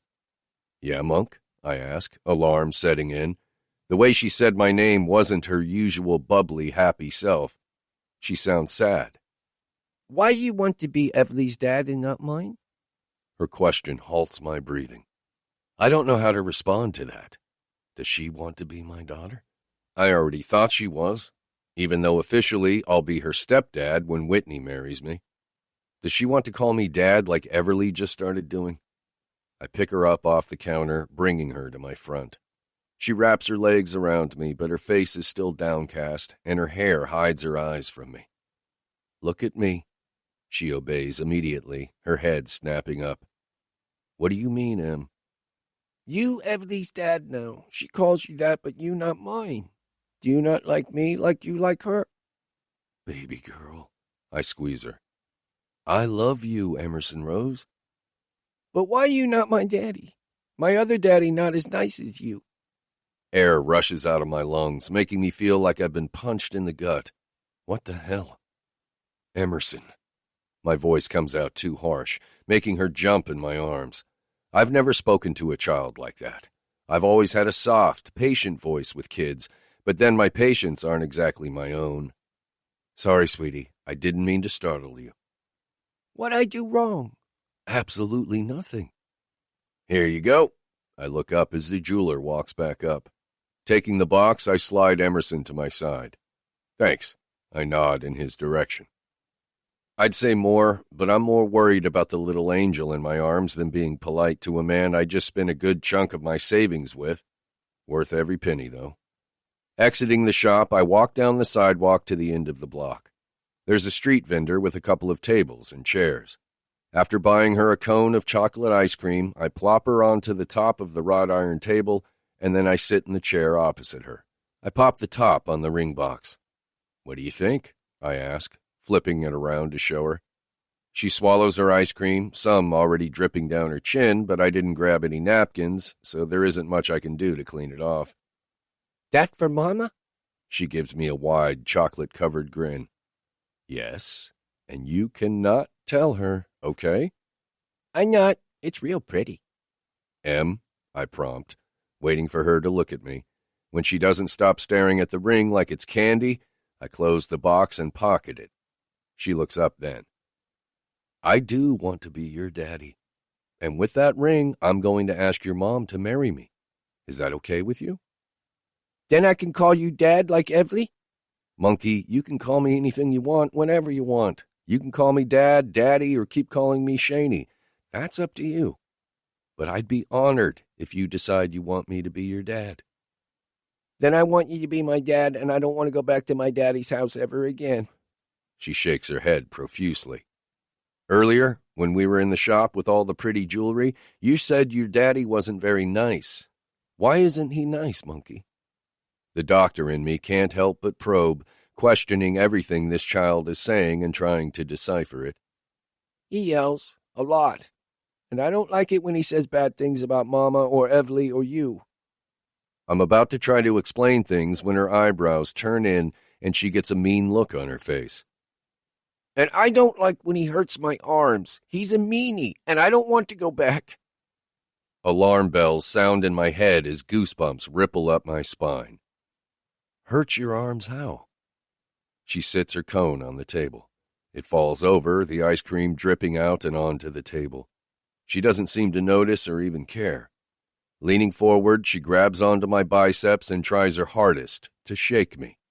More alarms go off and anger spikes. He does that when I tell him to stop saying bad things.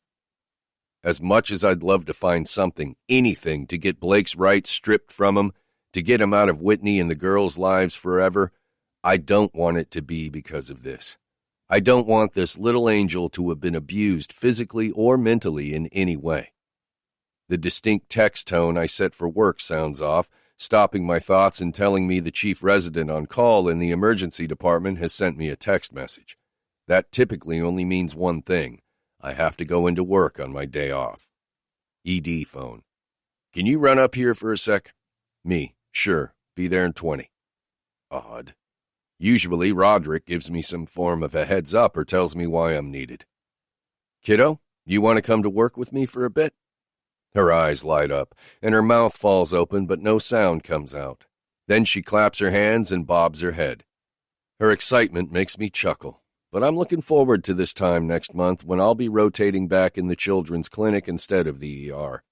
That place will wear on a person's soul, and at least in the clinic, I'll have better hours, all daytime hours, and weekends off, meaning I'll get more time with my family.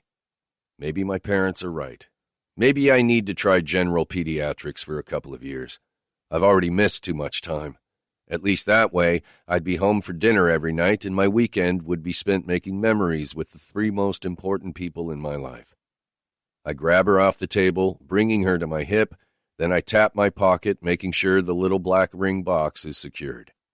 That ring is going to set our family on course to a solid future. Chapter 32. Whitney. The results were positive, she smiles.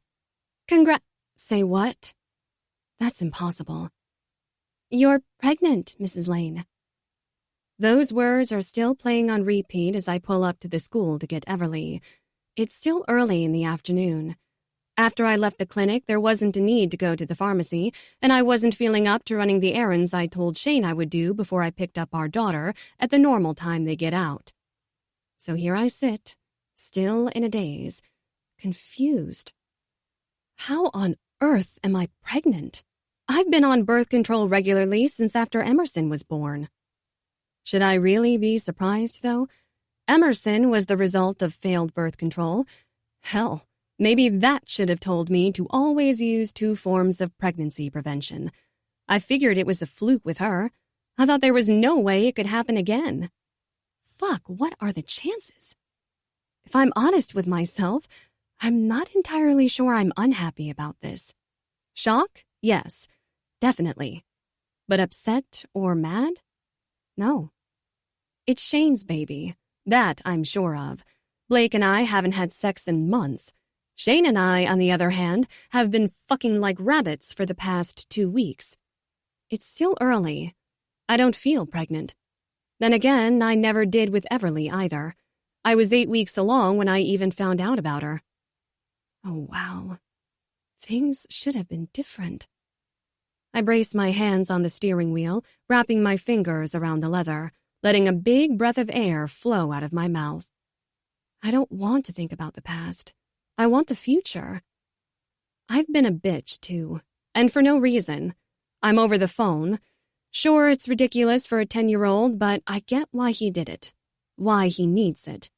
He's lost so much time he will never get back, and if knowing where she is helps ease weight off his chest, then who am I to say no?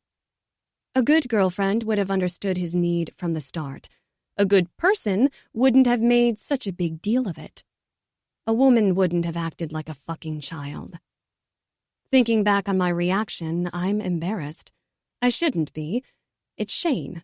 My good, understanding, amazing man that loves all my crazy. Has always loved my crazy and will always love my crazy. I shut the ignition off and get out of the car. I came straight here to get Everly so I could get home to tell Shane the news. I don't know how he's going to react. We aren't married. I'm not even divorced and won't be for 3 months. But something tells me he's going to be happy about this. He would have been happy about Everly, even though we were still teenagers, and this is his chance to be a father from the beginning. The more I think about it, the happier I get. I pulled the glass door open, walking inside and stopping just to the left of the building's entrance at the secretary's office. "Hi," I say to a young girl. She's not the normal lady that's always here. She may even be a high school kid. "I'm here to check out my daughter." She looks up from her phone. Yeah, she has to be a high schooler. "What's her teacher's name?" "Mrs. Parks." "And her name?" "Everly Lane." Her body jerks back a few inches, and her eyes do this crazy, confused thing. "I'm pretty sure her dad picked her up. About half an hour ago, I think." She stands, grabs the clipboard in front of me and scrutinizes the page. Shane didn't say he would pick her up. In fact, we discussed me getting her even though he's off. He wanted to spend a few hours alone with Emerson.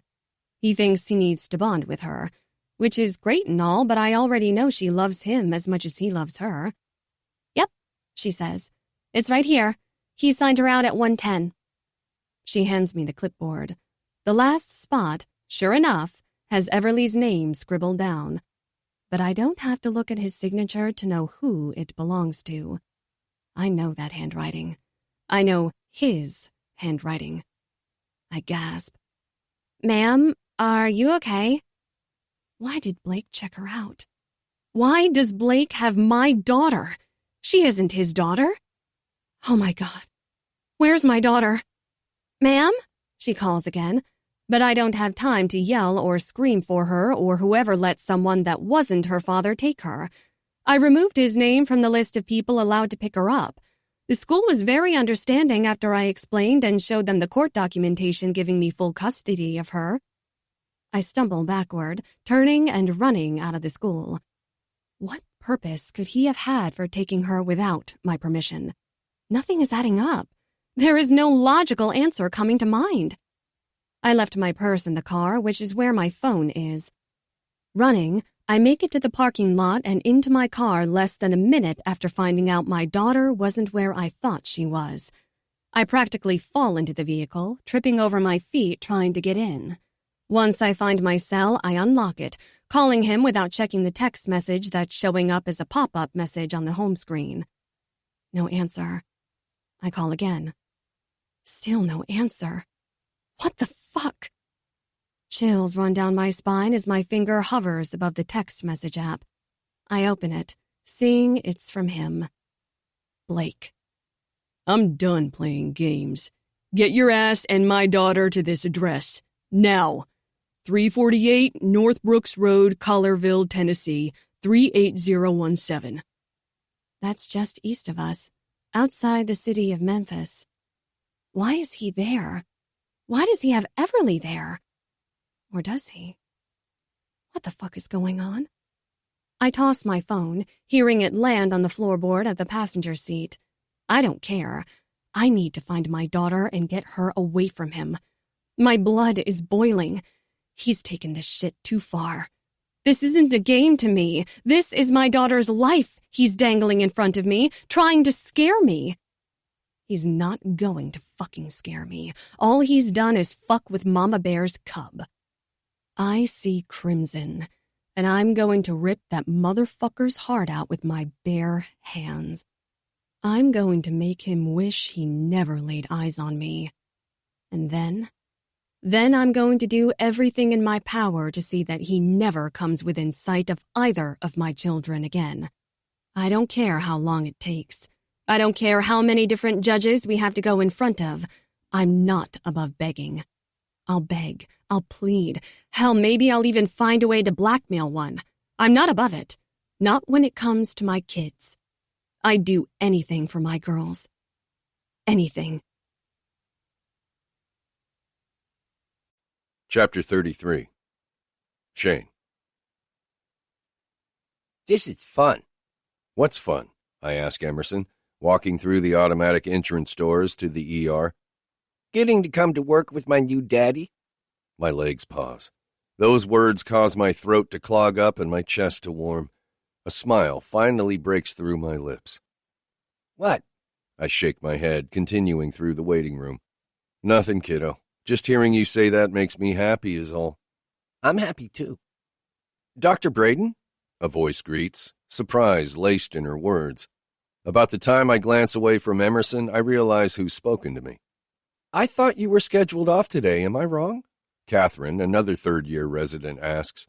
No, I confirm. But I got a text from Roderick. Have you seen him? I'm pretty sure he ran to the cafeteria to grab lunch. Want me to page him? Nah, I'll call his cell. Thanks, though. What the hell? I told him I'd be here in 20. Why call me down here when he wasn't going to wait on me? Making me wait on him is only going to piss me off. I enjoy my days off just like everyone else around here, and I don't appreciate... Shane. Roxanne stops my thoughts, making my eyes glance in her direction. She's standing, rocking on her heels, just inside the entrance to where the registration desk is. It was me. I asked you to come down. What the... Jesus Christ, I don't need this, not today. For the last 2 weeks, since the night she blew up on me in the hallway between our two apartments, I've been professional. I've been cordial. I haven't been personable or friendly. She lost those two things when she thought she was going to shove her tongue down my throat. Just hear me out, please. She motions for me to come through the door leading away from the waiting room area. Against my better judgment, I go, hoping I won't regret it later. She sees I have Emerson with me, and this is our place of employment, so surely she wouldn't try anything inappropriate. She better not. Make it quick, I say, following her to the dictation room. Before entering, I place Emerson down into the plastic chair just outside the small room, handing her my cell phone to keep her entertained while I talk. There's a coloring app she likes on there. It'll keep her busy for at least 10 minutes. I don't plan on being here any longer than that. I hope Roxanne heard the seriousness in my voice when I said she better spit out whatever it is she wants. It's about Whitney's husband. My jaw locks. 1, I still hate hearing that term used. I fucking hate it. And 2, what do Whitney or Blake or anyone concerning me have to do with her? What about him? He approached me a couple of weeks ago before she got her memory back, before you and I had that fight in the hallway. He asked me to help him split the two of you up. Her cheeks flush, and she bites her lower lip, looking away from me for a split second before returning her green eyes to mine. I wanted to. At first, I thought it was a brilliant idea. She would leave and go back to him. I would get you. She shakes her head. Stupid, I know. I don't say anything. I can't. Frankly, I don't know what to say to that. I shouldn't be surprised he'd try to get help to break us apart. We're stronger together. I see that now. I've always had this image of Whitney as strong, independent, and fierce. Not that she wasn't, but until she returned, and knowing what other people were able to convince her of, I didn't realize we gave each other strength. We gave each other courage. We're each other's rock. He's not right in the head, Shane. He's obsessed with her. This I already know. He'll stop at nothing to get her back. Nothing, Shane. He wants to do something. Hurt your daughter, I think. My breathing stops. I didn't want to become a doctor to hurt kids. I love kids. I would never deliberately cause any child harm. Not ever. I refuse to help him with any plan. But Shane, someone's got to do something about him. He's crazy. I'm worried he really is going to try to hurt your kid. Hell, he may even try to hurt his child if it gets him Whitney back. Why? Is he that fucked up in the head? Why do you think he'd hurt one of the girls? I asked him how I could help. I said I'd do anything if it got me you. But I thought he'd ask me to help it look like we... She points between the two of us. You know, that we slept together or something like that. Don't. She holds up her hand as if she thinks I'm going to say something. I wasn't, but I don't correct her. I know how messed up that was. My sister made me see the light. You still haven't said why you think he wants to harm one of my kids. Her eyes grow, catching the fact that I consider them both mine. I do. There's no point in pretending I don't. He said something that made the alarm bells in my head go off. He said he just needed to get rid of Everly and things could go back to the way they were supposed to be. Fury boils beneath my skin, the heat intensifying as it courses through my veins at the mere thought of someone thinking of doing harm to her. I freaked out and told him I wanted no part. I didn't wait for him to explain or change my mind. I hightailed it out of there. And shit. Her head falls back onto her shoulders. I should have told you this before now. I just didn't want to overreact and you think I was crazy. Well, crazier than you already do, anyway. I back out of the room, turning and dropping to my knees next to where Emerson is. Monkey, I need my phone for a sec. She hands it over without so much as a fight or a whine. I locate the tracking app as quickly as I can. Within seconds, the app pinpoints Everly's phone location.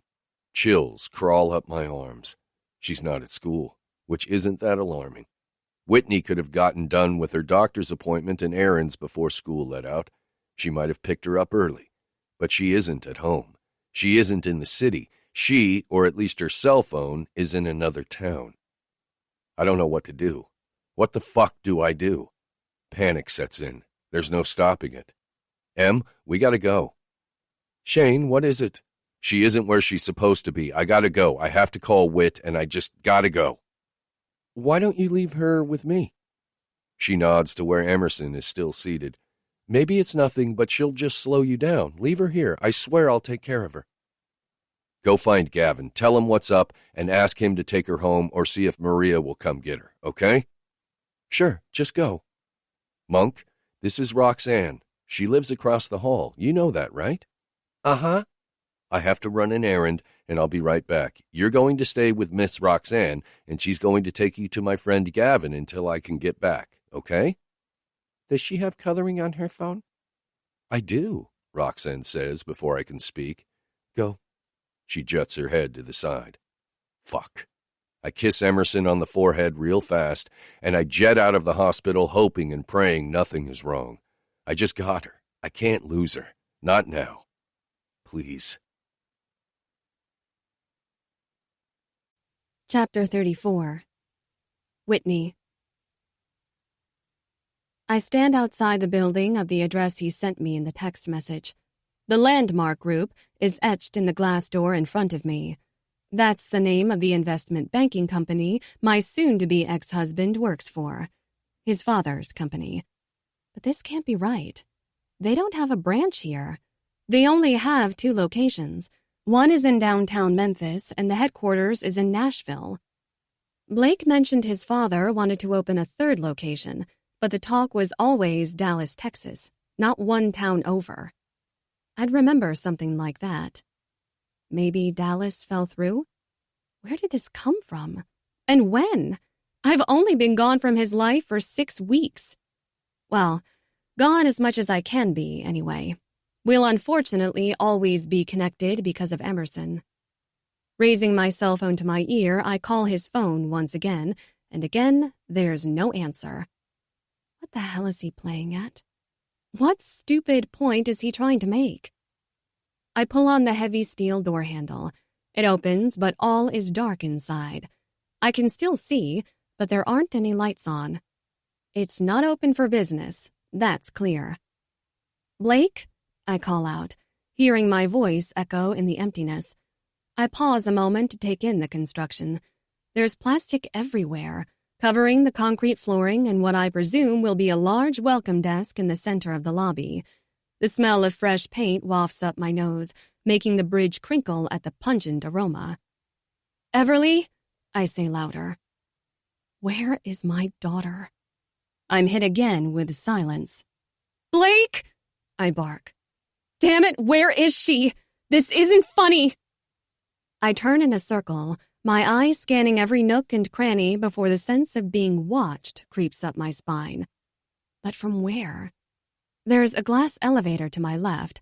Looking right, I see a wide set of steel stairs. My eyes glide up, taking in the offices above me that are encased in more glass. The walkways and railing are all hard steel, and I can see everything. The flooring above me has an industrial feel. Nothing about this place says banking, at least not to me. When I get to the third floor, I see him. He's dressed in his usual black suit, white dress shirt, and silk tie. His jacket is unbuttoned and opened with his hands positioned on his hips as he stares down at me. I see that wicked gleam in his eyes, but anger engulfs me so quickly I don't have time to think about it. How dare he? How dare he think he can get away with this? Whatever the fuck this is. He's gone too far. He has to realize this isn't okay. I dart right, taking the stairs 2 at a time. Adrenaline propels me upward. My legs are quickly tiring. I haven't run in years, and the burn in my calves lets me know how out of shape I am. But determination won't allow me to slow down. I'll get to my child, and he'll be lucky I don't push him over the railing before I leave with her. He watches every step I make, not moving from his position behind the glass wall. I still haven't seen. I stop just before the last step. Everly. That's when I see her sitting off to his right. She looks so small sitting in one of the chairs at a vast empty table. Conference room? Maybe. Probably. Her backpack is in front of her on top of the table, which is also glass. She's hugging the material. Scared, I imagine. There are 2 entrances leading into the room. I take the one closest to me, closest to my daughter. Up here, there is no plastic covering anything, no dust. Everything I'm seeing is already finished and cleaned, as though the construction is being completed from top to bottom. What do you think you're doing? I ask, not looking at him as I step toward my daughter. Are you okay? I wrap my hand around her head, gently pulling her into my chest as I meet his eyes from where he's standing. Step away from her. His body twists around, facing us. I glare, getting angrier by the second. You don't get to tell me what to do. Or her. I squeeze Everly tighter. I'm here to get my daughter. We're leaving. When I get home, you better bet. I thought I told you to bring my daughter with you. Where is Emerson? He demands, seething as his nostril flare. Not here. And I'm pretty sure I just told you I don't take orders from you. I drop my hands and take a step backward, giving Everly room to get up. Let's go, Ev. I don't think so, wife.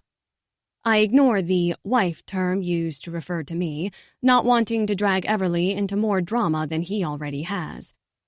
There's no telling what's going through her head. It hasn't been that long since she learned he wasn't her father. I still haven't explained why that is. She's 10.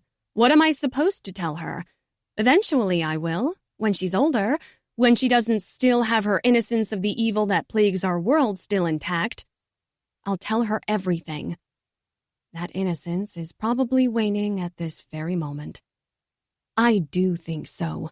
Pull this shit again and I'll... My body stepped sideways at the same moment Everly gasped for breath as I tried to block her from his view. You'll what? The small gun he pulled from the pocket of his slacks rises in the air, pointing in our direction. Give me your phone. My cell phone is still clutched in my hand.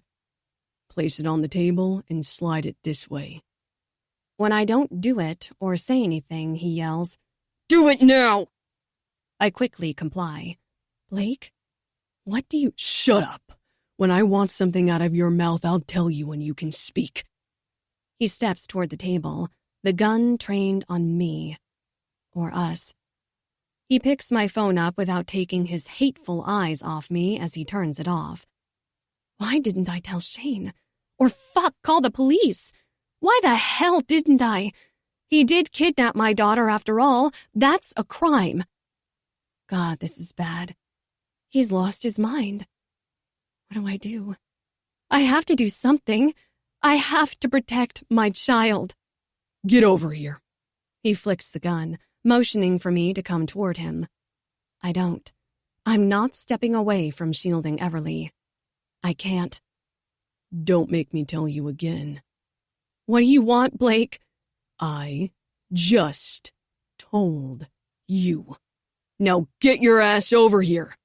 I'm not leaving my daughter. Everly wraps her arms around my middle, squeezing. Blake, put the gun down. You're scaring her. Her, he snarls. She ruined everything. His words startle her. I feel her body jump slightly against my back. How do I get us out of this? Think, Whitney. Do something. You have to do something. But what? He has a gun. What if it's loaded? Blake hates guns. Always has. So maybe it's possible that it's not loaded. No. His words draw out in a whisper, as if they're meant for his ears only. This is more your fault than hers, isn't it? They promised me you. And you violated what was supposed to be mine when you screwed him, producing her. What the fuck is he talking about? I was promised to him? What in God's name does that even mean? Let her leave, Blake. She's scared. This is about me, right? Not about her. So let her go. I plead. God, please let her leave. But where is she going to go? No one knows we're here. His eyes squint before he huffs frustration, then steps forward. Before I can make any move, my cell phone slips from his fingers. Then he grabs my forearms, yanking me into his chest and away from Everly. No! I yell, attempting to push him off so I can get back to her. Mama! She calls out. But I can't look at her in fear that taking my eyes off Blake could— No. I can't think that. I can get him to stop this madness. He wants me. I'm his endgame, right? I said come here. Damn it, you come here. I shove as hard as I can. Get off! My body shakes with fear for my daughter's life, but I'm momentarily blinded when pain slices through the side of my head. Fuck, that hurts. My hand releases him to reach up to my skull, to the pain stinging the side of my head. No! Leave her alone! Everly yells. The gun. He hit me with the side of the gun. At least he didn't pull the trigger. At least his attention is on me. I blink rapidly, seeing him waving his arm wildly in her direction. She's not leaving here, neither are you. Cupping my head, I look over at my daughter. The sullen demeanor that's been gone for weeks is suddenly marring her beautiful face again. If looks could kill, the one she is giving him certainly would. It breaks my heart knowing I'm the one who allowed Blake's disdain for her to go on for so long. Even though I didn't know he wasn't her father, I shouldn't have put up with it. I should have left. I knew when I was pregnant with her that I didn't love him. Now where were we? He's still holding the gun, his arm outstretched toward my baby girl. Sit your ass on the table behind you. We're going to have a little family discussion. I take one step back, my butt hitting the hard edge of the glass. But instead of sitting on top of it, I perched myself against it. He says nothing, so neither do I. My mind is racing with a million things at once. I have to get him to point the gun at me. Not her. He's so angry he could accidentally pull the trigger. I can't let that happen. I'm responsible for her protection. Blake, please just stop pointing the gun at her. Point it at me. You're mad at me, not her.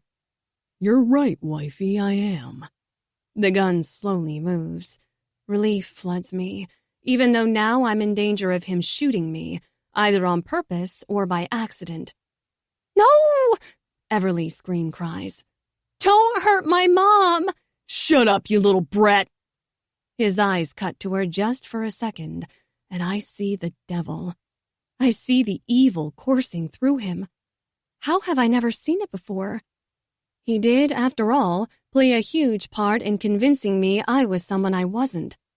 Only someone with evil intentions would do that. My parents, his parents, the doctors. Who else had a part in keeping me from the life I should have had? Blake? Honey, I call, trying to get his attention solely on me. Maybe she can run out of here. Don't fucking honey me. Remember, I know your memory is back, Whitney. Heard it loud and clear when you told the judge what a sick fuck I was to do what I did. You were promised to me. You're mine. And I'm a sick fuck. I shouldn't have said that. Is that what set him off?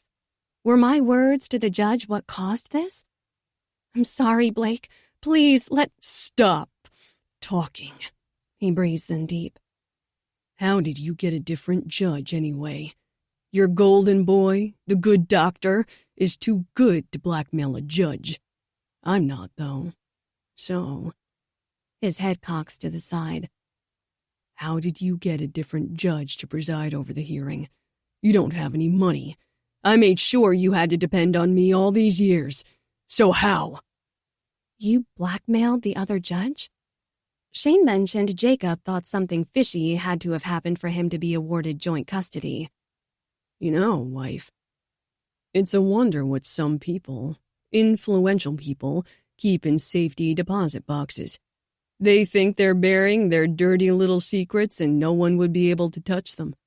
I can, though. And it just so happens our judge has a box at my bank in town.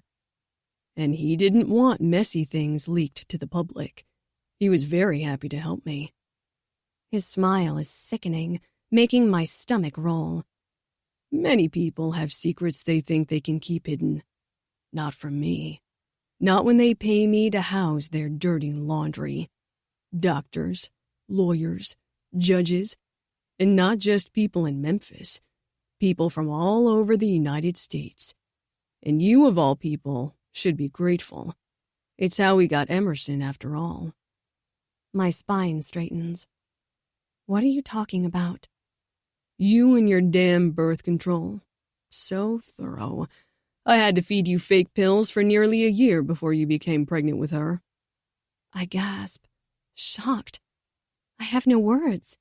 My birth control didn't fail like I thought. He planned it. He made it happen. And I let him.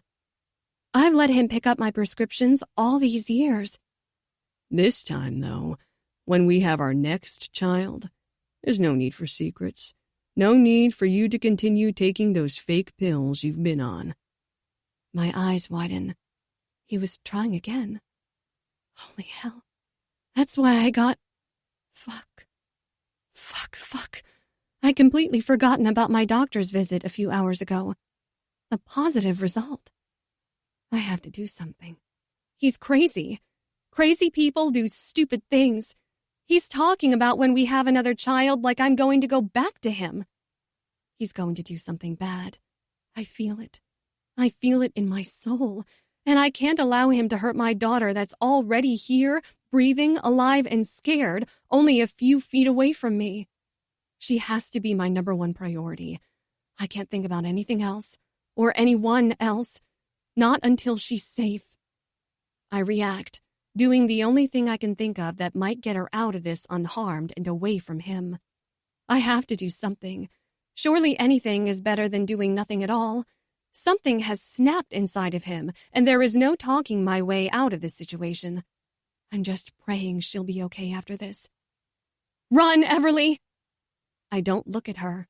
Instead, I leap forward, pushing and knocking Blake backward as hard as I can while trying to reach for the weapon. His back hits the glass wall behind him. The gun goes off. Loaded. It was loaded. I stumble, falling onto him, my ear ringing. No. No. Everly! I push up, trying to see where she is.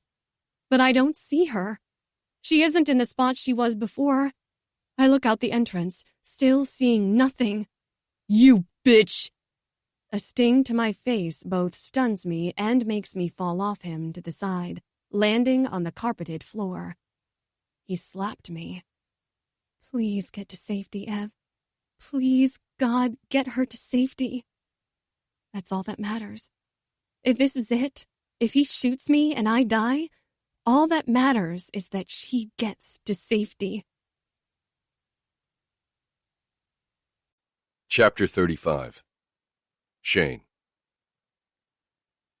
My tires screech as my Tahoe comes to an abrupt stop behind Whitney's car. She hasn't answered her phone once in the dozen times I've hit redial. My mother's feeling from the week before last comes crashing into me. I have a bad feeling is what. I had this same feeling before my best friend took her life, Shane. It's not a good feeling, and I thought back then if I had done something, then maybe Lynn would still be here. I have a bad feeling, too. I'm just praying I'm wrong. I'm praying there is a logical explanation for them being here, for Whitney not answering her phone. But then Roxanne's words come to mind. He's not right in the head, Shane. He's obsessed with her. He'll stop at nothing to get her back. Nothing, Shane. That was after she told me Blake approached her to help him split us up. When she admitted she liked the idea at first, I could tell it embarrassed her to have to tell me, but she did it anyway. But when she told me he planned to hurt Everly, I nearly lost it. And when I brought up the GPS tracking app I have on Everly's phone and saw she wasn't at school, I almost choked. My heart feared every worst thing a parent can feel when they don't know where their child is. Thank fuck she kept Emerson. I rushed out of the hospital so quickly I couldn't explain to her why. I trust Roxanne when she said she would never hurt a kid. She'll take her to Gavin, and he'll take her home with him until I can figure out what's going on. And if my other girls are safe. God, please let them be safe. The street is empty of people. It's late afternoon, but this block is mostly vacant except for a few cars. The buildings look new. When I come to the glass door next to where Whitney's car is parked next to the curb, I read the name of the business. Chills crawl up my neck. That's the company Blake works for. I don't have time to think. I dial 911 on my phone as quickly as my fingers will type the digits in. 911, what's your emergency? I need a police officer to come to my location. My girlfriend and daughter are missing and... My body flinches, hearing a loud pop from somewhere above me. A gunshot, I think. My head snaps up at the building in front of me. It came from in there. The pressure inside my chest mounts, building up. It's heavy. It's agony. They have to be okay. I won't be able to breathe without them. I can't do loss again. I drop my cell, yanking on the door handle and rushing inside. I scan all around. There's nothing in here but dust, darkness, and sheets of clear plastic. Movement to my right catches my attention, putting me on alert. My head snaps to a set of stairs. Relief floods through me when I see Everly running down them. My feet propel toward her, meeting her just as she's about to step off the last stair. "Daddy!" I grab her, pulling her into my arms, lifting her off the floor. "Are you okay?" I set her down, pulling back to scan her from top to bottom. She nods, but there are tears coming down her cheeks, one right after another. "Everly?" I hear the panic in Whitney's voice. My eyes shoot up. "Get outside now. My truck is unlocked. Get in and lock the doors." "But, Mama," she squeaks. I look back down. "Go, Ev."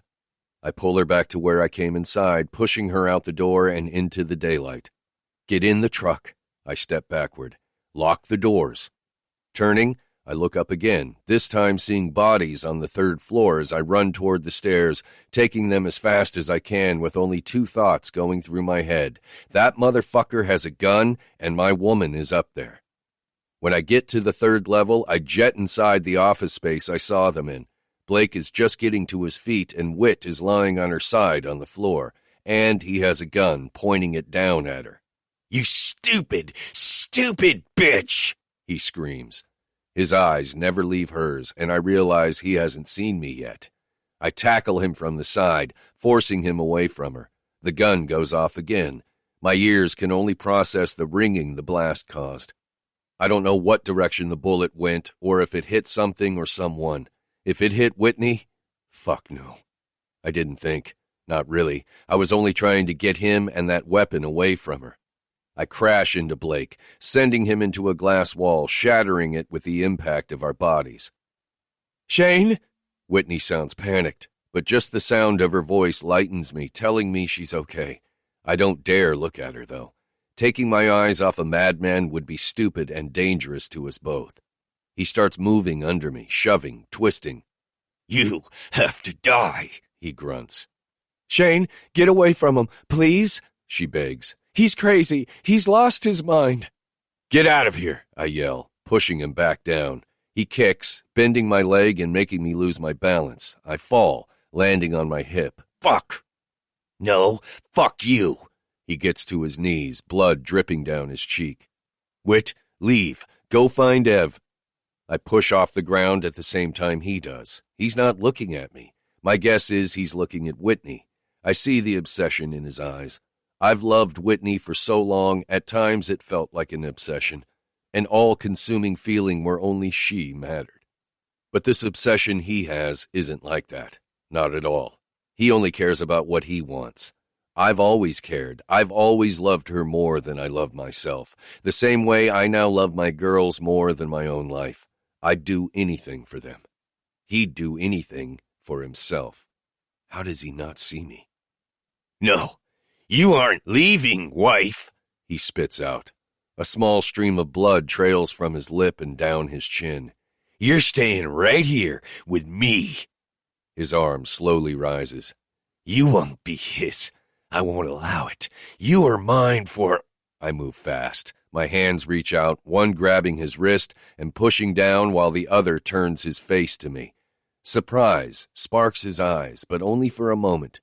I slam the back of his head into the door jamb behind him. Anger quickly returns, and he headbutts me, thrusting my head backward and blinding me. Fuck. The pain that radiates through me is squashed and replaced with something else when Whitney screams. I can't let him hurt her. I won't. Shaking it off, I see through a haze his arm lifting. Without thought, I shove him out the door, getting him away from Whitney. I push again as my forehead throbs. Blinking, my vision has finally fully returned, and I'm able to look him in the eye. I'm expecting to see hatred, but in its place is fear. What the? When I realize what's about to happen, I jump forward, leaping to the railing to grab him, to grab onto something to keep him from falling. But I'm not quick enough. He goes over the railing, his suit jacket sliding through my fingers. I'm not able to stop it from happening. My stomach pushes against the hard steel of the railing. My head turns to the side, wincing when his body hits the concrete with a thud. All the air leaves my lungs in a gush. Deep down, I know there is no way he survived that fall. But the physician in me urges me to make sure, to see if I can save him. He doesn't deserve it, but that's never been my call to make. My job is to save lives, not be the decider on who deserves life or not. I'm supposed to do anything within my power to give people another chance. Oh my... Whitney steps up next to me, looking over. Fuck, is he... Go, I whisper. Go check on Everly. She's supposed to be in the truck. She doesn't say yes.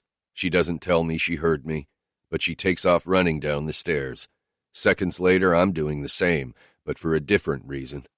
A part of me doesn't want him to be okay, doesn't want him to be alive, and I curse myself on the inside for those thoughts.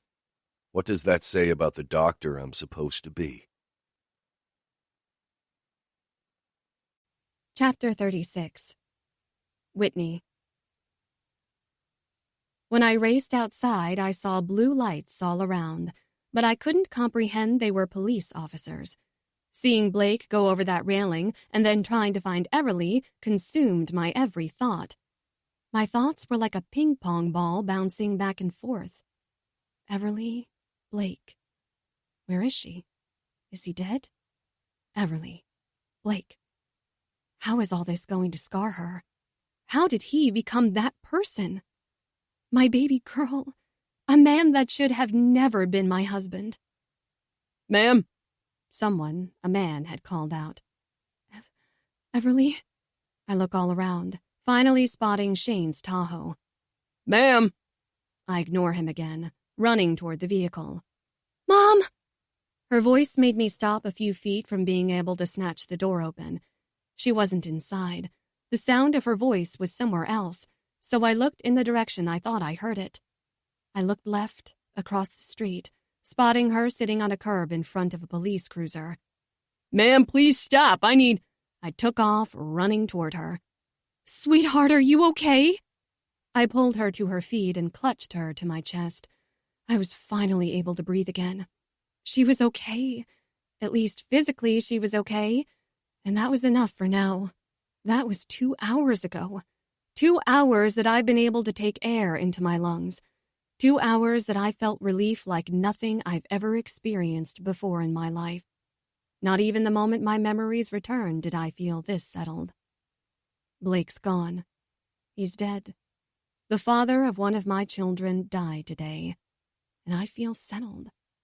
What the fuck kind of fucked upness is that? I don't voice any of this, though. No, I keep all that inside. Buckle up, Ev, I tell her, when we all slide inside Shane's Tahoe with me in the driver's seat, Shane in the passenger, and Everly safely in the back. Both are quiet. Shane is the quietest of us all. He's thinking. I can tell he keeps getting caught up inside his head. We were questioned at the scene of the accident. Accident, my ass. Sure, Shane never meant to push Blake over that railing. That part was an accident. But the whole thing wasn't an accident. Blake planned it. I don't know what he thought the outcome was going to be, but he planned it. It was no accident. He's dead now because of his own selfish reasons. He did this. I called Jacob, not knowing who else to call. He called Sean, who was closer. Sean met us at the bank, and Jacob arrived just as we got to the police station to give our statements about what happened. Jacob says there will be an investigation into everything that happened. Protocol, he said. He also said not to worry. It's mostly over, and he'd deal with anything else that comes along. I'll probably be questioned again. He told me this, but I also figured as much. We'll all have to relive today's events at some point. But for now, it's over. I'm taking us home. Sean is going to follow. He wanted Shane to ride with him, said we could all fit in his truck and he'd come back for our vehicles later. But I wanted to drive us. Driving helps me think. It'll help clear my head by the time we get back to the apartment. At least, I hope so. I shove the keys in the ignition and crank the engine. When I go to sit the bottle of water Sean brought me into the cup holder, it won't go in, making me look down to see what's blocking the hole. It's darker now. Dusk is upon us, so the inside of the truck is too dark. I reach in, pulling out a small box. It's velvet. I know this from the feel of it before I pull it up. It's unmistakable. It's a ring box. I open it before I realize I'm doing so. My eyes grow wide with shock. My mind sparks, and my chest swells. It's a ring. It's an engagement ring. I don't have to be told that to know that's exactly what this is. I promptly sit it back down, not closing the lid like I should. I pull my hand back, still looking down at the diamond that sits nestled in the jewelry box. It's an oval cut with small diamonds around the band. I can't see beyond what's visible, so I don't know if the diamonds go completely around the band. Shit, that's pretty. That's freaking gorgeous. Oh my God. Another realization dawns. He was going to ask. Fuck. Focus, damn it. I glanced down at the open ring box again. Stop it. I look over. Shane's head is resting on the headrest and he's looking up, eyes open. He's freaking out inside his head. I know he is. I see it. He saved us, yet a person is dead. This is going to eat him alive. I look in the rearview mirror. Everly is biting her nails. She must be wigging out too. Hell, I'm freaking out now too, but not because someone died. I'm freaking out because the man next to me wants to marry me. Emerson. The thought pops up. Where's Em? Panic bubbles up my throat. Where the hell is Emerson? Shane? Babe, where's Em? I touch his forearm where it's resting on the console. Rox has her. Rox? Who the Roxanne, your neighbor? Roxanne that wants you. That Roxanne has my daughter? Ah, fuck, I'm screaming at him and I can't stop myself. Rox fucking Ann. I just dealt with a crazy psycho. I can't deal with another. She's fine, he assures me. I'll explain later. I can't think. He sits up, abruptly taking his head off the headrest and starts looking around, searching for something. My phone. Where's my phone? Here. Reaching behind the center console, I grab my purse. One of the police officers found his phone on the ground earlier. They asked if it was mine when we were at the police station.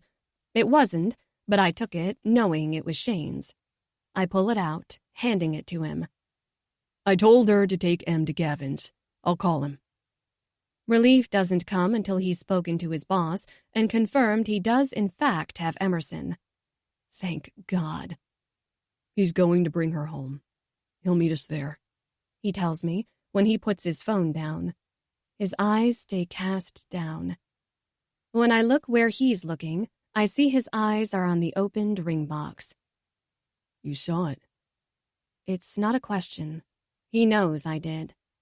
I grab his hand, entwining our fingers, and I lean over. He looks at me, then my lips meet his. It's not a passionate kiss. It's not sexy or erotic. It's just a kiss. But it's a kiss that tells him everything he needs to know at this moment. It says we're here together, forever. I just have to figure out a way to get him past what happened today, to get our family past today's stupid, tragic events. But first, I have to confront the people that put all this in motion to begin with. Mommy and Daddy, I hope you're ready for me, because I'm bringing a shitstorm to your door very, very soon. Gavin was waiting in the parking lot when we arrived home last night.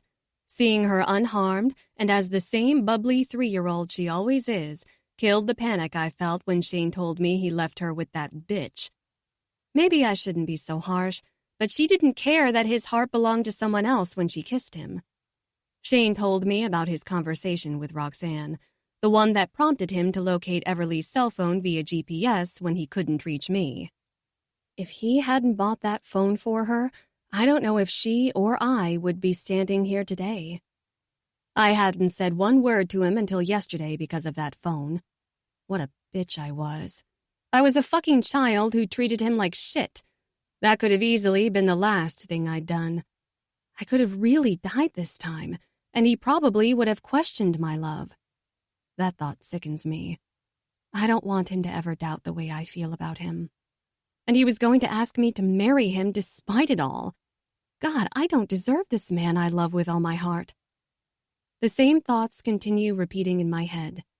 Shane saved us, yet he can't get past the fact that a man is dead. A man I've told him over and over in the last 24 hours deserved everything that happened to him.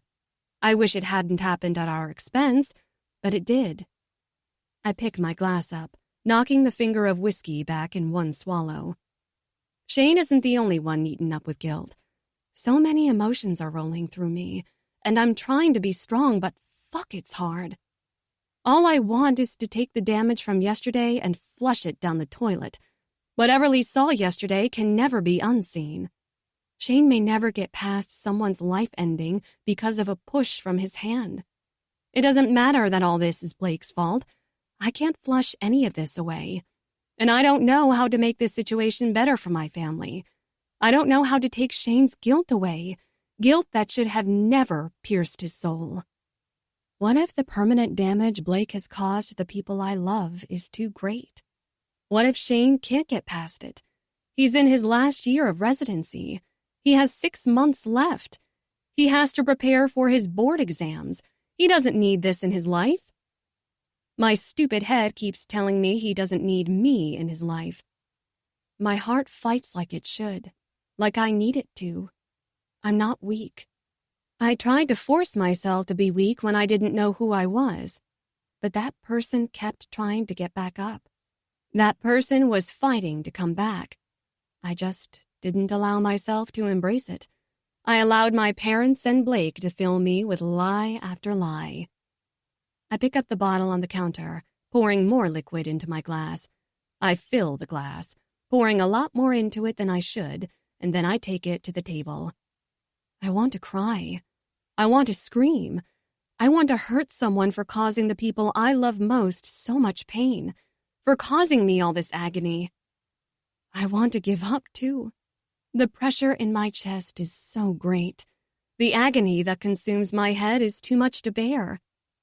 You'd think with Blake dead, life would feel easier. There's no one I have to share Emerson with. No more taking her to her father every other weekend. No more excessive texts. I don't even have to wait for my divorce now. He's gone. Actually, I'm a widow. But everything he left in his wake, what the hell am I going to do with it? I keep coming back to, how do I fix this mess? And my problem is, I don't know how. It's making me question too many things. It's making me feel undeserving when I know in my heart Shane and I are meant to be together forever. He's my foreverly after, too. I'm about to drink from my glass when I cringe, remembering the doctor's words from yesterday. It's positive. Shit. Fuck. Damn. Motherfucking son of a bitch. No, I didn't. I sigh in frustration, mad at myself. Not only did I forget about being pregnant, but I also drank alcohol. Not much, just an ounce. But I shake my head. Seriously, Whitney, who the hell forgets they're pregnant? I haven't even told Shane about the baby, nor have I told him what Blake divulged yesterday about Emerson and my birth control pills that weren't real. I don't want to put too much on him. I just want to ease his pain, his guilt. I want to take it in my hands and squeeze the life out of it. I sit the glass on the table, pushing it away from me, disgusted. What the hell, Whitney? I look over to see Sean stomping toward me with his arms crossed. I think the feeling of wanting to cry outweighs everything. I push what I've just done to the back of my mind and focus my thoughts on Shane. A tear drops, making me feel weak when I just want to be strong. I don't know how to fix Shane, and that is crushing my heart. Or maybe it's ripping it open. I don't know. He grabs me, wrapping his hands around my biceps and hauling me up onto my feet, bringing me inches from his chest. Get your shit together, Sean yells in my face, making me rear my head back as far as possible after being hit with spittle. He killed a man. Whatever you're feeling right now, guilt, loss, I don't know. Get over it. He killed someone. What's going through his mind is 100 times worse than what's going through yours. Does he think I don't know this? Really? What the fuck? I was a bitch. A stupid, stupid bitch to him, and Shane? Shane was going to propose anyway? Of course he was. He loves you, woman. He's always loved you and only you. And from what I remember and from what I've heard, you were a bitch in high school, but he still wanted you. Still loved you despite all that. Some guys like that, the same way some girls like major dicks. Case in point. He points to the center of his chest. I don't think you're a dick, I sniffle. then wipe my nose with the back of my hand. Okay, maybe he is being somewhat of an insensitive dick, but I know he's just worried about his brother. I get it. Give it a few months. You haven't seen all my colors yet, and I've been on the best behavior of my life lately. Thanks, Sean. Some of the weight eases off my chest. He's right. He's so fucking right. Shane does love me for me. I know this. Shane's told me this countless times. For what? Reeling me in? Getting me out of my head? Look, you gotta accept he loves you for you and nothing more and nothing less. Then wherever that strong bitch girl is, bring her out and go fix my brother. He needs you right now, and I need you to take care of him and make whatever demons crawling around in his head disappear. I want to. I want to do that so badly. But can I? Images of my parents flicker through my mind, hardening my chest. I need to face them before I attempt to fix my man. I have to fix the me they damaged first. I will, I finally say. I will do everything in my power to help get him past this. But first, I have to do something for myself. You're staying here, right? I can. Stay. I need to go see the bastard assholes that fucked with my life. Okay? He's silent. He's thinking, and then he nods his understanding of what it is I need to do. I don't know how he could understand, but I'm grateful he does. He has wonderful parents. I bypass him, then stop, turning around. Hey. He picks up my glass, bringing it to his lips. Yeah. He asks over the rim. Maybe take your own advice, I offer. He tosses the whiskey down his throat. Meaning what? He places the glass back on the table. She loves you for you too, you know. Truly loves you for the man you are. I believe that too. I think he and Terilyn are meant for each other the same way I know Shane and I are. He doesn't say anything. He doesn't nod or address it at all. Instead, he takes the glass to the counter, and I watch him bring a second glass down from the cabinet. He's going to make Shane one. I know it. And I'm okay with it. Shane needs something until I can get back. My parents said the girls can stay with them for as long as you need, he says with his back facing me. I'm grateful for them. I really am. But as soon as I make Shane believe what happened for a reason, then we're going to get our kids and we're starting our family. The 5 of us. Do I knock? Or do I walk right through? I don't feel like knocking. I don't want to treat them with respect. They didn't respect me.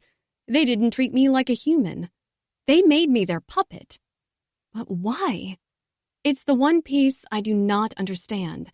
I don't believe it was because they didn't like Shane. They didn't know him. I reach for the knob but stop. Looking at the brass door handle, my hand pauses mid-air. After a beat, it falls, and I let out a sigh. I'm going to be strong. I'm going to be what my family needs, and they need me to be an adult. They don't need me barging in, even if it is what I want to do. I knock, and then I wait. Within seconds, the door pulls open. Surprise crosses my mother's face. I wasn't expecting you, Whitney. Is Dad home too? Yes, he's getting ready to leave, though, for a business trip, she clarifies, waving her hand as she turns, leaving me on the doorstep. It's awfully late, dear. If I'd come this morning, she'd be telling me it was awfully early. I step over the threshold, following her through the foyer and then into her sitting room, a.k.a. the living room for normal people. Have a seat. I'll fetch Martin. She turns, leaving to find my dad at the same time my cell phone sounds off with an incoming text message. I take it out of my back pocket, then perch my butt on the edge of the couch arm. Sean. New plan. Taking him to my house. Go there after you tell off the fucks you call parents. Me. Don't get him too drunk. I have things I need to tell him. The palm of my free hand goes to my belly. I'm pregnant. The shock is still there, But with everything that's happened today, it has been at the furthest section of my mind. Sean. If that's what he needs, then that's what he's getting. Whitney. I look up to see my father strolling in. He has a bag on wheels he parks next to the wide entryway. What brings you here unexpectedly? He walks up to me, stopping in front to kiss my forehead. I allow him, knowing there's a huge chance I'll leave here never speaking to my parents again. Blake's dead. There's no sense in sugarcoating it. Might as well rip the Band-Aid clean off. What? My mother gasps for breath. My dad takes a step backward, away from me, but says nothing. Blake's gone? My mother's hand covers her mouth, and tears prickle her lower eyelids while my jaw drops. The poor Lanes. Their only son. Dear Jesus, this is... She leans against the entryway across from us, where my dad left his small suitcase. Business trip, huh? I want to laugh, but that's not why I'm here. He kidnapped Everly from school yesterday. I'm surprised you didn't hear the story on the news. Kidnapped? My father's eyebrows turn in, scrutinizing what I've just told them. She's his daughter, Whitney. My mother stands straight, placing her hands on her hips. If he picked her up from school, it wasn't kidnapping. The poor man hasn't seen her in weeks. You're the one that has kidnapped his children from him. Wow. Just wow. I have nothing for that. She is Shane's daughter. She was never Blake's. How could the two of you do what you did? If it wasn't for Shane, she and I could both be dead right now instead of Blake. He had a gun. He was determined to hurt Everly because she wasn't his. That boy killed him, didn't he? Her tone is accusing. How dare she? Fuck you. If the two of you hadn't played God with my life, Shane would never have been placed in the situation he was put in last night.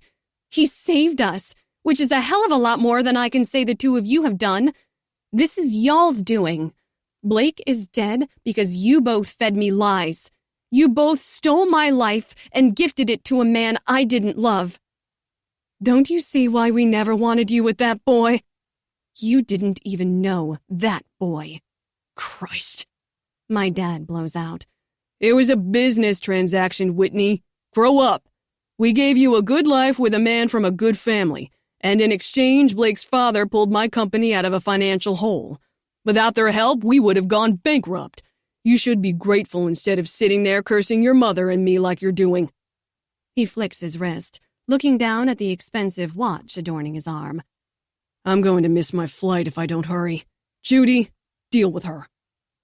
My mother waves her hands like it's nothing at all, like I'm nothing more than a snag in her pantyhose.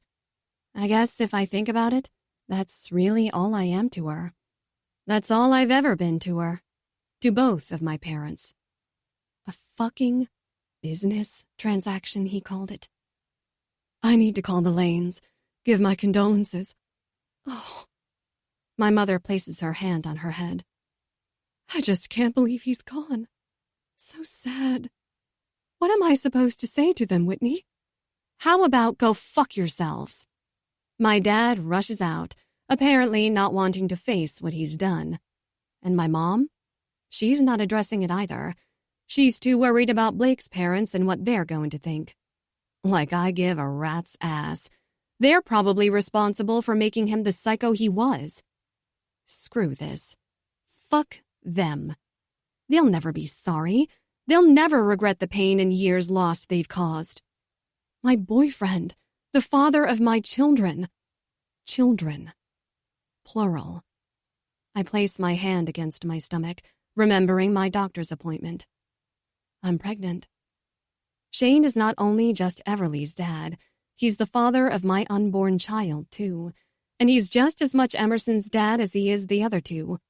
Blood doesn't make a parent. Blood doesn't make a family. Love makes both of those. These people aren't my family, and love is nowhere in sight in this house. It never was. It never will be. How can you be so crude? How can you be so cold-hearted? She just shakes her head. and that's when I stand up. There's no point to this. They don't love each other. My parents never have. Their marriage was one of convenience, so why should I be surprised by any of this? Where are you going? Leaving. You can't leave. You can't leave me to deal with your mess. I snort. I mean, what else am I gonna do? Forget I'm your daughter. I've already forgotten you're my mother. And with that, I walk out, knowing this was never my family. Before I reach my car, I take out my cell and type out a message. Me. I need you to do something for me. Meet me at Wicked Inc. Don't tell Shane. Sean. You're gonna have to give me an hour. Me. That's fine. It'll take me an hour to get there. Leaving my parents now. Chapter 37. Shane. Problems don't get solved at the bottom of the bottle. It sometimes takes the edge off, but that's because it muddies your thought process. That's what my brother wanted, though. Sean thinks I need to stop thinking about it, so he keeps shoving glass after glass in front of me. That's why I came up to his old bedroom at his house in Oxford. That was 2 hours ago. For 2 hours, I've been lying with my back propped up against the wooden headboard in this room. This small, closed-in room. It's both a reprieve from the sympathetic eyes downstairs and like a noose choking me. Sleep won't come because my brain won't shut off. I used to love the 12-hour shifts at the hospital, sometimes even working longer than that. Before I moved to Memphis, I used to moonlight at another hospital so that I wouldn't be alone in my thoughts. I hate being alone. I hate the silence. Silence is never that, silent. Unless I tire my body out completely, my brain never stops. I need Whitney. Where is she? I thought once she got her memory back, I'd finally be rewarded with peace. I wasn't. Sure, I could breathe again, and the heaviness in my chest was mostly lifted, but peace never came. My mind never slowed down. Instead, it took a sharp turn and continued racing, just with different thoughts. I had her. There's been no doubt in my mind about that. She is mine, always and forever, heart, body, and soul. All three of them were. Are. Even when she was pissed and wasn't speaking to me, she was still all mine. But a nagging worry would never ease up. Fear of losing them. Fear of someone stealing them from me. Fear of something just like what happened yesterday gripped me and wouldn't let go. Peace was never granted. Hey. My eyes pop open. I didn't even realize I had closed them. Looking over at the open door, I see Whitney standing in the entryway with one hand holding the doorknob and the other raised, but behind the doorframe, out of my view. Can I come in? You have to ask that. She shakes her head, walking through and closing the door behind her. No. Then why did you? Her feet bring her toward me. Her hands are behind her back. Something to say, I guess. She stops at the side of the bed. My fingers tingle at her closeness, needing to feel her. Reaching out, I grip her jean-clad thigh, pulling her onto the bed and then on top of me, straddling my center. She smiles down at me. With my other hand, my palm glides up her knee until I reach the column of her neck. Wrapping my hand around the back, I pull her down until her lips meet mine. I need them. I need to feel them, and I need her taste to filter through me. She bites down on my lower lip. She always bites my lip when we kiss, and I love it. I'll never get enough of her. It's impossible. She rears back a couple of inches away from me to look me in the eyes, but I keep my hand firmly wrapped around the back of her neck, keeping her close. What happened isn't your fault. You know that, don't you? You know you saved us, right? I don't like that a man died because I pushed him the wrong way. I could have done a number of things, and he'd probably be alive right now. Shane, don't. I stop her words by pulling her back down and pressing my lips to hers again. Let me finish. She rises. My hand releases her, but keeps her eyes locked on mine. Who's to say if he hadn't died, you wouldn't have gotten hurt, or me, Ev, or even all three of us?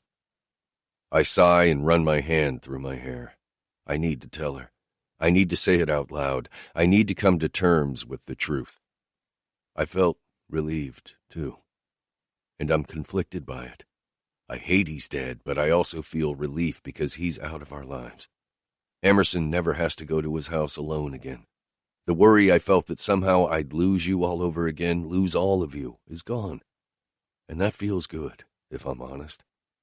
When I ran down those stairs, raced to his body with the instinct to save him, or try to save him, I dropped to my knees, checking for a pulse, only he didn't have one. All that worry vanished in an instant. That peace I was seeking settled into my bones. Sure, I felt guilty for my part in his life ending, but the peace that settled inside me knowing he no longer had an ounce of power in our lives outweighed that guilt. And a part of me feels like those feelings are wrong to have. I shouldn't feel relieved a man is dead. I'm supposed to save lives, not take them. I feel horrible for feeling glad he's dead. Babe, she sighs, then bites down on her bottom lip. That's fucked up, isn't it, love? That I get enjoyment out of a life ending. It's not enjoyment, Shane. She shakes her head. Then she leans back down where her lips are centimeters from my own.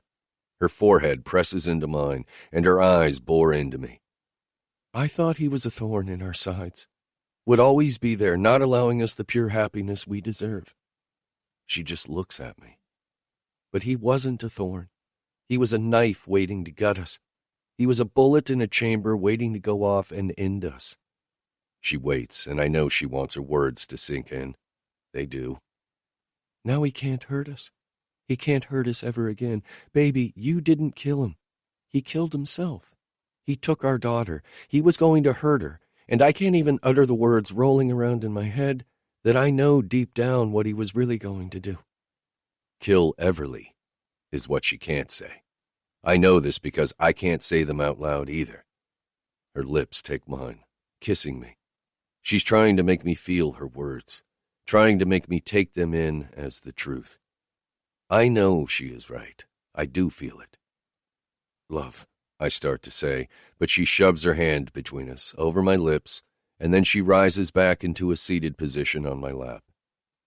I have something I need to tell you. Her smile, a smile that shows excitement and happiness, makes me smile back. Yeah? Blake told me things. She lets out a breath. He told me things before you got there, and... Her brows knit together like she's searching for the right words. Her smile confuses me. Why would something he told her make her happy? Why are you getting upset? I hadn't realized I was. I guess, subconsciously, the thought that something he said could cause her joy angered me. Sorry. It's the only thing I have to offer her. Shane, you're happy, and I don't know why. I don't know how you can be happy over anything that man said. A huff of air exits her mouth. I'm not happy over what he said. Just give me a sec to explain. I'm happy for another reason, and I know you will be too.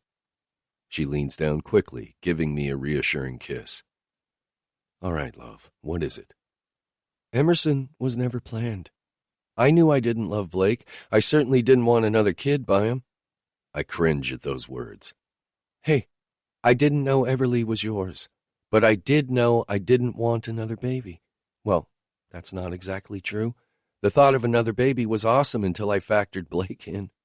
Anyway, you get my point, right? Yeah, I do. Well, Blake wanted a baby. I understand why now. But I wouldn't get off my birth control. Not even when he kept pressuring me to. Apparently he was determined because he switched my real pills with fake ones somehow. Oh, and he did blackmail that judge to get joint custody of Em, by the way, but that's a topic for later. So I got pregnant with Emerson because he made it happen. What a twisted human being. Who the hell does that, and how? I have no words for that, love. I'm sorry. I'm sorry I didn't try harder. I should have looked for you. Stop that, she scolds. We were dealt a shitty hand. We can't change it. There is no point in regretting what we had no knowledge of. So just stop that thought and let me finish. Go on. He wanted to do it again. That's what he told me. He was going to get me pregnant again. Bile bubbles up my throat. But he didn't succeed this time. We found our way back to each other. And you made me remember. You gave me back my past, and because of that, I have the future I was meant to have with you. Her smile is larger than life, making my chest swell. I'm pregnant. My breathing stops. We're pregnant. Whitney grabs my hand, placing it on her stomach. I'm only a couple of weeks. I found out yesterday when I went to that doctor's appointment. I lose my breath. No, we are having a baby. This is our baby. And Shane? She lets out a big breath. The pure joy I didn't get to experience when I was pregnant with Everly or Emerson because of the situation that was forced upon me. She shakes her head. I have that. I'm so happy because I'm having your baby. It's a feeling I can't even begin to put words to. I stare at the place my hand is resting. She pulls up her shirt, the material sliding through my palms until my skin meets her skin. Her stomach is warm, the way it expands as she breathes. My eyes shut. Feelings and emotions I can't even process zip through me. Bliss. I think that's what this is. When I open my eyes, the words fall from my lips. Marry me, love. Her eyes sparkle. You've already seen the ring. I shrug. This was not at all how I'd planned on proposing. Will you be my wife? Brayden, she bends down. I want foreverly after with you. Yes, I'll marry you.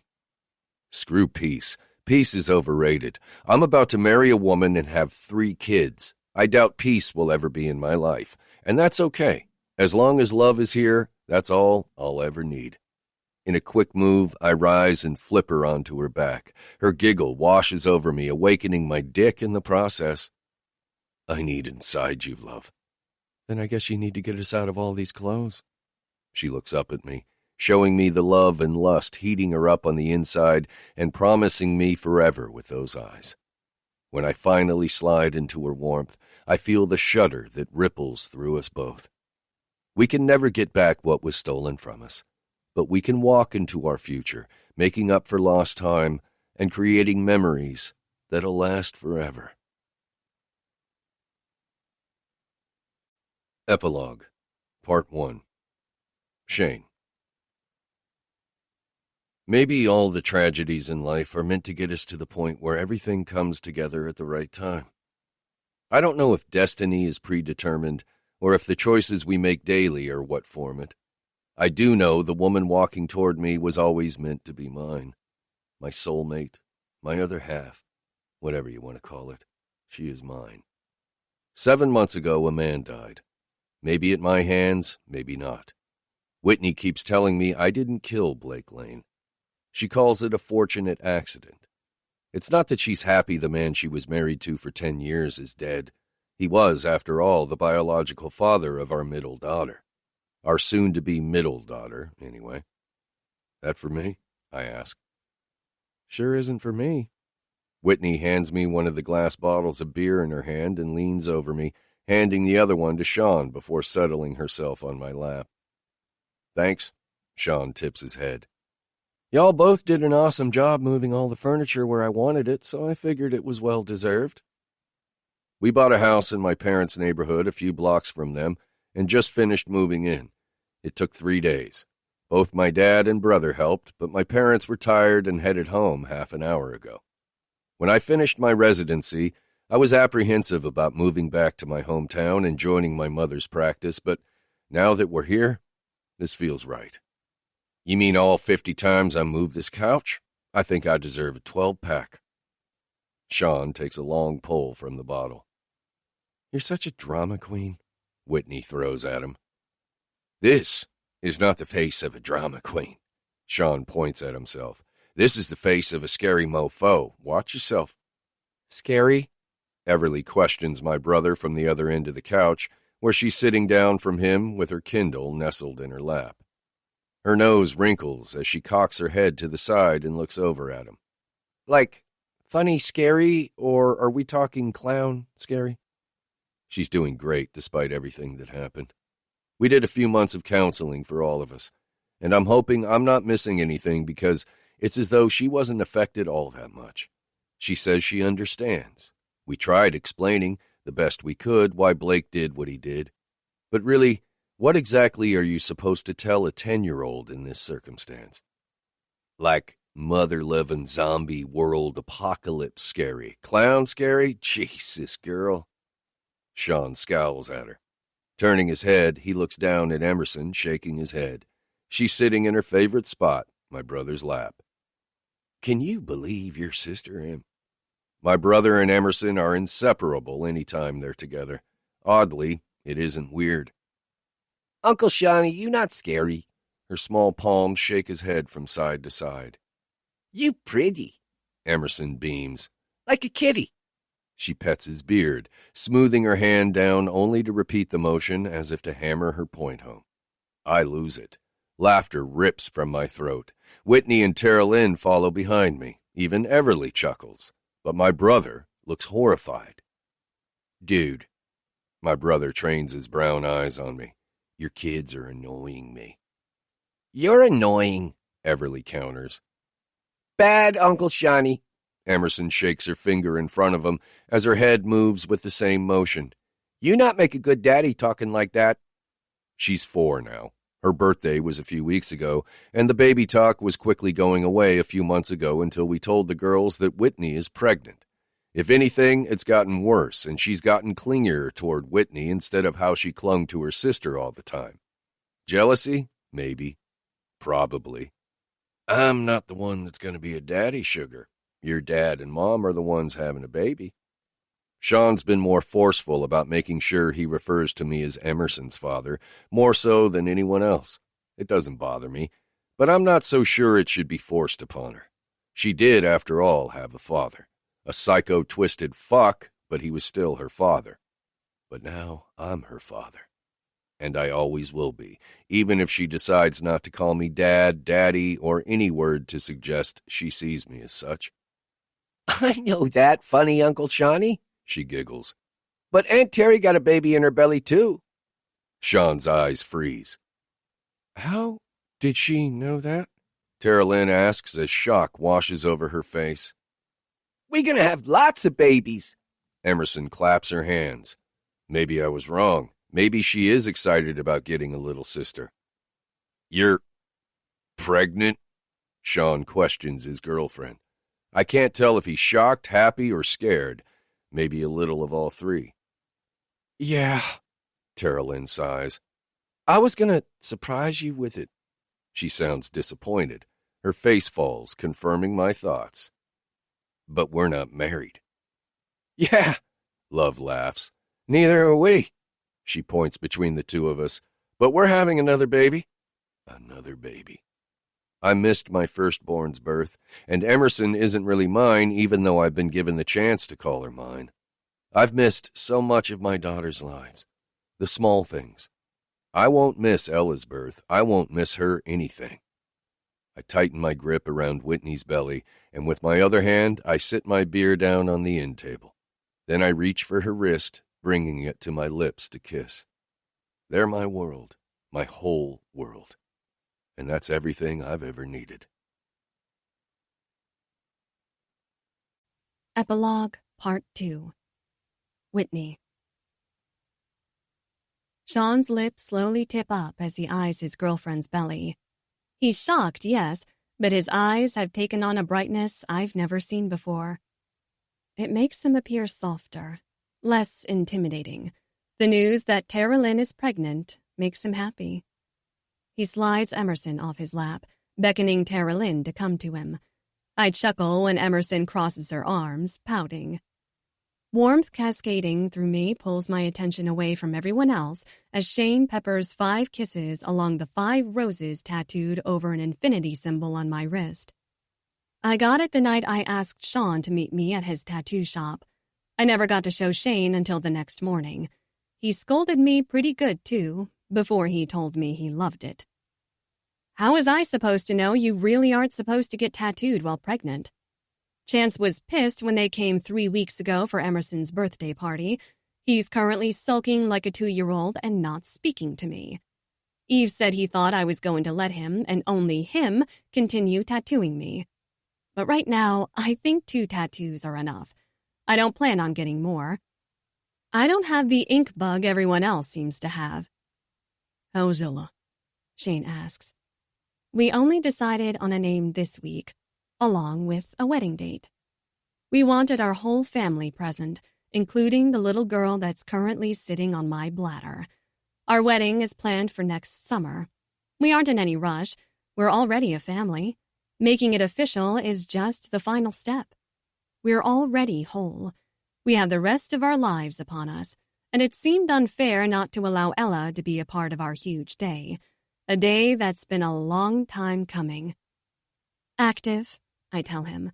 I'm trying to ignore her. I just went to the bathroom before coming in here, but she makes me feel like I need to go again. He laughs.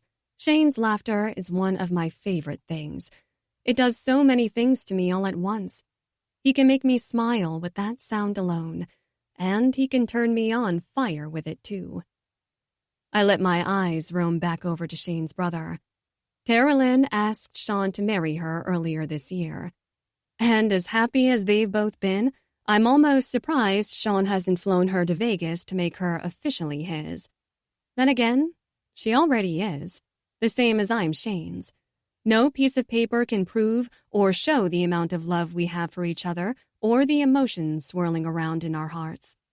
But we know, and we show it every day with each other and our girls. This right here, this life with these people, was what my soul was missing. This was what I'd been yearning for.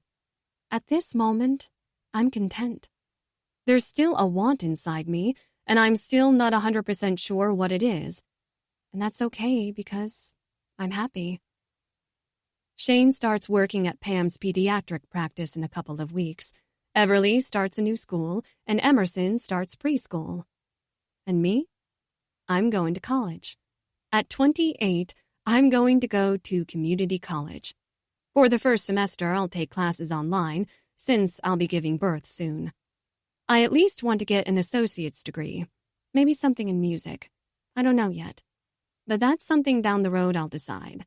For now, I'm the happiest I've ever been. I'm happy, enjoying the life I have. Kylie and I aren't the best friends we once were back in high school because with her living in another state, it's harder to get to know her again. We talk. I'm glad she's back in my life again. But when it comes to best friends, well, Shane is that person. He owns that spot. I think he always was. Just a different kind of best friend than the one Kylie was. You need anything, love? I twist to face him. I have everything I've ever needed and wanted.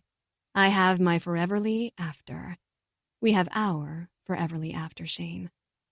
I love you. I love you too. Always. You've always been the one I loved. His nostrils flare and his eyes darken. He brings my face down to his. His voice comes out low, telling me he doesn't want the others to hear him. Night cannot get here fast enough. I need my brother and Carolyn gone and the girls asleep. A promising smile graces his face. We have a new house to break in, love. Shivers run up my spine and my face grows hot. Yeah, I can't wait for that either. Could you two stop making out? Sean chastises. My cheeks flame. I'm not as bad as I used to be about showing affection in public. I think my kids helped me with that. But occasionally I get embarrassed when I forget others are around. I'm hungry. Someone needs to feed me for all the hard work I did today. Carolyn is nestled in Sean's lap, and he doesn't look like he wants to let her go. He keeps appraising her stomach and kissing her, so he has no room to talk. She's only 6 weeks along, so she's not showing yet. Emerson's at the other end of the couch now, by her sister.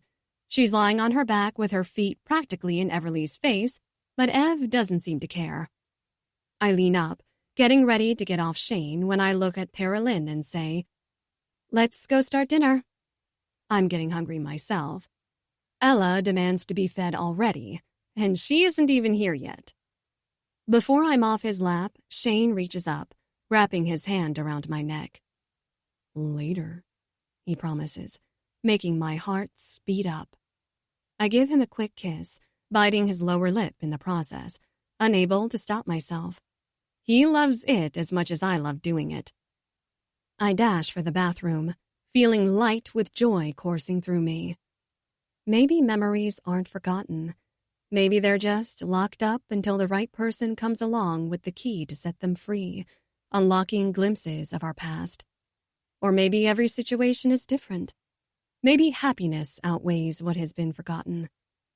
I smile as I close the bathroom door behind me. I had the love of my life and our kids. The elation I feel is unexplainable, and we have the rest of our lives to make memories. Memories that I intend to remember and cherish until my last breath. Thank you for listening to More Than Memories, a More Than Standalone Book 2, written by N.E. Henderson, narrated by Desiree Ketchum and SAG-AFTRA member Sebastian York, produced by One Night Stand Studios, post-production by Kyle Verville, text copyright 2017 by Nancy Henderson, production copyright 2022 by Nancy Henderson, all rights reserved.